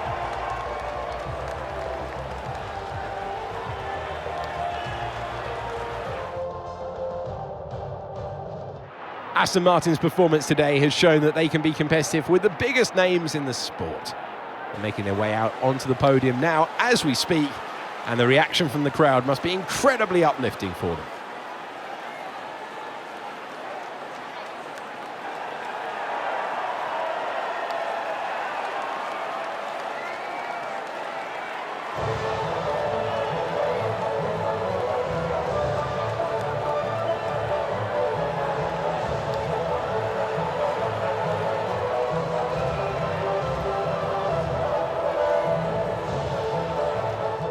Well, there we go then. How many comments have I seen from you guys? Desperate to see Fernando Alonso win a race in this series, and he has finally gone and achieved it there. Like we said, his first win in 11 years in Formula 1, and after we made contact with him last weekend, I really did start to wonder when we would see it happen, because he's been so consistent so far this season. He absolutely deserves it there. Verstappen, a good recovery drive to P2 in the end, and Lando Norris makes it onto the podium ahead of his teammate Oscar Piastri. Russell ahead of both Ferraris, Perez, Stroll, and yeah, Lewis Hamilton dropping down towards the end of the Grand Prix there. P11 for us, like I said. Sensibly, I think the best we could have done today. A little bit gutted for Hulkenberg. I feel like he deserved a little bit more, all things considered. But that means taking a look at our Drivers' World Championship. Alonso now back within 5 points of Carlos Sainz as well there. Still Verstappen with a 172-point lead at the top of the table. So, yeah, I don't think he's too worried. But it has now been 3 Grand Prix in a row that Verstappen hasn't won this season, and 5 different winners of the last 6 Grand Prix as well. We absolutely love to see it there. Our 4th different team, our 5th different driver as well. Sorry, our 6th different driver, of course, to get a win so far this season as well there. For us, though, obviously still in that P10 position in the drivers, still in 6th place as well in the constructors there. Aston Martin, with that result, get 4 points ahead of McLaren as well. But thank you all so much for watching. If you have enjoyed, please do make sure to leave a like, get yourself subscribed, and we'll be back very soon when Formula 1 returns to the Temple of Speed at the Italian Grand Prix. Over a century, the Temple of Speed has all come down to moments like this. Driver versus the stopwatch to set the grid for the Grand Prix. It is qualifying at Monza. Well, this place is really like a circuit like no other in the world of Formula 1. We're back here for qualifying the Autodromo Internazionale di Monza, rolling on the throttle as we get out of the final corner. I've got no idea where we're going to qualify here. I mean, this track, I guess, is similar to Canada and Belgium, and both of those races went pretty well for us. It's 217 miles an hour down in towards turn 1. But ultimately, yeah, battery management around here is going to be really, really difficult to really kind of fine-tune. So it is going to be a session of learning as well. I think it's safe to say, yeah, we've used a bit too much battery in the first half of this lap. Pretty much down at 10% then as well. We're purple in Sector 1, purple in Sector 2. 4 seconds up on Logan Sargent. So I think that ring that we saw when Alex Jakes was doing some commentary has only just subsided here as we make our way down into the final corner. This first lap might not really be much of a representative whatsoever. In fact, we might end up on pole, well, provisional pole, by like 2 seconds at the final corner up towards the line. On 1 minute 20.4 is fastest of anybody. Well, less than a minute left on the clock. Then Carlos Sainz has been our only benchmark, and he's got nearly a second clear of me. So I think we need to try and find a little bit more time here, as I'm expecting the times to just start tumbling as everyone else now getting onto a proper run.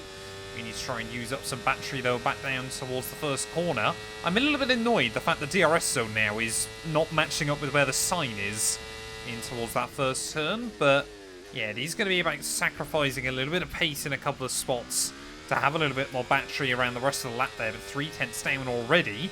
So we bobbled off the first curb is really not helpful. Ocon unable to go clear of me. Charles Leclerc goes to the top of the board, but really, yeah, it is a question of how many other drivers are going to be able to find a little bit more pace than I was able to. Have we got the pace to see ourselves into Q3? What is the gap to Zhou Guanyu? We are a 10th up. So yeah, we do need to try and improve then, as finding a little bit more through the Ascari chicane. Right now, get on that battery. You say we should be able to gain a little bit more down in towards the final corner, but we've got to make sure we get the run through. I really don't want to be out in Q1 here. So I try to go a little bit too early to the apex through that final corner. I think, though, a 10th and a half up. Surely this is going to be enough to see us into Q2. P12. We are safe. Well, as we get towards the end of Q2, out for our one and only run, but Ferrari having an absolute nightmare so far. 11th and 12th place for Charles Leclerc. We'll be joining Alonso, one of their former drivers, Hulkenberg and myself, down in the drop zone here. We're going to try and save a little bit more battery on this final run in towards the first corner and hopefully make back up a bit of the time elsewhere on the lap. But ultimately, yeah, I really don't think that we are going to see Q3 here. The likes of Kick Sauber and Williams. This is a happy hunting ground for both of those teams. Here at Monza, so they've had an absolute disaster. I think Hulkenberg's only set like a 120.9, so surely we're going to be able to go quicker than him. But are we going to upset Ferrari even more by getting ahead of them here at the final corner up towards the line? Drain the battery. 19.8, we squeeze into Q3. Well, there we go then. Big shocker at the end of qualifying there. Alex Albon, he genuinely is in the fight for pole here, as Logan Sargent will make it through. But Hamilton, Leclerc, Sainz and Alonso. Funnily enough, I believe that's the 4 drivers outside of Red Bull that have won a race this season. Hamilton, of course, winning the sprint in Austria. All out in Q2.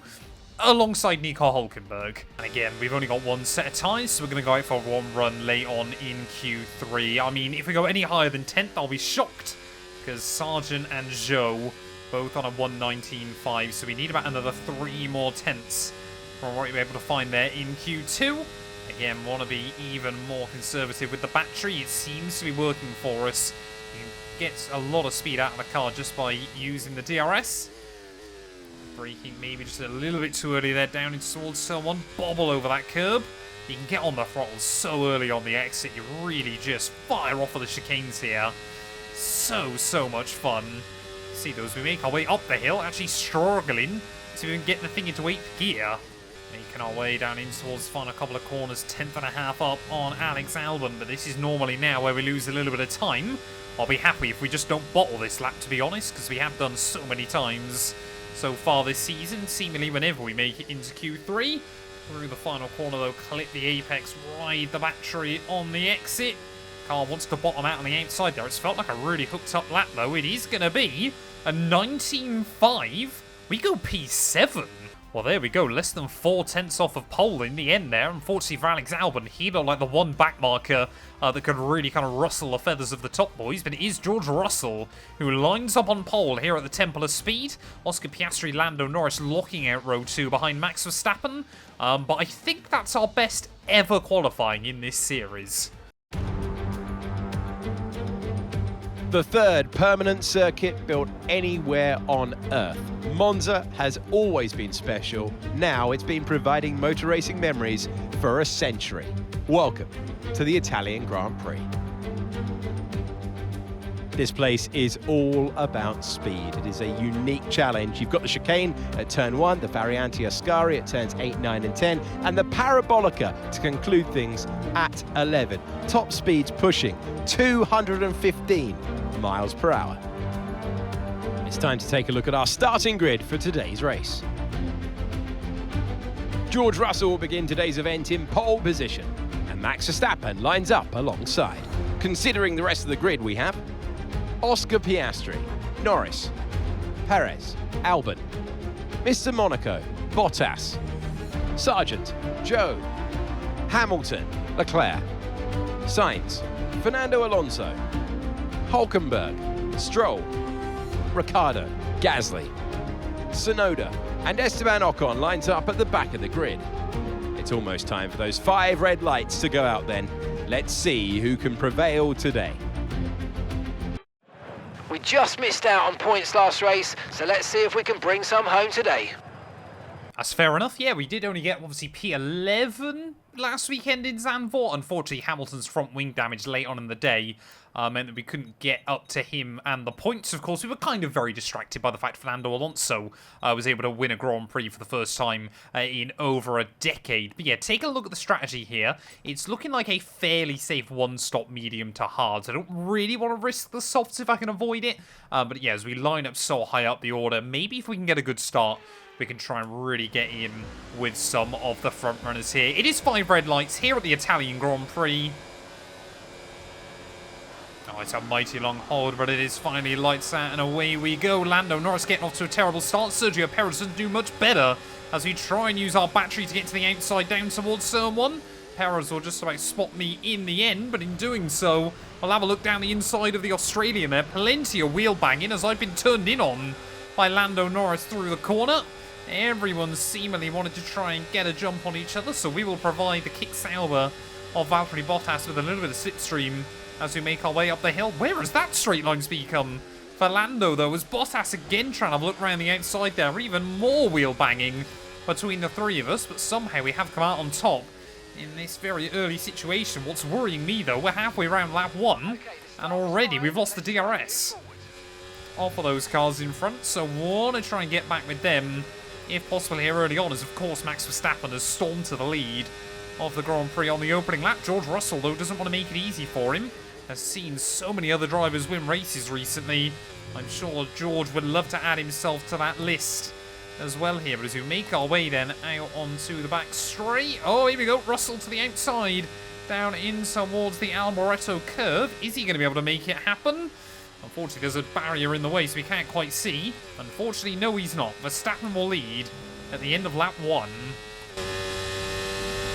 DRS is being enabled this lap. We can use DRS when you're within 1 second of the car ahead and in the... Oh, no. Oh, no. What on earth is that? 3 wide as they make their way back down towards turn 1. Oscar Piastri, I think, has come together with Max Verstappen. And, of course, suddenly then, after that, they're 3 wide behind him on the exit of the corner. Clearly, F124 has not lost the ridiculous magic of the Italian GP inside these games. We're now going to try and get involved there. 3 wide as we make our way up in towards the middle chicane. Somehow it's Perez that comes out on top in the middle. And well, now we're up into P4 then. After 2 laps in a row, we've gone side by side with the McLaren. And 2 laps in a row, we have come out on top. Oh, here we go. George Russell down the inside of Verstappen again in towards the final corner. Interestingly, I've noticed the Brit is actually on a set of the medium tyres there. So interesting strategy choice by Mercedes here, especially with that pole position. That was the fastest lap of the race so far. New fast lap of the day for us. Is look at that. We're going to go one way of one Red Bull, down the outside of the other, in towards turn 1. 3 wide for the lead of the Grand Prix. Oh, get the elbows out there with Verstappen on the exit, and I was not expecting to do that in that moment. But we are through and into the lead here. That must have looked absolutely ridiculous from Perez's point of view, because I did literally just get across his nose before we were going to get boxed in by those other cars. But this thing, when you get it in a slipstream, is like a pocket rocket. Here comes Verstappen again, though. There's not really much point in trying to defend from the Dutchman. Can have so much more speed to me. There goes Russell as well, down the inside in towards turn 1. I mean, yeah, Verstappen, he's willing to try and put it all on the line there to defend. Even more contact between the Merc and the Red Bull. Where have we seen that before? Down in towards the first chicane here as Verstappen slow on the exit. We will try and capitalise there. Thank you very much. Be careful about where and when we use DRS, and let's try and be consistent as you use it moving forward. Russell, for some reason, going a little bit defensive. That'll box Max Verstappen in, or a little bit of contact.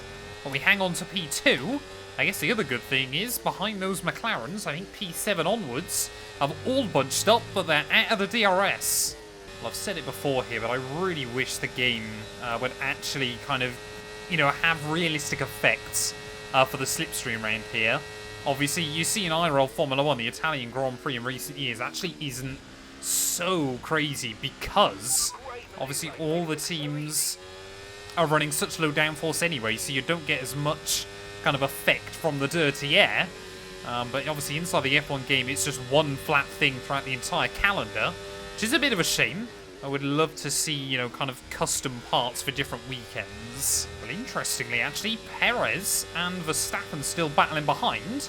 Russell and I have been able to get out of the DRS range here. Could this be really, really useful for us? If Russell can get past me back down towards turn 1, which of course he can't, we end up side by side. Yeah, if we could just work together and build up a DRS window, that would be very, very handy. Well, I've got no qualms in letting George Russell by at the moment, as long as he does get on with it here. You can see he pulls alongside us and then backs out early. Not really sure why, he just keeps doing it, and it's not really allowing us to break free. Here he goes. Come on, George Russell. Surely in the slipstream, DRS, everything. Going to be able to get a run on me down towards turn 1. This time round he does. Going to start losing some tyre grip anytime now. We're leading the car behind by 1.8 seconds. What are the tyre temperatures do around here? Okay, so we're really struggling on those left-hand side tyres. Luckily, though, this is Monza, so they haven't actually got to do a lot of turning. Oh, I'm not trying to fight you, George. Just stay on the racing line. Oh, we've got so much speed when we use the battery, though. Down the inside of Russell again. We'll even move back over to the racing line. All we're trying to do is just get Perez back out. As it looks like Piastri has made the move on Verstappen. This race is not working for Max Verstappen right now. And George Russell again will make the move back past me, back down towards turn 1. He seems now to be a little bit more comfortable in getting fully past us. But I don't really mind as if Perez hangs with us too. So yeah, I'm just more worried about Verstappen and those McLarens. Oh, I'm just happy to sit behind... Oh, what's that? I'm just happy to sit behind Russell at the moment. Clearly Perez has got very, very different ideas. We're just going to back out of it entirely there. I think Verstappen now has got away from Piastri, so we've got to be really, really careful now with these guys battling. It does seem like, well, with the exception of kind of 7th onwards, the top group breaking up. Now that you're in the wake of the car ahead, try to get past as soon as possible. I'm experiencing understeer, Mark, because the tyre temperature on this game is impossible to regulate. Yeah, another big run this time round as Russell's going to lose 2 places perhaps down in towards turn 1. And then immediately try and win them both back. I mean, this is just so ridiculous. Perez will get through to the lead of the Grand Prix. I guess we are still pulling away from Verstappen. The AI on this game, though, artificial. Definitely. Intelligent. Yeah. So here we go. Russell again to the outside. Is he going to be able to make it happen? Why? Just... Oh, don't let Perez now get away, George. Russell again. He seems to be able to get much better runs on Perez than vice versa. I think Sergio now really starting to struggle with his tyres as we get towards the end of this first stint. I mean, we've not really got much choice. We have to box with Checo here. Let's look at the run we've got. I mean, that is just ridiculous, isn't it? The AI can sort of slowly move past each other or myself. We have got an unfathomable amount of speed in towards turn 1. Tyre warning lights just flashed up, so now is going to be the time we are going to call it into the pits. It's the only problem I've got. Now I'm ahead of Sergio. I don't quite know when he actually intends on boxing in this Grand Prix, but I can't imagine it is going to be too far away from this lap. These could be critical laps in this Grand Prix. Kind of working out who sits where as Perez stays out. We could have very easily... We almost got the target time whilst pitting, which is rather impressive inside F124, but yeah, as we make our way down in towards our box then, hopefully Haas can give me a tidy one. Okay, let's go now. Come on. Perfect job on the turn in there, mate. Looks like a nice stop time. We're happy with that one. Well, I honestly thought they were really, really slow getting off the front right, but they got away with it. 5, 6, 7 seconds to Daniel Ricciardo. Hopefully we don't close in on him before the rest of the AI box. There we go, Checo Perez into the pit lane, as well as I'm sure most of our other medium compound runners. I think Lando and Max either got held up in the pits or had front wing damage, because they both lost a good 6 seconds through the pit window there. The Hulkmeister into the pit lane as well then, so where are we going to re-emerge relative to Sergio Perez? I think we're going to be out ahead of him, and actually quite decently, so I think Checo as well has been held up in the pit lane here. We've just got Hamilton, Sargent and Russell out still. One of those is not like the others. Sargent then is going to peel into the pit lane at the end of 14, so... Logan Sargent, the tyre whisperer, apparently in this year's game. We got 21 seconds to Russell, though, up the road. Sergio Perez, he might not ever close back in either. So our race might literally just be with that Merc. There we go, Hamilton then giving the first pit stop down at Merc. Maybe just using him to make sure the mechanics are ready for George Russell. Yeah, there we go. We achieve the objective time as well, and we're taking a lot of time out of George. I mean, he's going to be fast towards the end of this race, but we might have a little bit of breathing room at the front of the field. There we go, George into the pits, so we are hopefully about to emerge in the lead of the Grand Prix. He is going to be fast, though, towards the end of the afternoon. They're actually going to be comfortably out ahead of him. I think he's going to end up behind Sergio Perez here, so I've really got no idea how this has happened. 16.9 seconds. Look at that. Hulkenberg I think Hulkenberg might be in the points here as well. But we've ended up with a 5-second lead here in Monza by pure luck. Everyone else seems to have been held up in the pit lane, so one of the perks of being a Haas driver is obviously your pit lane is right down the far end because they did badly in 2023. But are we about to convert this into our second victory of the season? Oh, I've never thought I'd see the day. Logan Sargent. The fastest lap of the race so far. Oh, that is so funny. So funny. Logan Sargent might actually get a bonus point here for fastest lap. But, yeah, I mean, Perez can't do anything. I've said it before and I'll say it again. Monza is easily the most broken track to race against AI, it feels like, inside the F1 games, just because their setups are terrible. And their battery usage is completely out of whack as well. Russell might get close by the end of this, or he'll battle with Perez and then basically just be confined to fighting each other for P2. I'm not going to knock it, because at the end of the day, a race win's a race win, but it is unbelievably stupid. Well, are we going to see George Russell then make the move on Sergio Perez? It doesn't look like he has this time. See there, they're both starting to lose a bit more time here towards the end of the Grand Prix.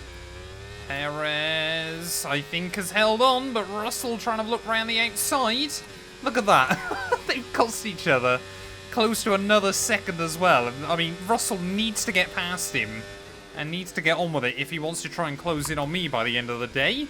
We are genuinely, this is basically just a cruise at the moment in the final 5 laps here at Monza. Oh, and surely Russell gets a run down this back straight. Surely now he's going to be able to put Sergio Perez and get past him for good. He's going to get down the inside. The AI like to break early, though, on the inside into Ascari.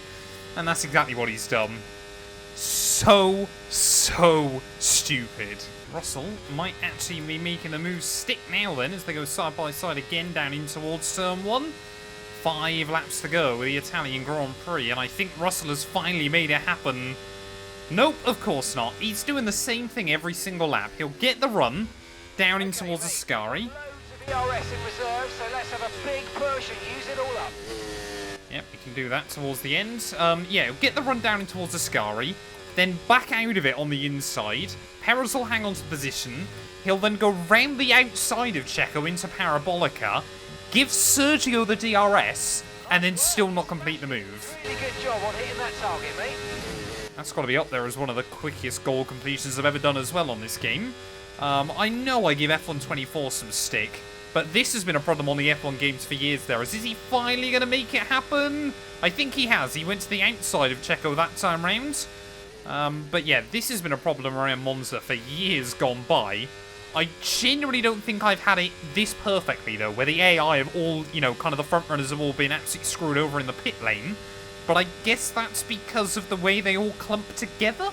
I don't really know. 4 laps to go. I mean, Leclerc's somehow been able to move his way through and break free from that whole group.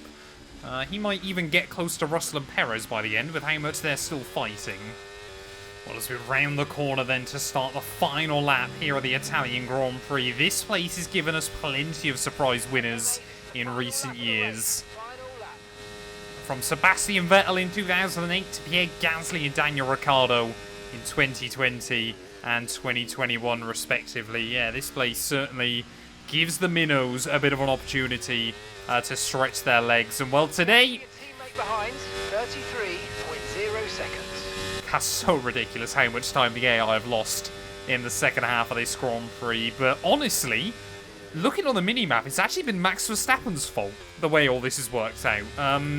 Because he's still the one causing an almighty train here on the final lap of this GP. I knew after Canada that this track was hopefully going to be another strong one for us, where hopefully we could try and pick up some points. But honestly, with just the kind of way things have worked out, on the one hand, yes, we've just simply been very lucky. Everyone else got tripped over by lap traffic, and we've been able to make it work. On the other hand, the AI desperately need a rework around this circuit as well. We're on 108 AI. How on earth am I winning this Grand Prix by nearly 15 seconds over anybody else here? But down in towards the final corner, it is not going to be Ferrari that win at the Temple of Speed, but it is going to be one of their cars' powered units around this circuit. At the final corner, we are going to win for the second time in this series. Yes, guys, yes! Come on, boys! There it is then, victory in the Italian Grand Prix. A historic race and an achievement they can be immensely proud of. They had to be decisive with their overtaking today as they worked their way through the field. And those kind of race victories are so enjoyable because it's not just like winning from the front. They really had to work for it today.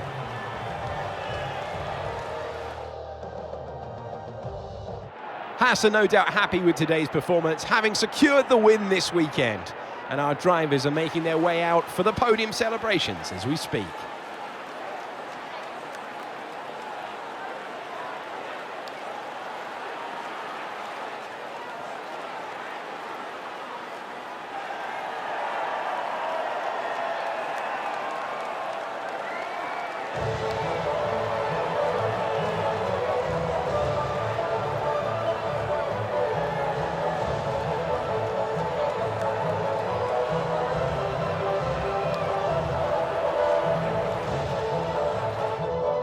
Well, there we go then. It is P1 here at the Italian Grand Prix. Ahead of Perez and Russell there, Leclerc, Piastri, Albon and Zhou Guanyu. 7 cars from 7 different teams making up our top 7 come the end of the day there. And Norris and Hamilton even beat out Verstappen, so only 10th place for the Dutchman. It's been a while since he last won a race in this series. I'm sure we'll see him win again, surely, before the end of this first season there. Hulkenberg in 11th ahead of Sargent with that fastest lap, so I think that's season best results even for both of those drivers as well there. And yes, Sainz unable to make his way through the pack there. The same for Stroll and Alonso as well. And Bottas getting it all wrong today. 8th on the grid to 17th place come the checkered flag there. That means in terms of the Drivers' Championship, well, Verstappen, his gap at the top has been cut down to 173 points. I believe there's 232 available still between now and the end of the year there. Sainz still ahead of Alonso, though. Leclerc gets back within 1 point of the second Spaniard there. And yeah, it looks like Russell and Perez could also be locked into battle between now and the end of the year. I think we need another couple of big results to hassle Oscar Piastri, but you never quite know what's going to go on late on in this series there. And still Alpine yet to score a point as well. But yeah, on the weekend we announced that we were going to be halting progress on this year's car. Safe to say we did pretty well. Thank you all so much for watching. If you have enjoyed, please do make sure to leave a like, get yourself subscribed, and we'll be back very soon when Formula 1 returns ready for the Azerbaijan Grand Prix. It is a truly unique layout. Welcome to Baku and welcome to qualify. Well, I had a quick look at the sector splits then at the end of free practice, and it's safe to say I think this final sector is going to have to try and carry us a lot over the course of the weekend. In fact, as we try and start our first lap, I think that's a Red Bull coming up behind me in towards turn 1, so want to try and keep them at bay as best as we can. We've really messed up the timing of this first run, especially if they do get past me, using a little splash of battery on each and every traction zone. But yeah, I could not tell you. I think actually there's both Red Bulls and a Mercedes up my trumpet, so maybe we've screwed ourselves, maybe they've screwed themselves, so I have to wait and see. I mean, we've made it through the worst part of the lap, so I can't see them finding a way around me now until we get back to the DRS zone. Definitely as we're doing more laps in anger now, it seems like they have fixed this circuit for this year's game. Basically, if you tried to run outside of the white line with 2 wheels, it would just be no grip whatsoever, so really, really nice that they have gone and amended that this year, as I think Perez might not be on a lap. I don't know whether they've all finished their laps or what's going on. But yeah, this first one has not been one to write home about. Even used the battery a bit too early as we make our way up towards the start-finish line. We're going to be a second slower than Pierre Gasly. It really does seem after I have the highs of races like Monza, the next one is an almighty low. I tell you what, we have really, really messed this session up. Now I've come back out with not enough time to really let anyone else by. But I think all the AI are trying to finish their laps now, so we're going to have to try and make our way through some slower traffic. We are 1.2 seconds slower than Nico Hulkenberg here as Charles Leclerc moves to the top of the board. I mean, there was definitely a couple of little mistakes on our lap, but I'm not really sure 1.2 seconds worth. This circuit, though, is so confidence-based. There is what's going on a little bit further in front. Albon and Gasly going side by side on their in-laps. I really don't want to have to go down the middle, lads. Come on, Pierre, move. Thank you.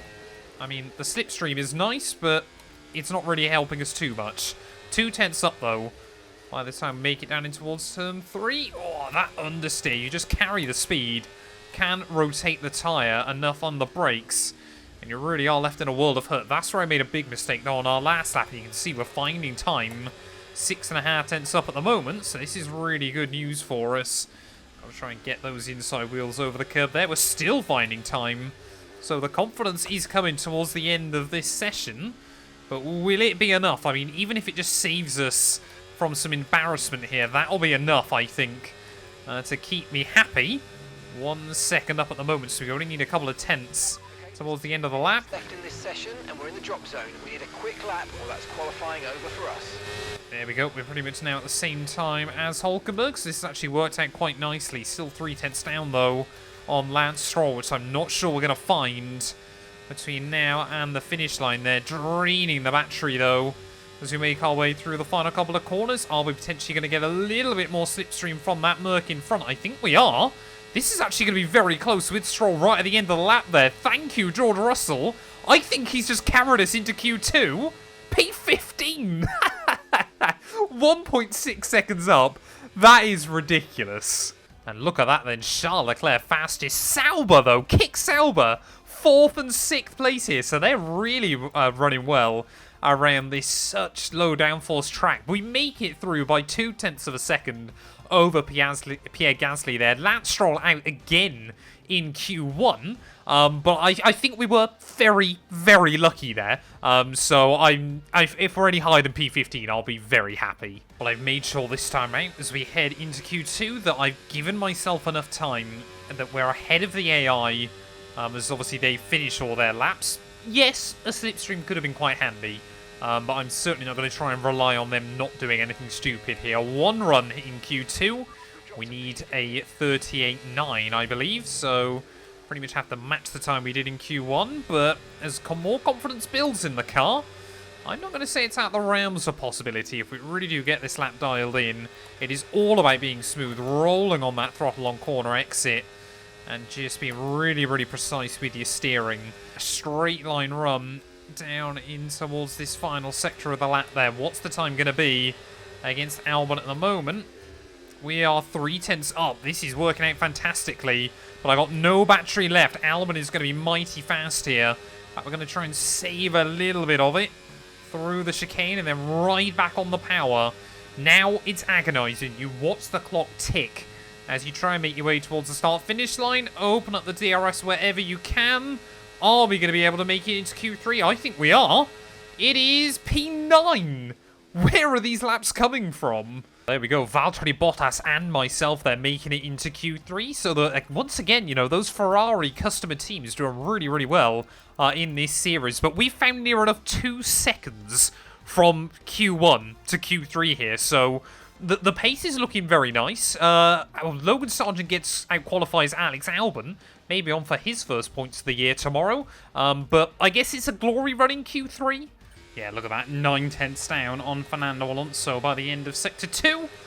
He's on a 38 flat, so, I mean, I'd be happy if we get back in the 38s. We've used even more battery this time round as the lap unfolded there. I think you just get a little bit desperate, hoping that you're not going to lose as much time, but you certainly are. As we open up the DRS towards the finish line, it is going to be a 1 minute 39 flat. It is P10 on the grid here in Baku. A warm welcome to you from Azadlik Square, heart of Baku, and home, of course, of the Azerbaijan Grand Prix. With high speeds, tight corners, and few runoff zones, many are expecting a safety car here today. So our drivers will have to stay very much on their toes and hopefully out of the barriers. Baku City Circuit then, it's an unpredictable 3.7-mile track around the streets of the Azerbaijan capital. 20 turns for our drivers to navigate today, including the infamous Turn 8, one of the tightest and most challenging corners of the season. So with the race not far away from starting, here's what today's grid rundown looks like. World champion Max Verstappen starts from pole position. A very happy Carlos Sainz will start second. Looking at the rest of today's grid, we have Leclerc, Perez, Russell, Hamilton, Bottas, Norris, Mr. Monaco, Sargent, Albon, Joe, Oscar Piastri, Tsunoda, Gasly, Fernando Alonso, Stroll, Hulkenberg, Ocon, and Daniel Ricciardo fills the last spot on the grid. And with preparations almost complete, let's head down to the track. Welcome to the commentary box. I'm Alex Jakes, delighted to say that we're joined today by Anthony Davidson. Now, those final hours before a race, did you have a routine? Well, for them, you've got your pre-race rituals that you go through. You see different drivers that, some have got their headphones on, they're listening to the music. Some drivers really absorb the energy from the crowd and they're there waving to them. Other drivers, they go within themselves. They chat to their engineers, absorbing that information, that vital information that you need to carry you through the race. And, those pre-race rituals are essential to making things systematic. We do a lot of Grand Prix in a season, and the more systematic you can be, the easier you are within that environment. Right, well, here we are then, trackside for the Azerbaijan Grand Prix. Then lining up P9 by virtue of some grid penalties as well. So happy days for us. But how are we going to get on here? Of course, still in this series, yet to see a safety car or a red flag. It happened in Monaco in our My Team career mode. So if ever there was going to be a circuit where I believe it could happen, surely Baku, lap 1, Castle, is going to be that place. But we're waiting then on the grid for those 5 red lights to come on. Like I said, we've got 2 very fast Williams behind me. But it is going to be lights out, and away we go. The Hamilton and Checo struggling to get the power down as Bottas can try to look around the outside of the pair of them. They're careful that we don't run into the back of the Stake Sauber car. It's got to remember the wall on the outside through turn 1. A little bit of FPS issues. Haven't really seen too much of that so far on this year's game, as Verstappen already romping free at the front of the field. There is Bottas actually going to be able to make the move on Checo Perez. Stake Sauber against Red Bull here at the start of the Grand Prix. As Hamilton slaps the inside wall there side by side with myself. I heard him do that. Could have very easily been the suspension gone as Perez goes round the outside of Valtteri through the next couple of corners. Verstappen has already checked out at the front of the field. Hasn't won a race, remember, since the British Grand Prix, 5-6 rounds ago? So I'm sure he would love to get back on the top step of the podium.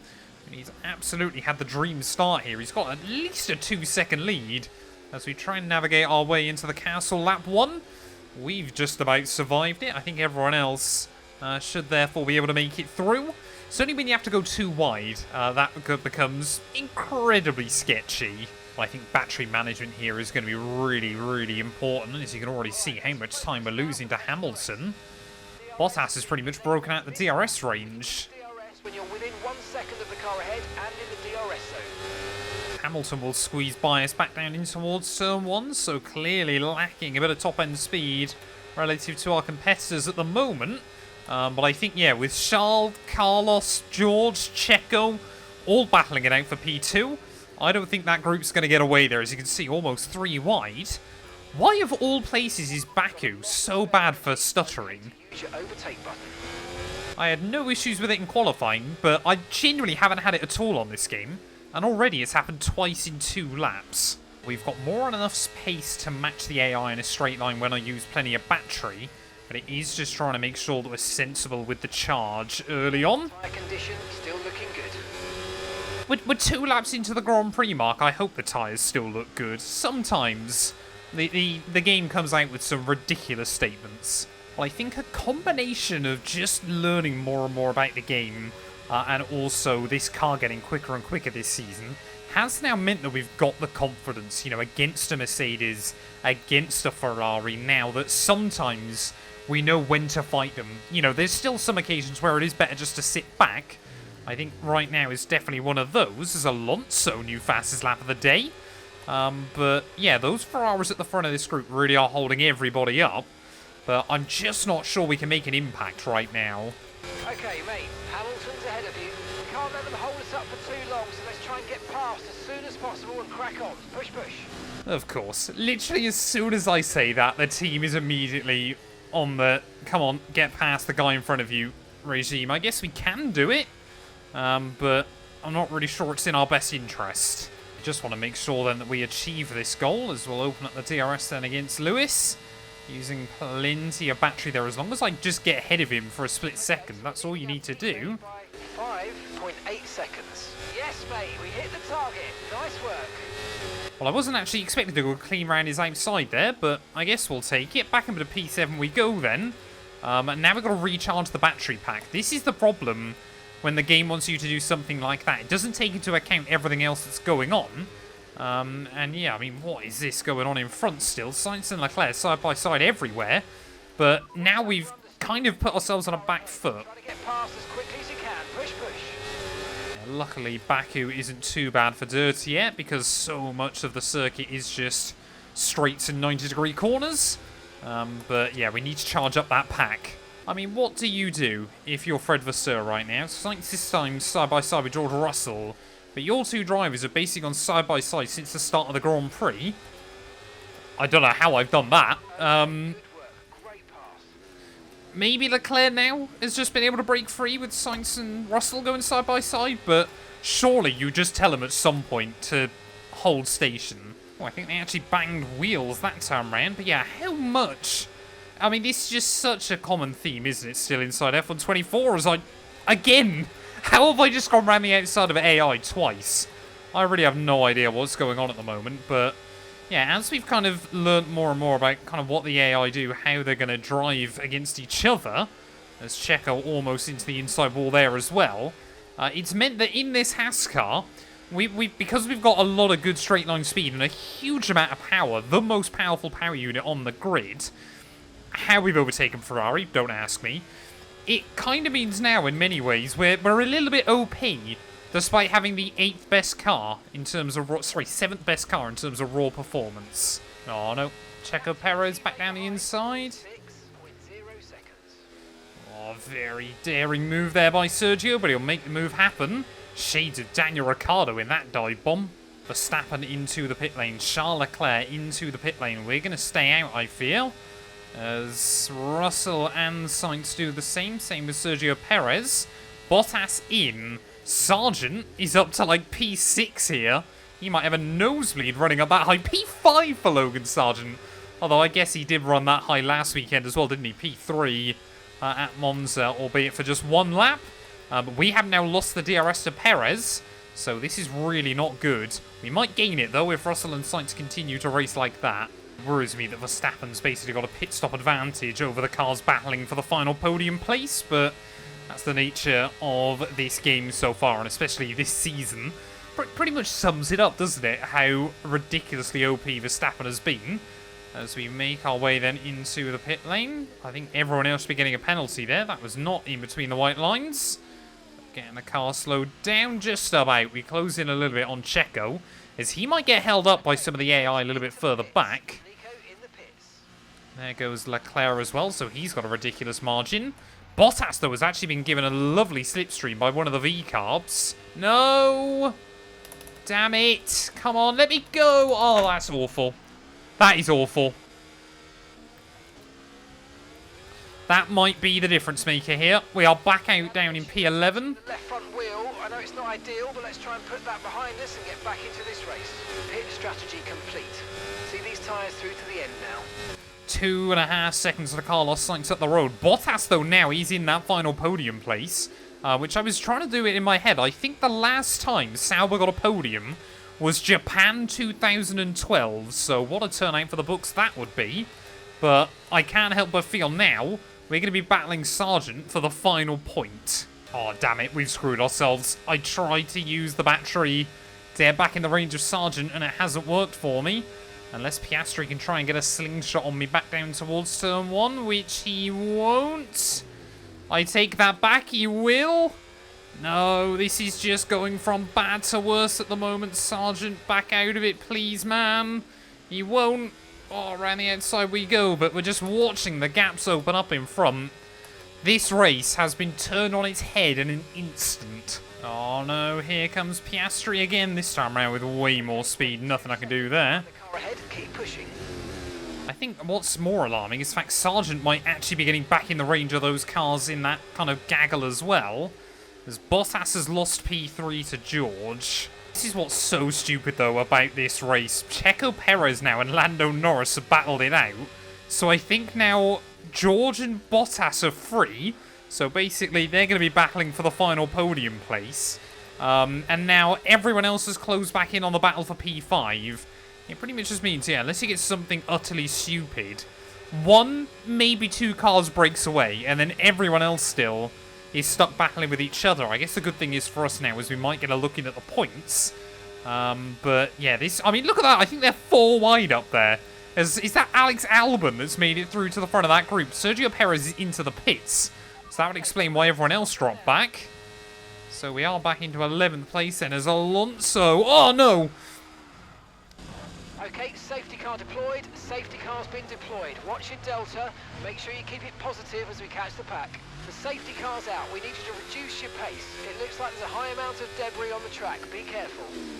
Well, I thought Alonso was going to back out of it into the corner. I'll put my hand up and admit, I turned across him there, and I did come off second best. But a safety car has been deployed late on in the day here in Baku.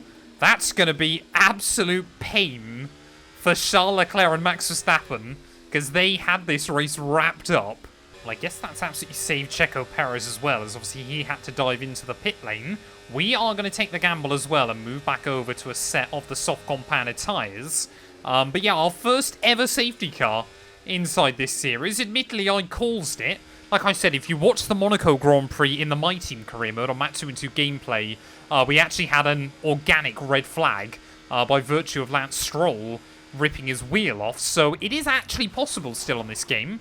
Just very, very unlikely. The left rear wheel. We need to try and put that behind us, and let's finish the race as strong as possible. I'm sure Alonso is not happy with the fact I've come out ahead of him. But yeah, we're going to restart this thing from P19.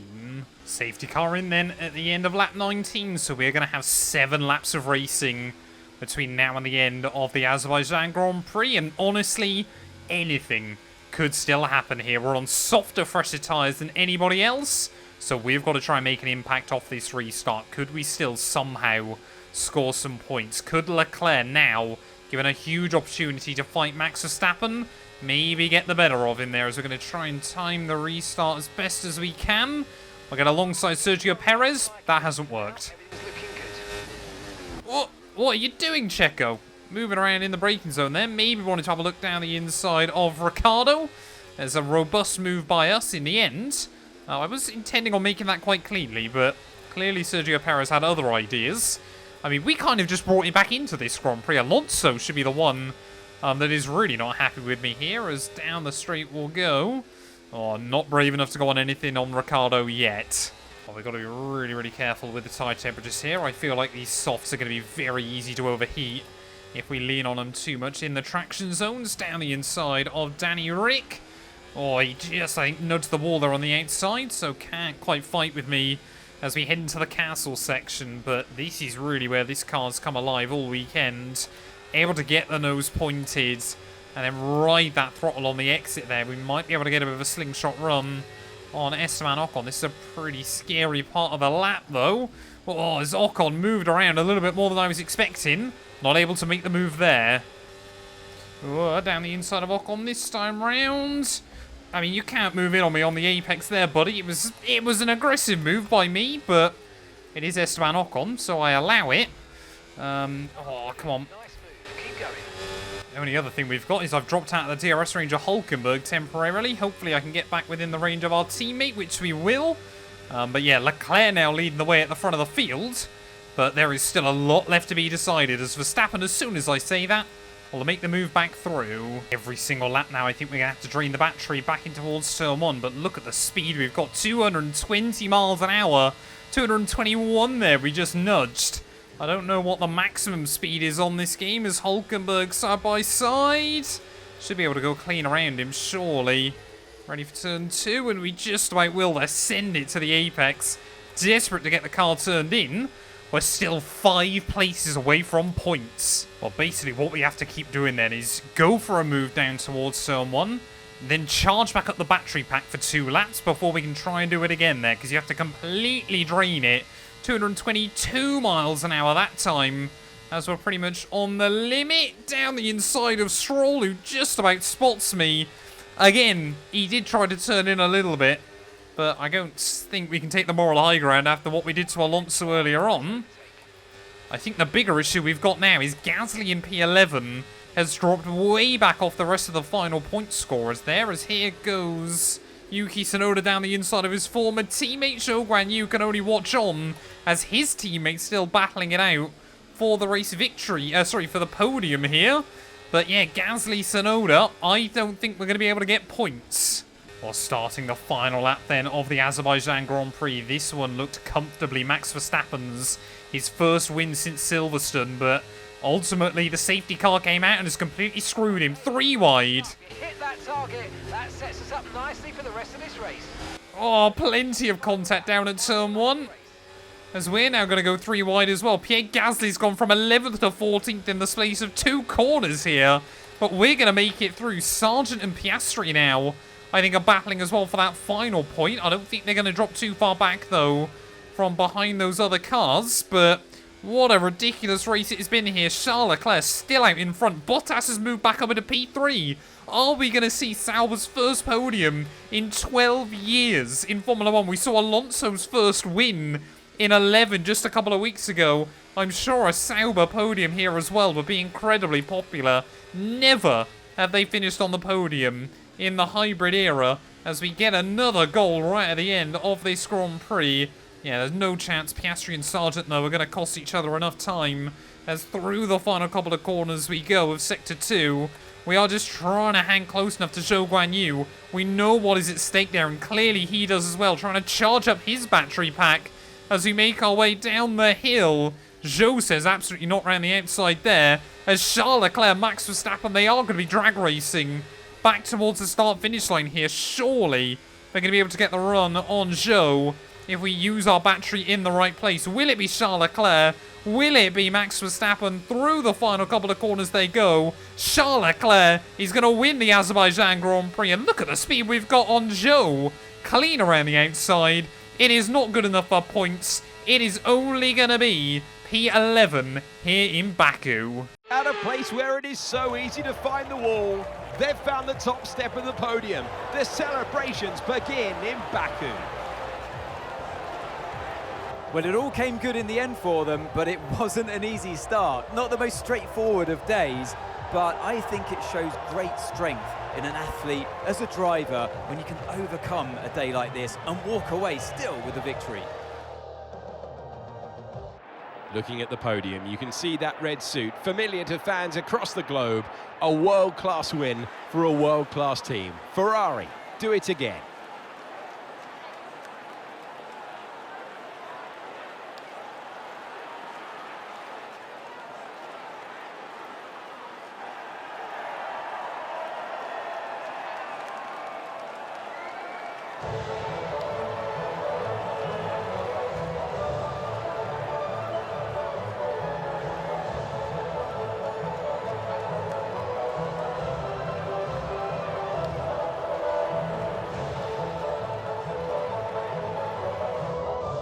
Well, I guess that's quite funny for Valtteri Bottas, isn't it, in the end? He beat out Lewis Hamilton, his former teammate, and George Russell, the man that replaced him at Mercedes. But it is the Flying Finn who joined Charles Leclerc and Max Verstappen on the podium here this weekend. Carlos Sainz in 6th there ahead of Lando Norris, and both Williams in the points as well. We knew this was going to be a strong track for them. Just the same, Zhou Guanyu ended up having a bit of a falter in qualifying, unable to then recover into the points there. Disaster for Aston Martin. I'll be honest, after the contact with Alonso, it was probably fair that we didn't score any points today, because I certainly don't think we were going to prior to that incident as well. But yeah, Williams, I'm sure, very happy, and so will Bottas there. Their first podium, like I said, in over 12 years. Boy, oh boy, it has been a long old time coming for Peter Sauber and that team, of course, just before they become Audi in the very near future as well there. Verstappen's gap at the top of the table cut to just 172 points, though, with Charles Leclerc now breaking the 200-point barrier. Sainz still ahead of Alonso there, Russell ahead of Checo Perez, and Hamilton closing in on the Mexican as well. We've got both McLarens in 8th and 9th ahead of myself there. And yeah, Bottas as well, 33 points to his name, only 2 ahead of Alex Albon, tied with Zhou Zhou Guanyu as well. As actually we've seen a few more drivers score points towards the end of the year. It is just Yuki Tsunoda and those Alpines that are still yet to get off the starting block there. The constructors, that might still happen by the end of the year for Ferrari, or they might be able to get themselves back into contention. The gap at the top there, only 125 points, as yeah, Kick Sauber cut our gap down to just 22 as well. But thank you all so much for watching this video. If you have enjoyed, please do make sure you leave a like, get yourself subscribed. We finally saw a safety car inside F124 as well. But yeah, we'll be back very soon, ready for the Singapore Grand Prix. It is one of our great cinematic settings of the season. Welcome to Singapore. We're under the floodlights with the walls close and pole position up for grabs. Well, as the sun has now set here across Marina Bay, it is time for qualifying.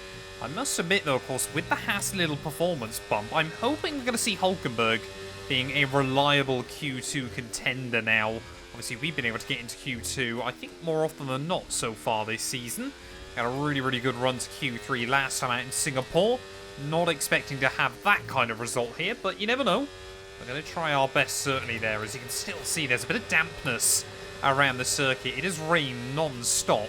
On and off even, all weekend so far. Luckily, it is meant to be a dry qualifying, but we're only a half a tenth up on Ricciardo at the end of Sector 1. Quite comfortably, as Bottas getting in my way down towards the final couple of corners. Clearly, the Flying Finn is not happy about that. One more corner to go, though. Keep it between the white lines. Where are we going to end up? P7. Quicker than Perez and George Russell. And there we go, straight into Q2 then. Max Verstappen fastest on the board ahead of Alonso and Charles Leclerc. Hülkenberg, despite the small boost to the car, still out in Q1. The same for Daniel Ricciardo. But yeah, there you go. Kick Sauber last weekend a podium. This weekend they line up 18th and 20th place on the grid. Alpine also have been bumped. And clearly Yuki Tsunoda is getting on well around this Singapore streets. But as the circuit gets more rubbered in as we head out for our first Q2 lap, Carlos Sainz here, last year's winner around Marina Bay, really does seem to be struggling. Only P11 at the moment, and we might even be able to go quicker than the Ferrari driver. No idea why he's struggling so much. Down into P15. Yeah, funnily enough, I'm not too worried about that just yet, Mark, because I mean, what's happened to the stuttering? We had that in Baku, didn't we? So it's definitely not something of the new patch. It definitely seems to be a little bit more common inside F124. Not really sure why it's happening, but it is. Oh, loads of understeer down at the hairpin. That's going to cost us a little bit of time. It's always one of those ones where you don't realise until after you've made it through just how much time it's cost you. And now you can see 4 tenths down on Carlos Sainz. Need to try and get this first lap still on the board. Need to get a good benchmark underneath us already. If, we want to try and make our say into Q3. Oh, again, locking the rears, though. Down at the final corner. Really, really struggling to try and get this hooked up at the moment. It's a very, very slippery circuit. And the time goes and showcases that 6 tenths away from Carlos Sainz in the end. Clearly a few drivers up towards the top of the timings feel they are safely through and into Q3. But as we round the final corners then to start our last lap here of Q2, would love to try see another improvement. We know there's plenty of time to find towards the end of the lap, but it's just whether we can actually find it there nice and balanced through turn 1, 2 and turn 3 to try and roll on the throttle on the exit, just scrubbing off a little bit of time. Just got to try and open up the car ready for the Raffles Boulevard. Way too much understeer though on the way in, and again this Haas car, it's got the pace, but it is just about trying to find the balance and really get the car dialed in where you need it there. Nicely at the top of the hill as you just drop the car off the exit of that curb on the outside. And again, just trying to steer as close to without nudging the walls. Finding a little bit more around the top half of the lap. They're right up to the exit. So we need to try and go quicker than that V-carb here. There's just 3, 4 more corners to go. Again, just tip it in a little bit too aggressively, but we'll find the time. Met with even more understeer on the exit, though. There's 1 more corner to go. Is this going to be enough to see us into Q3? P10! We just scrape it. Well, that was a real banzai effort then at the end of qualifying, and we actually do go and relegate Carlos Sainz out there in Q2, 4 tenths away from Max Verstappen. So this Haas car is working beautifully around the Singapore streets. Less than 300ths of a second covering myself from the Ferrari, but we are through. He is not.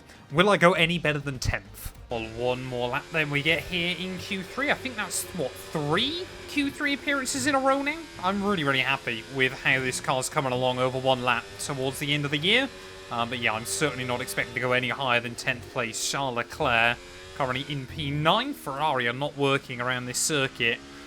Yeah, he, I think, has done a 28.2 though, so that's a lot quicker than I've been able to go at any point so far this weekend. And again, just see there, where the car's really kind of moving around underneath us. I'm not running low ride height or anything like that, but you can even see it in the steering, how much play there is. I think the car just bottoming out here and there.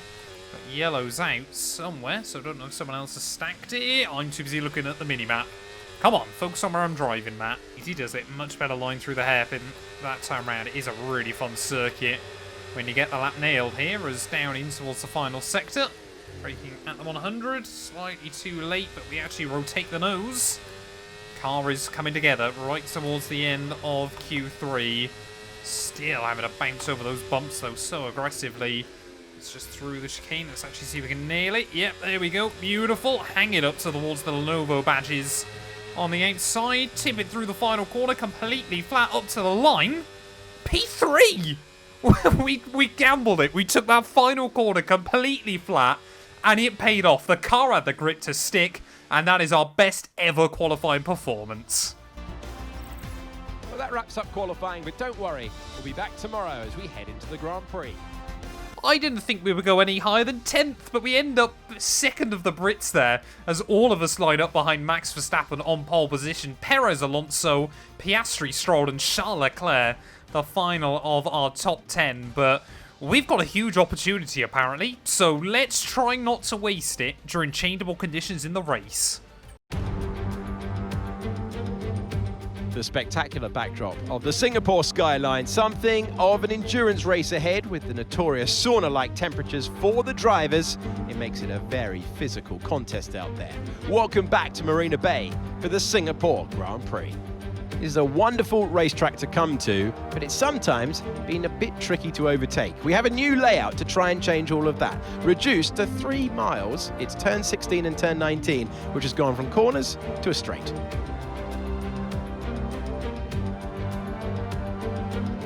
Let's run you through the driver grid order for today's exciting race. Max Verstappen put in a fantastic lap yesterday, and he'll start from pole position. And Lando Norris lines up alongside. As we continue through the rest of the grid today, we have Mr. Monaco, Hamilton, Russell, Perez, Fernando Alonso, Stroll, Leclerc, Sainz, Tsunoda, Gasly, Oscar Piastri, Albon, Ocon, Ricciardo, Hülkenberg, Bottas, Sargent, and Zhou Guanyu. Now, it's almost time for lights out, so let's go down to the track. We're hoping you can get some points this race. Good luck. I'm hoping we can get some points as well. Anything can happen here at the Singapore Grand Prix, and look at that weather towards the end of the GP. In the driver career mode, we had similar circumstances, but the rain actually rocked up way earlier in the race than we were expecting it to. So I think, to be honest here, to try and open up our strategy as best as we can, we're going to start this one on the hards and then kind of see when the rain is going to arrive there. Maybe we'll box onto another set of dries. Maybe we'll just try and hang out for as long as we can. Of course, now we've got the added risk of a safety car potential as well. But standing then here on the grid, waiting on those 5 red lights for the Singapore Grand Prix. Oh, it is a mighty long hole, but it is lights out and away we go. There is clearly Verstappen has had the same idea as me. Look at Hamilton trying to get down the middle in towards... What if Verstappen's locked up?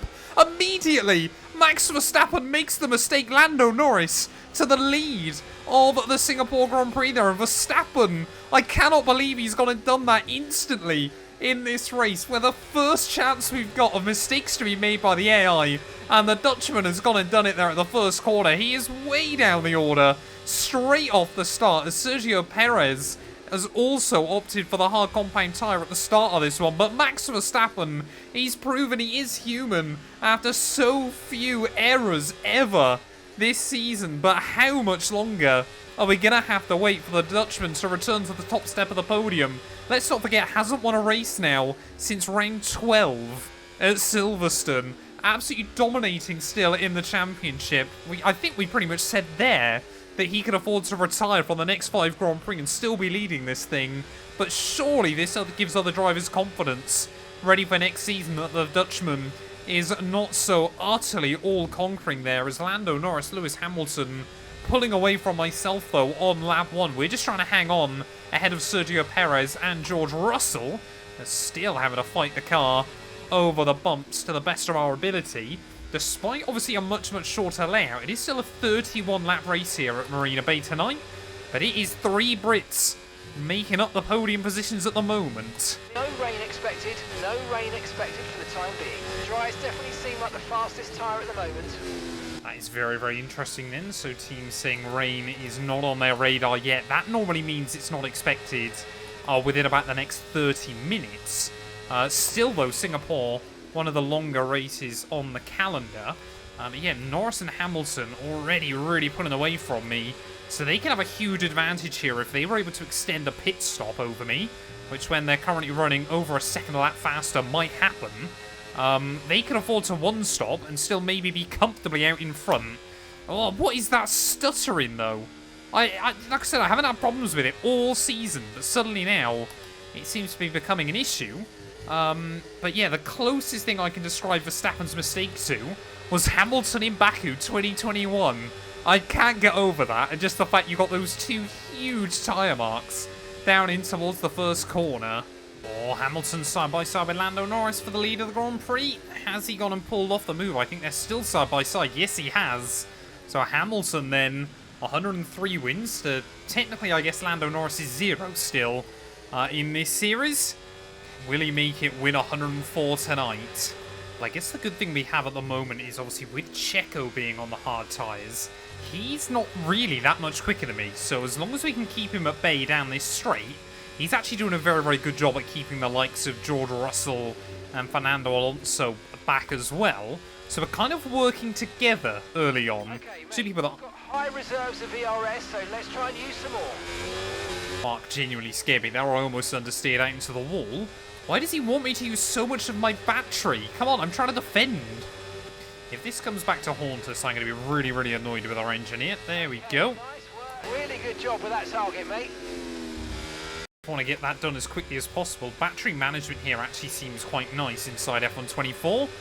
But as I've said many times as well on these street circuits, I've got to be much more careful about nudging the walls. Tyre wear doesn't look like it's going to be much of a problem, though. So maybe we don't have to be so careful. We'll wait and see. Oh no, here comes Checo. Didn't quite spot how much of a run he had, otherwise I should have defended. Can we hook it up around the outside, though? We'll have the inside for the next corner. Sergio Perez, though, willing to put it all on the line at the moment. He'll get the power down. I think he's only gone and had me. Are we going to be able to switch him at the top of the hill? We'll have to use some battery again there just to get back alongside the Mexican. Oh, he runs a little bit deep through the next corner. You cannot do that, surely. Somehow we keep it out of the wall. But Sergio Perez wanted to completely end my race over a P3, which I'm sure would mean a lot more to us than it would to him. On it, let's see if we can return the favour then on the Mexican, as he's going to spot me and go defensive. To the outside we'll go. This Haas has definitely got some straight line speed where it needs it, but yeah, Sergio Perez way more confident on the brakes. I think this is going to be very, very difficult to regain that place. Here we go, we'll try it again. Sergio Perez, oh, this time around we're going to put ourselves down towards the inside wall. And again, Checo, where is this confidence coming from? At least I guess it proves that the AI are way more racy with the new update there as well. We just nudged the wall. Is Sergio still going defensive? So clearly he's worried about me. But yeah, the AI, they're willing to have a fight, even on a track like Marina Bay. Rain is forecast in just over 10 minutes' time. Rain in 10 minutes. There we go. Rain has now been confirmed, so nice to know that that is going to be occurring later on in the Grand Prix. Probably somewhere around lap 20 we'll expect to see that, so surely we're going to have enough to get those hard tyres all the way there. Let's take a look what is the wear like at the moment. 22%. These tyres could really go all day if you needed them to, which is quite impressive. But yeah, are the AI going to do the same thing? I imagine Lando and Lewis are really going to struggle. Sergio Perez, myself, and Max Verstappen might still be in a really, really good spot. Okay, mate, it's Perez ahead of you. They're holding us up now, so let's please try and get past as soon as possible and get on with our race. Push, push. Oh, mate, you made that look easy. Nice work. That's why I love working with you. Smashed it. That is so funny. Mark hadn't even finished telling me what the objective was before we completed it there. Again, though, Perez so confident on the brakes at the end of that straight, so I think we need to be closer to him as we make our way out onto the Raffles Boulevard if we want to complete the move. You can see, though, this thing really does sit nicely over the curves. As Perez starting to struggle on his tyres, just seems starting to understeer and oversteer in various places. I just cannot get a run off of the Anderson Bridge to save my life. Well, Oscar Piastri then must have picked up front wing damage at the start of this Grand Prix, and I've only just noticed it now because he's dropped off massively. There's a huge train of cars stuck behind him. Oh, Sergio Perez again tries to put me towards the wall. This time around there is contact. As we tried to squeeze Checo, he tried to return the favour, and I think he has lost his end plate then.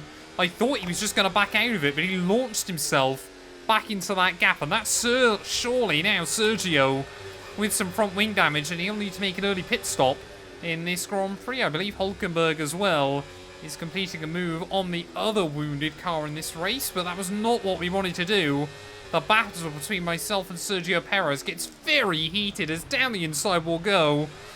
Over the bridge, unable again to put the power down. Yeah, I just don't know what it is there. The AI clearly have got a bit more than I have. But yeah, Sergio Perez, he's wounded. He's definitely going to have to box the end of this lap, though. Hopefully we're going to get round him before then. Maybe he can slow up some of the other AI. As yeah, it was hard battling right the way through, but I felt that time round we had the run. And he just wanted to continue trying to force the issue. So as we make our way through the final couple of corners, Sergio opts to stay out. Interesting. Oh, there we go. Lando Norris into the pit lane then at the end of lap 15. I did wonder whether him and Lewis were going to try and extend if they felt the rain was near. So he's going to be myself then up into the lead of the Grand Prix. This works out beautifully for us. Russell now up at a P2. And yeah, everyone, as you would expect, going over to the hards. I think there's still a little bit of uncertainty about when the rain's going to arrive. There's also a little bit of uncertainty in what my rear wheels are doing. Oh, there we go. Russell in, I'm sure, as well as a host of others. So very interesting then. Despite the fact the AI able to take the mediums more than half distance, none of them want to risk it by bolting on a set of softs. Perez is going to get undercut by absolutely everybody here if he can't make it to the wet period. Have we got an update, though, on when that rain is going to arrive?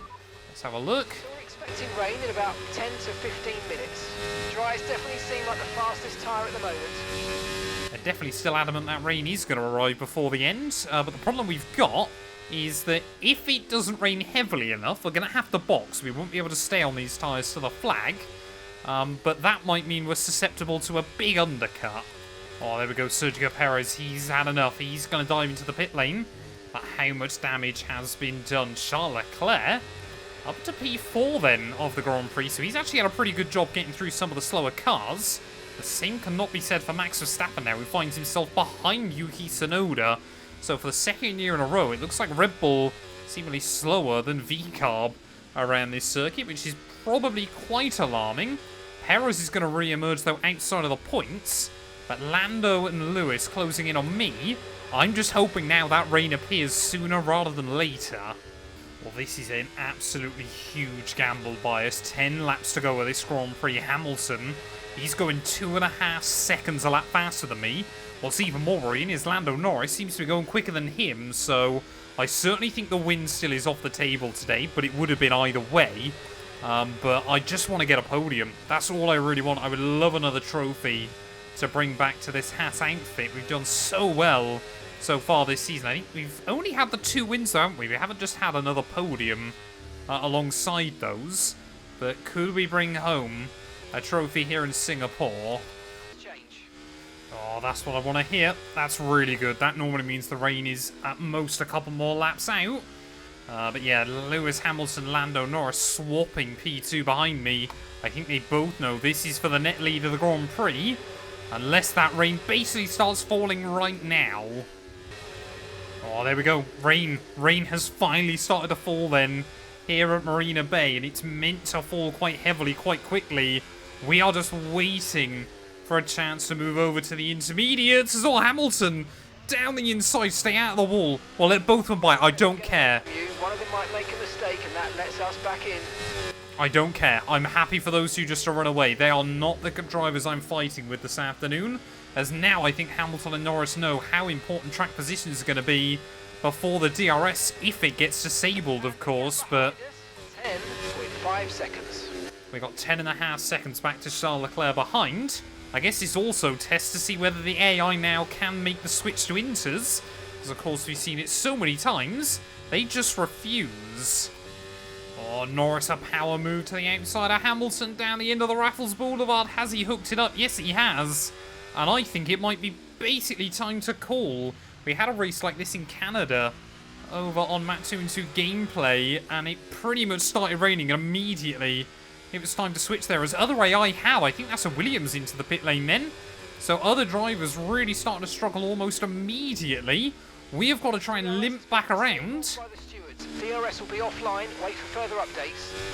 It really does change over quite quickly inside F124, doesn't it? But surely we're going to see Hamilton and Norris into the pit lane. I mean, we've got no grip anyway. That's just trying to keep it out of the wall there. That was a bit scary. But yeah, gotta get back to the pit lane and bolt on those inters. We have lost so much time over the space of this lap. The AI definitely able to handle these conditions better than I can. Oh, you still get that snappiness from the front end on this game. But as Norris and Hamilton peel it in, you've got to be so careful.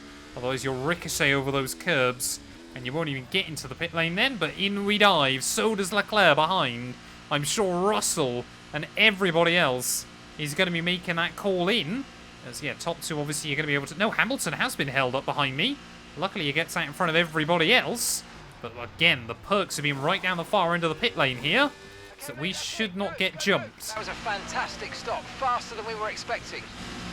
I never thought I'd be saying this inside F124. Lance Stroll leads the Grand Prix. We know the Canadian is much more competitive in intermediate and changeable conditions. How long is he going to hang on to this one? Okay, Nico's into the pits. Nico in the pit. Oh, we got yellows out. We got yellows out. I think the drivers that stayed on dries are really struggling immediately. Are we going to see anyone out? I think we are. Yeah, one of the Alpha Tauris, or V-Cubs even, looks to be out of the Grand Prix. Yuki Tsunoda. Okay, they're out of this race. Second year in a row that Tsunoda has retired. Has been deployed. We need to keep a positive delta here. Slow down and maintain a positive delta. Well, in the last couple of days then, we've seen our first ever red flag, our first ever safety car, and staggeringly, it was the VSC that came last. I mean, Hamilton has been ultimately screwed by Daniel Ricciardo here under these changeable conditions because, oh, look at that, Hamilton! Oh, he went down the inside of Ricciardo as the Australian tried to peel into the pit lane there. I have never seen that inside the F1 game, as Stroll's going to relinquish his lead of this race. Just 6 laps to go. 4.2 seconds. But yeah, Hamilton actually got held up, so he was slower than the Delta, simply because Ricciardo couldn't keep up. But has Lewis Hamilton now got front wing damage? And are we going to see our 7th different winner of the year if Lando Norris can bring this home? What a really sad reality for us then with 4 laps left is that Charles Leclerc is going quicker than me. The AI just clearly have an advantage at the moment, whether it's just this car not suiting the wet conditions around this venue, or whether it's something with the new update to F124, but Charles Leclerc might get me towards the end of the race. We might be still losing this podium that we have fought so hard for all afternoon. Oh, this is really sad. Really, really sad towards the end of the day. Charles Leclerc, we've basically spent, with the exception of the battle with Perez, and when Stroll and Ricciardo stayed out one more lap than they should have, all day we have been inside the top 3 here, but with 3 laps to go, we just don't have the pace. The team are talking about potentially making a switch to full wet tyres, Not convinced I want to do that before the end of the afternoon as Leclerc thinks about it down in towards turn 1. We'll wait patiently for now, but yeah, I mean, look at the understeer we've got as well, though. Trying to keep the car balanced, trying not to get too much over or understeer out of it. GSC, we're trying to get it dialed, but Leclerc is hounding me. I want to defend from him, I really do, but I'm not sure we're going to be able to do a lot. As here comes, oh, Charles Leclerc muscles his way to the inside there. I don't actually know if he was going to get fully alongside us. Oh, a little bit of contact as well at the top of the hill. We'll keep trying to defend or attack or whatever this is at the moment. Still side by side as Leclerc will put the power down. No, he won't. Gets a little bit of a fishtail. Commits around the outside, though. Nothing we could really do. And our podium chances evaporate. Burn off some of this energy. 2 laps to go, unless the AI make the call for full wets, which I would be staggered. I think our dreams are going up in smoke. Well, on to the final lap we go of the Singapore Grand Prix, and I've got to hand it once again. Marina Bay at night in the rain looks absolutely stunning. Final lap. Okay, here's the gap that we're trailing the car ahead by. 1.7 seconds. I can still see Charles Leclerc in front of me. I'm still desperate to hang on from Russell and Alonso behind. But also I've noticed Alpine. I think they're actually going to score their first points of the year here. They are definitely a team that got buffed in the patch as well. So they're the only team yet to score so far this season. But I think, yeah, this result is going to bump them above VCARB. Lighting up over the next 10 to 15 minutes or so, you should start finding more grip as we clear the standing water. Well, funnily enough, Mark, on the final lap of the Grand Prix, I'm not too bothered about that. We're just looking to try and get to the end. I mean, this is surely got to be on the cusp between inters and full wet conditions. We are sliding around absolutely everywhere here, but we took a gamble in terms of the strategy. I'll be honest, I don't think it made much difference. I think once the rain arrived, Leclerc was always going to be clear of myself, which is such a shame to think about towards the end of the day, but you know, we are going to be fighting with those guys in the future. I promise you all that much. But Lando Norris, he came P2 here last year. He watched Carlos Sainz take an emotional and potential final victory for Ferrari. This time round, though, it is going to be the McLaren man on top here in Singapore, becoming our 7th different winner of the season after both Red Bulls, both Ferraris, myself and Fernando Alonso. Lando Norris is a Formula 1 Grand Prix winner. And as we navigate our way through the final couple of corners, Hamilton will come through for P2, Charles Leclerc P3, and unfortunately for us, it is only good enough for P4. Come the checkered flag. Always got a pirouette to end. And so the celebrations begin, and well earned they are indeed. It may have looked simple at times, but as any racing driver will tell you, competing at this level, at the very top, is anything but simple. There's no catching them now then. We have a new World Drivers' Champion. What a great race it's been then. Another classic Singapore Grand Prix, and they've held on to take the checkered flag here today.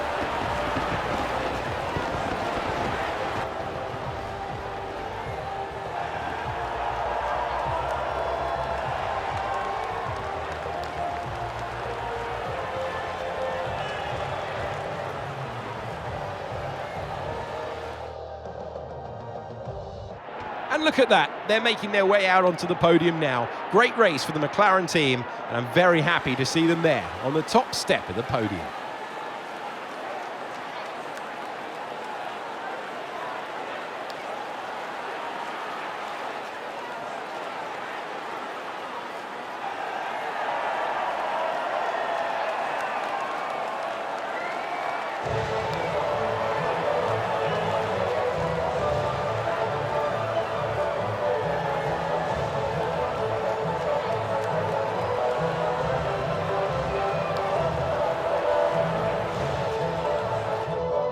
Well, there we go then. At the end of the Grand Prix, Lando Norris back on top in Formula 1. I guess technically in this universe, it's his first ever Formula 1 victory there, ahead of Lewis Hamilton, Charles Leclerc, myself, and George Russell. But Max Verstappen will double check on the points whether he's actually world champion this weekend, because it doesn't seem to factor in sprint results, which is a little bit weird in its calculations there. The Dutchman P7, though, ahead of Carlos Sainz, Gasly, and Lance Stroll, picking up the final points-paying position there. Perez had an absolute stinker.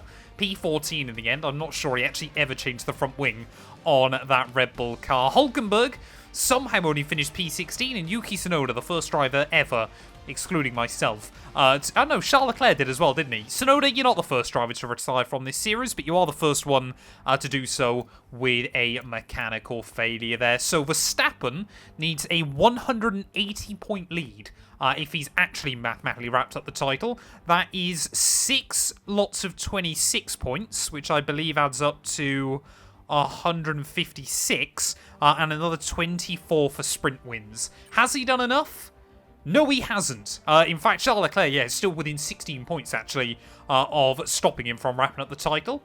It is officially just a 2-horse race. But yeah, Verstappen is actually not world champion just yet inside this series as well there. But yeah, you can see Leclerc now ahead of Sainz and Fernando Alonso. Russell, actually the gap between him and Hamilton closing in after this weekend, and we are now just 11 back behind Oscar Piastri, so maybe by the end of the year we can really try and hound that second McLaren driver. Like we said though, Gasly gets his first... No, Gasly doesn't get his first points of the campaign.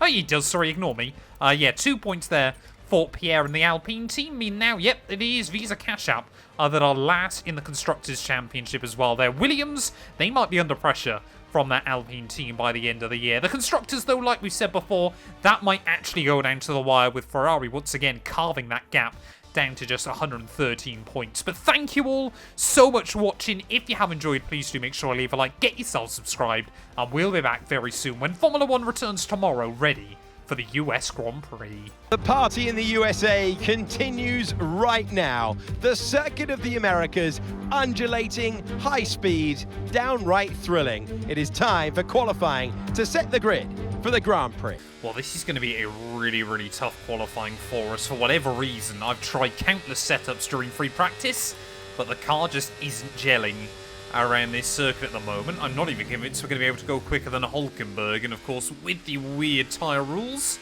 of sprint qualifying in this series, it might be that we have to gamble on a set of softs, and then we're basically eliminated before we even get a sniff at Q3 there. It's very, very weird. I wish kind of it did properly enforce the tyre rules so that you can only use mediums in Q1, because of course, if you're in a backmarker car, basically everyone goes out for a run on the mediums, and then you all have to go softs. Because if one of the back markers does, then all of you have to. And of course, it's so tight in terms of performance that there's not really a lot else you can do about it unless you set an absolute whirly of a lap time. But yeah, we want a big weekend here. You know, Haas is back at home again. And obviously, the last time we were here, Hulkenberg actually scored points, didn't he, in the Miami sprint? Still his only points of the year. We round our way, though, through the final couple of corners. This lap's felt pretty tidy, a decent benchmark, so I'm going to be really upset if we're nowhere near anybody. Up towards the line. Okay, we go P9. Lando Norris struggling, but slower than Ricciardo, but he was on softs. We're going to have to be really, really strategic then at the end of Q1. We've come out on our soft compounded tyres, but we're in P14. So if by some miracle less than 2 drivers go quicker than me, then obviously we can afford to bail out of this lap almost immediately. Round our way through the final couple of corners. We've got to make sure that at least we start the lap. Because obviously otherwise, if I don't, and people do go quicker than me, then we're out in Q1 anyway. It's a very, very weird system you've got to employ. That was a terrible line down at turn 1. Are we through, though? That's the real question. We are. That's okay, then. We can abandon that. It's kind of what you have to do. It's really, really silly, but we are into Q2. Well, there we go. Happy with the time that we were able to set in the end there. Hamilton fastest ahead of Charles Leclerc. But yeah, P15 for us, so we still ended up 6 tenths clear of Hulkenberg, who went out on the soft compounded tyres, so not quite sure how we managed that. But I guess we'll wait and see if we can make Q3. Now we're in a very peculiar position here in qualifying, where all the soft compound runners are now slower than all the medium compound runners, because of course everyone that's out on softs is all the back markers, and we all used them in Q1. We should have a bit more tyre grip than most of the other back markers. This is why Russell and Albon fighting it out down at turn 1. Come on, please back out. Thank you, Alex. Is George going to spot us as well? Yes, he just about is there. We need to make sure we're going out before we end up in traffic. As we chuck the car through the S's, you've got so much grip still. Alonso backs out. What is Esteban Ocon going to do? I mean, what is that? Esteban Ocon just cuts the corner to try and get out of my way there. That is quite funny. So clearly the AI can occasionally get a bit desperate to get off of your path, but I don't actually know the time we're aiming for with a line like that. I'm not going to be getting very close to it. But through the Turkey S section we go towards the end of the lap. Be very, very careful of track limits. This penultimate corner, so fun when you get it hooked up. It's a shame that time I didn't. Now, one more corner to go. Are we going to make our way into Q3 here in qualifying up over the line? P7. We are going to start 10th because I've only got a set of mediums, but I'm happy. And there we go then at the end of qualifying. Charles Leclerc, the big shocker there, out in Q2.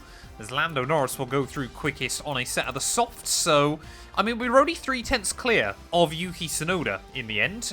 But because obviously we kept that set of soft tyres from Q1, it has made all the difference. Even Lance Stroll able to go quicker than Charlie. Well, I figured out my battery usage by the time we made it into this final session, so that's good to know as we go into real qualifying a little later on, but we are still 2/10 up on Carlos Sainz. It is this final sector of the lap where we start to lose a little bit more. I'll try and really make sure that we've used every little bit of charge we've got in the car. 2 more corners to go, flick it in, find the apex that time round. Beautiful line through the penultimate corner, and as we try and keep it tidy and balanced through the final turn. Oh, a little bit of oversteer in the end, but we go P6.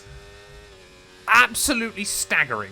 Well, there we go. You can clearly tell that there was a bit of a divide between Max Verstappen, Fernando Alonso, and the rest of the field there, so they had all used their sets of softs at least once earlier on in qualifying. I think Lance Stroll had actually used them in both sessions, but somehow was able to make it through.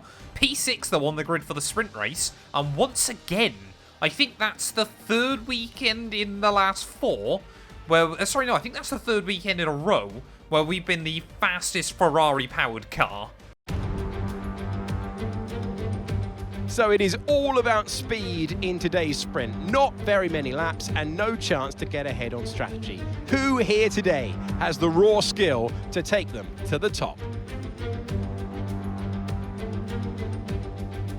We're racing then today in Travis County, Texas, around the 20 corners of the wonderful Circuit of the Americas.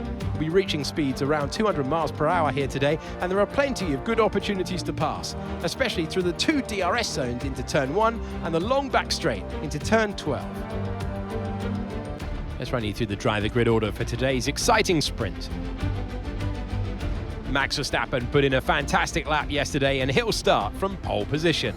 And Fernando Alonso completes the front row. Moving on to the rest of the grid, we have Norris, Hamilton, Perez, Mr. Monaco, Sainz, Oscar Piastri, Russell, Stroll, Leclerc, Tsunoda, Ocon, Ricciardo, Albon, Gasly, Joe, Bottas, Sargent, and Nico Hülkenberg rounds off the grid. Which of these drivers will get pole position today? We will soon find out.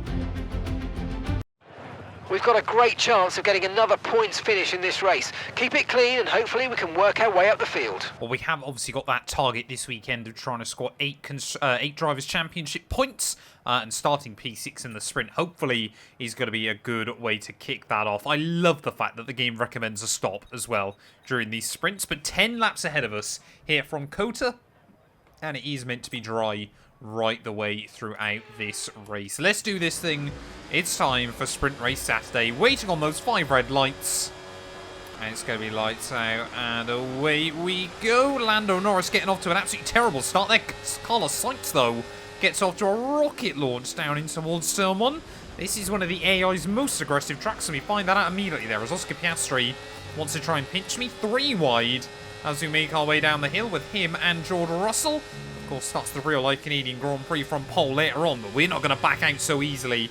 Round the outside we'll go of our Mercedes rival, and we make it through there as Oscar Piastri actually is now officially inside the game one of my rivals. We need to try and be ahead of him in the points.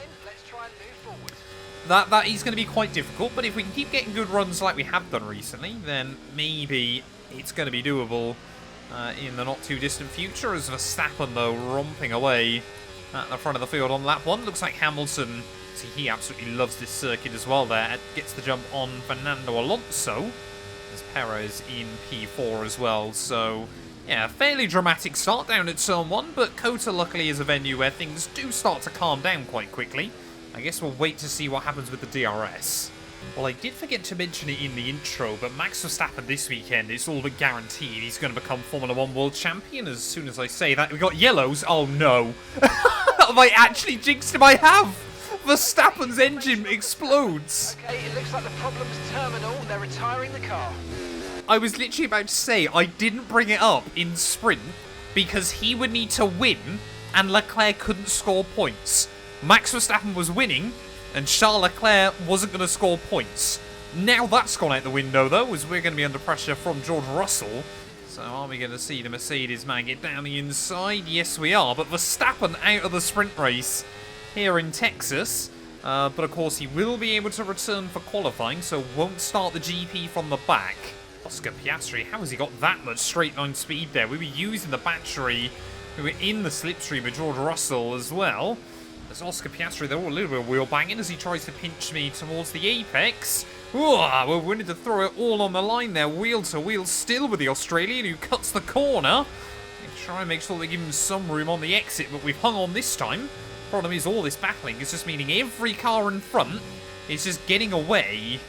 How quick is that McLaren in a straight line, man? The way it just pulls off those corners is ridiculous. As here comes Oscar Piastri down the inside. Oh, gotta be careful. Charles Leclerc there trying to make a move as well. Lost a position, that's us down a place.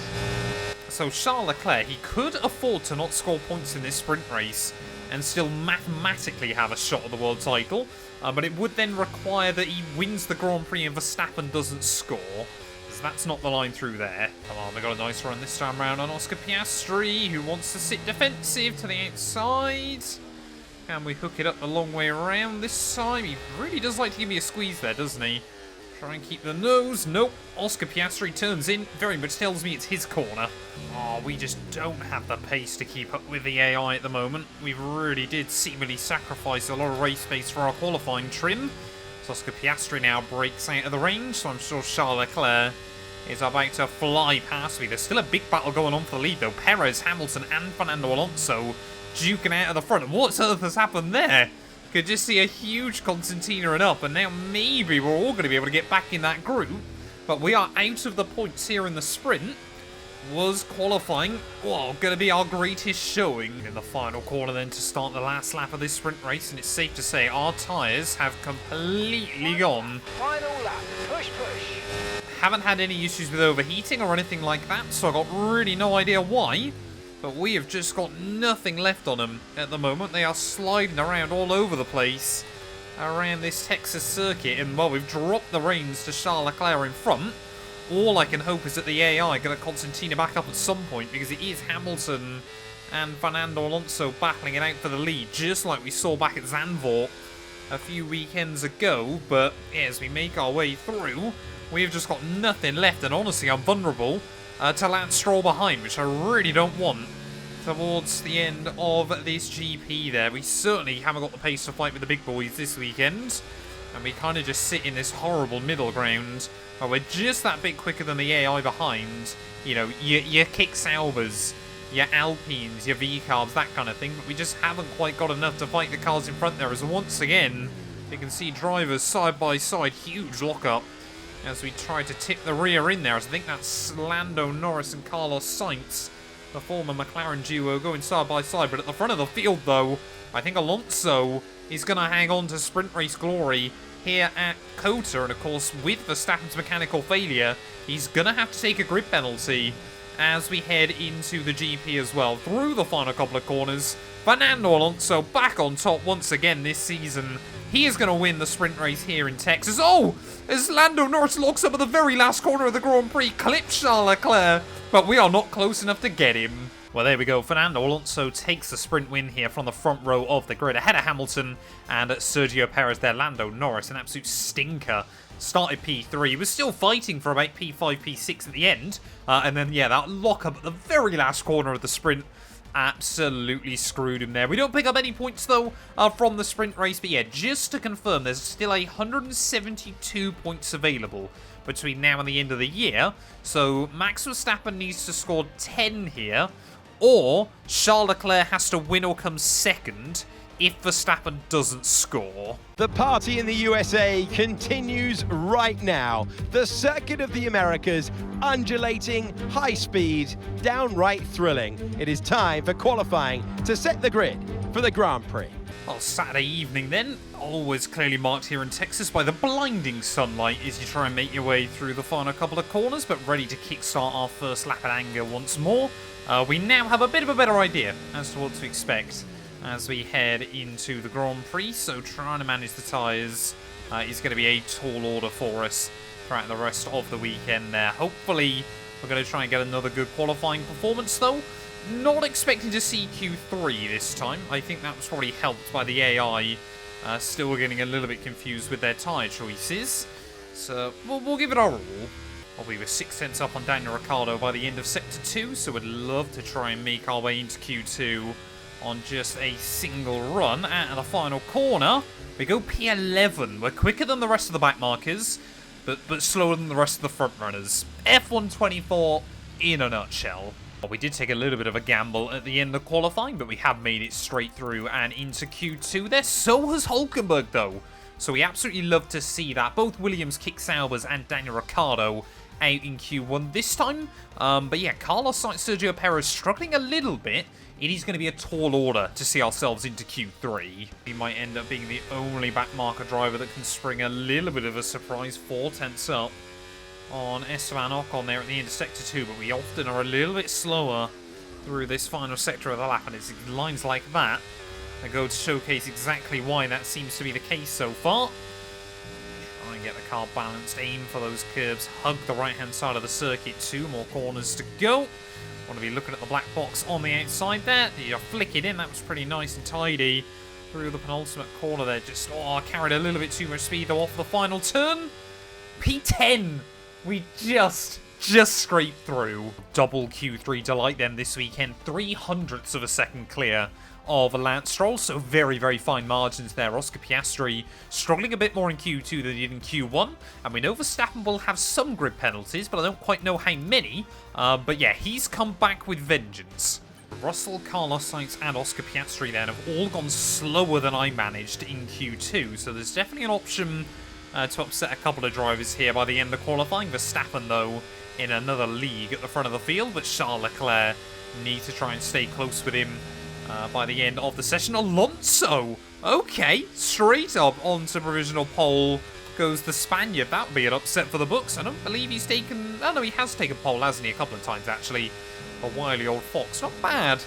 Over 1 lap still inside this game as we try and attack the first sector once again. Definitely seems to be more and more grip as the circuit's cooled down. So able to take more out of our Pirelli tyres, as yeah, you can see as well, the lap's just coming together more and more right at the end of the session. But with so many drivers struggling as well, you know, you've got to be there to capitalise, and that's exactly what we seem to be able to do in this Haas. A bit like we saw with VCarb yesterday in qualifying for the real-life Canadian Grand Prix. If you've just got those extra couple of tenths on a circuit, that is all the difference with how bunched up the field seems to be nowadays. It's braking on the 100-meter board there. Try and keep it balanced through. 8 tenths up on the time set by Sergio Perez at the moment. This lap is really coming together. I expect us to lose a little bit in the final sector to the Mexican. Just can't quite get the car where I need it. AI definitely have got a little bit more front end, able to look after their tyres a little bit more towards the end of the lap, with obviously how much we're trying to attack through sector 1. 1 more corner to go, though. What is the time going to be on the board as Piastri moves up to P6? We are going to go P2. How? I am genuinely lost for words there. 0.03 away from Fernando Alonso at the end of qualifying. The lap felt good, but I wasn't expecting it to be that good at the end of the session. And P3 last weekend in Singapore, P2 here on the grid at Qatar. Surely next time out in Mexico, pole position's on the cards. But I still feel like our race pace is gonna suffer. F1 is so popular in these parts now that we race here 3 times a year, but let's give full respect to Qatar, or the Circuit of the Americas if you prefer, which laid the foundations for it. It still remains the United States Grand Prix.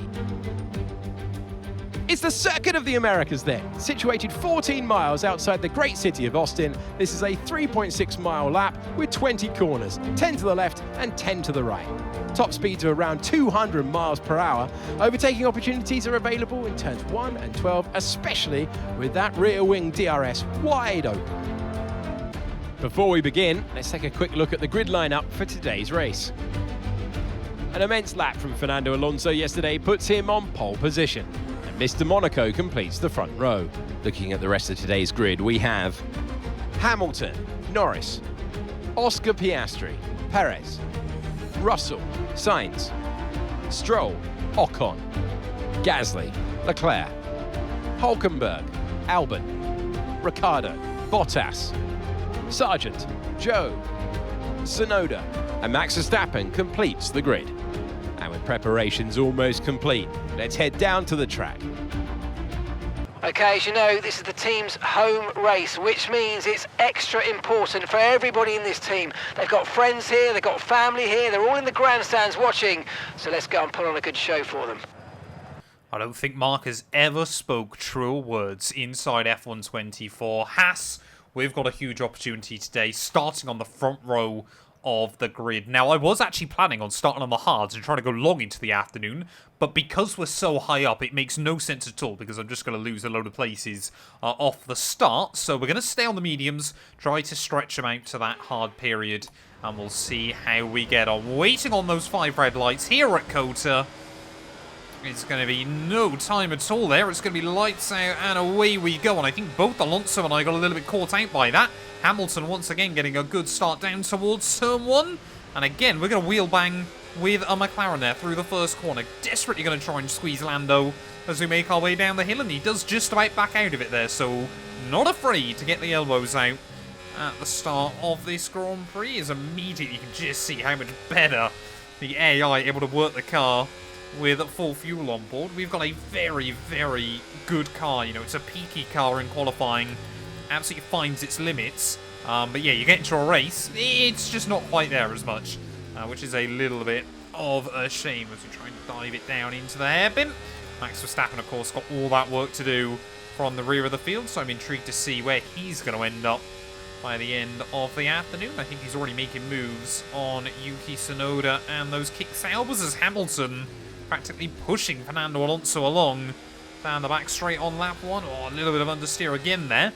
We know how important it is to stay in these two's DRS early on as Piastri and Norris go side by side behind. I would quite happily let them battle and drop out of the DRS range early on as they're still side by side off the exit of the corner. This is beautiful at the start of the Grand Prix there. We've got to make sure we get them out of the range. Of course, they won't have the DRS here. It'll only be down the back straight. But what a start then to this Grand Prix. Alonso hangs on to the lead.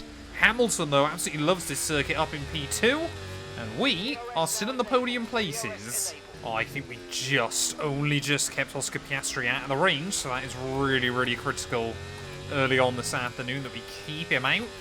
We have to make sure, of course, that we stay with Lewis and Fernando as well. I'm happy to sacrifice a little bit of tyre early on as here comes Lewis Hamilton down the inside of Fernando Alonso on just lap 2. These two have basically spent most of the weekend going wheel to wheel.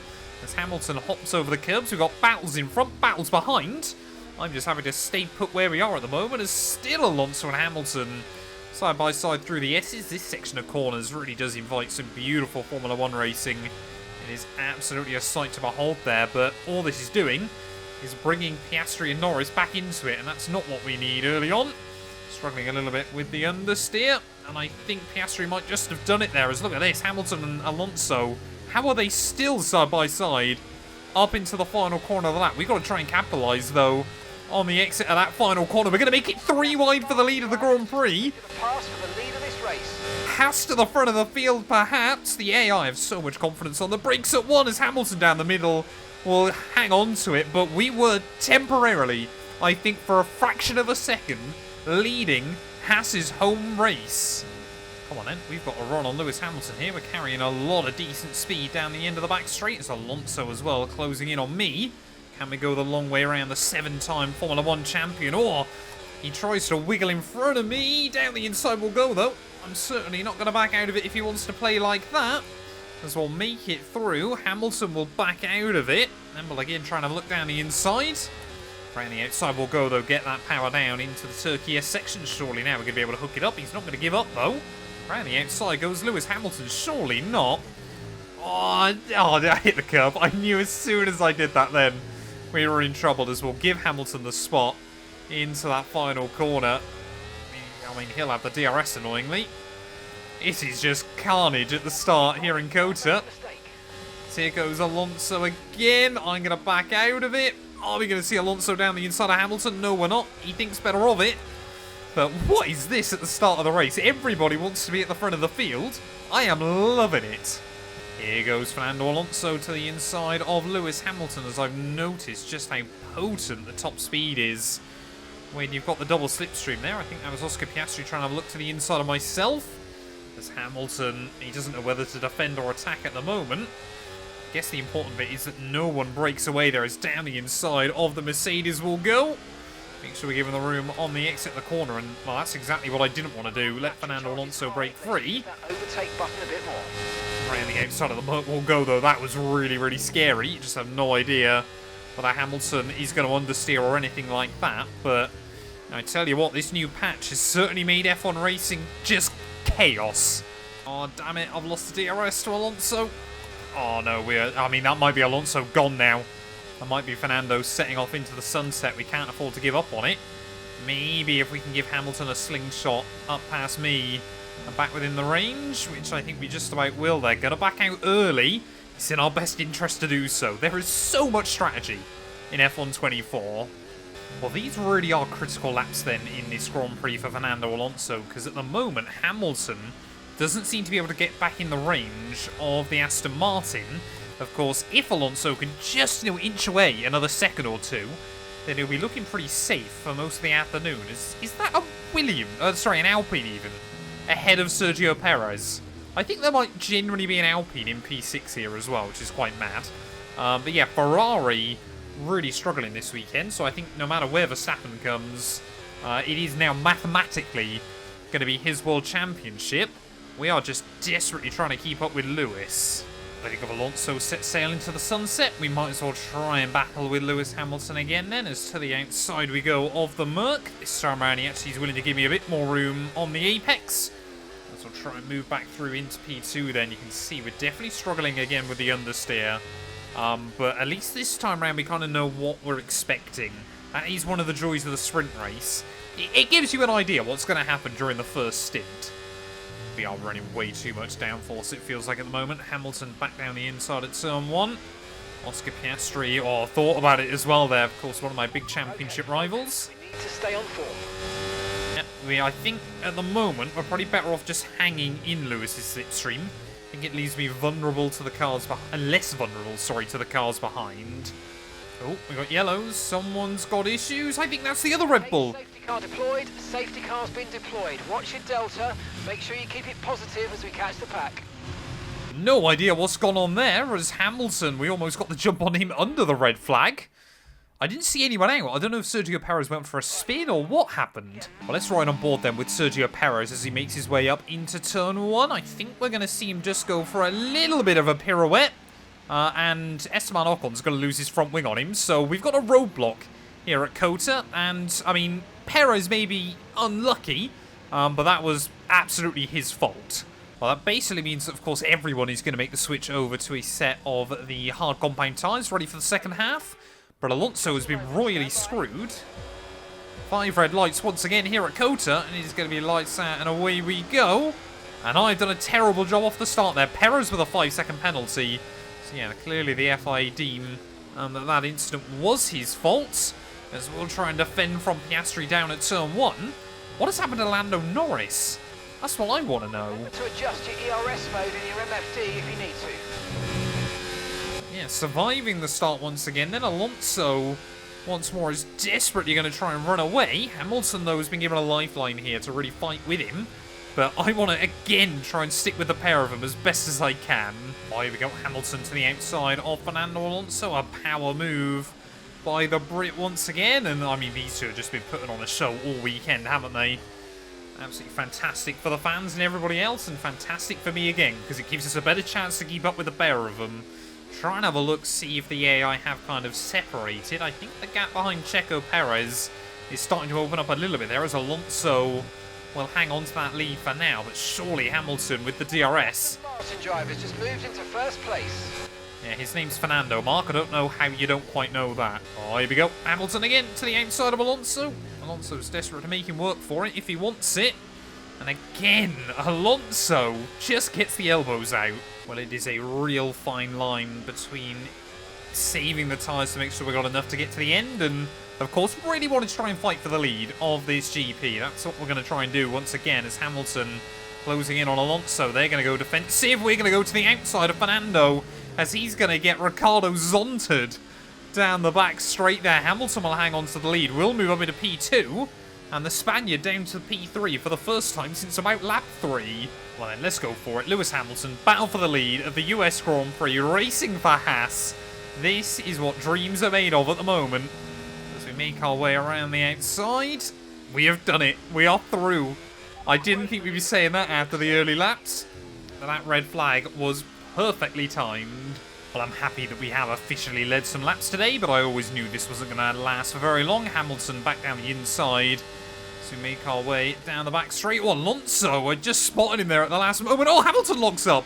Oh, okay. Well, suddenly we've been given a bit of a lifeline then, as I think Alonso panicked. Hamilton locks up, and I said we weren't going to hang on to the lead for very long.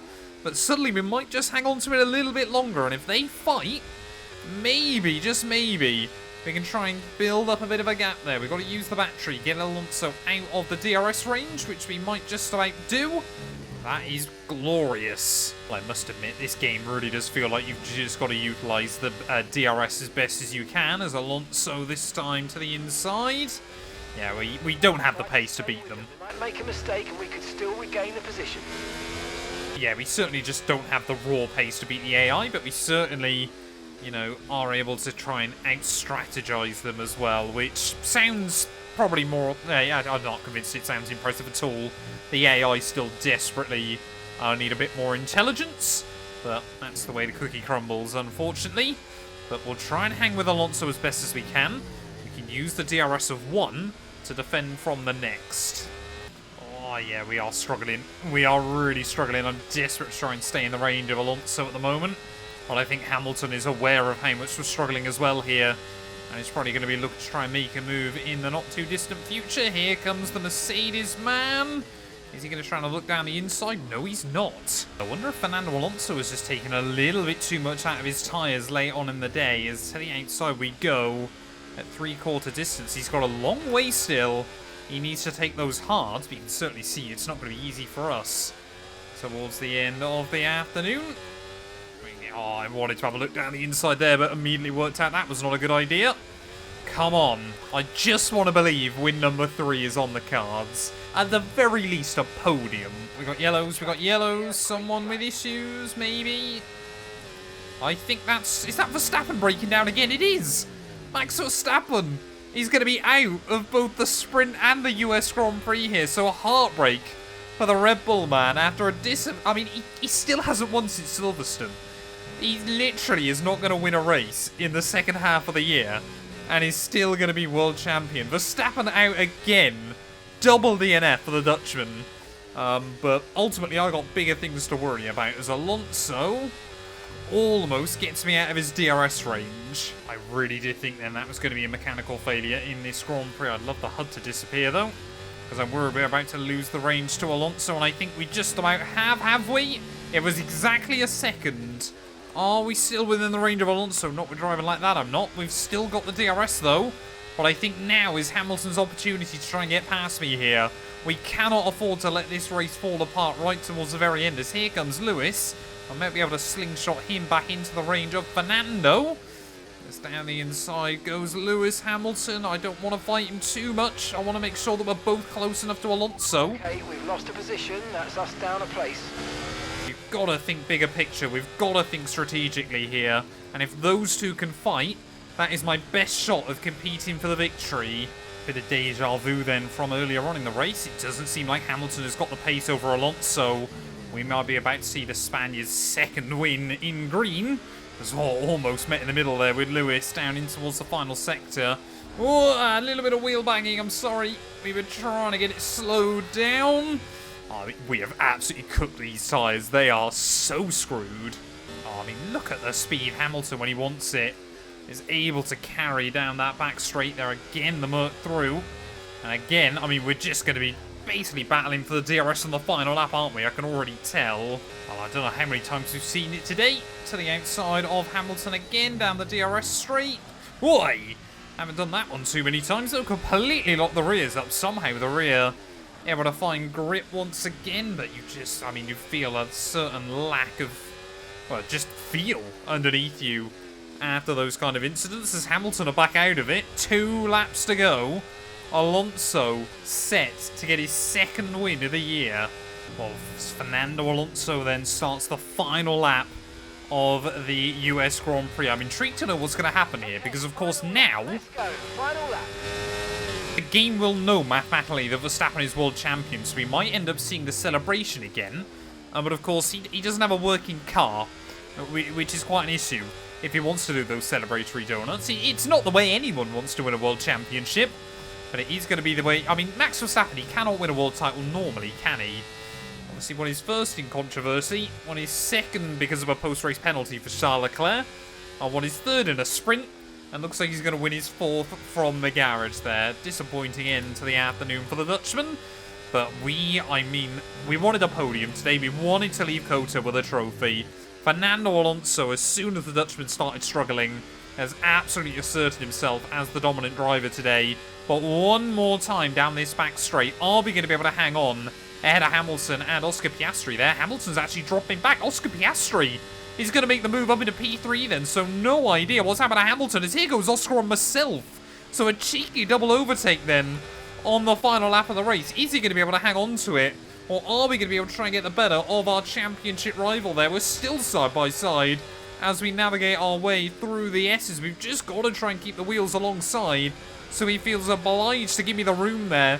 Fernando Alonso, 2 corners to go, will hang on ahead of Oscar Piastri for now, and it is going to be the Spaniard with his second victory of the year there. Things you absolutely love to see, but with one more corner to go, Haas, we are going to get another podium in this season, and we've done it at home.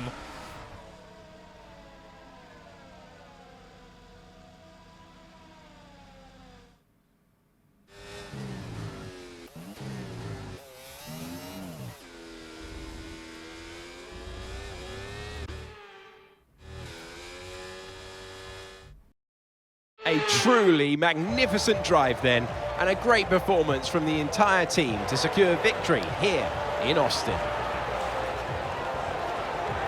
Well, that's 2 wins in a row for them now. That's really going to help them gain confidence and start to build that momentum that they're really going to be looking for.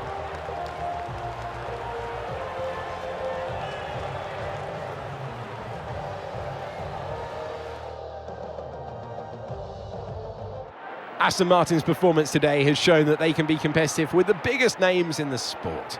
They're making their way out onto the podium now as we speak, and the reaction from the crowd must be incredibly uplifting for them.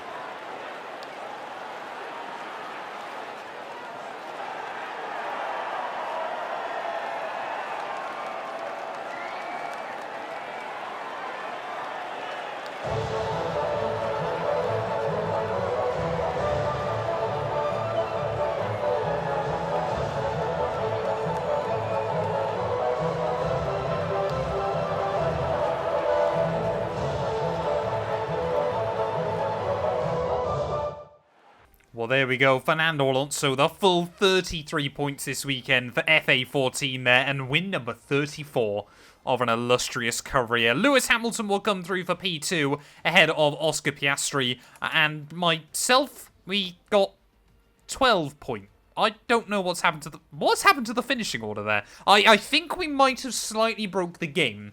So it classified as P4 because I crashed over the finish line. And then I think after that, I had saved the original results, even though I then finished P2. We have completely broken it in that instant there. So Esteban Ocon is going to score 10 points despite finishing 11th. Lando Norris gets 8 points for finishing 9th. George Russell gets 6 for finishing 6th. Any other weird ones? I think we're missing one more, aren't we? No, apparently not. So take from that whatever you will. Don't crash going over the finish line inside F124. But that means having a look at our Drivers' Championship. Yep, it has been confirmed now. Max Verstappen, I believe there's only 160 points left available now this season. So he has now got a 162-point lead over Fernando Alonso and Charles Leclerc there, who are tied in 2nd place. Carlos Sainz in P4 ahead of both Merc still, as we are now 20 points back behind Oscar Piastri as well. Constructors-wise, Red Bull 114-point lead there, so that gap is still coming down each and every weekend, despite the fact Ferrari have had an utter nightmare here, so that one is still all to play for late on in the campaign. But thank you all so much for watching this video. If you have enjoyed, please do make sure to leave a like, get yourself subscribed, and we'll be back very soon when Formula 1 returns, ready for the Mexican Grand Prix. This is a special place to go motor racing. We have the Fora Sol. The track is warming up nicely, and it is nearly time to set the grid for tomorrow's Grand Prix. What an atmosphere we have in Mexico City. But as we make our way then into qualifying here, you guys have actually informed me that there's a little bit of a glitch inside F123, which rather sadly kind of explains why we've done so well in recent qualifying sessions. The AI don't use overtake mode on their qualifying laps, so that's why we've been so good in qualifying but have lacked race pace recently. Is simply obviously because we've got more power than the AI in qualifying, at least during those periods of a lap. So until it actually gets addressed by EA, what we're going to start doing then is not using overtake mode in our qualifying lap, of course, because it just makes it a little bit unrealistic if I've got an unfair advantage over everybody else. So we're just going to head out there and try to get a good lap on without using the overtake mode. That's what we're going to start doing now in this series. But yeah, that might explain why, if we end up out in Q1 this weekend, why I've ended up out in Q1. I mean, it'll explain how we ended up on the front row of the grid last weekend out in Qatar, and then had much less race pace than the AI. Of course, we were still able to use the overtake in the race to kind of keep us in the mix, but yeah, it makes a lot more sense then. You know, I was getting very, very confused why we did have all that pace. First qualifying run, though. Oh, no, I've made such a mistake. Oh, no. Slowest of all. To be fair, it actually goes to showcase that our AI is very well balanced in this game, because I'm half a tenth away from Nico Hülkenberg at the moment, as we round the final corner then start our last lap in anger. Yep, we're still in P20 at the moment. No one has somehow been able to go slower than me. But everyone else on their final qualifying run, with the exception of, I believe, both Red Bulls and Fernando Alonso. Sergio Perez, if ever he wanted a good weekend, surely this one has got to be the one. Hasn't won a race since Shanghai. Leave it in 6th gear. I mean, Mexico desperately needs an update. That is not how that section of circuit looks anything in real life, as we've got a weird bit of cloud haze around the venue. No idea what that's about. But yeah, times are improving then, as Esteban Ocon, Daniel Ricciardo, everyone is improving there, so we're finding a little bit more pace through the final couple of corners. Is it going to be enough, though, to elevate us up the order? It's going to be a 3/10 improvement. We are out in Q1. We only go P19. Well, there we go. McLaren just 0.003 of a second separating their two drivers at the end of Q1, but I said Mexico's a tough track for me, and it's even worse in qualifying trim. 0.3 slower than Nico Hülkenberg here, as it's 1 V-Carb, 1 Alpine, 1 Williams, 1 Haas, and 1 Kick Sauber out in Q1. I might regret saying how we're not going to use overtake mode anymore. That might have been an error. In the 60s, Mexico City would be the season-ending race. That's no longer the case, but it is always a party in these parts. Welcome to the Mexico City Grand Prix. Over 2,000 meters above sea level, the altitude will test the driver's fitness and their engine's efficiency. 17 corners across a 2.6-mile circuit, expect incredible speeds in excess of 215 miles per hour and overtaking into the braking zones of Turn 1 and Turn 4. Before we begin, let's take a quick look at the grid lineup for today's race. An immense lap from Fernando Alonso yesterday puts him on pole position, edging out Sergio Perez, who lines up P2. Looking at the rest of today's grid, we have Norris, Leclerc, Russell, Oscar Piastri, Sainz, Stroll, Gasly, Verstappen, Albon, Zhou, Tsunoda, Hülkenberg, Ricciardo, Ocon, Sargent, Mr. Monaco, Bottas, and Lewis Hamilton rounds off the grid. And with preparations almost complete, let's head down to the track. Back of the grid, not great, I know, but let's just try and use the first lap to push your way up the order. Well, Max Verstappen and Lewis Hamilton then with grid penalties here. Verstappen did actually take pole, but it's going to be Fernando Alonso, last weekend's winner, who will start from P1. But of course, such a long run down towards turn 1 here. Anything could happen, and I'm sure Sergio Perez, maybe he's going to try his hero to zero antics like he did IRL last year as well. But yeah, Verstappen starts P10, Hamilton starts P20. We are in P18. Just to clarify as well, we can use overtake mode in the races. The AI do use it then as they would normally.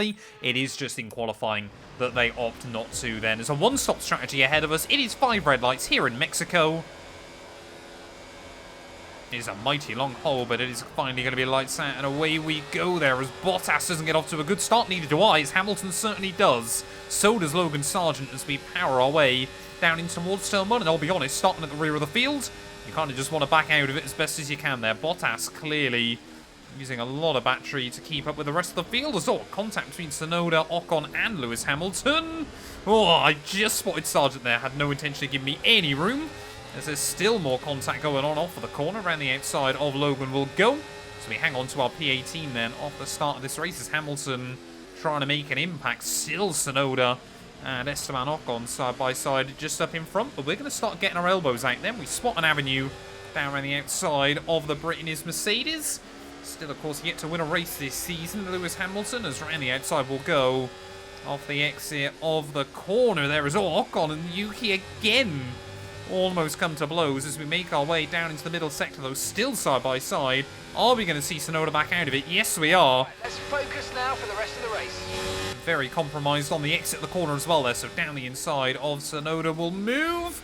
Oh, he's happy to get the elbows out. Yuki Tsunoda is willing to put up a fight here, as I think that's Charles Leclerc from P3 on the grid, moving up into the lead of the Grand Prix on lap 1. He had an absolute flyer of a start as Russell gets the jump on Perez into P3. Well, settling down into a rhythm quite quickly then in this Grand Prix. Unfortunately, now we don't have our OP qualifying modes. It's a bit like having party mode, wasn't it? But except for it's party mode of the Haas, which hence why we were able to do quite well. Unfortunately now, yeah, means we kind of fall foul to whenever the AI kind of bunch up again. And this weekend it seems to be Hülkenberg and Danny Rick that are really causing a bit of a train.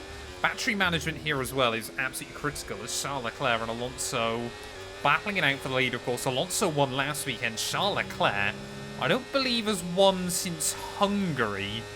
So he's still only had one win this year. He's draining most of our battery to get a run on Esteban Ocon down towards turn 1. We'll try and stay in the slipstream of Zhou Guanyu as best as we can. As Hülkenberg there just tucks in behind Danny Rick. We're going to have to hop over the curbs there as Ocon doesn't want to back out of it. We'll finally force him to. Bit of a pinch on the exit there as well. We're going to see Zhou get a run. Of course, you do get DRS from turn, basically the final corner, down to here. So even if someone gets the overtake done, they still then get the DRS to defend. Oh, Esteban Ocon is so fast in that Alpine. That thing's received a bit of a bump recently. Engine's running very, very hot. Engine's running hot. Let's try and keep it cooler. Every time this game does that, I think we're having a mechanical failure, and every time it makes me scared. That's the other thing as well. I know I mentioned it at Monza a few rounds ago. I really wish circuits like Mexico, what makes them interesting in Formula 1 is, of course, the elevation. I wish there was more of that simulated inside the game, you know, the fact that there isn't much kind of air here. You know, it is much more difficult to stay in the dirty air of the car behind. You have got to manage the temperatures even more. But of course, that is maybe too much effort. I think Zhou Guanyu and myself are getting a little bit worried that Hülkenberg doesn't have the pace to match Daniel Ricciardo. So we're going to try and get a run on, at the very least, the Kick Sauber car. They see me get up to high speed, though, and then just really struggle to do much else with it. Zhou Guanyu's going to rattle over the curbs through turn 1. We're going to send it to the inside through turn 2, and that's another move made. Good job. The car's quite nicely early on, but I am very scared. That is a big gap ahead of Ricciardo. And I knew we had to be worried of Hulkenberg lacking pace, because that's exactly what's happened there. Drops out of the range of Danny Rick. Nice, easy move for ourselves, and we should be able to put ourselves back inside the range of the Australian. But yeah, Albon, 7 seconds up the road, just 8 laps in. That's how important the DRS trains still are. Oh, we got yellow. Someone's gone. Someone's gone. I think that's a McLaren out of the Grand Prix with a mechanical. So heartbreak for Lando Norris then, and it's going to be another Mercedes power unit that goes up. Lando Norris is out of the Mexico Grand Prix, and suddenly Ricciardo and I battling for the final place outside the points. Well, what that mechanical failure did as well for Lando Norris is really bunch up a huge group of cars further behind. I think Carlos Sainz now under pressure actually from Esteban Ocon, so Alpine really have found something later on this year. 215 miles an hour as we pull out of the slipstream around the outside of Daniel Ricciardo. I mean, if those guys up the road keep battling, maybe we could work with the Australian to try and close in what is now only a 4-second deficit. Again, helped because Lando Norris obviously is out of the Grand Prix. And Ricciardo, he'll make the move back through, but yeah, at the moment, I mean, it has only been 1 lap, but I feel like this might be quite a pointless exercise. Oh, we got yellows. We got more yellows. Fernando Alonso! Fernando Alonso, after victory last weekend, pole position here in Mexico. There's an incident in the next part of the track, no overtaking through the yellow flags. And Alonso is out of the Mexican Grand Prix, our second Mercedes power unit failure of the day. I think Ricciardo sensed an opportunity to try and get a cheap pit stop under a safety car, which doesn't appear to be happening. But that means we are now up into the points then of the Grand Prix. And Alex Albon is slowly dropping out the DRS range of those cars in front. Oh, you can see as well, we're definitely just overheating the rear tyres slightly here. I know how traction limited this venue is, but that's going to be very, very difficult to cool back down. Guess we can try and be gentle, but already Esteban Ocon has closed up to my gearbox. I mean, how do you really regulate the tyre temperatures around here, apart from just less wheel spin? Here comes Esteban Ocon down the inside. Doesn't even seem like in a straight line where I'm not really using them much. That they're really cooling down at all. Could we box early, go over to the hards, and then try and get to the end? I don't think it's too ridiculous to go from here. Maybe that's what we got to do. Try and get an undercut. A little bit skeptical as well as to where Daniel Ricciardo's going to be, because I think he's working a mighty fine undercut on the rest of the field as well. 22 laps on a set of hards, so shouldn't be impossible. These mediums haven't actually worn too badly. It is just about that tyre temperature. So we'll have to manage that a little bit more in the second half of the Grand Prix. Almost got done for pit lane speeding as well, but we did turn the tyres into 50p pieces on entry, as Ricciardo's 2-stopping them. So that makes things very interesting. Back into the race. That was a fantastic stop, faster than we were expecting. He'll get the jump, but of course, yeah, we know he's got a box again. Pit stops, let's go. So Ricciardo actually here could still be on for a decent showing, but we got to make sure, yeah, that we don't get overcut by Esty Bestie. I hate the fact that I just call him that. It's such a stupid name. More cars into the pit lane then, that's good for me. Bottas, Tsunoda, and a handful of others, so hopefully we'll get a good idea. Target, nice work. Unfortunately, we haven't been able to get much closer to Albon and Verstappen, but this might be the difference for Alex Albon then if he's dropped out of that DRS range of Verstappen. Because, of course, yeah, we're going to be on slightly older tyres, but it's not going to make much difference. But Albon, yeah, it goes to show just how ridiculously OP the DRS is.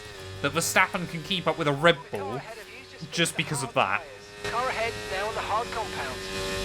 Nothing against Alex Albon. I think he's a brilliant driver, but it is a little bit unrealistic. I say a little bit, it's completely unrealistic. Nico Hülkenberg, Logan Sargent, and I think, yeah, Zhou Guanyu all in, so Ricciardo's actually up in a pretty decent spot here. The other one I am worried about is the fact Lewis Hamilton is closing in and dragging Esteban Ocon with him. Stroll's coming out behind Albon, so I think any hopes of Albon losing out on that train is gone.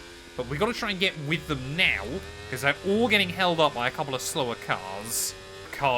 Ricciardo is an absolute beauty for us at the moment. He's on his worn set of mediums, and is still ahead of Albon and Lance Stroll. So we've just been working over the last few laps to try and get in the range of the Canadian here. And even if Hamilton gets to me by the end, which he doesn't seem to be, he seems to be completely screwed by Esteban Ocon at the moment. We have got the DRS on just a handful of the cars in front of me, which is super important, because when Ricciardo then does pit again, we're going to be unleashed a fight with the Canadian and the Thai driver towards the end of the afternoon. Piastri's trying to run away in that McLaren as Sergio Perez, new fastest lap. But look at the lead Charles Leclerc's got. He has used the pit stops to his advantage. Something Ferrari couldn't say yesterday in the real Grand Prix. Albon as well. I'm going to look to the outside of Ricciardo down towards someone. Oh, he tries to switch him. Yeah, Ricciardo has worked an absolute gem for us here. Albon still can't find a way around the the V-carb even. As here he goes this time around. Surely that's going to be done and dusted. As are we going to see Stroll get the run as well. The Canadian unable to quite get close enough, but I feel like, yeah, Ricciardo is such a cork in the bottle. We're all going to be trying to line up a move on him down this next straight. Is right that throttle early. That sacrificed a little bit of rear tyre attempt to make it happen. So are we going to see Stroll get close enough? No, we're not. We're going to have a look down the inside of the Canadian, who just about spots me. We're going to go round the outside through the next corner there. I'm more than happy to go wheel to wheel with the second of the Aston Martins. Of course, the only one remaining. So easy. But now all eyes on the top left to make sure Albon doesn't get out of the range. Well, Ricciardo's not losing it too badly at the moment. He's still able to stay in the slipstream of Alex Albon as we're going to have a look down the inside. No, we're not. Ricciardo there very firmly slams that door shut. Careful not to get turned by Lance Stroll on the exit. But yeah, I mean, V-carb I think have accepted they just don't have the pace here. They tried something a little bit different. But at the moment, yeah, it is not paying off. No proper run through the exit of the S's. Surely this time around we're going to get the run down the inside of Ricciardo, who tries to defend it. Realises I think it's a pretty worthless battle at the moment, as we'll make the move happen. I think, though, by doing that, we've lost the range to Alex Albon. So that is really not ideal for us as we mount the curbs. Yet the gap to the Williams, 1.1 seconds. As Ricciardo peels into the pit lane then, we have been able to stay in the range of Alex Albon. So I think, yeah, the Williams driver at the moment. Williams, again, this is a track that in real life probably wouldn't suit them, but inside this game really does. Because, of course, it is still low downforce. But we've, you know, thinking about it actually, considering how this race was looking early on, we've done very well to actually get kind of as many places as we have here. I'm still a bit sceptical of Hamilton towards the end. I feel like him and Esteban Ocon could spoil our party. You hit that target. Really good job. As I'm happy just to work with Alex for a few laps, maybe get away from Stroll, who's dropped 1.2 seconds back, and then really we can just duke it out between us. Yeah, Stroll isn't waiting around at the moment. Down the inside goes the Canadian, as even with the DRS, still able to get alongside me there. We're still struggling with rear locking though as well. But again, I'm watching that gap to Hamilton and Ocon. It seems Make a mistake. very dependent on when they go side by side down at turn 1. And I feel like racing Esteban Ocon, he will do that every time. It's goodbye, Stroll. Okay, that was kind of funny. Well, now I know how important it is to try and keep Stroll out of that range as we'll fly. Whoa, Alex Albon wanted to move maybe a little bit later than I would have liked. Down towards turn 1. But yeah, we've got to try and, I think, drag Albon along. Stroll's definitely got more pace. I just don't want to have to deal with Stroll and Lewis towards the end of this race. And once again, here comes Alex Albon. It seems like, yes, DRS trains happen less now on this game. But I feel like I'm having more and more races where it's just one lap slipstream, make the move. Next lap, the AI slipstream and make the move over and over and over. Well, I guess if we all keep doing it to each other, then it means it makes it much more difficult for Hamilton to get close towards the end, around the outside of Albon again. As Lance Stroll, I'm sure, will again be looking to try and find an avenue. He's in the bit of the awkward spot, though, because obviously Albon and I always give each other DRS. Overtake. That he kind of just gets to watch. And once again, goodbye to Alex Albon down towards turn 1. This is just genuinely going to come down to the very last lap, isn't it? Unless Stroll causes a bit of an upset. It's basically going to be who's got the DRS onto the final lap of the Grand Prix. You just noticed as well, Pierre Gasly is having the race of his life, battling it out for that final podium place with Verstappen and Sergio Perez, I believe, and George Russell still. So once again, around the outside of Alex Albon, and once again back into P8. I just want a point, to be honest. I don't mind if Stroll and Albon get me. But every time as well, I try and see if we can break out of the DRS, and I risk completely destroying the tyres. I mean, even when I use battery, Albon, that Williams is so fast. I just can't, I'd have to be over a second ahead of him, and I still think even then, he might still get back within the range of me. It is pointless. It is so weird. Kind of, I mean, I know obviously it's how it can work in Formula 1 from time to time, but it is so weird to have to drive like this in the F1 game, where there is genuinely no point in me going quicker, because I'm not going to end up in a better position. Unless, of course, that happens. Very, very weird moment there. We'll lock the rears up, and Alex Albon might now be free. We'll still claim the DRS off of Stroll, but yeah, just completely lock the rears. Happy that we're actually able to catch the car. Whoa, and keep it pointing in the right direction. Have I cooked the rears? Oh, that rear left definitely starting to get a little bit warmer than I'd like. So we'll try and go back down the outside of the Canadian. I mean, it's pointless going defensive, isn't it? You may as well keep the car on the racing line. Brilliant. Nice move. Keep going.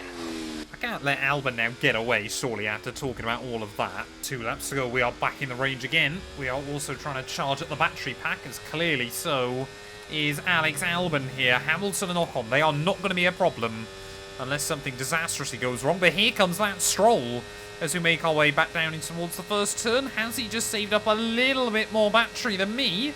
The Canadian's going to have a look to the outside. About 10 to 15 minutes from now. Funnily enough, Mark, with 2 laps to go, unless we're racing at the Nordschleife, I don't think that's going to be a concern. Oh, it's Lance Stroll, though. I'm starting to get worried how much battery he's been able to save up recently. Is he about to go for a last lap lunge? Well, as Charles Leclerc then starts the final lap, looking set to take a comfortable second victory of the season. It is all still to play for, and with Pierre Gasly running up, fighting for that podium still. Okay to use your overtake button. This here could be absolutely critical for Williams. Are we going to get close enough to Alex Albon by the time we get down towards turn 1? Surely we are. The Williams will go defensive on me, but clean around his outside. In towards that first corner there to make sure we get the car slowed down. As you can see, Albon definitely still trying to push me along into the first corner. He actually upsets the rear of his car, though. Also try and ride the throttle on the exit, still struggling with those rear tyre temperatures. But I think we have just about done enough on the final lap of the Grand Prix. There's been a lot of strategy in the second half of the afternoon today. But yeah, for Williams, they're going to be gutted. Those 2 points could be critical here, especially with Alpine having so much momentum behind him. And look at that. I think Gasly's made the move. He's into P3. Pierre Gasly for an Alpine team that hadn't scored a single point prior to Baku just a couple of rounds ago. They watched Kick Sauber get a podium that weekend. It looks like we're going to see yet another team with a podium between now and the end of the year. Charles Leclerc is going to win the Mexican Grand Prix. Pierre Gasly, P3 in the end behind George Russell, as we're going to come through from 18th place on the grid, 10 places gained on race day Sunday. It is P8. It's victory in Mexico then, and what a victory it is after an incredible Grand Prix.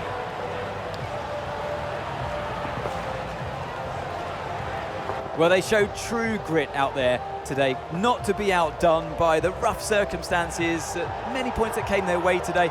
A job well done, not the easiest of days, but they walk away with a race victory.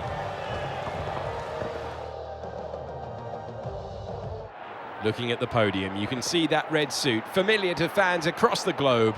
A world-class win for a world-class team. Ferrari, do it again.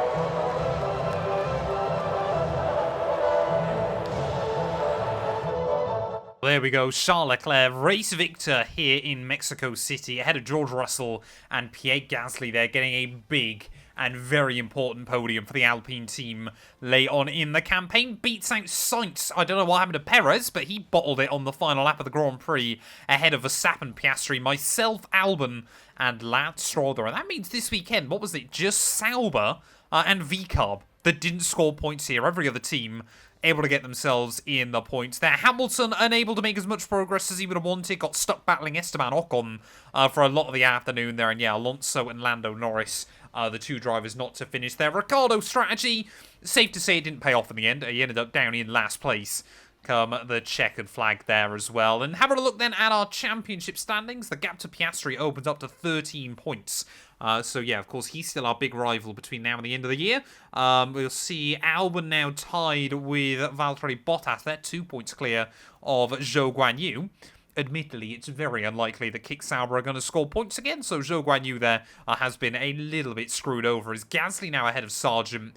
And yeah, it is still just Tsunoda and Ocon who are yet to score a point in this campaign there. The gap at the top of the table down under 100 points for the first time in a long old while, as Ferrari just continuing to chip away at Red Bull's lead. Are they going to fumble it before the end of the year there? But yeah, Williams, those 2 points might be critical because Alpine are closing in thick and fast as well there. But thank you all so much for watching this video. If you have enjoyed, please do make sure to leave a like, get yourself subscribed, and we'll be back tomorrow when Formula 1 returns, I think with another sprint weekend out in Brazil. Hello everyone and welcome back to part 21 of our F124 driver career mode. Yes, we're back this weekend here for yet another sprint weekend from Sao Paulo, Brazil. Of course, if you missed out on yesterday's video from Mexico City, I would highly recommend going back and check it out. Safe to say, as we get towards the end of this first season, you know, we've learned a lot about the game, and we are looking forward to obviously prepare ourselves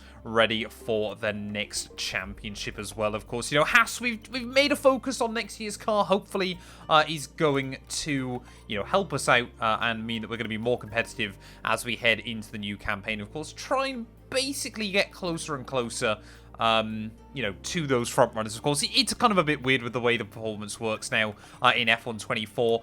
That basically you're either a backmarker or a front runner. As you can see at the moment, Red Bull back to having the strongest car in the campaign. We've still got a huge swath of upgrades though, 2 major power unit upgrades, which are hopefully going to boost us back past Williams and Visa Cash App as well. Having a look at the Drivers' Championship, of course, it is all wrapped up for Max Verstappen, but less than 100 points now, the gap between Red Bull and Ferrari behind. So maybe Ferrari can drag that out to the bitter end. Of course, they've got 4 more races to go and 2 more sprints as well, so they've got some kind of chance being able to achieve that. But yeah, as we head out though towards Sao Paulo, I'm going to take a couple of fresh engine components as well. Obviously we've got a couple of very, very power sensitive circuits coming up, but I will join you guys in qualifying. Atmospheric tracks don't come much better than this. We're in Brazil for qualifying. Let's get some laps at the limit. Well, it was a good job I didn't cover free practice in this video because it was really depressing. Couldn't get a single score out of the car, so I don't know whether it's just a lack of pace, a poor setup ideology, or what. But yeah, as we move out though into sprint qualifying, obviously hoping we can have a bit of a better run than we did in Mexico. Of course, if you missed out on that video, we no longer use the hot lap overtake mode in qualifying because the AI don't, so it gives you an unfair advantage. But yeah, we want to try and get a good lap on the board. Obviously, we've got the set of mediums. I feel like, though, this will end up being a track where we have to use the softs. Again, just where we've lost out on those final few tenths of a second as Lando Norris top of the board. As we run just that little bit wide. Well, we're still a tenth up on Logan Sargent by the end of Sector 2. But yeah, I mean, we're probably going to lose a lot of time out of this final corner. Charles Leclerc clearly had a lap that he doesn't want to write home about, as everyone else has gone softs then, interestingly. So that would explain why we're so far down. We do go quicker than Charles, but only P17. Oh, I think Charles Leclerc has been well and truly Ferrari'd here. We're going back out on a set of the softs for our final last-ditch run. But Charles Leclerc still out there on the mediums, despite the fact he's slowest of anybody so far in this session. We only need another couple of tenths to hopefully see us into Q2. Push down into P18. But yeah, I mean, we saw in Austria, didn't we, in our driver career mode, how I actually pretty much matched my soft time on the initial set of mediums, so hopefully that's not going to be the case today. We need to see ourselves back into Q2. Of course, this is just a really more about confidence for the rest of the weekend. There is too much curb down the end of the Escudo de Lago. We just cannot gel with this car here.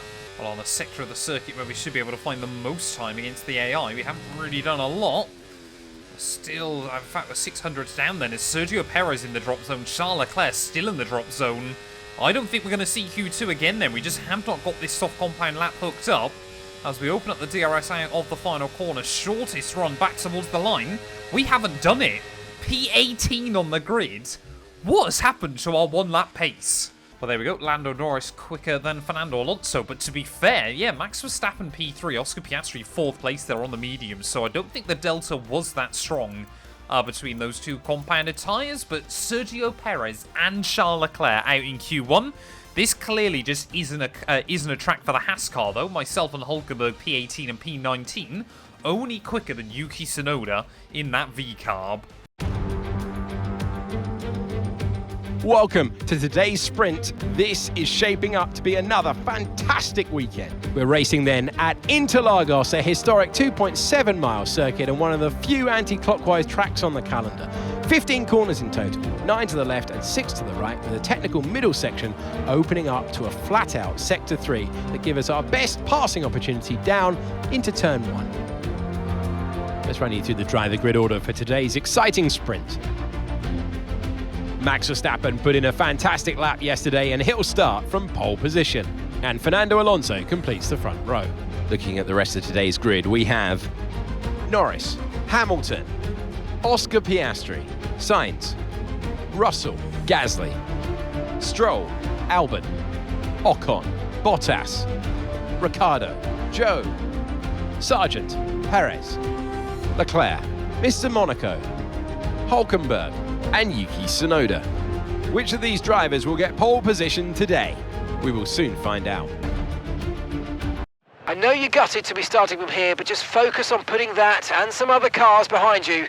Good luck. Yep, yeah, say annoyed again with the lack of pace we showed in qualifying, but hopefully, like we saw in Mexico, we can come on a bit stronger in the Grand Prix. Don't fancy using the softs, to be honest, and I'd rather open them up to use in the race if we need to. So we're going to use the mediums at the start of this sprint. Hopefully it'll mean that towards the end of the sprint race, we've got some pace over the AI as well, as we look to be the only car that's tried it. It is 5 red lights here in Brazil.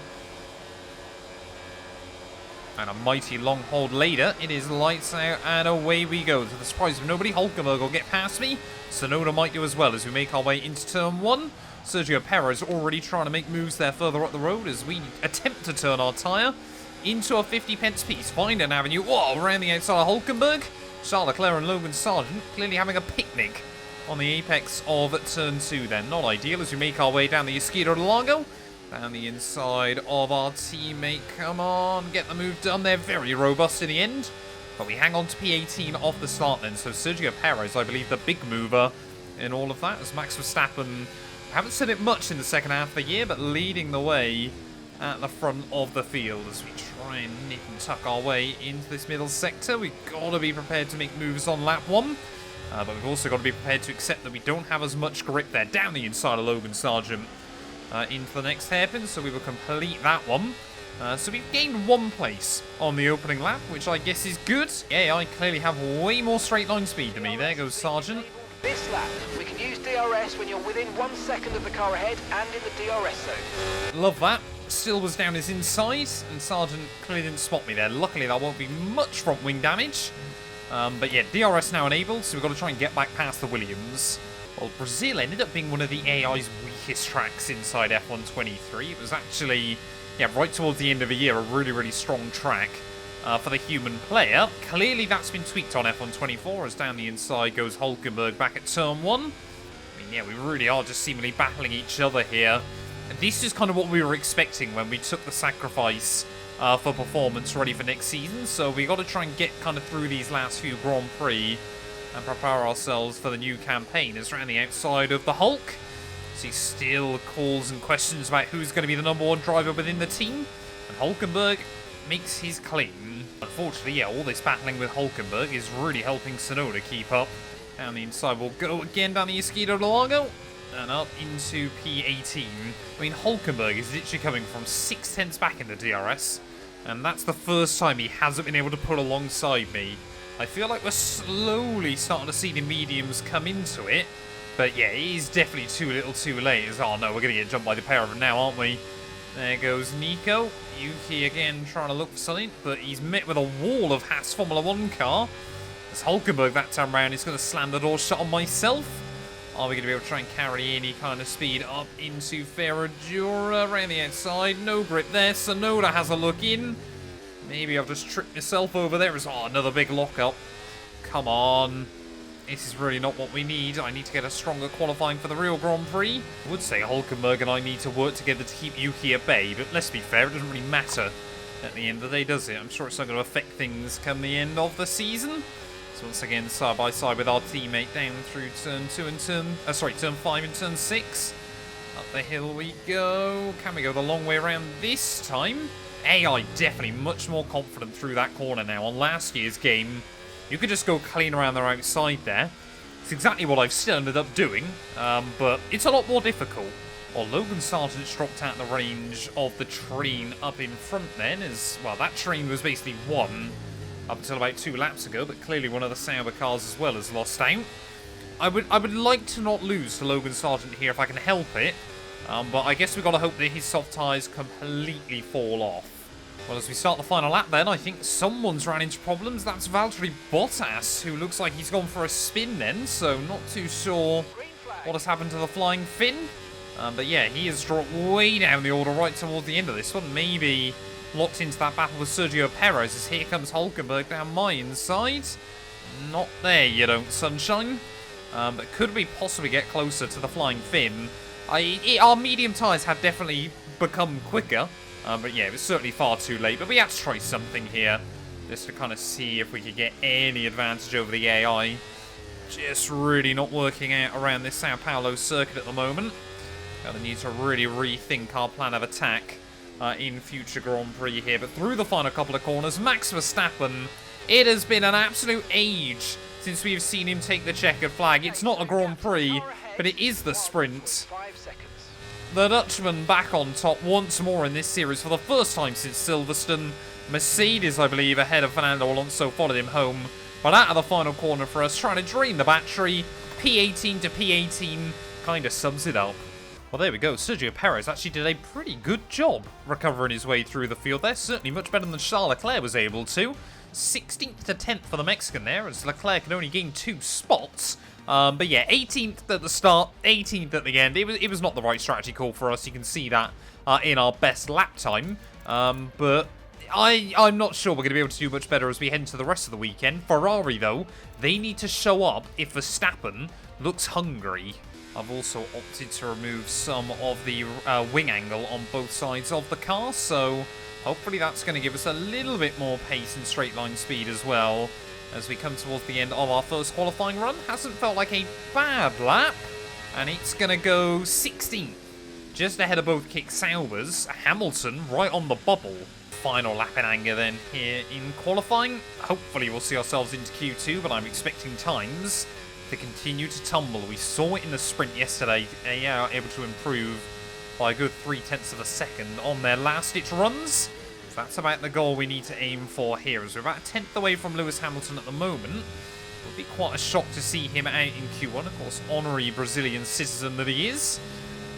But yeah, 10th up as we make our way down the hill. Down to P16. Hate the way he tells us that when we're already know I'm in P16, because we were there at the end of the first run. Piastri goes top of the board, so clearly showcasing that times are continuing to improve and move around. Me try and get a good run through this final corner there as I nick the grass on the way, and that was a terrible line. But we do carry the speed off of the turn there. Stroll on 108.3 again is going to be the benchmark. No, it's Albon moving around, so we are down to last place then. Hulkenberg's going to make it through. I think we might be last on the grid here. We are. Deary, deary me. Well, there we go. Oscar Piastri top of the board ahead of Alonso and Max Verstappen there. Hulkenberg makes it through into Q2. We were 0.3 away from him, though, so I said it was going to be about 0.3, and that was the difference maker at the end of qualifying. We were pretty much even with the time we set in sprint qualifying, so at least we're consistent. It's a shame we're consistently rubbish. Formula One returns to Interlagos once again with the stage set for what promises to be another classic Sao Paulo Grand Prix. Sebastian Vettel famously clinched his third championship here in 2012, and in 2016, Max Verstappen treated us all to one of the finest wet weather drives of all time. Interlagos, always a very special race here in Brazil, is a 2.7-mile circuit with 9 lefts and 6 rights for a total of 15 corners. The fastest lap today should have an average speed of around 135 miles per hour if, of course, the weather stays dry until the end of the Grand Prix. So with the race not far away from starting, here's what today's grid rundown looks like. Fantastic effort from Charles Leclerc yesterday, and it's put him on pole, and it's Fernando Alonso alongside.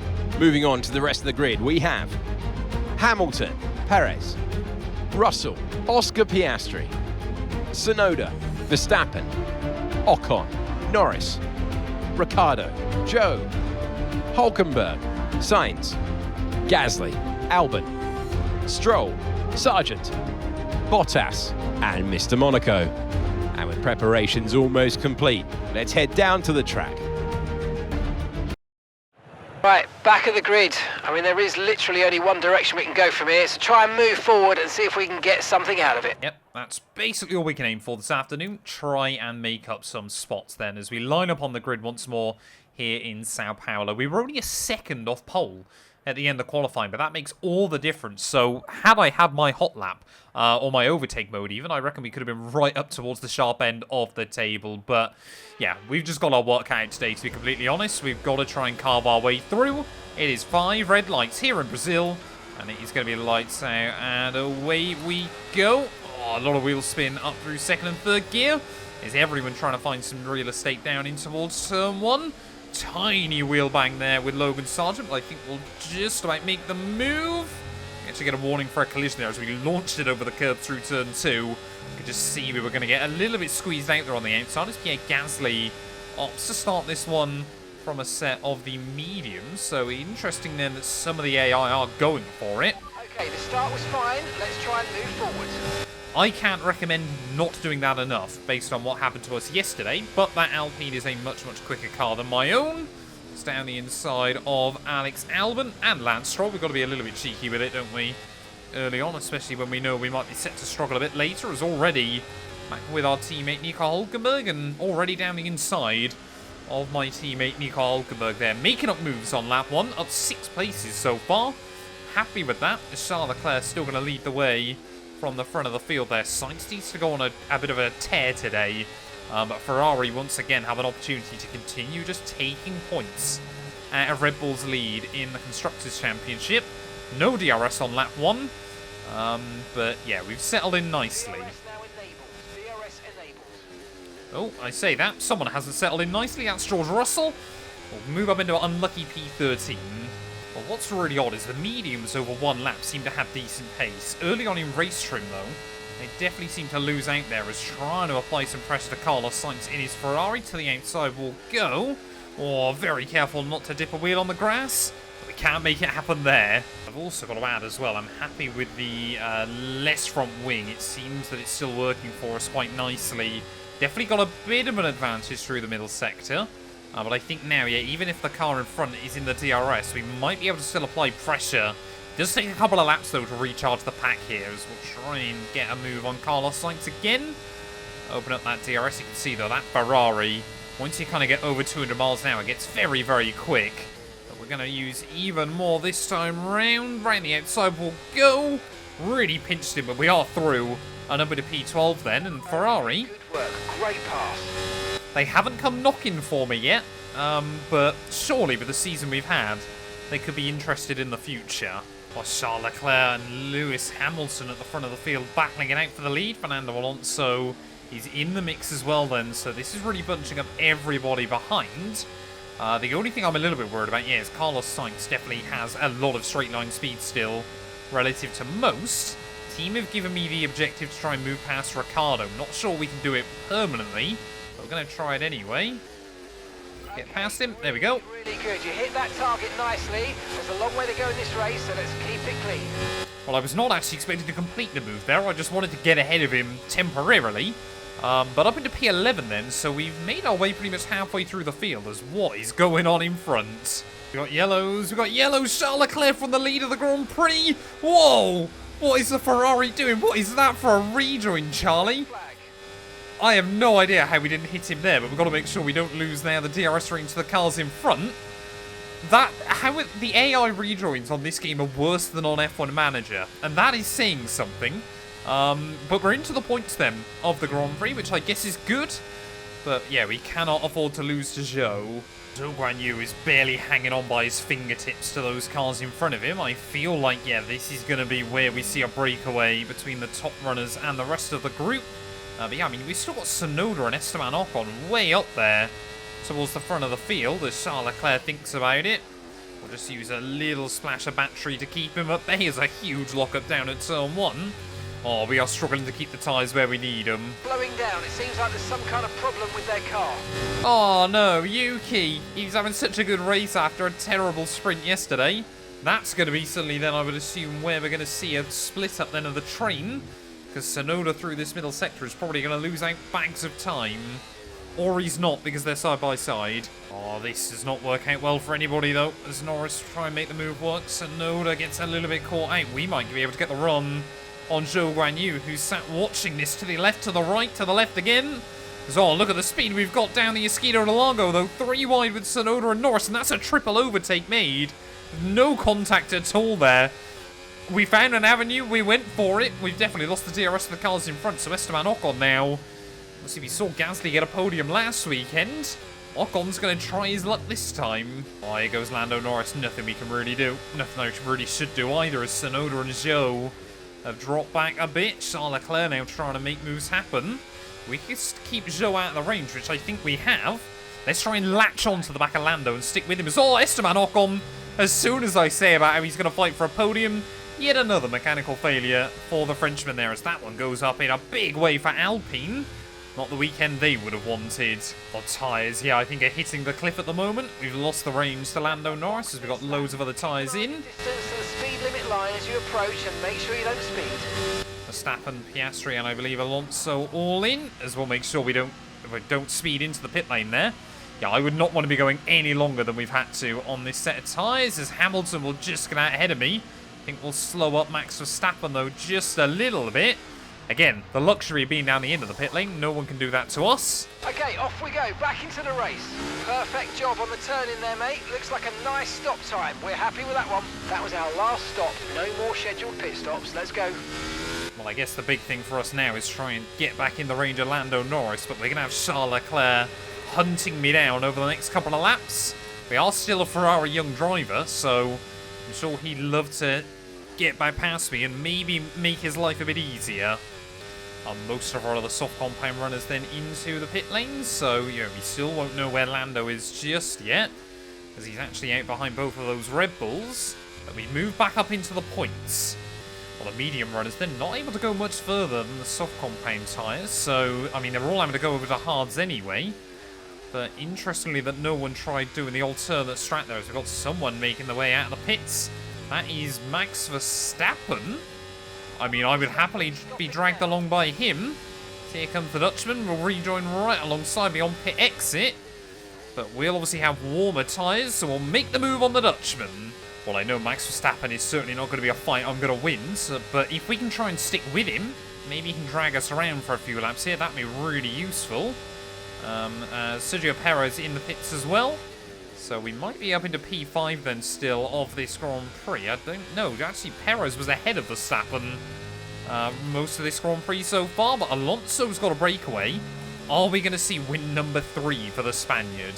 Oh, we got yellows, more yellows. I think that's a V-carb that's gone. That must be Yuki Tsunoda then, having a brilliant race up to now. Few reliability gremlins kicking in, and now a lock up at turn 1. I'm not even sure we could get past Verstappen if I wanted to. Here is immediately, Russell's going to move past the V-carb and a breakdown himself. So at least Tsunoda will get one freebie. Burn off some of this energy. So that might well be a safety car here, breaking down at the same place Esteban Ocon did. We might get away with it. I'm not sure I want one at the moment. I'm quite happy just to sit in behind Verstappen here, as Leclerc's still taking a bit of time out of us. That Ferrari on a stage softer tyre. But yeah, Russell out of the Grand Prix. Oh, Hamilton and Oscar Piastri are really costing each other time at the moment, and Red Bull sense an opportunity here. Both their drivers on the harder tyres, so they should have an advantage towards the end of the afternoon. You can see how we're barely hanging on to Verstappen. But I mean, yeah, look at this. The Merc and the McLaren just side by side every single time. Sergio Perez now trying to get involved in it. So, yeah, Verstappen and I, we're just working together at the moment, which doesn't happen often, admittedly, on the F1 game. But we could be in the podium fight. Let's not forget, I started last. Oh, what is going on? I can just see Perez and Hamilton moving around as Piastri maybe senses an opportunity to run away. Hamilton and Sergio, you do not want to go side by side through the centre S. It is a fantastic way of giving that McLaren a little bit of breathing room. As Alonso, he's gone. He's checked out at this stage of the day. But yeah, we've just got to really play the strategy now. Ahead of you. Right, here we go. Let's look to get past quickly and put them on the back foot. I've got to get through 4 cars. What is that? Why Oscar Piastri, of all people in this group? That's ridiculous. I mean, the big thing I'm worried about at the moment as we watch Perez and Piastri go side by side is that Charles Leclerc, he's still got pretty much free reign behind him. Oh, Zhou Guanyu locks up. So yeah, Charles Leclerc's basically just free to close in as much time as he likes on this group. Piastri now drops in behind Sergio. But are we going to end up with another Ferrari and another McLaren in this gaggle? Well, it's about at this point of a Grand Prix, we've got to start thinking about our own strategy towards the end. We're kind of hanging on with these guys, but they're only going to get more and more aggressive with each other in these battles. Hamilton seems dead set on not letting Verstappen by. Perez seems to have the pace, though, over Oscar Piastri, so might just break free. I mean, I would love a podium here. We absolutely don't deserve one. We haven't had the pace all weekend, but what an upset. Oh, Verstappen this time around the outside of Lewis. This is not good news for any of us, because it gives the other two a bit of breathing room, as we're going to try and get the run on the pair of them. 3 wide again down the Esquito Lago there. As look at that, we've got the speed when we use the battery. Get it parked on the apex there, and we waited, and we have finally pulled it off. Are they still side by side? Great job, really impressive.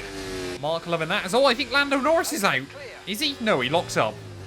Here comes Max Verstappen back down the inside. The Dutchman will go. 0.7 seconds. Yeah, not really surprised I couldn't do a lot there. Maybe he can close us back in on Checo and Oscar. But yeah, I should have remembered to shoehorn into that commentary that we were 10 World Championships side by side. Just you know, because. Oh, Checo Perez! Perez has locked up and gone on. Suddenly we are now fighting Verstappen for a podium here in Sao Paulo. This has been just chaos right from the get-go. And Sergio Perez, what a mistake late on in the day. I mean, Verstappen, though, if he gets back in the range of Oscar Piastri, we are in big trouble. Yeah, myself and Lewis, we haven't got the pace right towards the end of the afternoon here. Verstappen now out of the DRS range.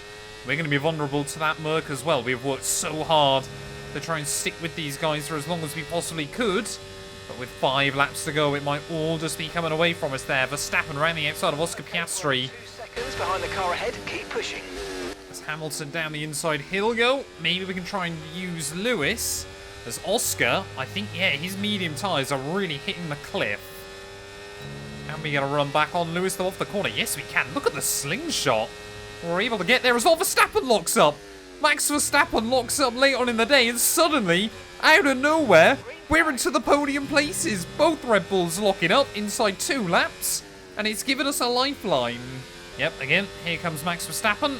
No real point in fighting that. The Dutchman will fly through again, but this time we've got to try and really stick with him. 4 laps to go. He might still get back to Oscar Piastri by the end of this. The Dutchman is cooking. Verstappen just has so much grip through this middle sector. I mean, he's closed back in on Oscar pretty much immediately, and we just cannot hang with him. I mean, it's the hard tyres and the quicker car that is giving him the edge, but I think we're going to be vulnerable to Hamilton again here with 2 laps to go. Are we going to see Verstappen get the run on Oscar Piastri? He gained so much in on him. Piastri's going to try and defend, though, the place. This is exactly what we want to see. We're just 2 laps to go here from Brazil. But Verstappen clean around the outside. Nothing Piastri can do, apart from just try to hang on. Or go for a move back down the inside, down the Esquito Lago. This is what we want to see, because it helps bring Hamilton and I closer and closer to the fight. Still side by side on the exit of the corner there. We need to be really, really methodical, though, with where we use our battery, but we've got to get back in the range there as Piastri backs out. Verstappen through, but once again, the gap is under 1 second. Our final lap then, Fernando Alonso hasn't really had much to worry about in the second half of this race. It has all been kicking off behind him, and the Spaniard looks dead set to take win number 3 of the year. It took him so long to get the first one, and now he's starting to rattle them off late on in the year. As are we going to see Piastri get a run back on Max Verstappen out of the centre as we go mounting the curbs as much as we dare. We've lost the range to Oscar again, so we're going to be vulnerable to Lewis Hamilton. But I think Piastri is really starting to struggle on this final lap of the Grand Prix. If he were to somehow drop out of the range of Max, then I would like to believe we've still got a shot here, but I don't think that's going to happen. And once again, it looks like when Fernando Alonso is going to win a Grand Prix, we are confined to a P4 finish there, as desperately trying to throw the car through these opening few corners. You can see how much Verstappen pulls away though. Well, I think Piastri has just about got enough here. Will we have enough to defend from Lewis Hamilton? Back up towards the start-finish line. Fernando Alonso out of the final corner. He is going to win here in Brazil, I believe, for the first time since 2006. But for us, as we power up towards the start-finish once again from the back of the field, it was so nearly a podium. It is going to be P4 here in Brazil. We've witnessed some great battles around the historic curves of Interlagos today, and they've taken a fantastic win.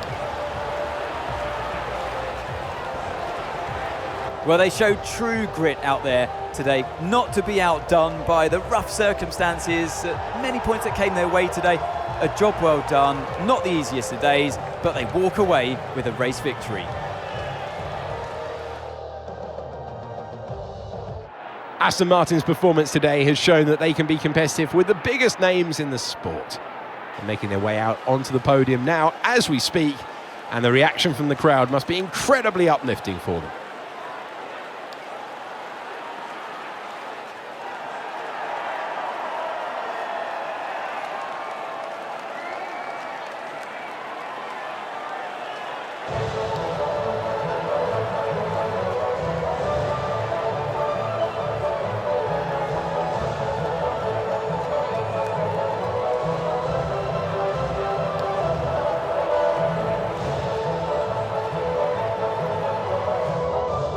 Well, there we go. Fernando Alonso, 3 wins on the year.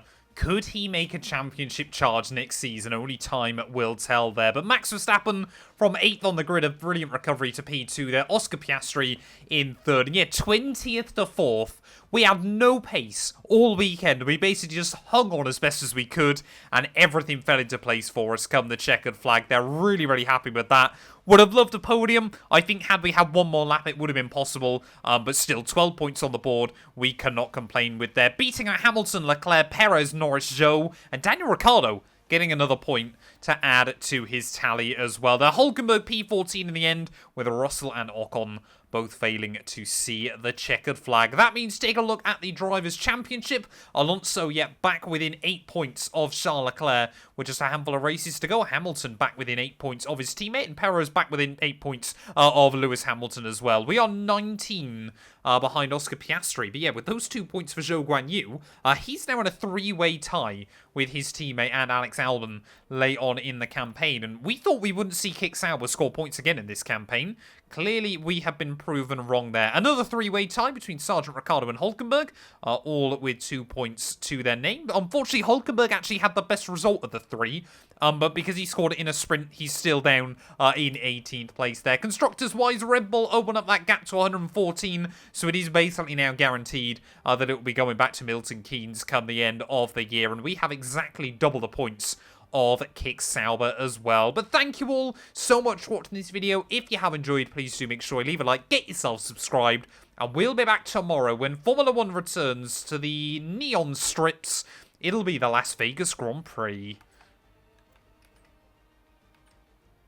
Hello everyone and welcome back to round 22 of the F1 24 Driver Career Mode. Yes, we return this week out here to the Las Vegas Grand Prix, of course. Just 3 rounds to go of the season. I can't believe we're almost at the end of our first ever season inside this game. And obviously we're back under the neon lights here on the Vegas Strip. Of course, this circuit was very fun, but very unpredictable inside F123, so we'll have to wait and see as to how we get on this season. Of course, we've still got a few more goals that we need to achieve over the course of the weekend, so 209 miles an hour, 300 gear shifts, 55 seconds in 6th gear, and then last but not least, complete 2 practice programs as well. Or of course, if you missed out on the video that went live yesterday from Brazil, I would highly recommend going back and checking it out. Of course, unless we do something awful, we're absolutely going to smash our targets set by the team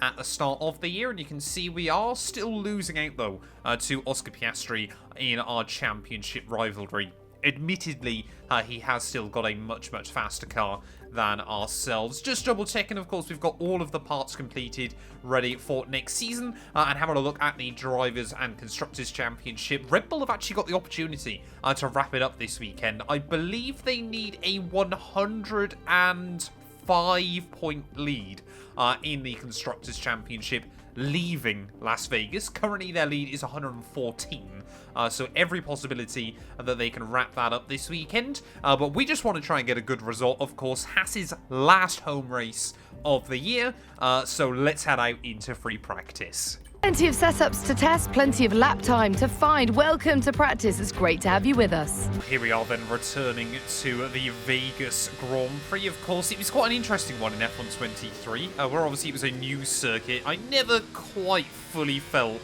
I was confident around here at any point. In the DRS zone, watch your MFD for the activation point. I'm hoping they fix the AI in a couple of spots as well, but honestly, I'm not going to hold my breath either. But yeah, the aim of the game around here, of course, is top speed. But it is quite nice to come to this venue now, because it took me a while to really kind of learn how to drive this track as well. I can't see any major changes. That section feels slightly wider. But yeah, in fact, yeah, a lot of the track feels just that little bit wider on this year's game. They've added a couple of nice big bollards as well in a couple of locations around the circuit. But as we make our way then out onto the back straight, what's top speed going to be like here? Trying to not use too much battery so we get a better idea of how it's looking. I think the DRS zone has been moved slightly as well. I'll just make sure that we achieve our objective. There we go. Just do that quickly. Breaking down in through. Is it a chicane? Is it not? I don't really know. I think that's going to be a really good score, actually. Pretty much purple right the way around, so feeling a bit more confident. Hopefully we're going to be able to get a good job done in qualifying. So I'm going to do some more free practice, and I'll see you guys there. I probably ought to mention it quickly before we move into qualifying. The delta is slightly out in the qualifying sim run. I don't think I've ever beaten a time by more than 10 seconds before. It is one of the most exciting moments of the entire weekend. Driver versus stopwatch trying to deliver for their team in qualifying to set the grid. I'm really hoping the time set by the AI in free practice then weren't representative of what they're able to do around this circuit, as we seem to have started a lap right behind Esteban Ocon. No idea why he's going so slowly at turn 1. I am slightly fearful that the AI might be completely broken here. Or I've accidentally turned my AI down to about 4. I don't think anybody else has done a push lap so far. I think they're meant to all be on their push laps, as we're closing in on our teammate Nico Hulkenberg, who hopefully is going to move out of the way. No, he's not. I am very confused. Well, we know if that Aston Martin sets the fastest time, then things are very broken here, as everyone else out of the final corner up towards the start-finish line. We've got a McLaren peeling back into the pit lane. We've gone pole, and I could not tell you by how much. Well, I've gone back to the garage. I've checked in my settings. For some reason, the AI have gone back to amateur, and I'm defaulted to 25. Now, I had no internet connection ready for this one, so that might explain why it's just gone back to the default. I've got everything else is normal, apart from energy recovery. I don't know what's going on. I think we've completely broken the game here. So I guess what we're gonna just do then is get the AI set up properly, and obviously head back out for the race as normal. Otherwise, I'm going to take pole by like 9 seconds.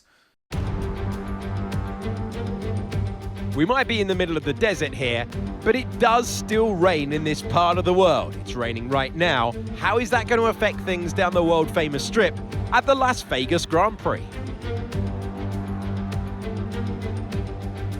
17 corners, 3 straights and 2 DRS zones. We have taken over the world-famous strip, and Formula One is going to have a top speed there of around 210 miles per hour.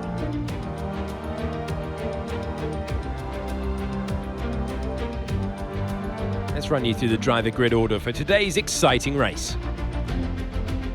Fantastic effort from Charles Leclerc yesterday, and it's put him on pole. And Fernando Alonso completes the front row. As we continue through the rest of the grid today, we have Perez, Norris, Albon, Stroll, Verstappen, Gasly, Russell, Ocon, Bottas, Hamilton, Sainz, Sargent, Oscar Piastri, Mr. Monaco, Tsunoda, Hulkenberg, Ricciardo, and Zhou Guanyu. Now, it's almost time for lights out, so let's go down to the track. It's not going to be easy to get another point-scoring finish from here, but give it your best shot. Why on earth that one option gets changed, and why on earth then the adaptive AI goes back to 25?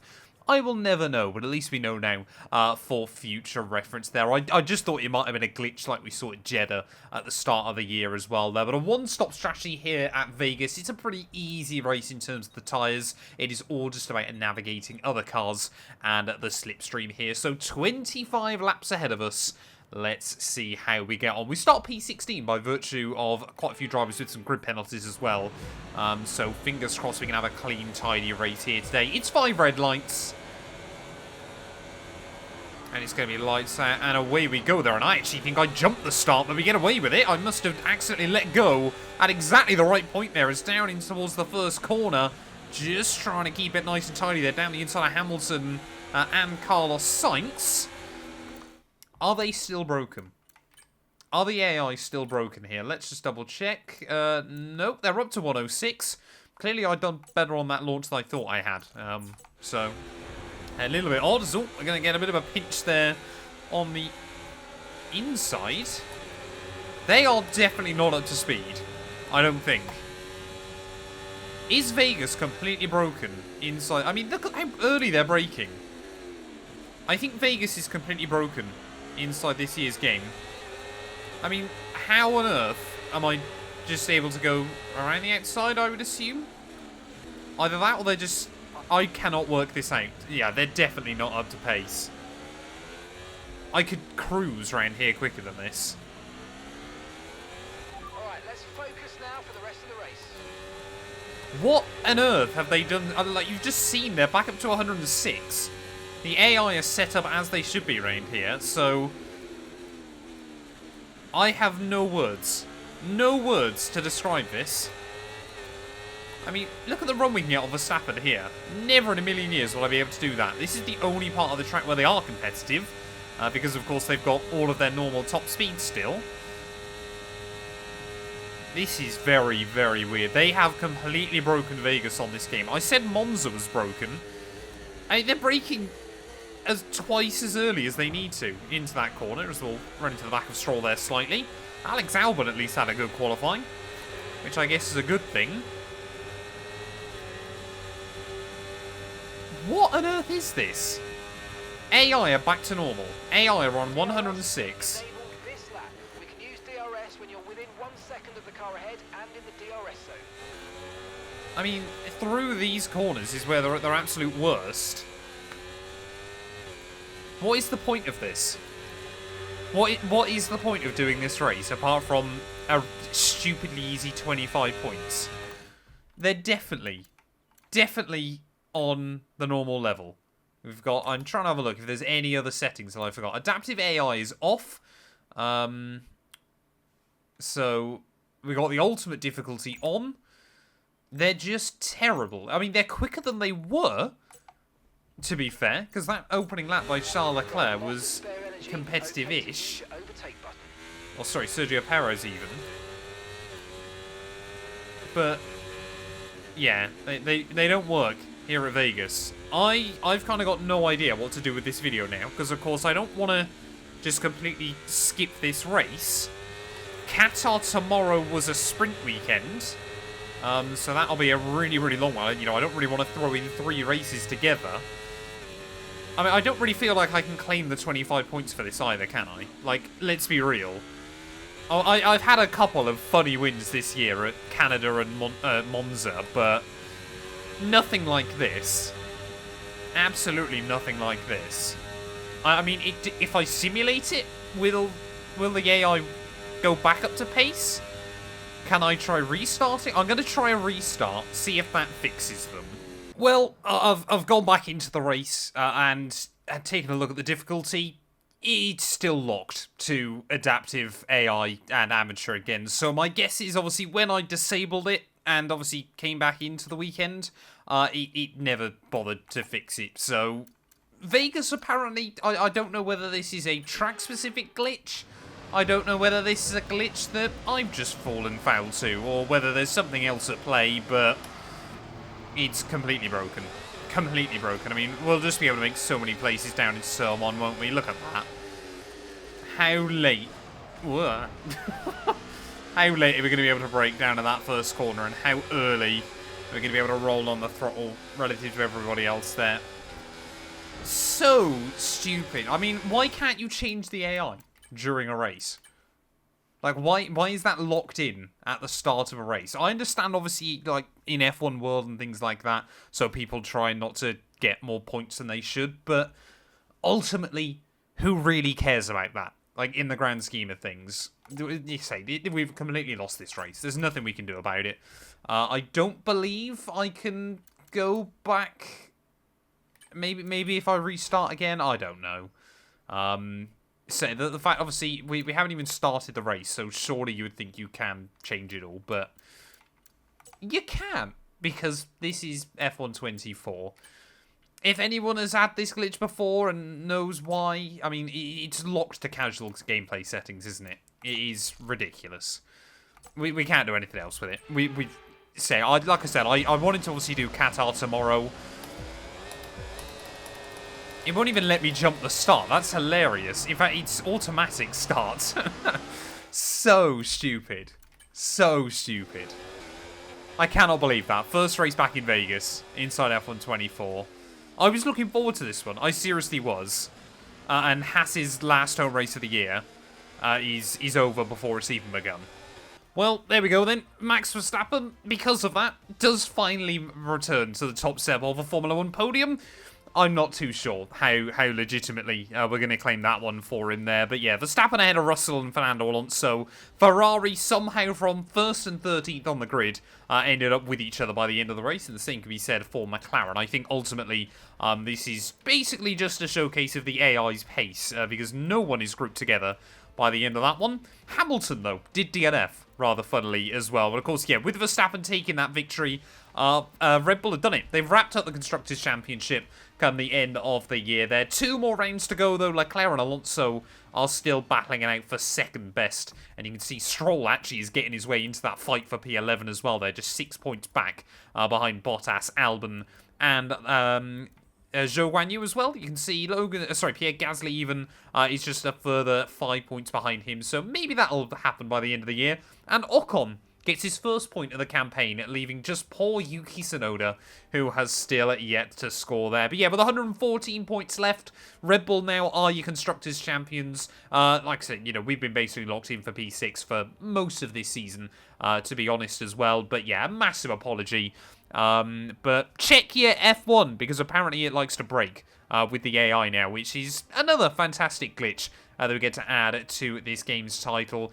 Like I said, we'd fixed it, ready for the race, and then it broke itself again, so clearly it was forcing itself back to the 25 AI, no matter what I did. I'll do some testing, I'll make sure it's sorted, ready for Qatar next time out, but yeah, apologies that today's video has been absolutely terrible, but I mean, I wasn't just gonna kind of gloss over this. You know, code is EA, they need to be held accountable for these kind of bugs inside the game. And, you know, I'm happy to make as many videos like this as I need to until they finally decide to fix it. But I've felt with how many night races we now get in Formula 1, this Haas car does look absolutely stunning under the floodlights. I also feel that we were absolutely robbed of getting to experience Qatar all the way back on F1 2021, because I feel like with the old generation of cars, this place was absolutely mental. But as we make our way though into qualifying, Qatar, fun fact, was the first track I ever drove inside this game. It feels a lot more lifelike than it did inside F1 23, but ultimately I don't find it as enjoyable to drive anymore. I miss the old pit lane. I miss some of the old curbs as well. It felt like a very, very much on the limit kind of circuit. Now, it's still obviously very, very quick, but, you know, some of that magic does feel like it has been ever so slightly lost. This section of corners then still is as fun as ever. 7th gear on the way in, completely flat through the first one, completely flat through the second one, down 1 gear through the third. There, just a blender throttle as well, so you try and keep the car balanced, and then again, just down into 6th gear through the final part of that section. We haven't got much time left on the board, so as we make our way out the final corner, we've got to get on with it. What's the time going to be? Those felt pretty good. Only P19, but I was on the hards. I'm not really sure what's going on with that huge cluster of AI behind me. They're all pretty much tripping over each other trying to get their final lap on the board. But it's a very, very mixed up grid so far. A lot of us opting for softs. A lot of the quicker drivers opting for mediums, and it seems to be a bit of a crunch point between the two. But of course, yeah, last 2, maybe 3 Grand Prix, we haven't made it into Q2. So although it's only sprint qualifying here, I would love to try and make a return again there, as finding a bit of time through turn 1. So we have got that bit extra grip. I think a lot of this lap might come down to whether those Saubers slow me down. That's P19. As I think Hamilton might be out in Q1 here for the sprint.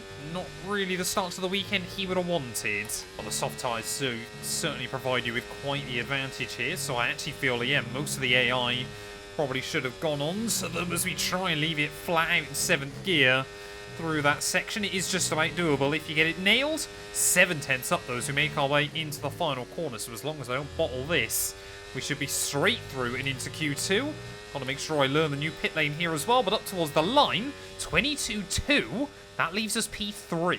Oh, there we go then, Max Verstappen at pole, well, currently provisional fastest by the end of Q1 there, but Pierre Gasly and myself both making our soft tyres worthwhile. So did Esteban Ocon, Yuki Tsunoda, and Alex Albon there, as well as Bottas. So Hamilton, he's going to start the sprint race from P17 on the grid, but maybe we'll make Q3. I guess we got to kick Sauber, a Williams, and 2 Alpines to try and beat, and a V-Carb, so one of us is going to make it.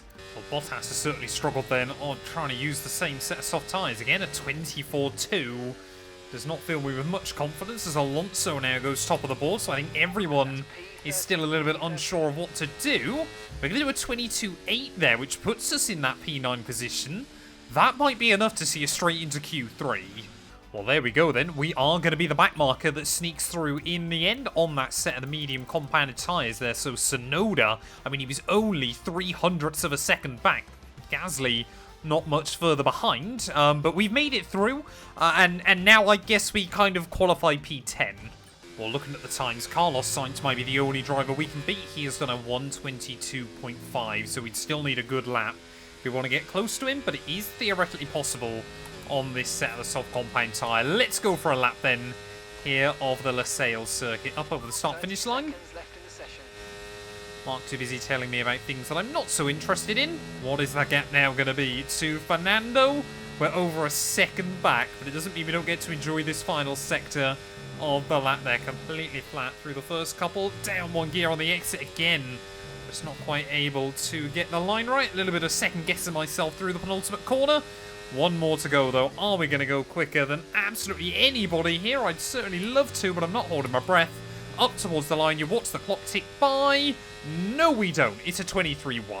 Well, there we go then. Max Verstappen takes pole ahead of both of those McLaren cars there. Sergio Perez backs him up in P4, though ahead of Charles Leclerc. But, yeah, I mean, we did everything I think we could in terms of the actual lap itself. But half a second away from Carlos Sainz. I guess we hope for some chaos and we try to get a couple of points in the sprint. So it is all about speed in today's sprint. Not very many laps and no chance to get ahead on strategy. Who here today has the raw skill to take them to the top? 3.3 miles, 16 turns with a single DRS zone at the exit of turn 16. It is a fast and flowing track with plenty of overtaking expected through the DRS zone down into turn 1. Let's run you through the driver grid order for today's exciting sprint. Max Verstappen put in a fantastic lap yesterday and he'll start from pole position. And Lando Norris lines up alongside. Looking at the rest of today's grid, we have Oscar Piastri, Perez, Leclerc, Fernando Alonso, Russell, Stroll, Sainz, Mr. Monaco, Tsunoda, Gasly, Ocon, Albon, Bottas, Ricciardo, Hamilton, Hülkenberg, Joe, and Logan Sargent. Which of these drivers will get pole position today? We will soon find out. Right, well, here we are then, trackside, ready for the Qatar Sprint. 10 laps ahead of us, and we line up in P10. What I like this year, though, is actually good transitions from day to night here as well. So we'll see how that works over the 10 laps as well. But we're obviously using the medium tyres. The softs, I don't believe, are going to last very well here. We might find that out in the Grand Prix. But waiting on those 5 red lights, then we need to get a good start. And it's going to be lights out, and away we go, and a good start. It's not what I've had there, as Stroll almost drops it. Tsunoda gets off to a lightning getaway down around my outside, in towards the first corner there as well, with contact with, Esteban Ocon just keeps turning, Gasly even that is, keeps turning in on me, in towards that first corner. Not really sure what that was about, trying to box me in behind the Ferrari. He's incurred some slight damage, but nothing too serious at the moment, just be careful. Well, I'm hoping, yeah, that isn't going to play too much havoc with the car early on. Look at Tsunoda trying to make moves happen here. I was going to try and capitalise as well. Have a look around the outside of Carlos Sainz, who locks up, gathers it up, locks up, gathers it up. Around the outside of the Spaniel will go, though, so a nightmare for him in the Ferrari early on. Once again, whoa, almost dropping it into the side of him, which would not have been good as a Ferrari young driver, but we have survived the start.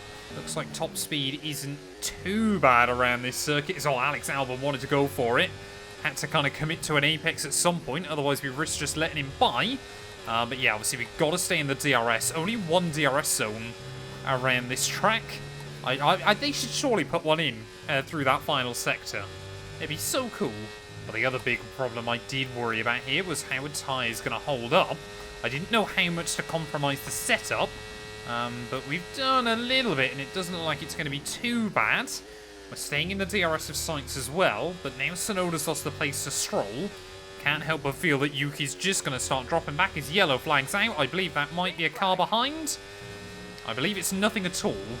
Oh, someone's locked up. That is a McLaren who rejoins rather clumsily. Oscar Piastri almost straight into the side of Stroll, so this is good for me. It will leave them fighting, which brings us closer again.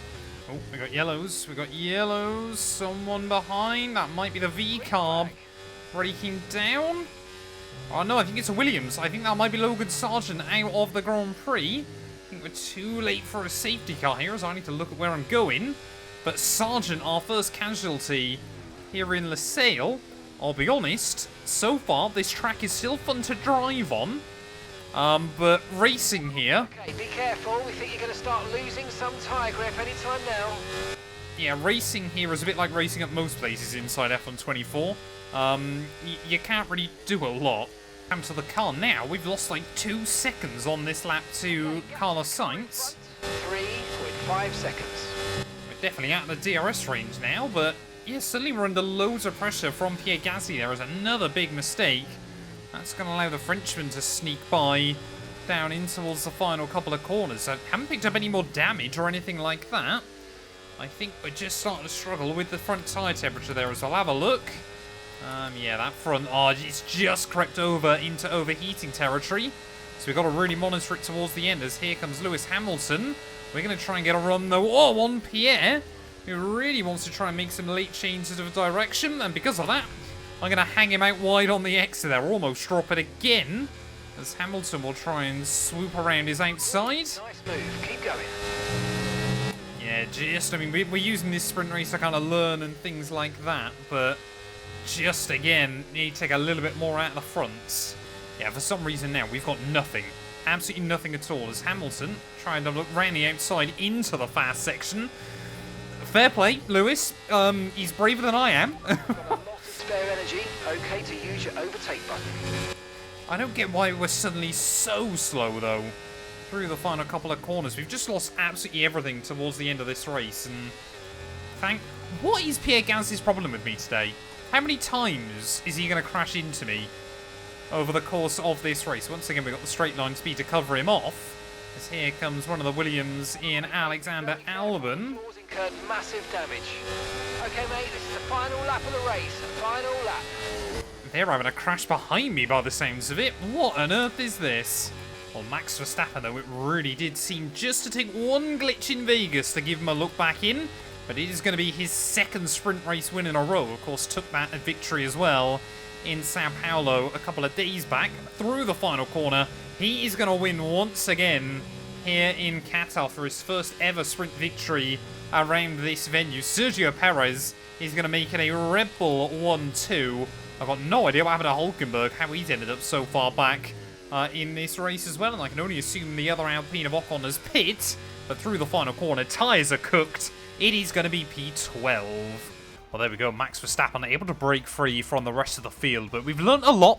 We now definitely know how much time management is going to be key as we move into the Grand Prix there, but Perez, yeah, doing a good job to recover up to P2 ahead of Charles Leclerc as well, as McLaren definitely seem to struggle with their race pace there. Maybe have set up the car a little bit too much towards qualifying. We ended up in P12, so a little bit gutted. Hamilton, again, I think was the big mover in all of that, up 6 places come the end of the day, and yes, Sargent our only retirement. Ocon didn't pit though, so I've no idea what happened to him, but let's move into real qualifying.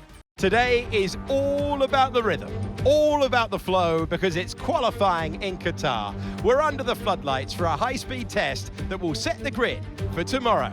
Wherever you are in the world, you're very welcome. Lower track temperature for the Grand Prix tomorrow is hopefully going to mean that I don't need to worry too much about tyre temps, but of course, yeah, now with everyone just using soft compound tyres for real qualifying, I'm not convinced we'll make Q3. I think most of the front-running AI are going to have the pace here to try and get the better of us. If we can make Q2 again, though, I'd be happy. But, yeah, I just obviously want to build up more confidence on the soft compounded tyre and kind of see where we end up. Half a second up on Hülkenberg. That's pretty good early on in this lap, as can we actually try and get it fully nailed that time around. There we go. Fully flat right the way through with no track limits either. That one definitely isn't flat out in this Haas car, but maybe when we've got it maxed out further down the line, we might be able to do something better there. At the final corner, though, up towards the line. What's the first time going to be? 22.5. Puts us P13. Pretty much exactly what I did in sprint qualifying, I think. And there we go. Once again, it is Verstappen ahead of both McLarens at the end of Q1. We only just squeezed by. I wanted to try and get it done on the one run there. But yeah, no shockers, unfortunately, out in Q2. Hülkenberg, I'm a little bit gutted that he's down in last place here, ready for the GP. But yeah, I think maybe Alpine, Gasly can spring a surprise. Ferrari seem to be a little bit slower here. But Hamilton, this time around, is leaving nothing to chance. Well, we're going to give it 2 bites of the cherry as we go into Q2. I would love to see the car down close to the 121s. Maybe that could be the ultimate goal as well here, but let's try and go for it. P12.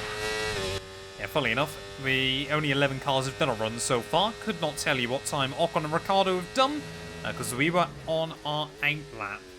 Tidy through the first corner. I feel like I'm still missing something with this place. Maybe I've got the setup still a little bit wrong. But of course, yeah, we're going through still with all our setup guides over on Map 2 and 2 Racing. If you're watching this and you aren't already subbed over there at the time of recording, we are less than 100 subs away from 10k. So it'd be greatly, greatly appreciated if you can help me get one step closer. Also, Map 2 and 2 Gameplay is about to hit 3,000 subscribers. So there's milestones all around. Pretty much even with Pierre Gasly as we get to the end of Sector 2. So looks like, yeah, we want to try and be king of the back markers, king of the midfield. Either way, we want to try and be top of that group of cars there. V-Carb and Alpine, they're the ones who are in a big development race in at the moment, as we all try and close in on the big 5 teams at the final corner, though, up towards the line. 22-3. We go P11, only a tenth off Carlos Sainz. Or we might only be 1/10 off Carlos Sainz. We are only 15 thousandths off of Lewis Hamilton as we gear up to start our last lap here of Q2. Any improvement will see us into that third and final qualifying session, and I would be really, really happy with it there. Imagine we get the better of the 7-time world champion and the first ever Qatar Grand Prix winner here in our first time of asking in F1 24. They're really trying to gamble it over the curbs. The car feels stable and true though, half a tenth up by the end of Sector 1. Braking after the 50-meter board as Stroll just gets jumped. Stroll goes top of the board. What on earth is that? Clearly, track conditions are continuing to improve. Now Max Verstappen is down towards the drop zone here, and I don't believe he's on a lap. Hamilton improves, so he's safe as well. But are we about to try and spoil Carlos Sainz's night? Ferrari, they have really struggled in the second half of the year, and the Spaniard has probably been the weaker of the two drivers. Charles Leclerc still battling with Alonso in the championship as well, but yeah, we've got one more sector to go. We're 800ths up on Max Verstappen at the moment, so the Dutchman, first time all weekend, he's really wavered in terms of performance. Just 2 more corners to go, those who try and flick it in, open up the car on the exit. We are not quite finding the time at the moment. Big send through the final corner, right the throttle early. We're going to improve, but it's not going to be enough. We stay P11 on the grid. That is painful. Well, there we go. I never thought I'd see it, but Lance Stroll, top of a qualifying session here inside F1 24. It is only Q2 though, admittedly, so he's not home and dry just yet, but half a tenth away, less than half a tenth from Carlos Sainz in the end there, but it is your big five teams that make it through into Q3. So I guess I'll see you guys down on the grid. Welcome back to Qatar. There was talk of a new circuit, but we're back here once again at Losail, under the lights.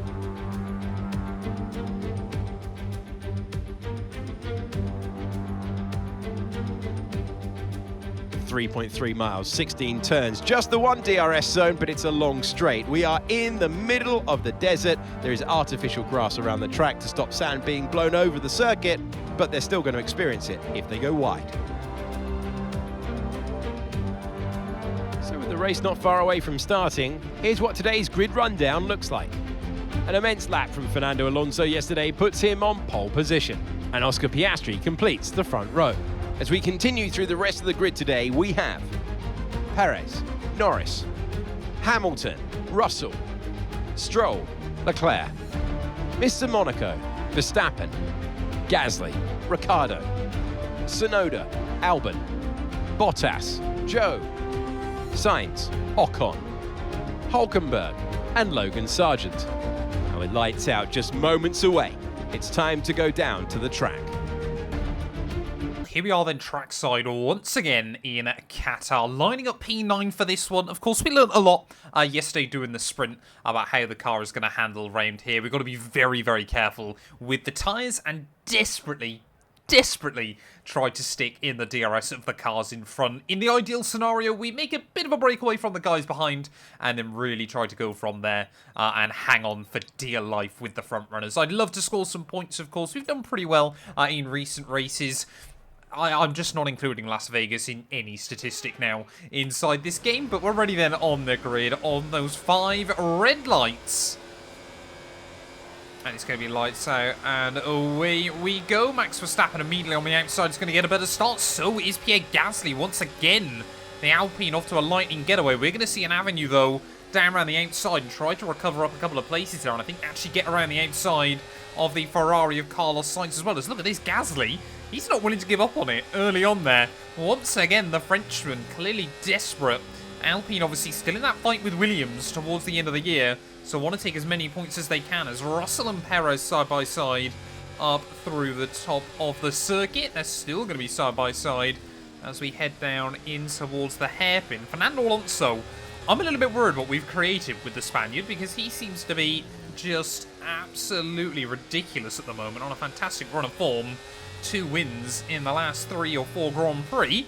as Russell and Perez still side by side down at the end of Sector 2. They finally decide that Perez should keep the place for now, as, yeah, Verstappen outside of the points then early on, as, yeah, the Dutchman obviously taking some grid penalties yesterday. Obviously, championship's already signed and sealed, so doesn't need to worry too much, as I was optimistic there. Maybe trying to carry the speed I would in the sprint, where we got 20 laps less of fuel in the car. Maybe got Russell and Perez again side by side back down towards turn 1. Gasly's trying to have a look for an avenue around myself.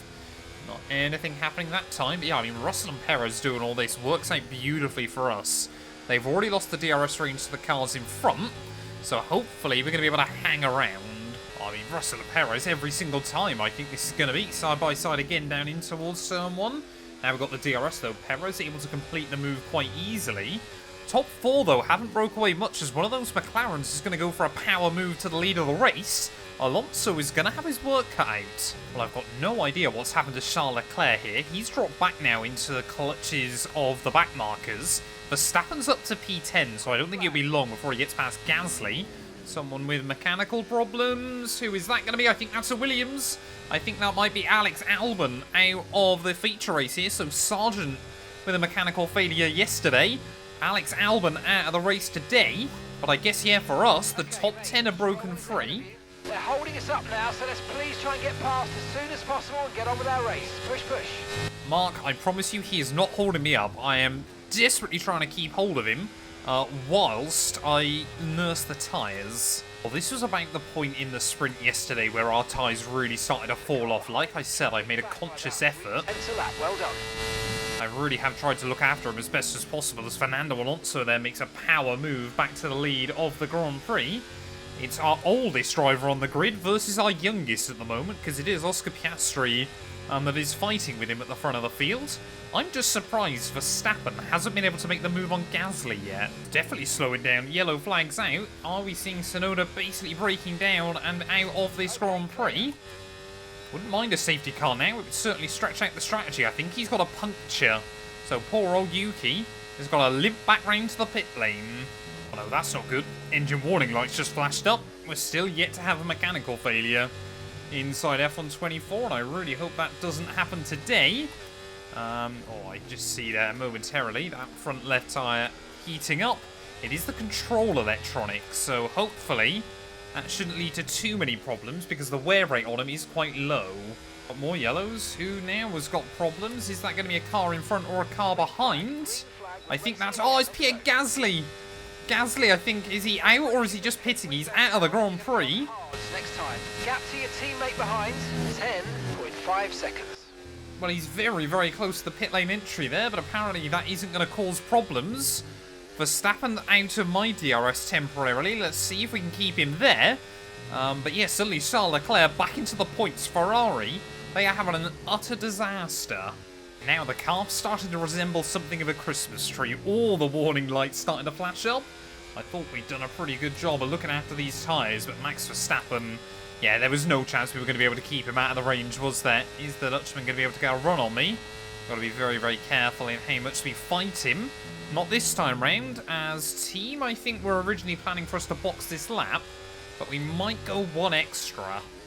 Oh, none of the AI in. You know what? We're going to go for it. Where's the pit lane entry line? It's all the way down there. I had no idea. It was only at the last moment I remembered. I have no idea where the pit lane entry is here, but we're going to drop Verstappen out of the DRS of everybody else. I'm hoping we can try and get a little bit of an undercut here that maybe will elevate us up the order. 17 laps on a set of hards is a tall order, but should be doable. We could have definitely done one or two more on the medium if we needed to, so that gives me a little bit of confidence. There as Piastri, I think, has moved back past Alonso. Right, we've just got to work the car this lap. This is critical. There we go. A few more cars into the pit lane then. Slightly concerning that the AI are able to go so much longer on their mediums than I was, considering I felt like I was doing a good job on them. Which Aston Martin is it, though?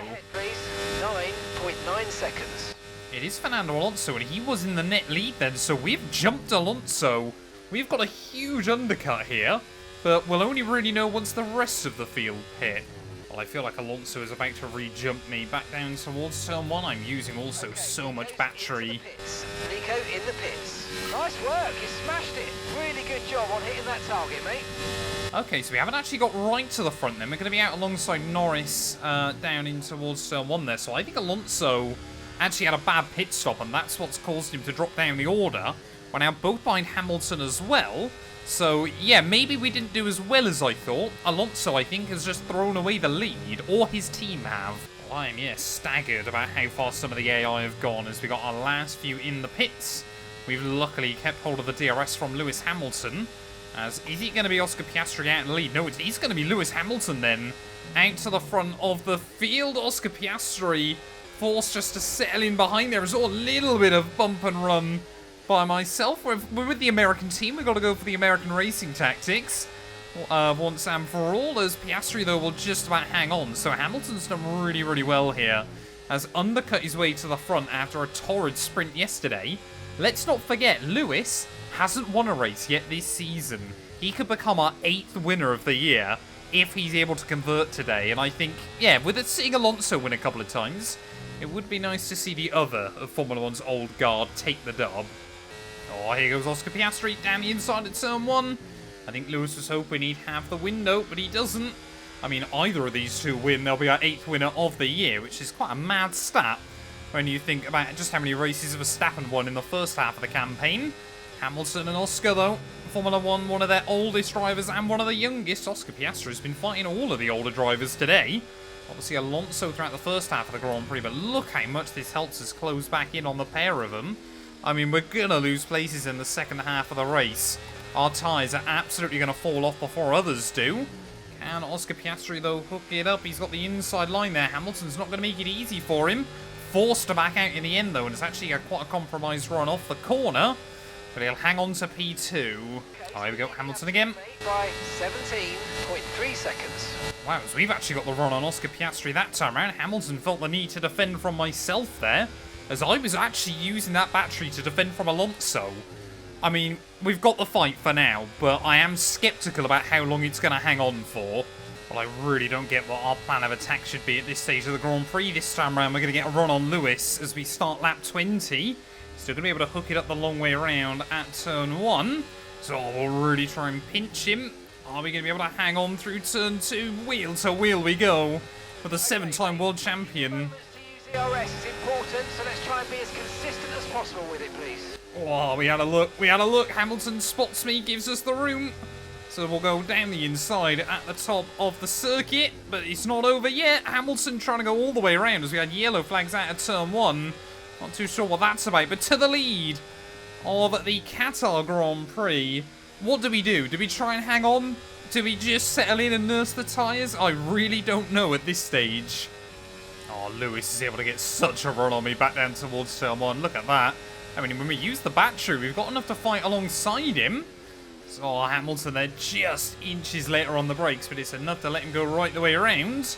Oscar Piastri, I mean, we can't really afford to drop to 3rd, can we, at the moment? Otherwise, I think the win is off the cards. I just want to hang with these guys. I'm just so worried that the tyres are going to fall off right at the end of the afternoon. I think I've just failed the easiest program challenge in this game there. How did I not use 1.5 seconds of ERS on that lap? Oh no, now we're in big trouble. Hamilton, he's broken free. We said, you know, Lewis Hamilton, he might sense a window, and he's going to try and go for it, and that's exactly what the Mercedes driver's done. Has he got one last Merc win in him before he potentially makes the switch to Ferrari? Here comes Oscar Piastri down the inside, and now, without the DRS, we are a sitting duck there to the McLaren. He's actually going to squeeze me out rather effectively, as Lando Norris wanted to try and have a look through as well. He will be desperate not to lose the range to Hamilton here if he wants any shot at his first real Formula 1 Grand Prix victory. Won the sprint here last year. He knows how to lead in Qatar, but will it be enough? I think Piastri's done it. I think Piastri's somehow hung on inside the range of Lewis Hamilton there. It must have been thousandths of a second in it at the DRS detection point, but Oscar Piastri, he refuses to give up on this Grand Prix victory tonight. Could it be win number 1 or win number 104? Well, this is absolutely perfect for us. We're not out of this one. We're down, but we're certainly not out. As Oscar Piastri surely is going to get a run on Lewis. To the outside he'll go. Back down towards turn 1. Will the McLaren swoop through? Yes, he will yet again. As we set a new personal best for the day as well. I think all of us are getting stronger and stronger as the temperature continues to drop off. Qatar is delivering a barnstormer. Well, it is just a game of cat and mouse at the moment. Hamilton again, outside of Oscar Piastri, but we are closing in on the pair of them late on in the day. I'm just trying to make sure we've got enough battery that if we get to the final lap, we can try and go for a run. Because looking at it, whoever leads into that first corner is likely going to claim the 25 points. Come on, 2 laps to go. Oscar Piastri again to the inside. Just keep pushing.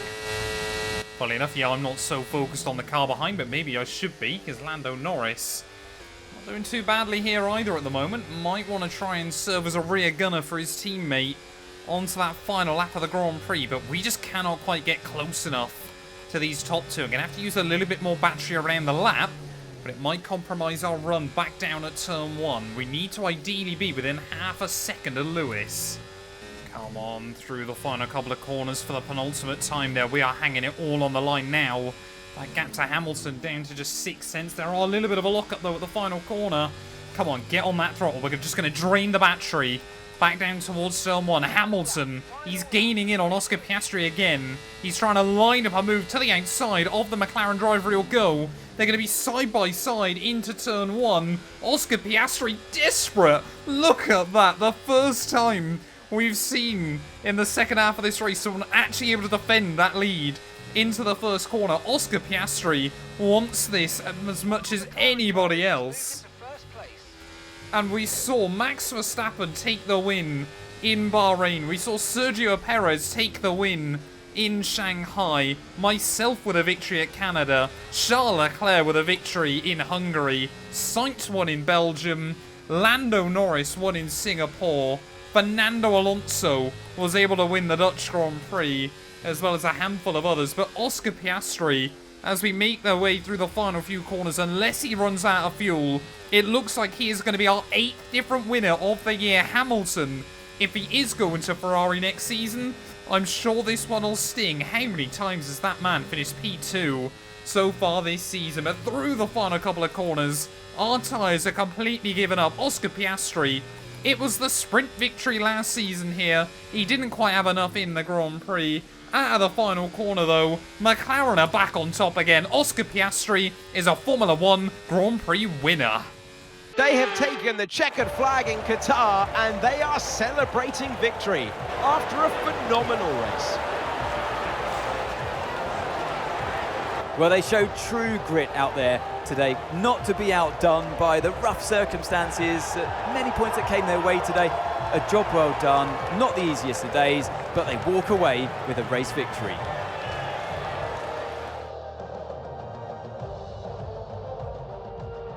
Our winning drivers are on their way to the podium right now. It's been a fantastic race for McLaren, that's for sure, and no doubt they'll be celebrating tonight.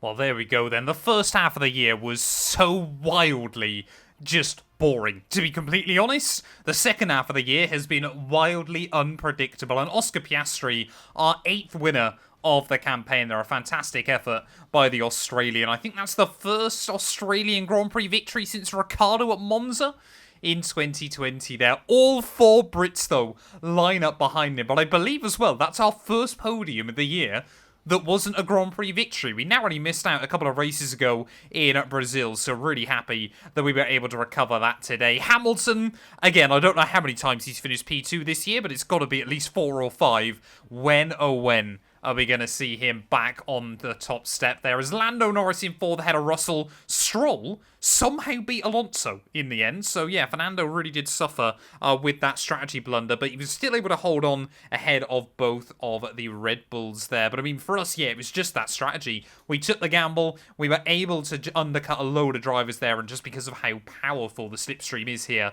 we were able to hang on and just pray that the tyres hung on to the end of the Grand Prix there. Sainz does pick up 1 point for Ferrari, so they've had an absolute stinker ahead of Ocon and Ricciardo. Nico Hülkenberg there, P13, not a bad result for him. Charles Leclerc down in 15th place in the end. Really, really disappointing with Gasly and Albon, your two drivers that failed to see the checkered flag. That means in terms of the Drivers' Championship, there is 1 point between Leclerc and Alonso as we head to Abu Dhabi. But I don't believe for us, as Oscar Piastri's actually jumped Lando Norris as well with that result, we could theoretically jump Lando, but we would need him not to score in the final race of the season. Obviously, we can't finish any lower than 10th place, as Lance Stroll there gets the jump on Bottas, Albon, and Zhou Guanyu, so that's going to be a fight to watch out for to the end of the campaign there. Sainz still ahead of Russell. Hamilton, if he was to win and get fastest lap, could still jump his teammate and the man he's set to replace at Ferrari as well there. So there's still definitely stuff to fight for in the final round of the year. And will we see Yuki Tsunoda get a point there, which means every single driver would have scored? Constructors-wise, Aston Martin could theoretically jump McLaren. Williams could theoretically get jumped by Alpine as well, though, but it's going to take quite a miracle for anyone to really move. But yeah, thank you all so much for watching. If you have enjoyed, please do make sure to leave a like, get yourself subscribed, and we'll be back tomorrow in Abu Dhabi, ready for the finale of our Season 1 of our driver career. Hello everyone and welcome back to the finale of Season 1 of our F124 driver career mode. Yes, we're back this time out here in Abu Dhabi. Formula 1 in 2024 has come to its final race here in the Middle East, of course. If you missed out on the video that went live yesterday from Qatar, I would highly recommend going back and checking it out. But yeah, it's taken us less than 3 weeks to reach here in Abu Dhabi. So for those of you that have stuck around right the way throughout Season 1 of this series, I just want to say a massive thank you to you all for the continued support. Of course, Season 2 will be happening over the weekend. We're going to head back to Bahrain for some pre-season testing as well. And of course, obviously, you know, the mission is only just beginning. It certainly is a long way from over. But of course, yes, we head to Abu Dhabi.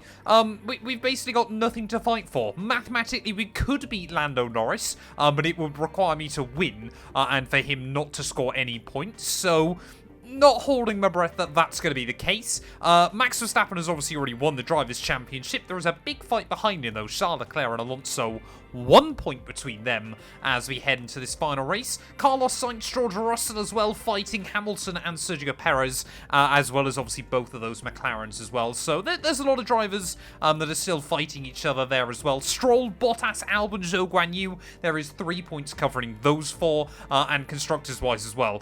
Pretty much every team looks set in stone at this point of the campaign. No one inside the top 3 can swap. McLaren and Aston Martin theoretically could, and then of course, yeah, it will require a miracle for anyone below us to move around in this final race of the season as well. But it's had its ups, it's had its downs.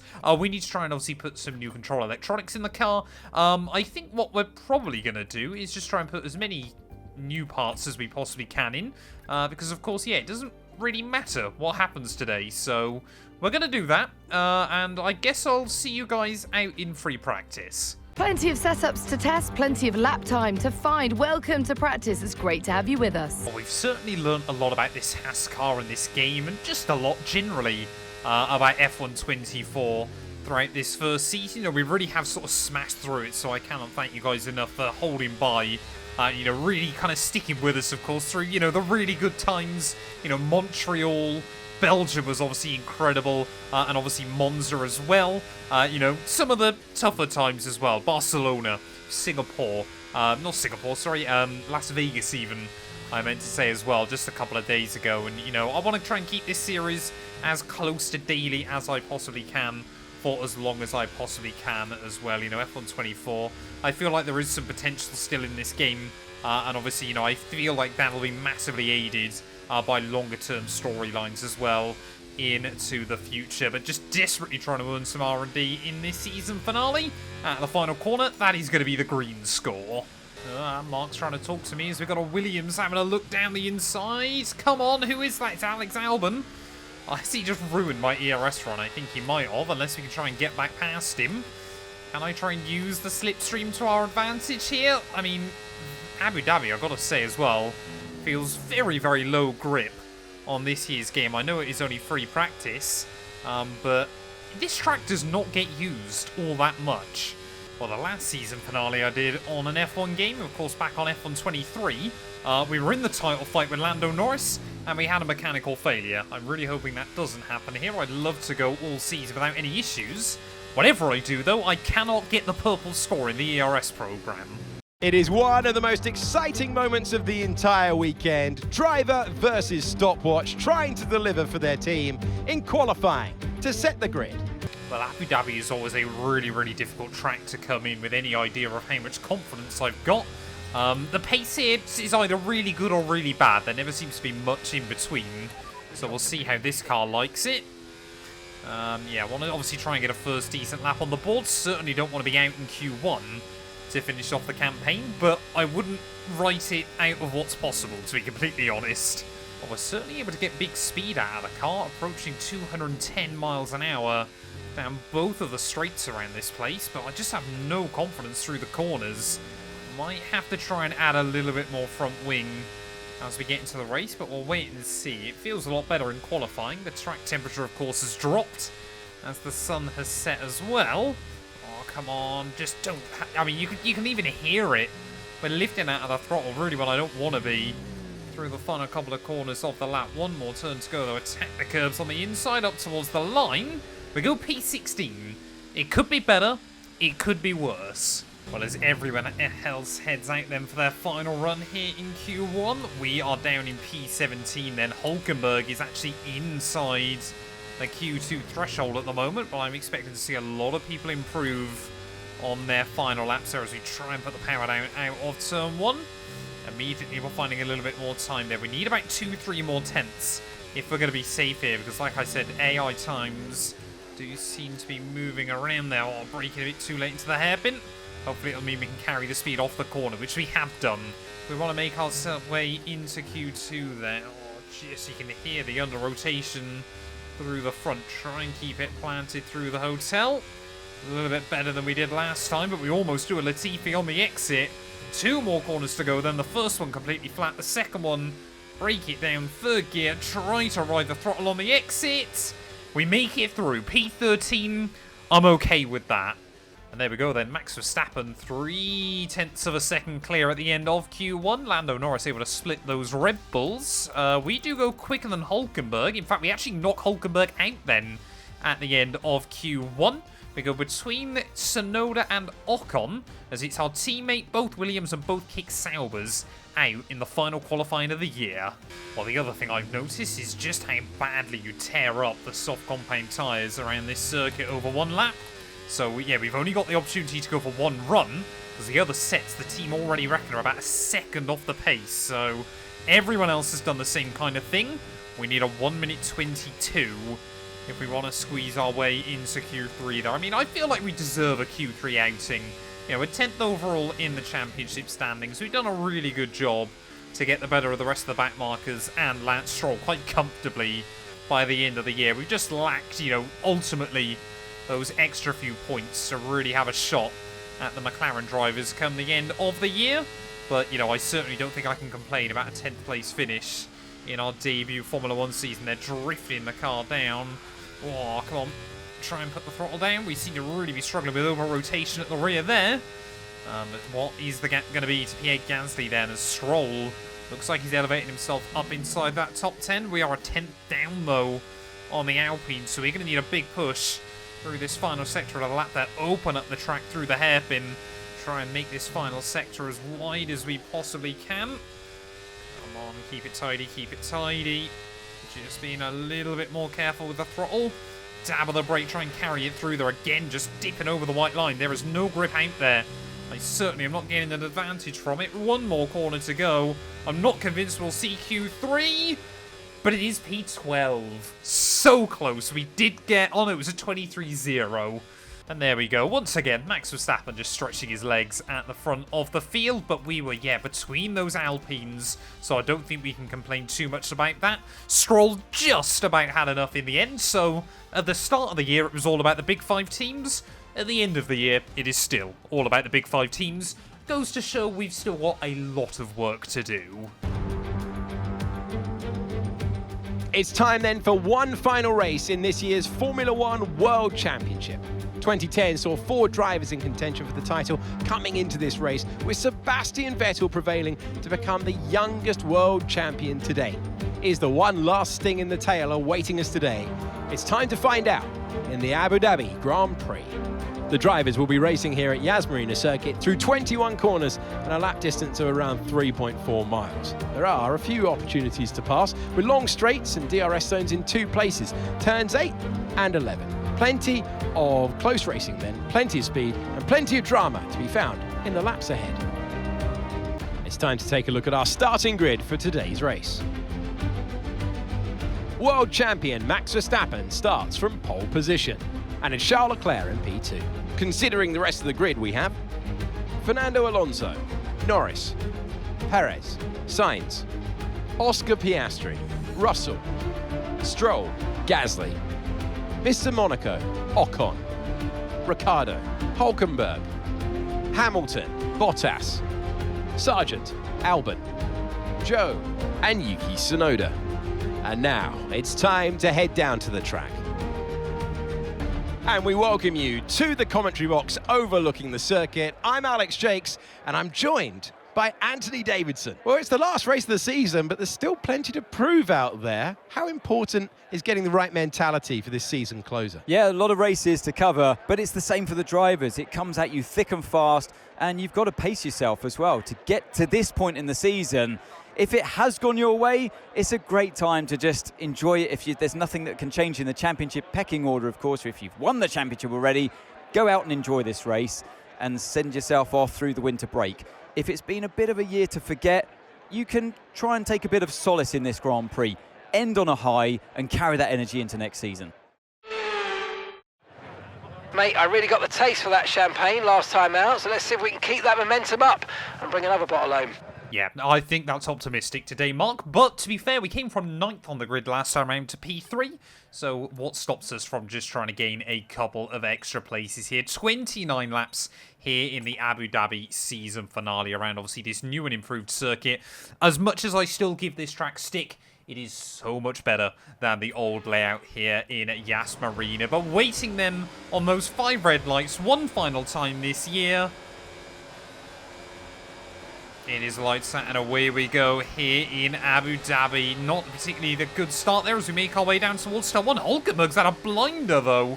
Tries to have a look down the inside of myself. We'll go side by side with our teammate off of that first turn. There is Gasly. Whoa, trying to get involved with George Russell there. Stroll and Ocon checked up a little bit more than I was expecting, but this time round we've done a good job to avoid him on the brakes there. Just trying to have a look down the inside. Oh, Ocon I believe is locked up. He's going to send himself to the rear of the field as Ferrari, a power move to the lead of the Grand Prix by Charles Leclerc on the opener. Here's Lance Stroll now trying to have a look with the other Alpine car as they make their way up the back straight. Cars going too wide absolutely everywhere. But be careful of the Constantina and up down at the chicane there. We'll watch these two while still trying to go side by side. Got to give Hulk the room. Obviously, have pretty comfortably had the better of our teammates so far this year, but can we try and get a run on Stroll and Pierre Gasly there? We'll get around the outside of one of them. Gasly doesn't want to give me the room though. Very clever positioning there by the Frenchman, but can we try and get the jump on Sir Lance? No, haven't quite got the downforce through there, so he'll hang on. Or we'll have a look down the inside anyway. It's Lance Stroll, you got to go for it, haven't you? And up until the points we'll go then on lap 1. I thought we were going to lose some spots, but we've done pretty well. Oh no, here comes Lance. He's feeling feisty early on. He's going to try and have a look for a move down the inside. The Canadian is going to try it. I thought he'd be the one we end up in a title fight with this year, but Lance Stroll, yeah, has not scored many points. Problem is, by doing that, he's dropped us out of the range of Pierre Gasly. So we're still going to be vulnerable, as I thought I was over on the left-hand side. Apparently not enough. Hülkenberg closing in as well.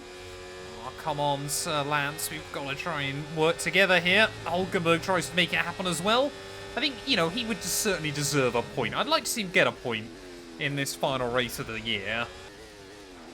Whoa, what on earth is going on here? Almost into the back of Lance Stroll. Somehow we just about avoid him as we lock up all four wheels. Definitely seems to be a lot of concertina and up. I think that's one of the Ferraris and Fernando Alonso. So my guess is that Charles and Fernando then, of course, still battling for runners-up spot. And clearly they're going to deal with that on track. Here's some information on Hulkenberg. They've got an issue with their car. They're going to be slow. No, Nico, how could that happen? Damn it, man, I think he's got a puncture. I think that's been the problem for our team at Hulkenberg, because hopefully... I mean, I wouldn't actually mind if we ended up with a safety car at this stage of the afternoon, but I said it'd be nice to see our teammates score points to finish off the year, and that's certainly not going to happen. Oh, I've got to keep the fuel total above 36 kilos. That seems hopefully quite easy to do. But yeah, I mean, the other good thing about Hulkenberg there is he has forced Bottas out of the range, so hopefully we're not going to have to worry about cars behind. Oh, Lewis Hamilton, I had forgot about him, of course. Another weekend where he's taking some grid penalties. So he's trying to carve his way through the order. Obviously, he almost got the win last time out. But unfortunately, yeah, that Mercedes victory this year seems like it's going to escape them. Mad to think 5 teams have scored wins this year. But Mercedes hasn't. Keep seeing lockups down at this chicane. It is not good. It keeps making me very nervous, but... Alonso and Leclerc are adamant they are settling this on the road. I think Fernando's actually just broken free ever so slightly. How mad would that be if Alonso ends up clutching P2 in this championship against the likes of Ferrari, McLaren, Mercedes, everything like that, even Sergio Perez. I mean, to be fair though, Max Verstappen, obviously I don't really count Las Vegas because obviously it was a simulated race. He really has come to Abu Dhabi and reminded everyone why he's world champion. As of now. Oh, I'm accidentally going to dive him. Sorry, Lance. Hi. Ignore me. Actually, don't ignore me. Thank you. Okay, be aware, the grip levels are going to start falling away soon. That was audacious, I think is the only way I can describe it. But we're back into the points. And now I can't lose the range to Pierre. To be honest, Mark, I didn't really do a lot. I just drove as I normally would, and we managed to do it there. The only thing that's scaring me, well, Pierre Gasly and I have both, in the last few rounds, really built up a good rhythm of kind of disturbing those top 5 teams. So clear that Alpine and Haas have made good progress. But Hamilton's now pretty much in the range of all of us as well. Stroll's still right behind me, and I think quite upset with the dive bomb I pulled off. Can't blame him, as here he comes now. So we're inside, Lance.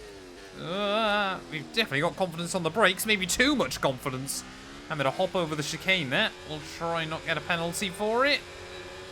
We will get a warning for corner cutting, but yeah, we'll let the Canadian by in that moment. I'm starting to get a little bit worried that Stroll and I's little squabble maybe has cost us both the DRS. I'll be honest, against an Aston Martin and a Mercedes, I don't fancy my chance of winning out for the final point of this race, as Hamilton has definitely got a lot of top-end speed as well. I think they sacrificed their grid position to have a bit more engine power so they could cut their way back through. It's worked for him so far, but do we pit slightly early, a bit like we did in Qatar yesterday, and try to undercut our way back into kind of the bigger group? We can't let them hold us up for too long, so let's try and get past as soon as possible and crack on. Push, push. You know what? We're going to try and get past him right now then. I need to try and get ourselves back in the window of those cars in front. As Lance Stroll, he'll go defensive. I broke way too late. Nice one. There's a long way to go in this race, though, so keep your head down. Lance! He gave me a real squeeze over the curb there, but I guess we completed the objective.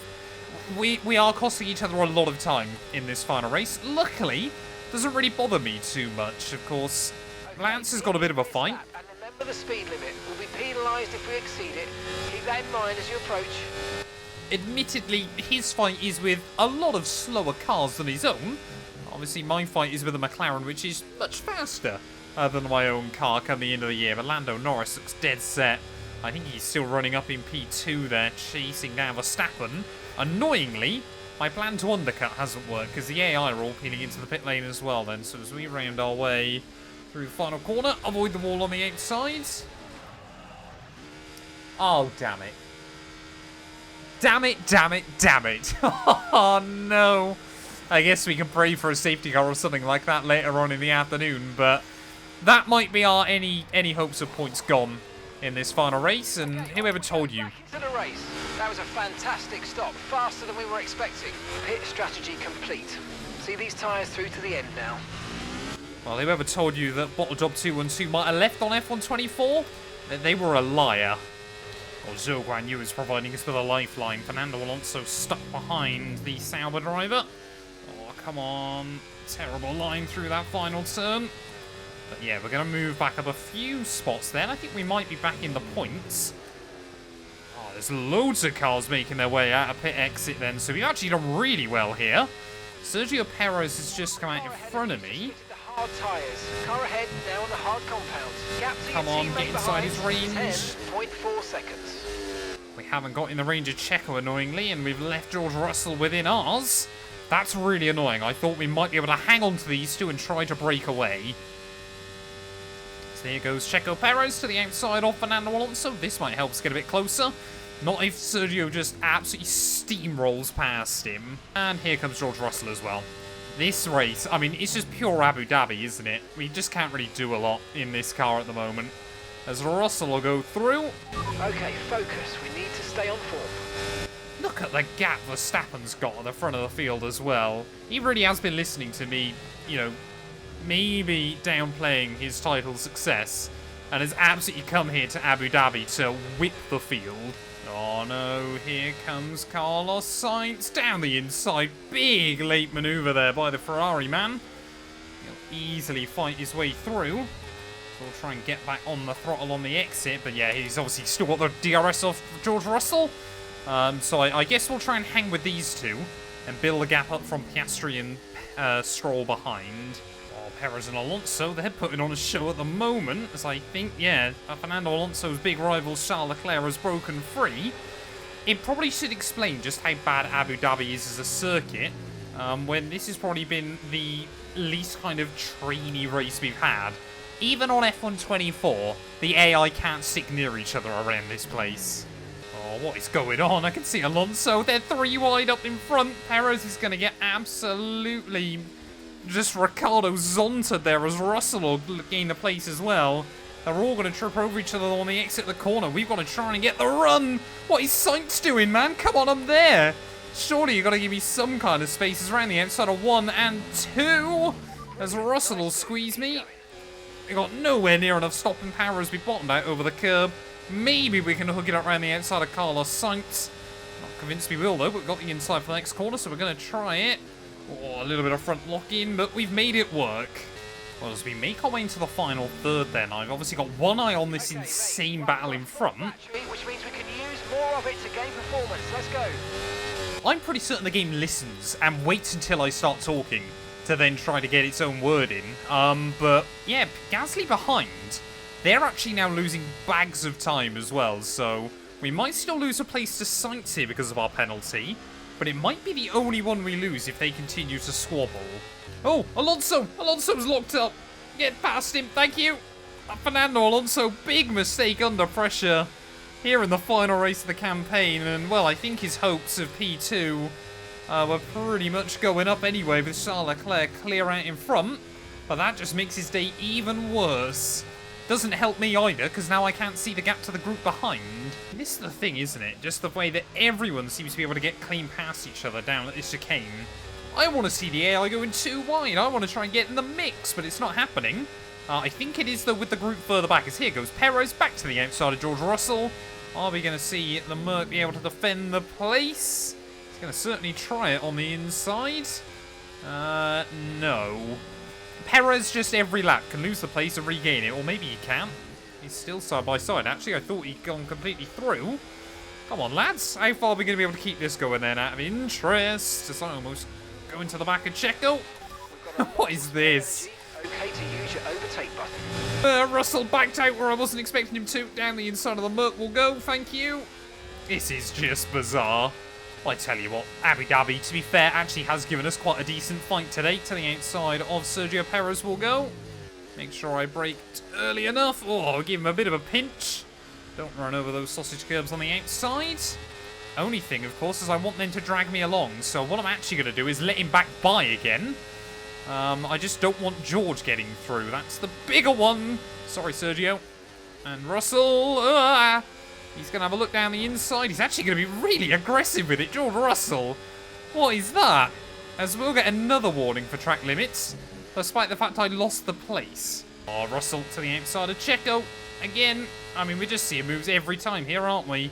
Sergio Perez is very, very effective, though, at just letting him by and then trying to get the run back on him off the exit of the corner. We're trying to use this. Obviously, we want this group to fight less and the group behind to fight more. As here goes Perez again to the inside. Russell's going to try and swoop it round, though. They clearly don't feel the same way I do about all this fighting, as Russell, I think, is going to hang on. Well, it's another lap. It's another opportunity to watch the AI go side by side. Yeah, I said earlier on about how Abu Dhabi doesn't really kind of let even the trains form. I tell you what, once it has done, though, they are just impossible to break, aren't they? This is just pure F124. I mean, we're waiting, hopefully, for some patches, because this isn't how we always want every race to end up going. And clearly it's not, because Perez slams the door in George's face. Here goes George Russell. You can see Sergio Perez is much more willing to fight this out, though, at the moment, which is quite good. You know, I kind of feel, you know, EA can't win, really, can they? Because in many ways, you know, this is just ridiculous. It's just every single lap, go past each other, and backwards and forwards. I'd still rather this than just 20 laps driving to the finish with nothing going on. As Perez again to the outside of George. And again, yeah, that Red Bull has got more straight line speed. Oh, we got yellows. We've got yellows. Someone's breaking down. Late on in the day, that's Lewis Hamilton. And in what might well be his last ever race for Mercedes, heartbreak for Lewis Hamilton, who is out yet again of the Abu Dhabi Grand Prix. He's had so much mixed success around this circuit. I guess for us that means that that's one driver further back that can't beat me. But heartbreak for Lewis. Luckily, no safety car. His teammate again goes around the outside of Checo Perez. But yeah, what a disappointing end to a disappointing year for Lewis Hamilton. 2 more laps to go then here from Abu Dhabi, and I think we have now just about got the gap over Stroll, Piastri, and Pierre Gasly here. Trying to just have a look. Oh, it's mighty close. We might end up between that gaggle of cars by the end of this race, but I'm hoping that our group is still going quicker than theirs here. But yeah, it's been an up and down season, like I said. We've learned a lot about F124. You know, ultimately, I don't think this game has received the best reception it could have hoped for. But, you know, we certainly still had a lot of fun. And like I said, thank you to all of you for sticking around with all these episodes. Perez, yet another move around the outside of George Russell. I can't fit them all in the edit, otherwise it'll basically just be all race long, won't it? But yeah, as we try and now see if we can carve our way through. Is Russell going to be able to once again get a run on Checo Perez? We're trying to save some battery for the final lap there. As Russell around the outside, he'll go. This time round, they're actually going to try and fight it out here, so it might be critical as to who gets the DRS on the final lap of this GP. Surely Russell on the inside there is going to be able to hang on. He's just about going to muscle his way back through then as Verstappen onto the final lap of the final race of the year. What a campaign it has been once again by the Dutchman. He took, what was it, 10 wins in the opening 12 Grand Prix? By there, it was basically a foregone conclusion. You know, I don't really count Las Vegas, but he did win the sprint in Brazil. I believe he also obviously won the sprint in Qatar last weekend, didn't he? But of course, you know, he wanted Grand Prix victories again, and that's exactly what he's done here in Abu Dhabi. I think where all of us maybe were starting to think, you know, McLaren, Aston Martin, even ourselves, we might be able to try and throw up a championship challenge next year. Verstappen's very much gone, yeah, try it, see what happens in this final race of the campaign, though. But Charles Leclerc, he's had a ropey campaign as well, but I think he's going to get the better of Fernando Alonso come the end of the year. Are we going to see one final switch between Perez and George as we make our way down into the chicane there? Are we going to be able to try and switch back the pair of them? We'll try and get the run on George Russell on the exit. We don't want to waste any time now. Right at the end of this GP, as Sergio Perez will drain the battery to the outside of the Red Bull driver as well. 6.0 seconds. And I tell you what, it is a massive shame that we've got this 10-second penalty, because these final few races we've done a really, really good job of getting the better of a lot of better cars than ourselves. Max Verstappen, though, is going to win the Abu Dhabi Grand Prix for his 4th Formula 1 world title in a row. Can he make it 5 next year? He equals Sebastian's record as the most successful Red Bull driver. Through the final corner, though, we're going to be P4 on the road. Is it points here in Abu Dhabi? Yes, it is. It's been a roller coaster season then, but they can go into the winter with their heads held high after an emphatic victory here today.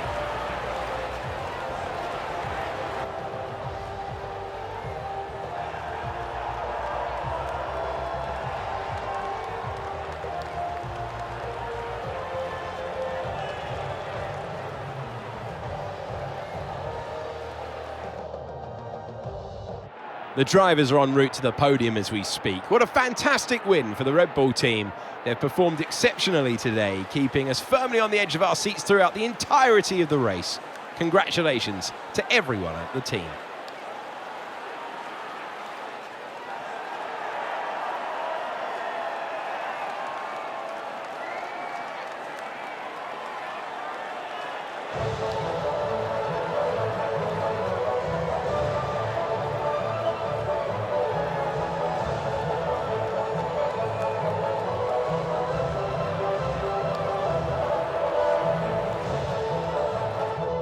Well, there we are then. Max Verstappen, yeah, he really did listen to what I've been saying in the last few episodes and just decided he was absolutely going to try and wipe the floor with everybody today. A 15-second victory here in Abu Dhabi, beating out Lando Norris and Charles Leclerc. There, Perez comes through for 4th ahead of Russell and both Spaniards. We pick up 4 points to end the year ahead of Stroll and Pierre Gasly there, so I think we can be happy with that. I'm sure Piastri gutted in P11 there, nearly as much as Lewis Hamilton, who failed to see the checkered flag. Logan Sargent apparently as well must have broke down on the final lap, and hats off to Hülkenberg. He had to stretch that second stint absolutely massively in this race, but still was able to beat out Bottas and Alexander Albon. That means as we take a look at the championship standings, Max Verstappen 483 points. It's not quite the tally he got in 2023, but it is still hugely impressive there, and a 187-point lead over Charles Leclerc come the season's end there. The Ferrari driver, P2 ahead of Fernando Alonso. He just about was able to hang on there. The same for Carlos Sainz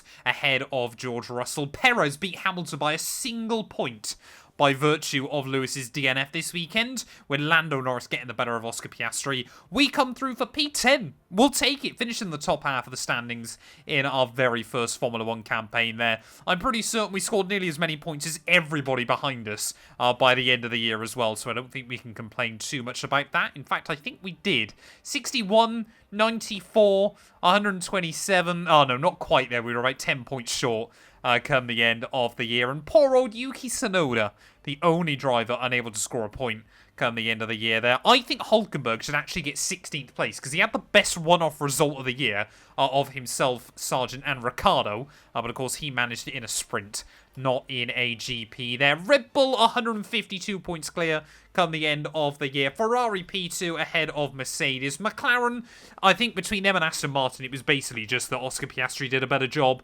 than Lance Stroll there. He really did cost Aston Martin a big haul of points come the end of the year there. We come through in 6th ahead of Kick Sauber there. Williams, Alpine and Visa Cash App Racing Bulls get 2 points from their year's worth of hard work. But thank you all so much for watching as always in this series. Like I said, we're not going to really take a break. We're going to be back tomorrow with pre-season testing from Bahrain. Thank you all so much as always. Get yourselves subscribed. And yeah, we'll be back very soon with more F1 24 content.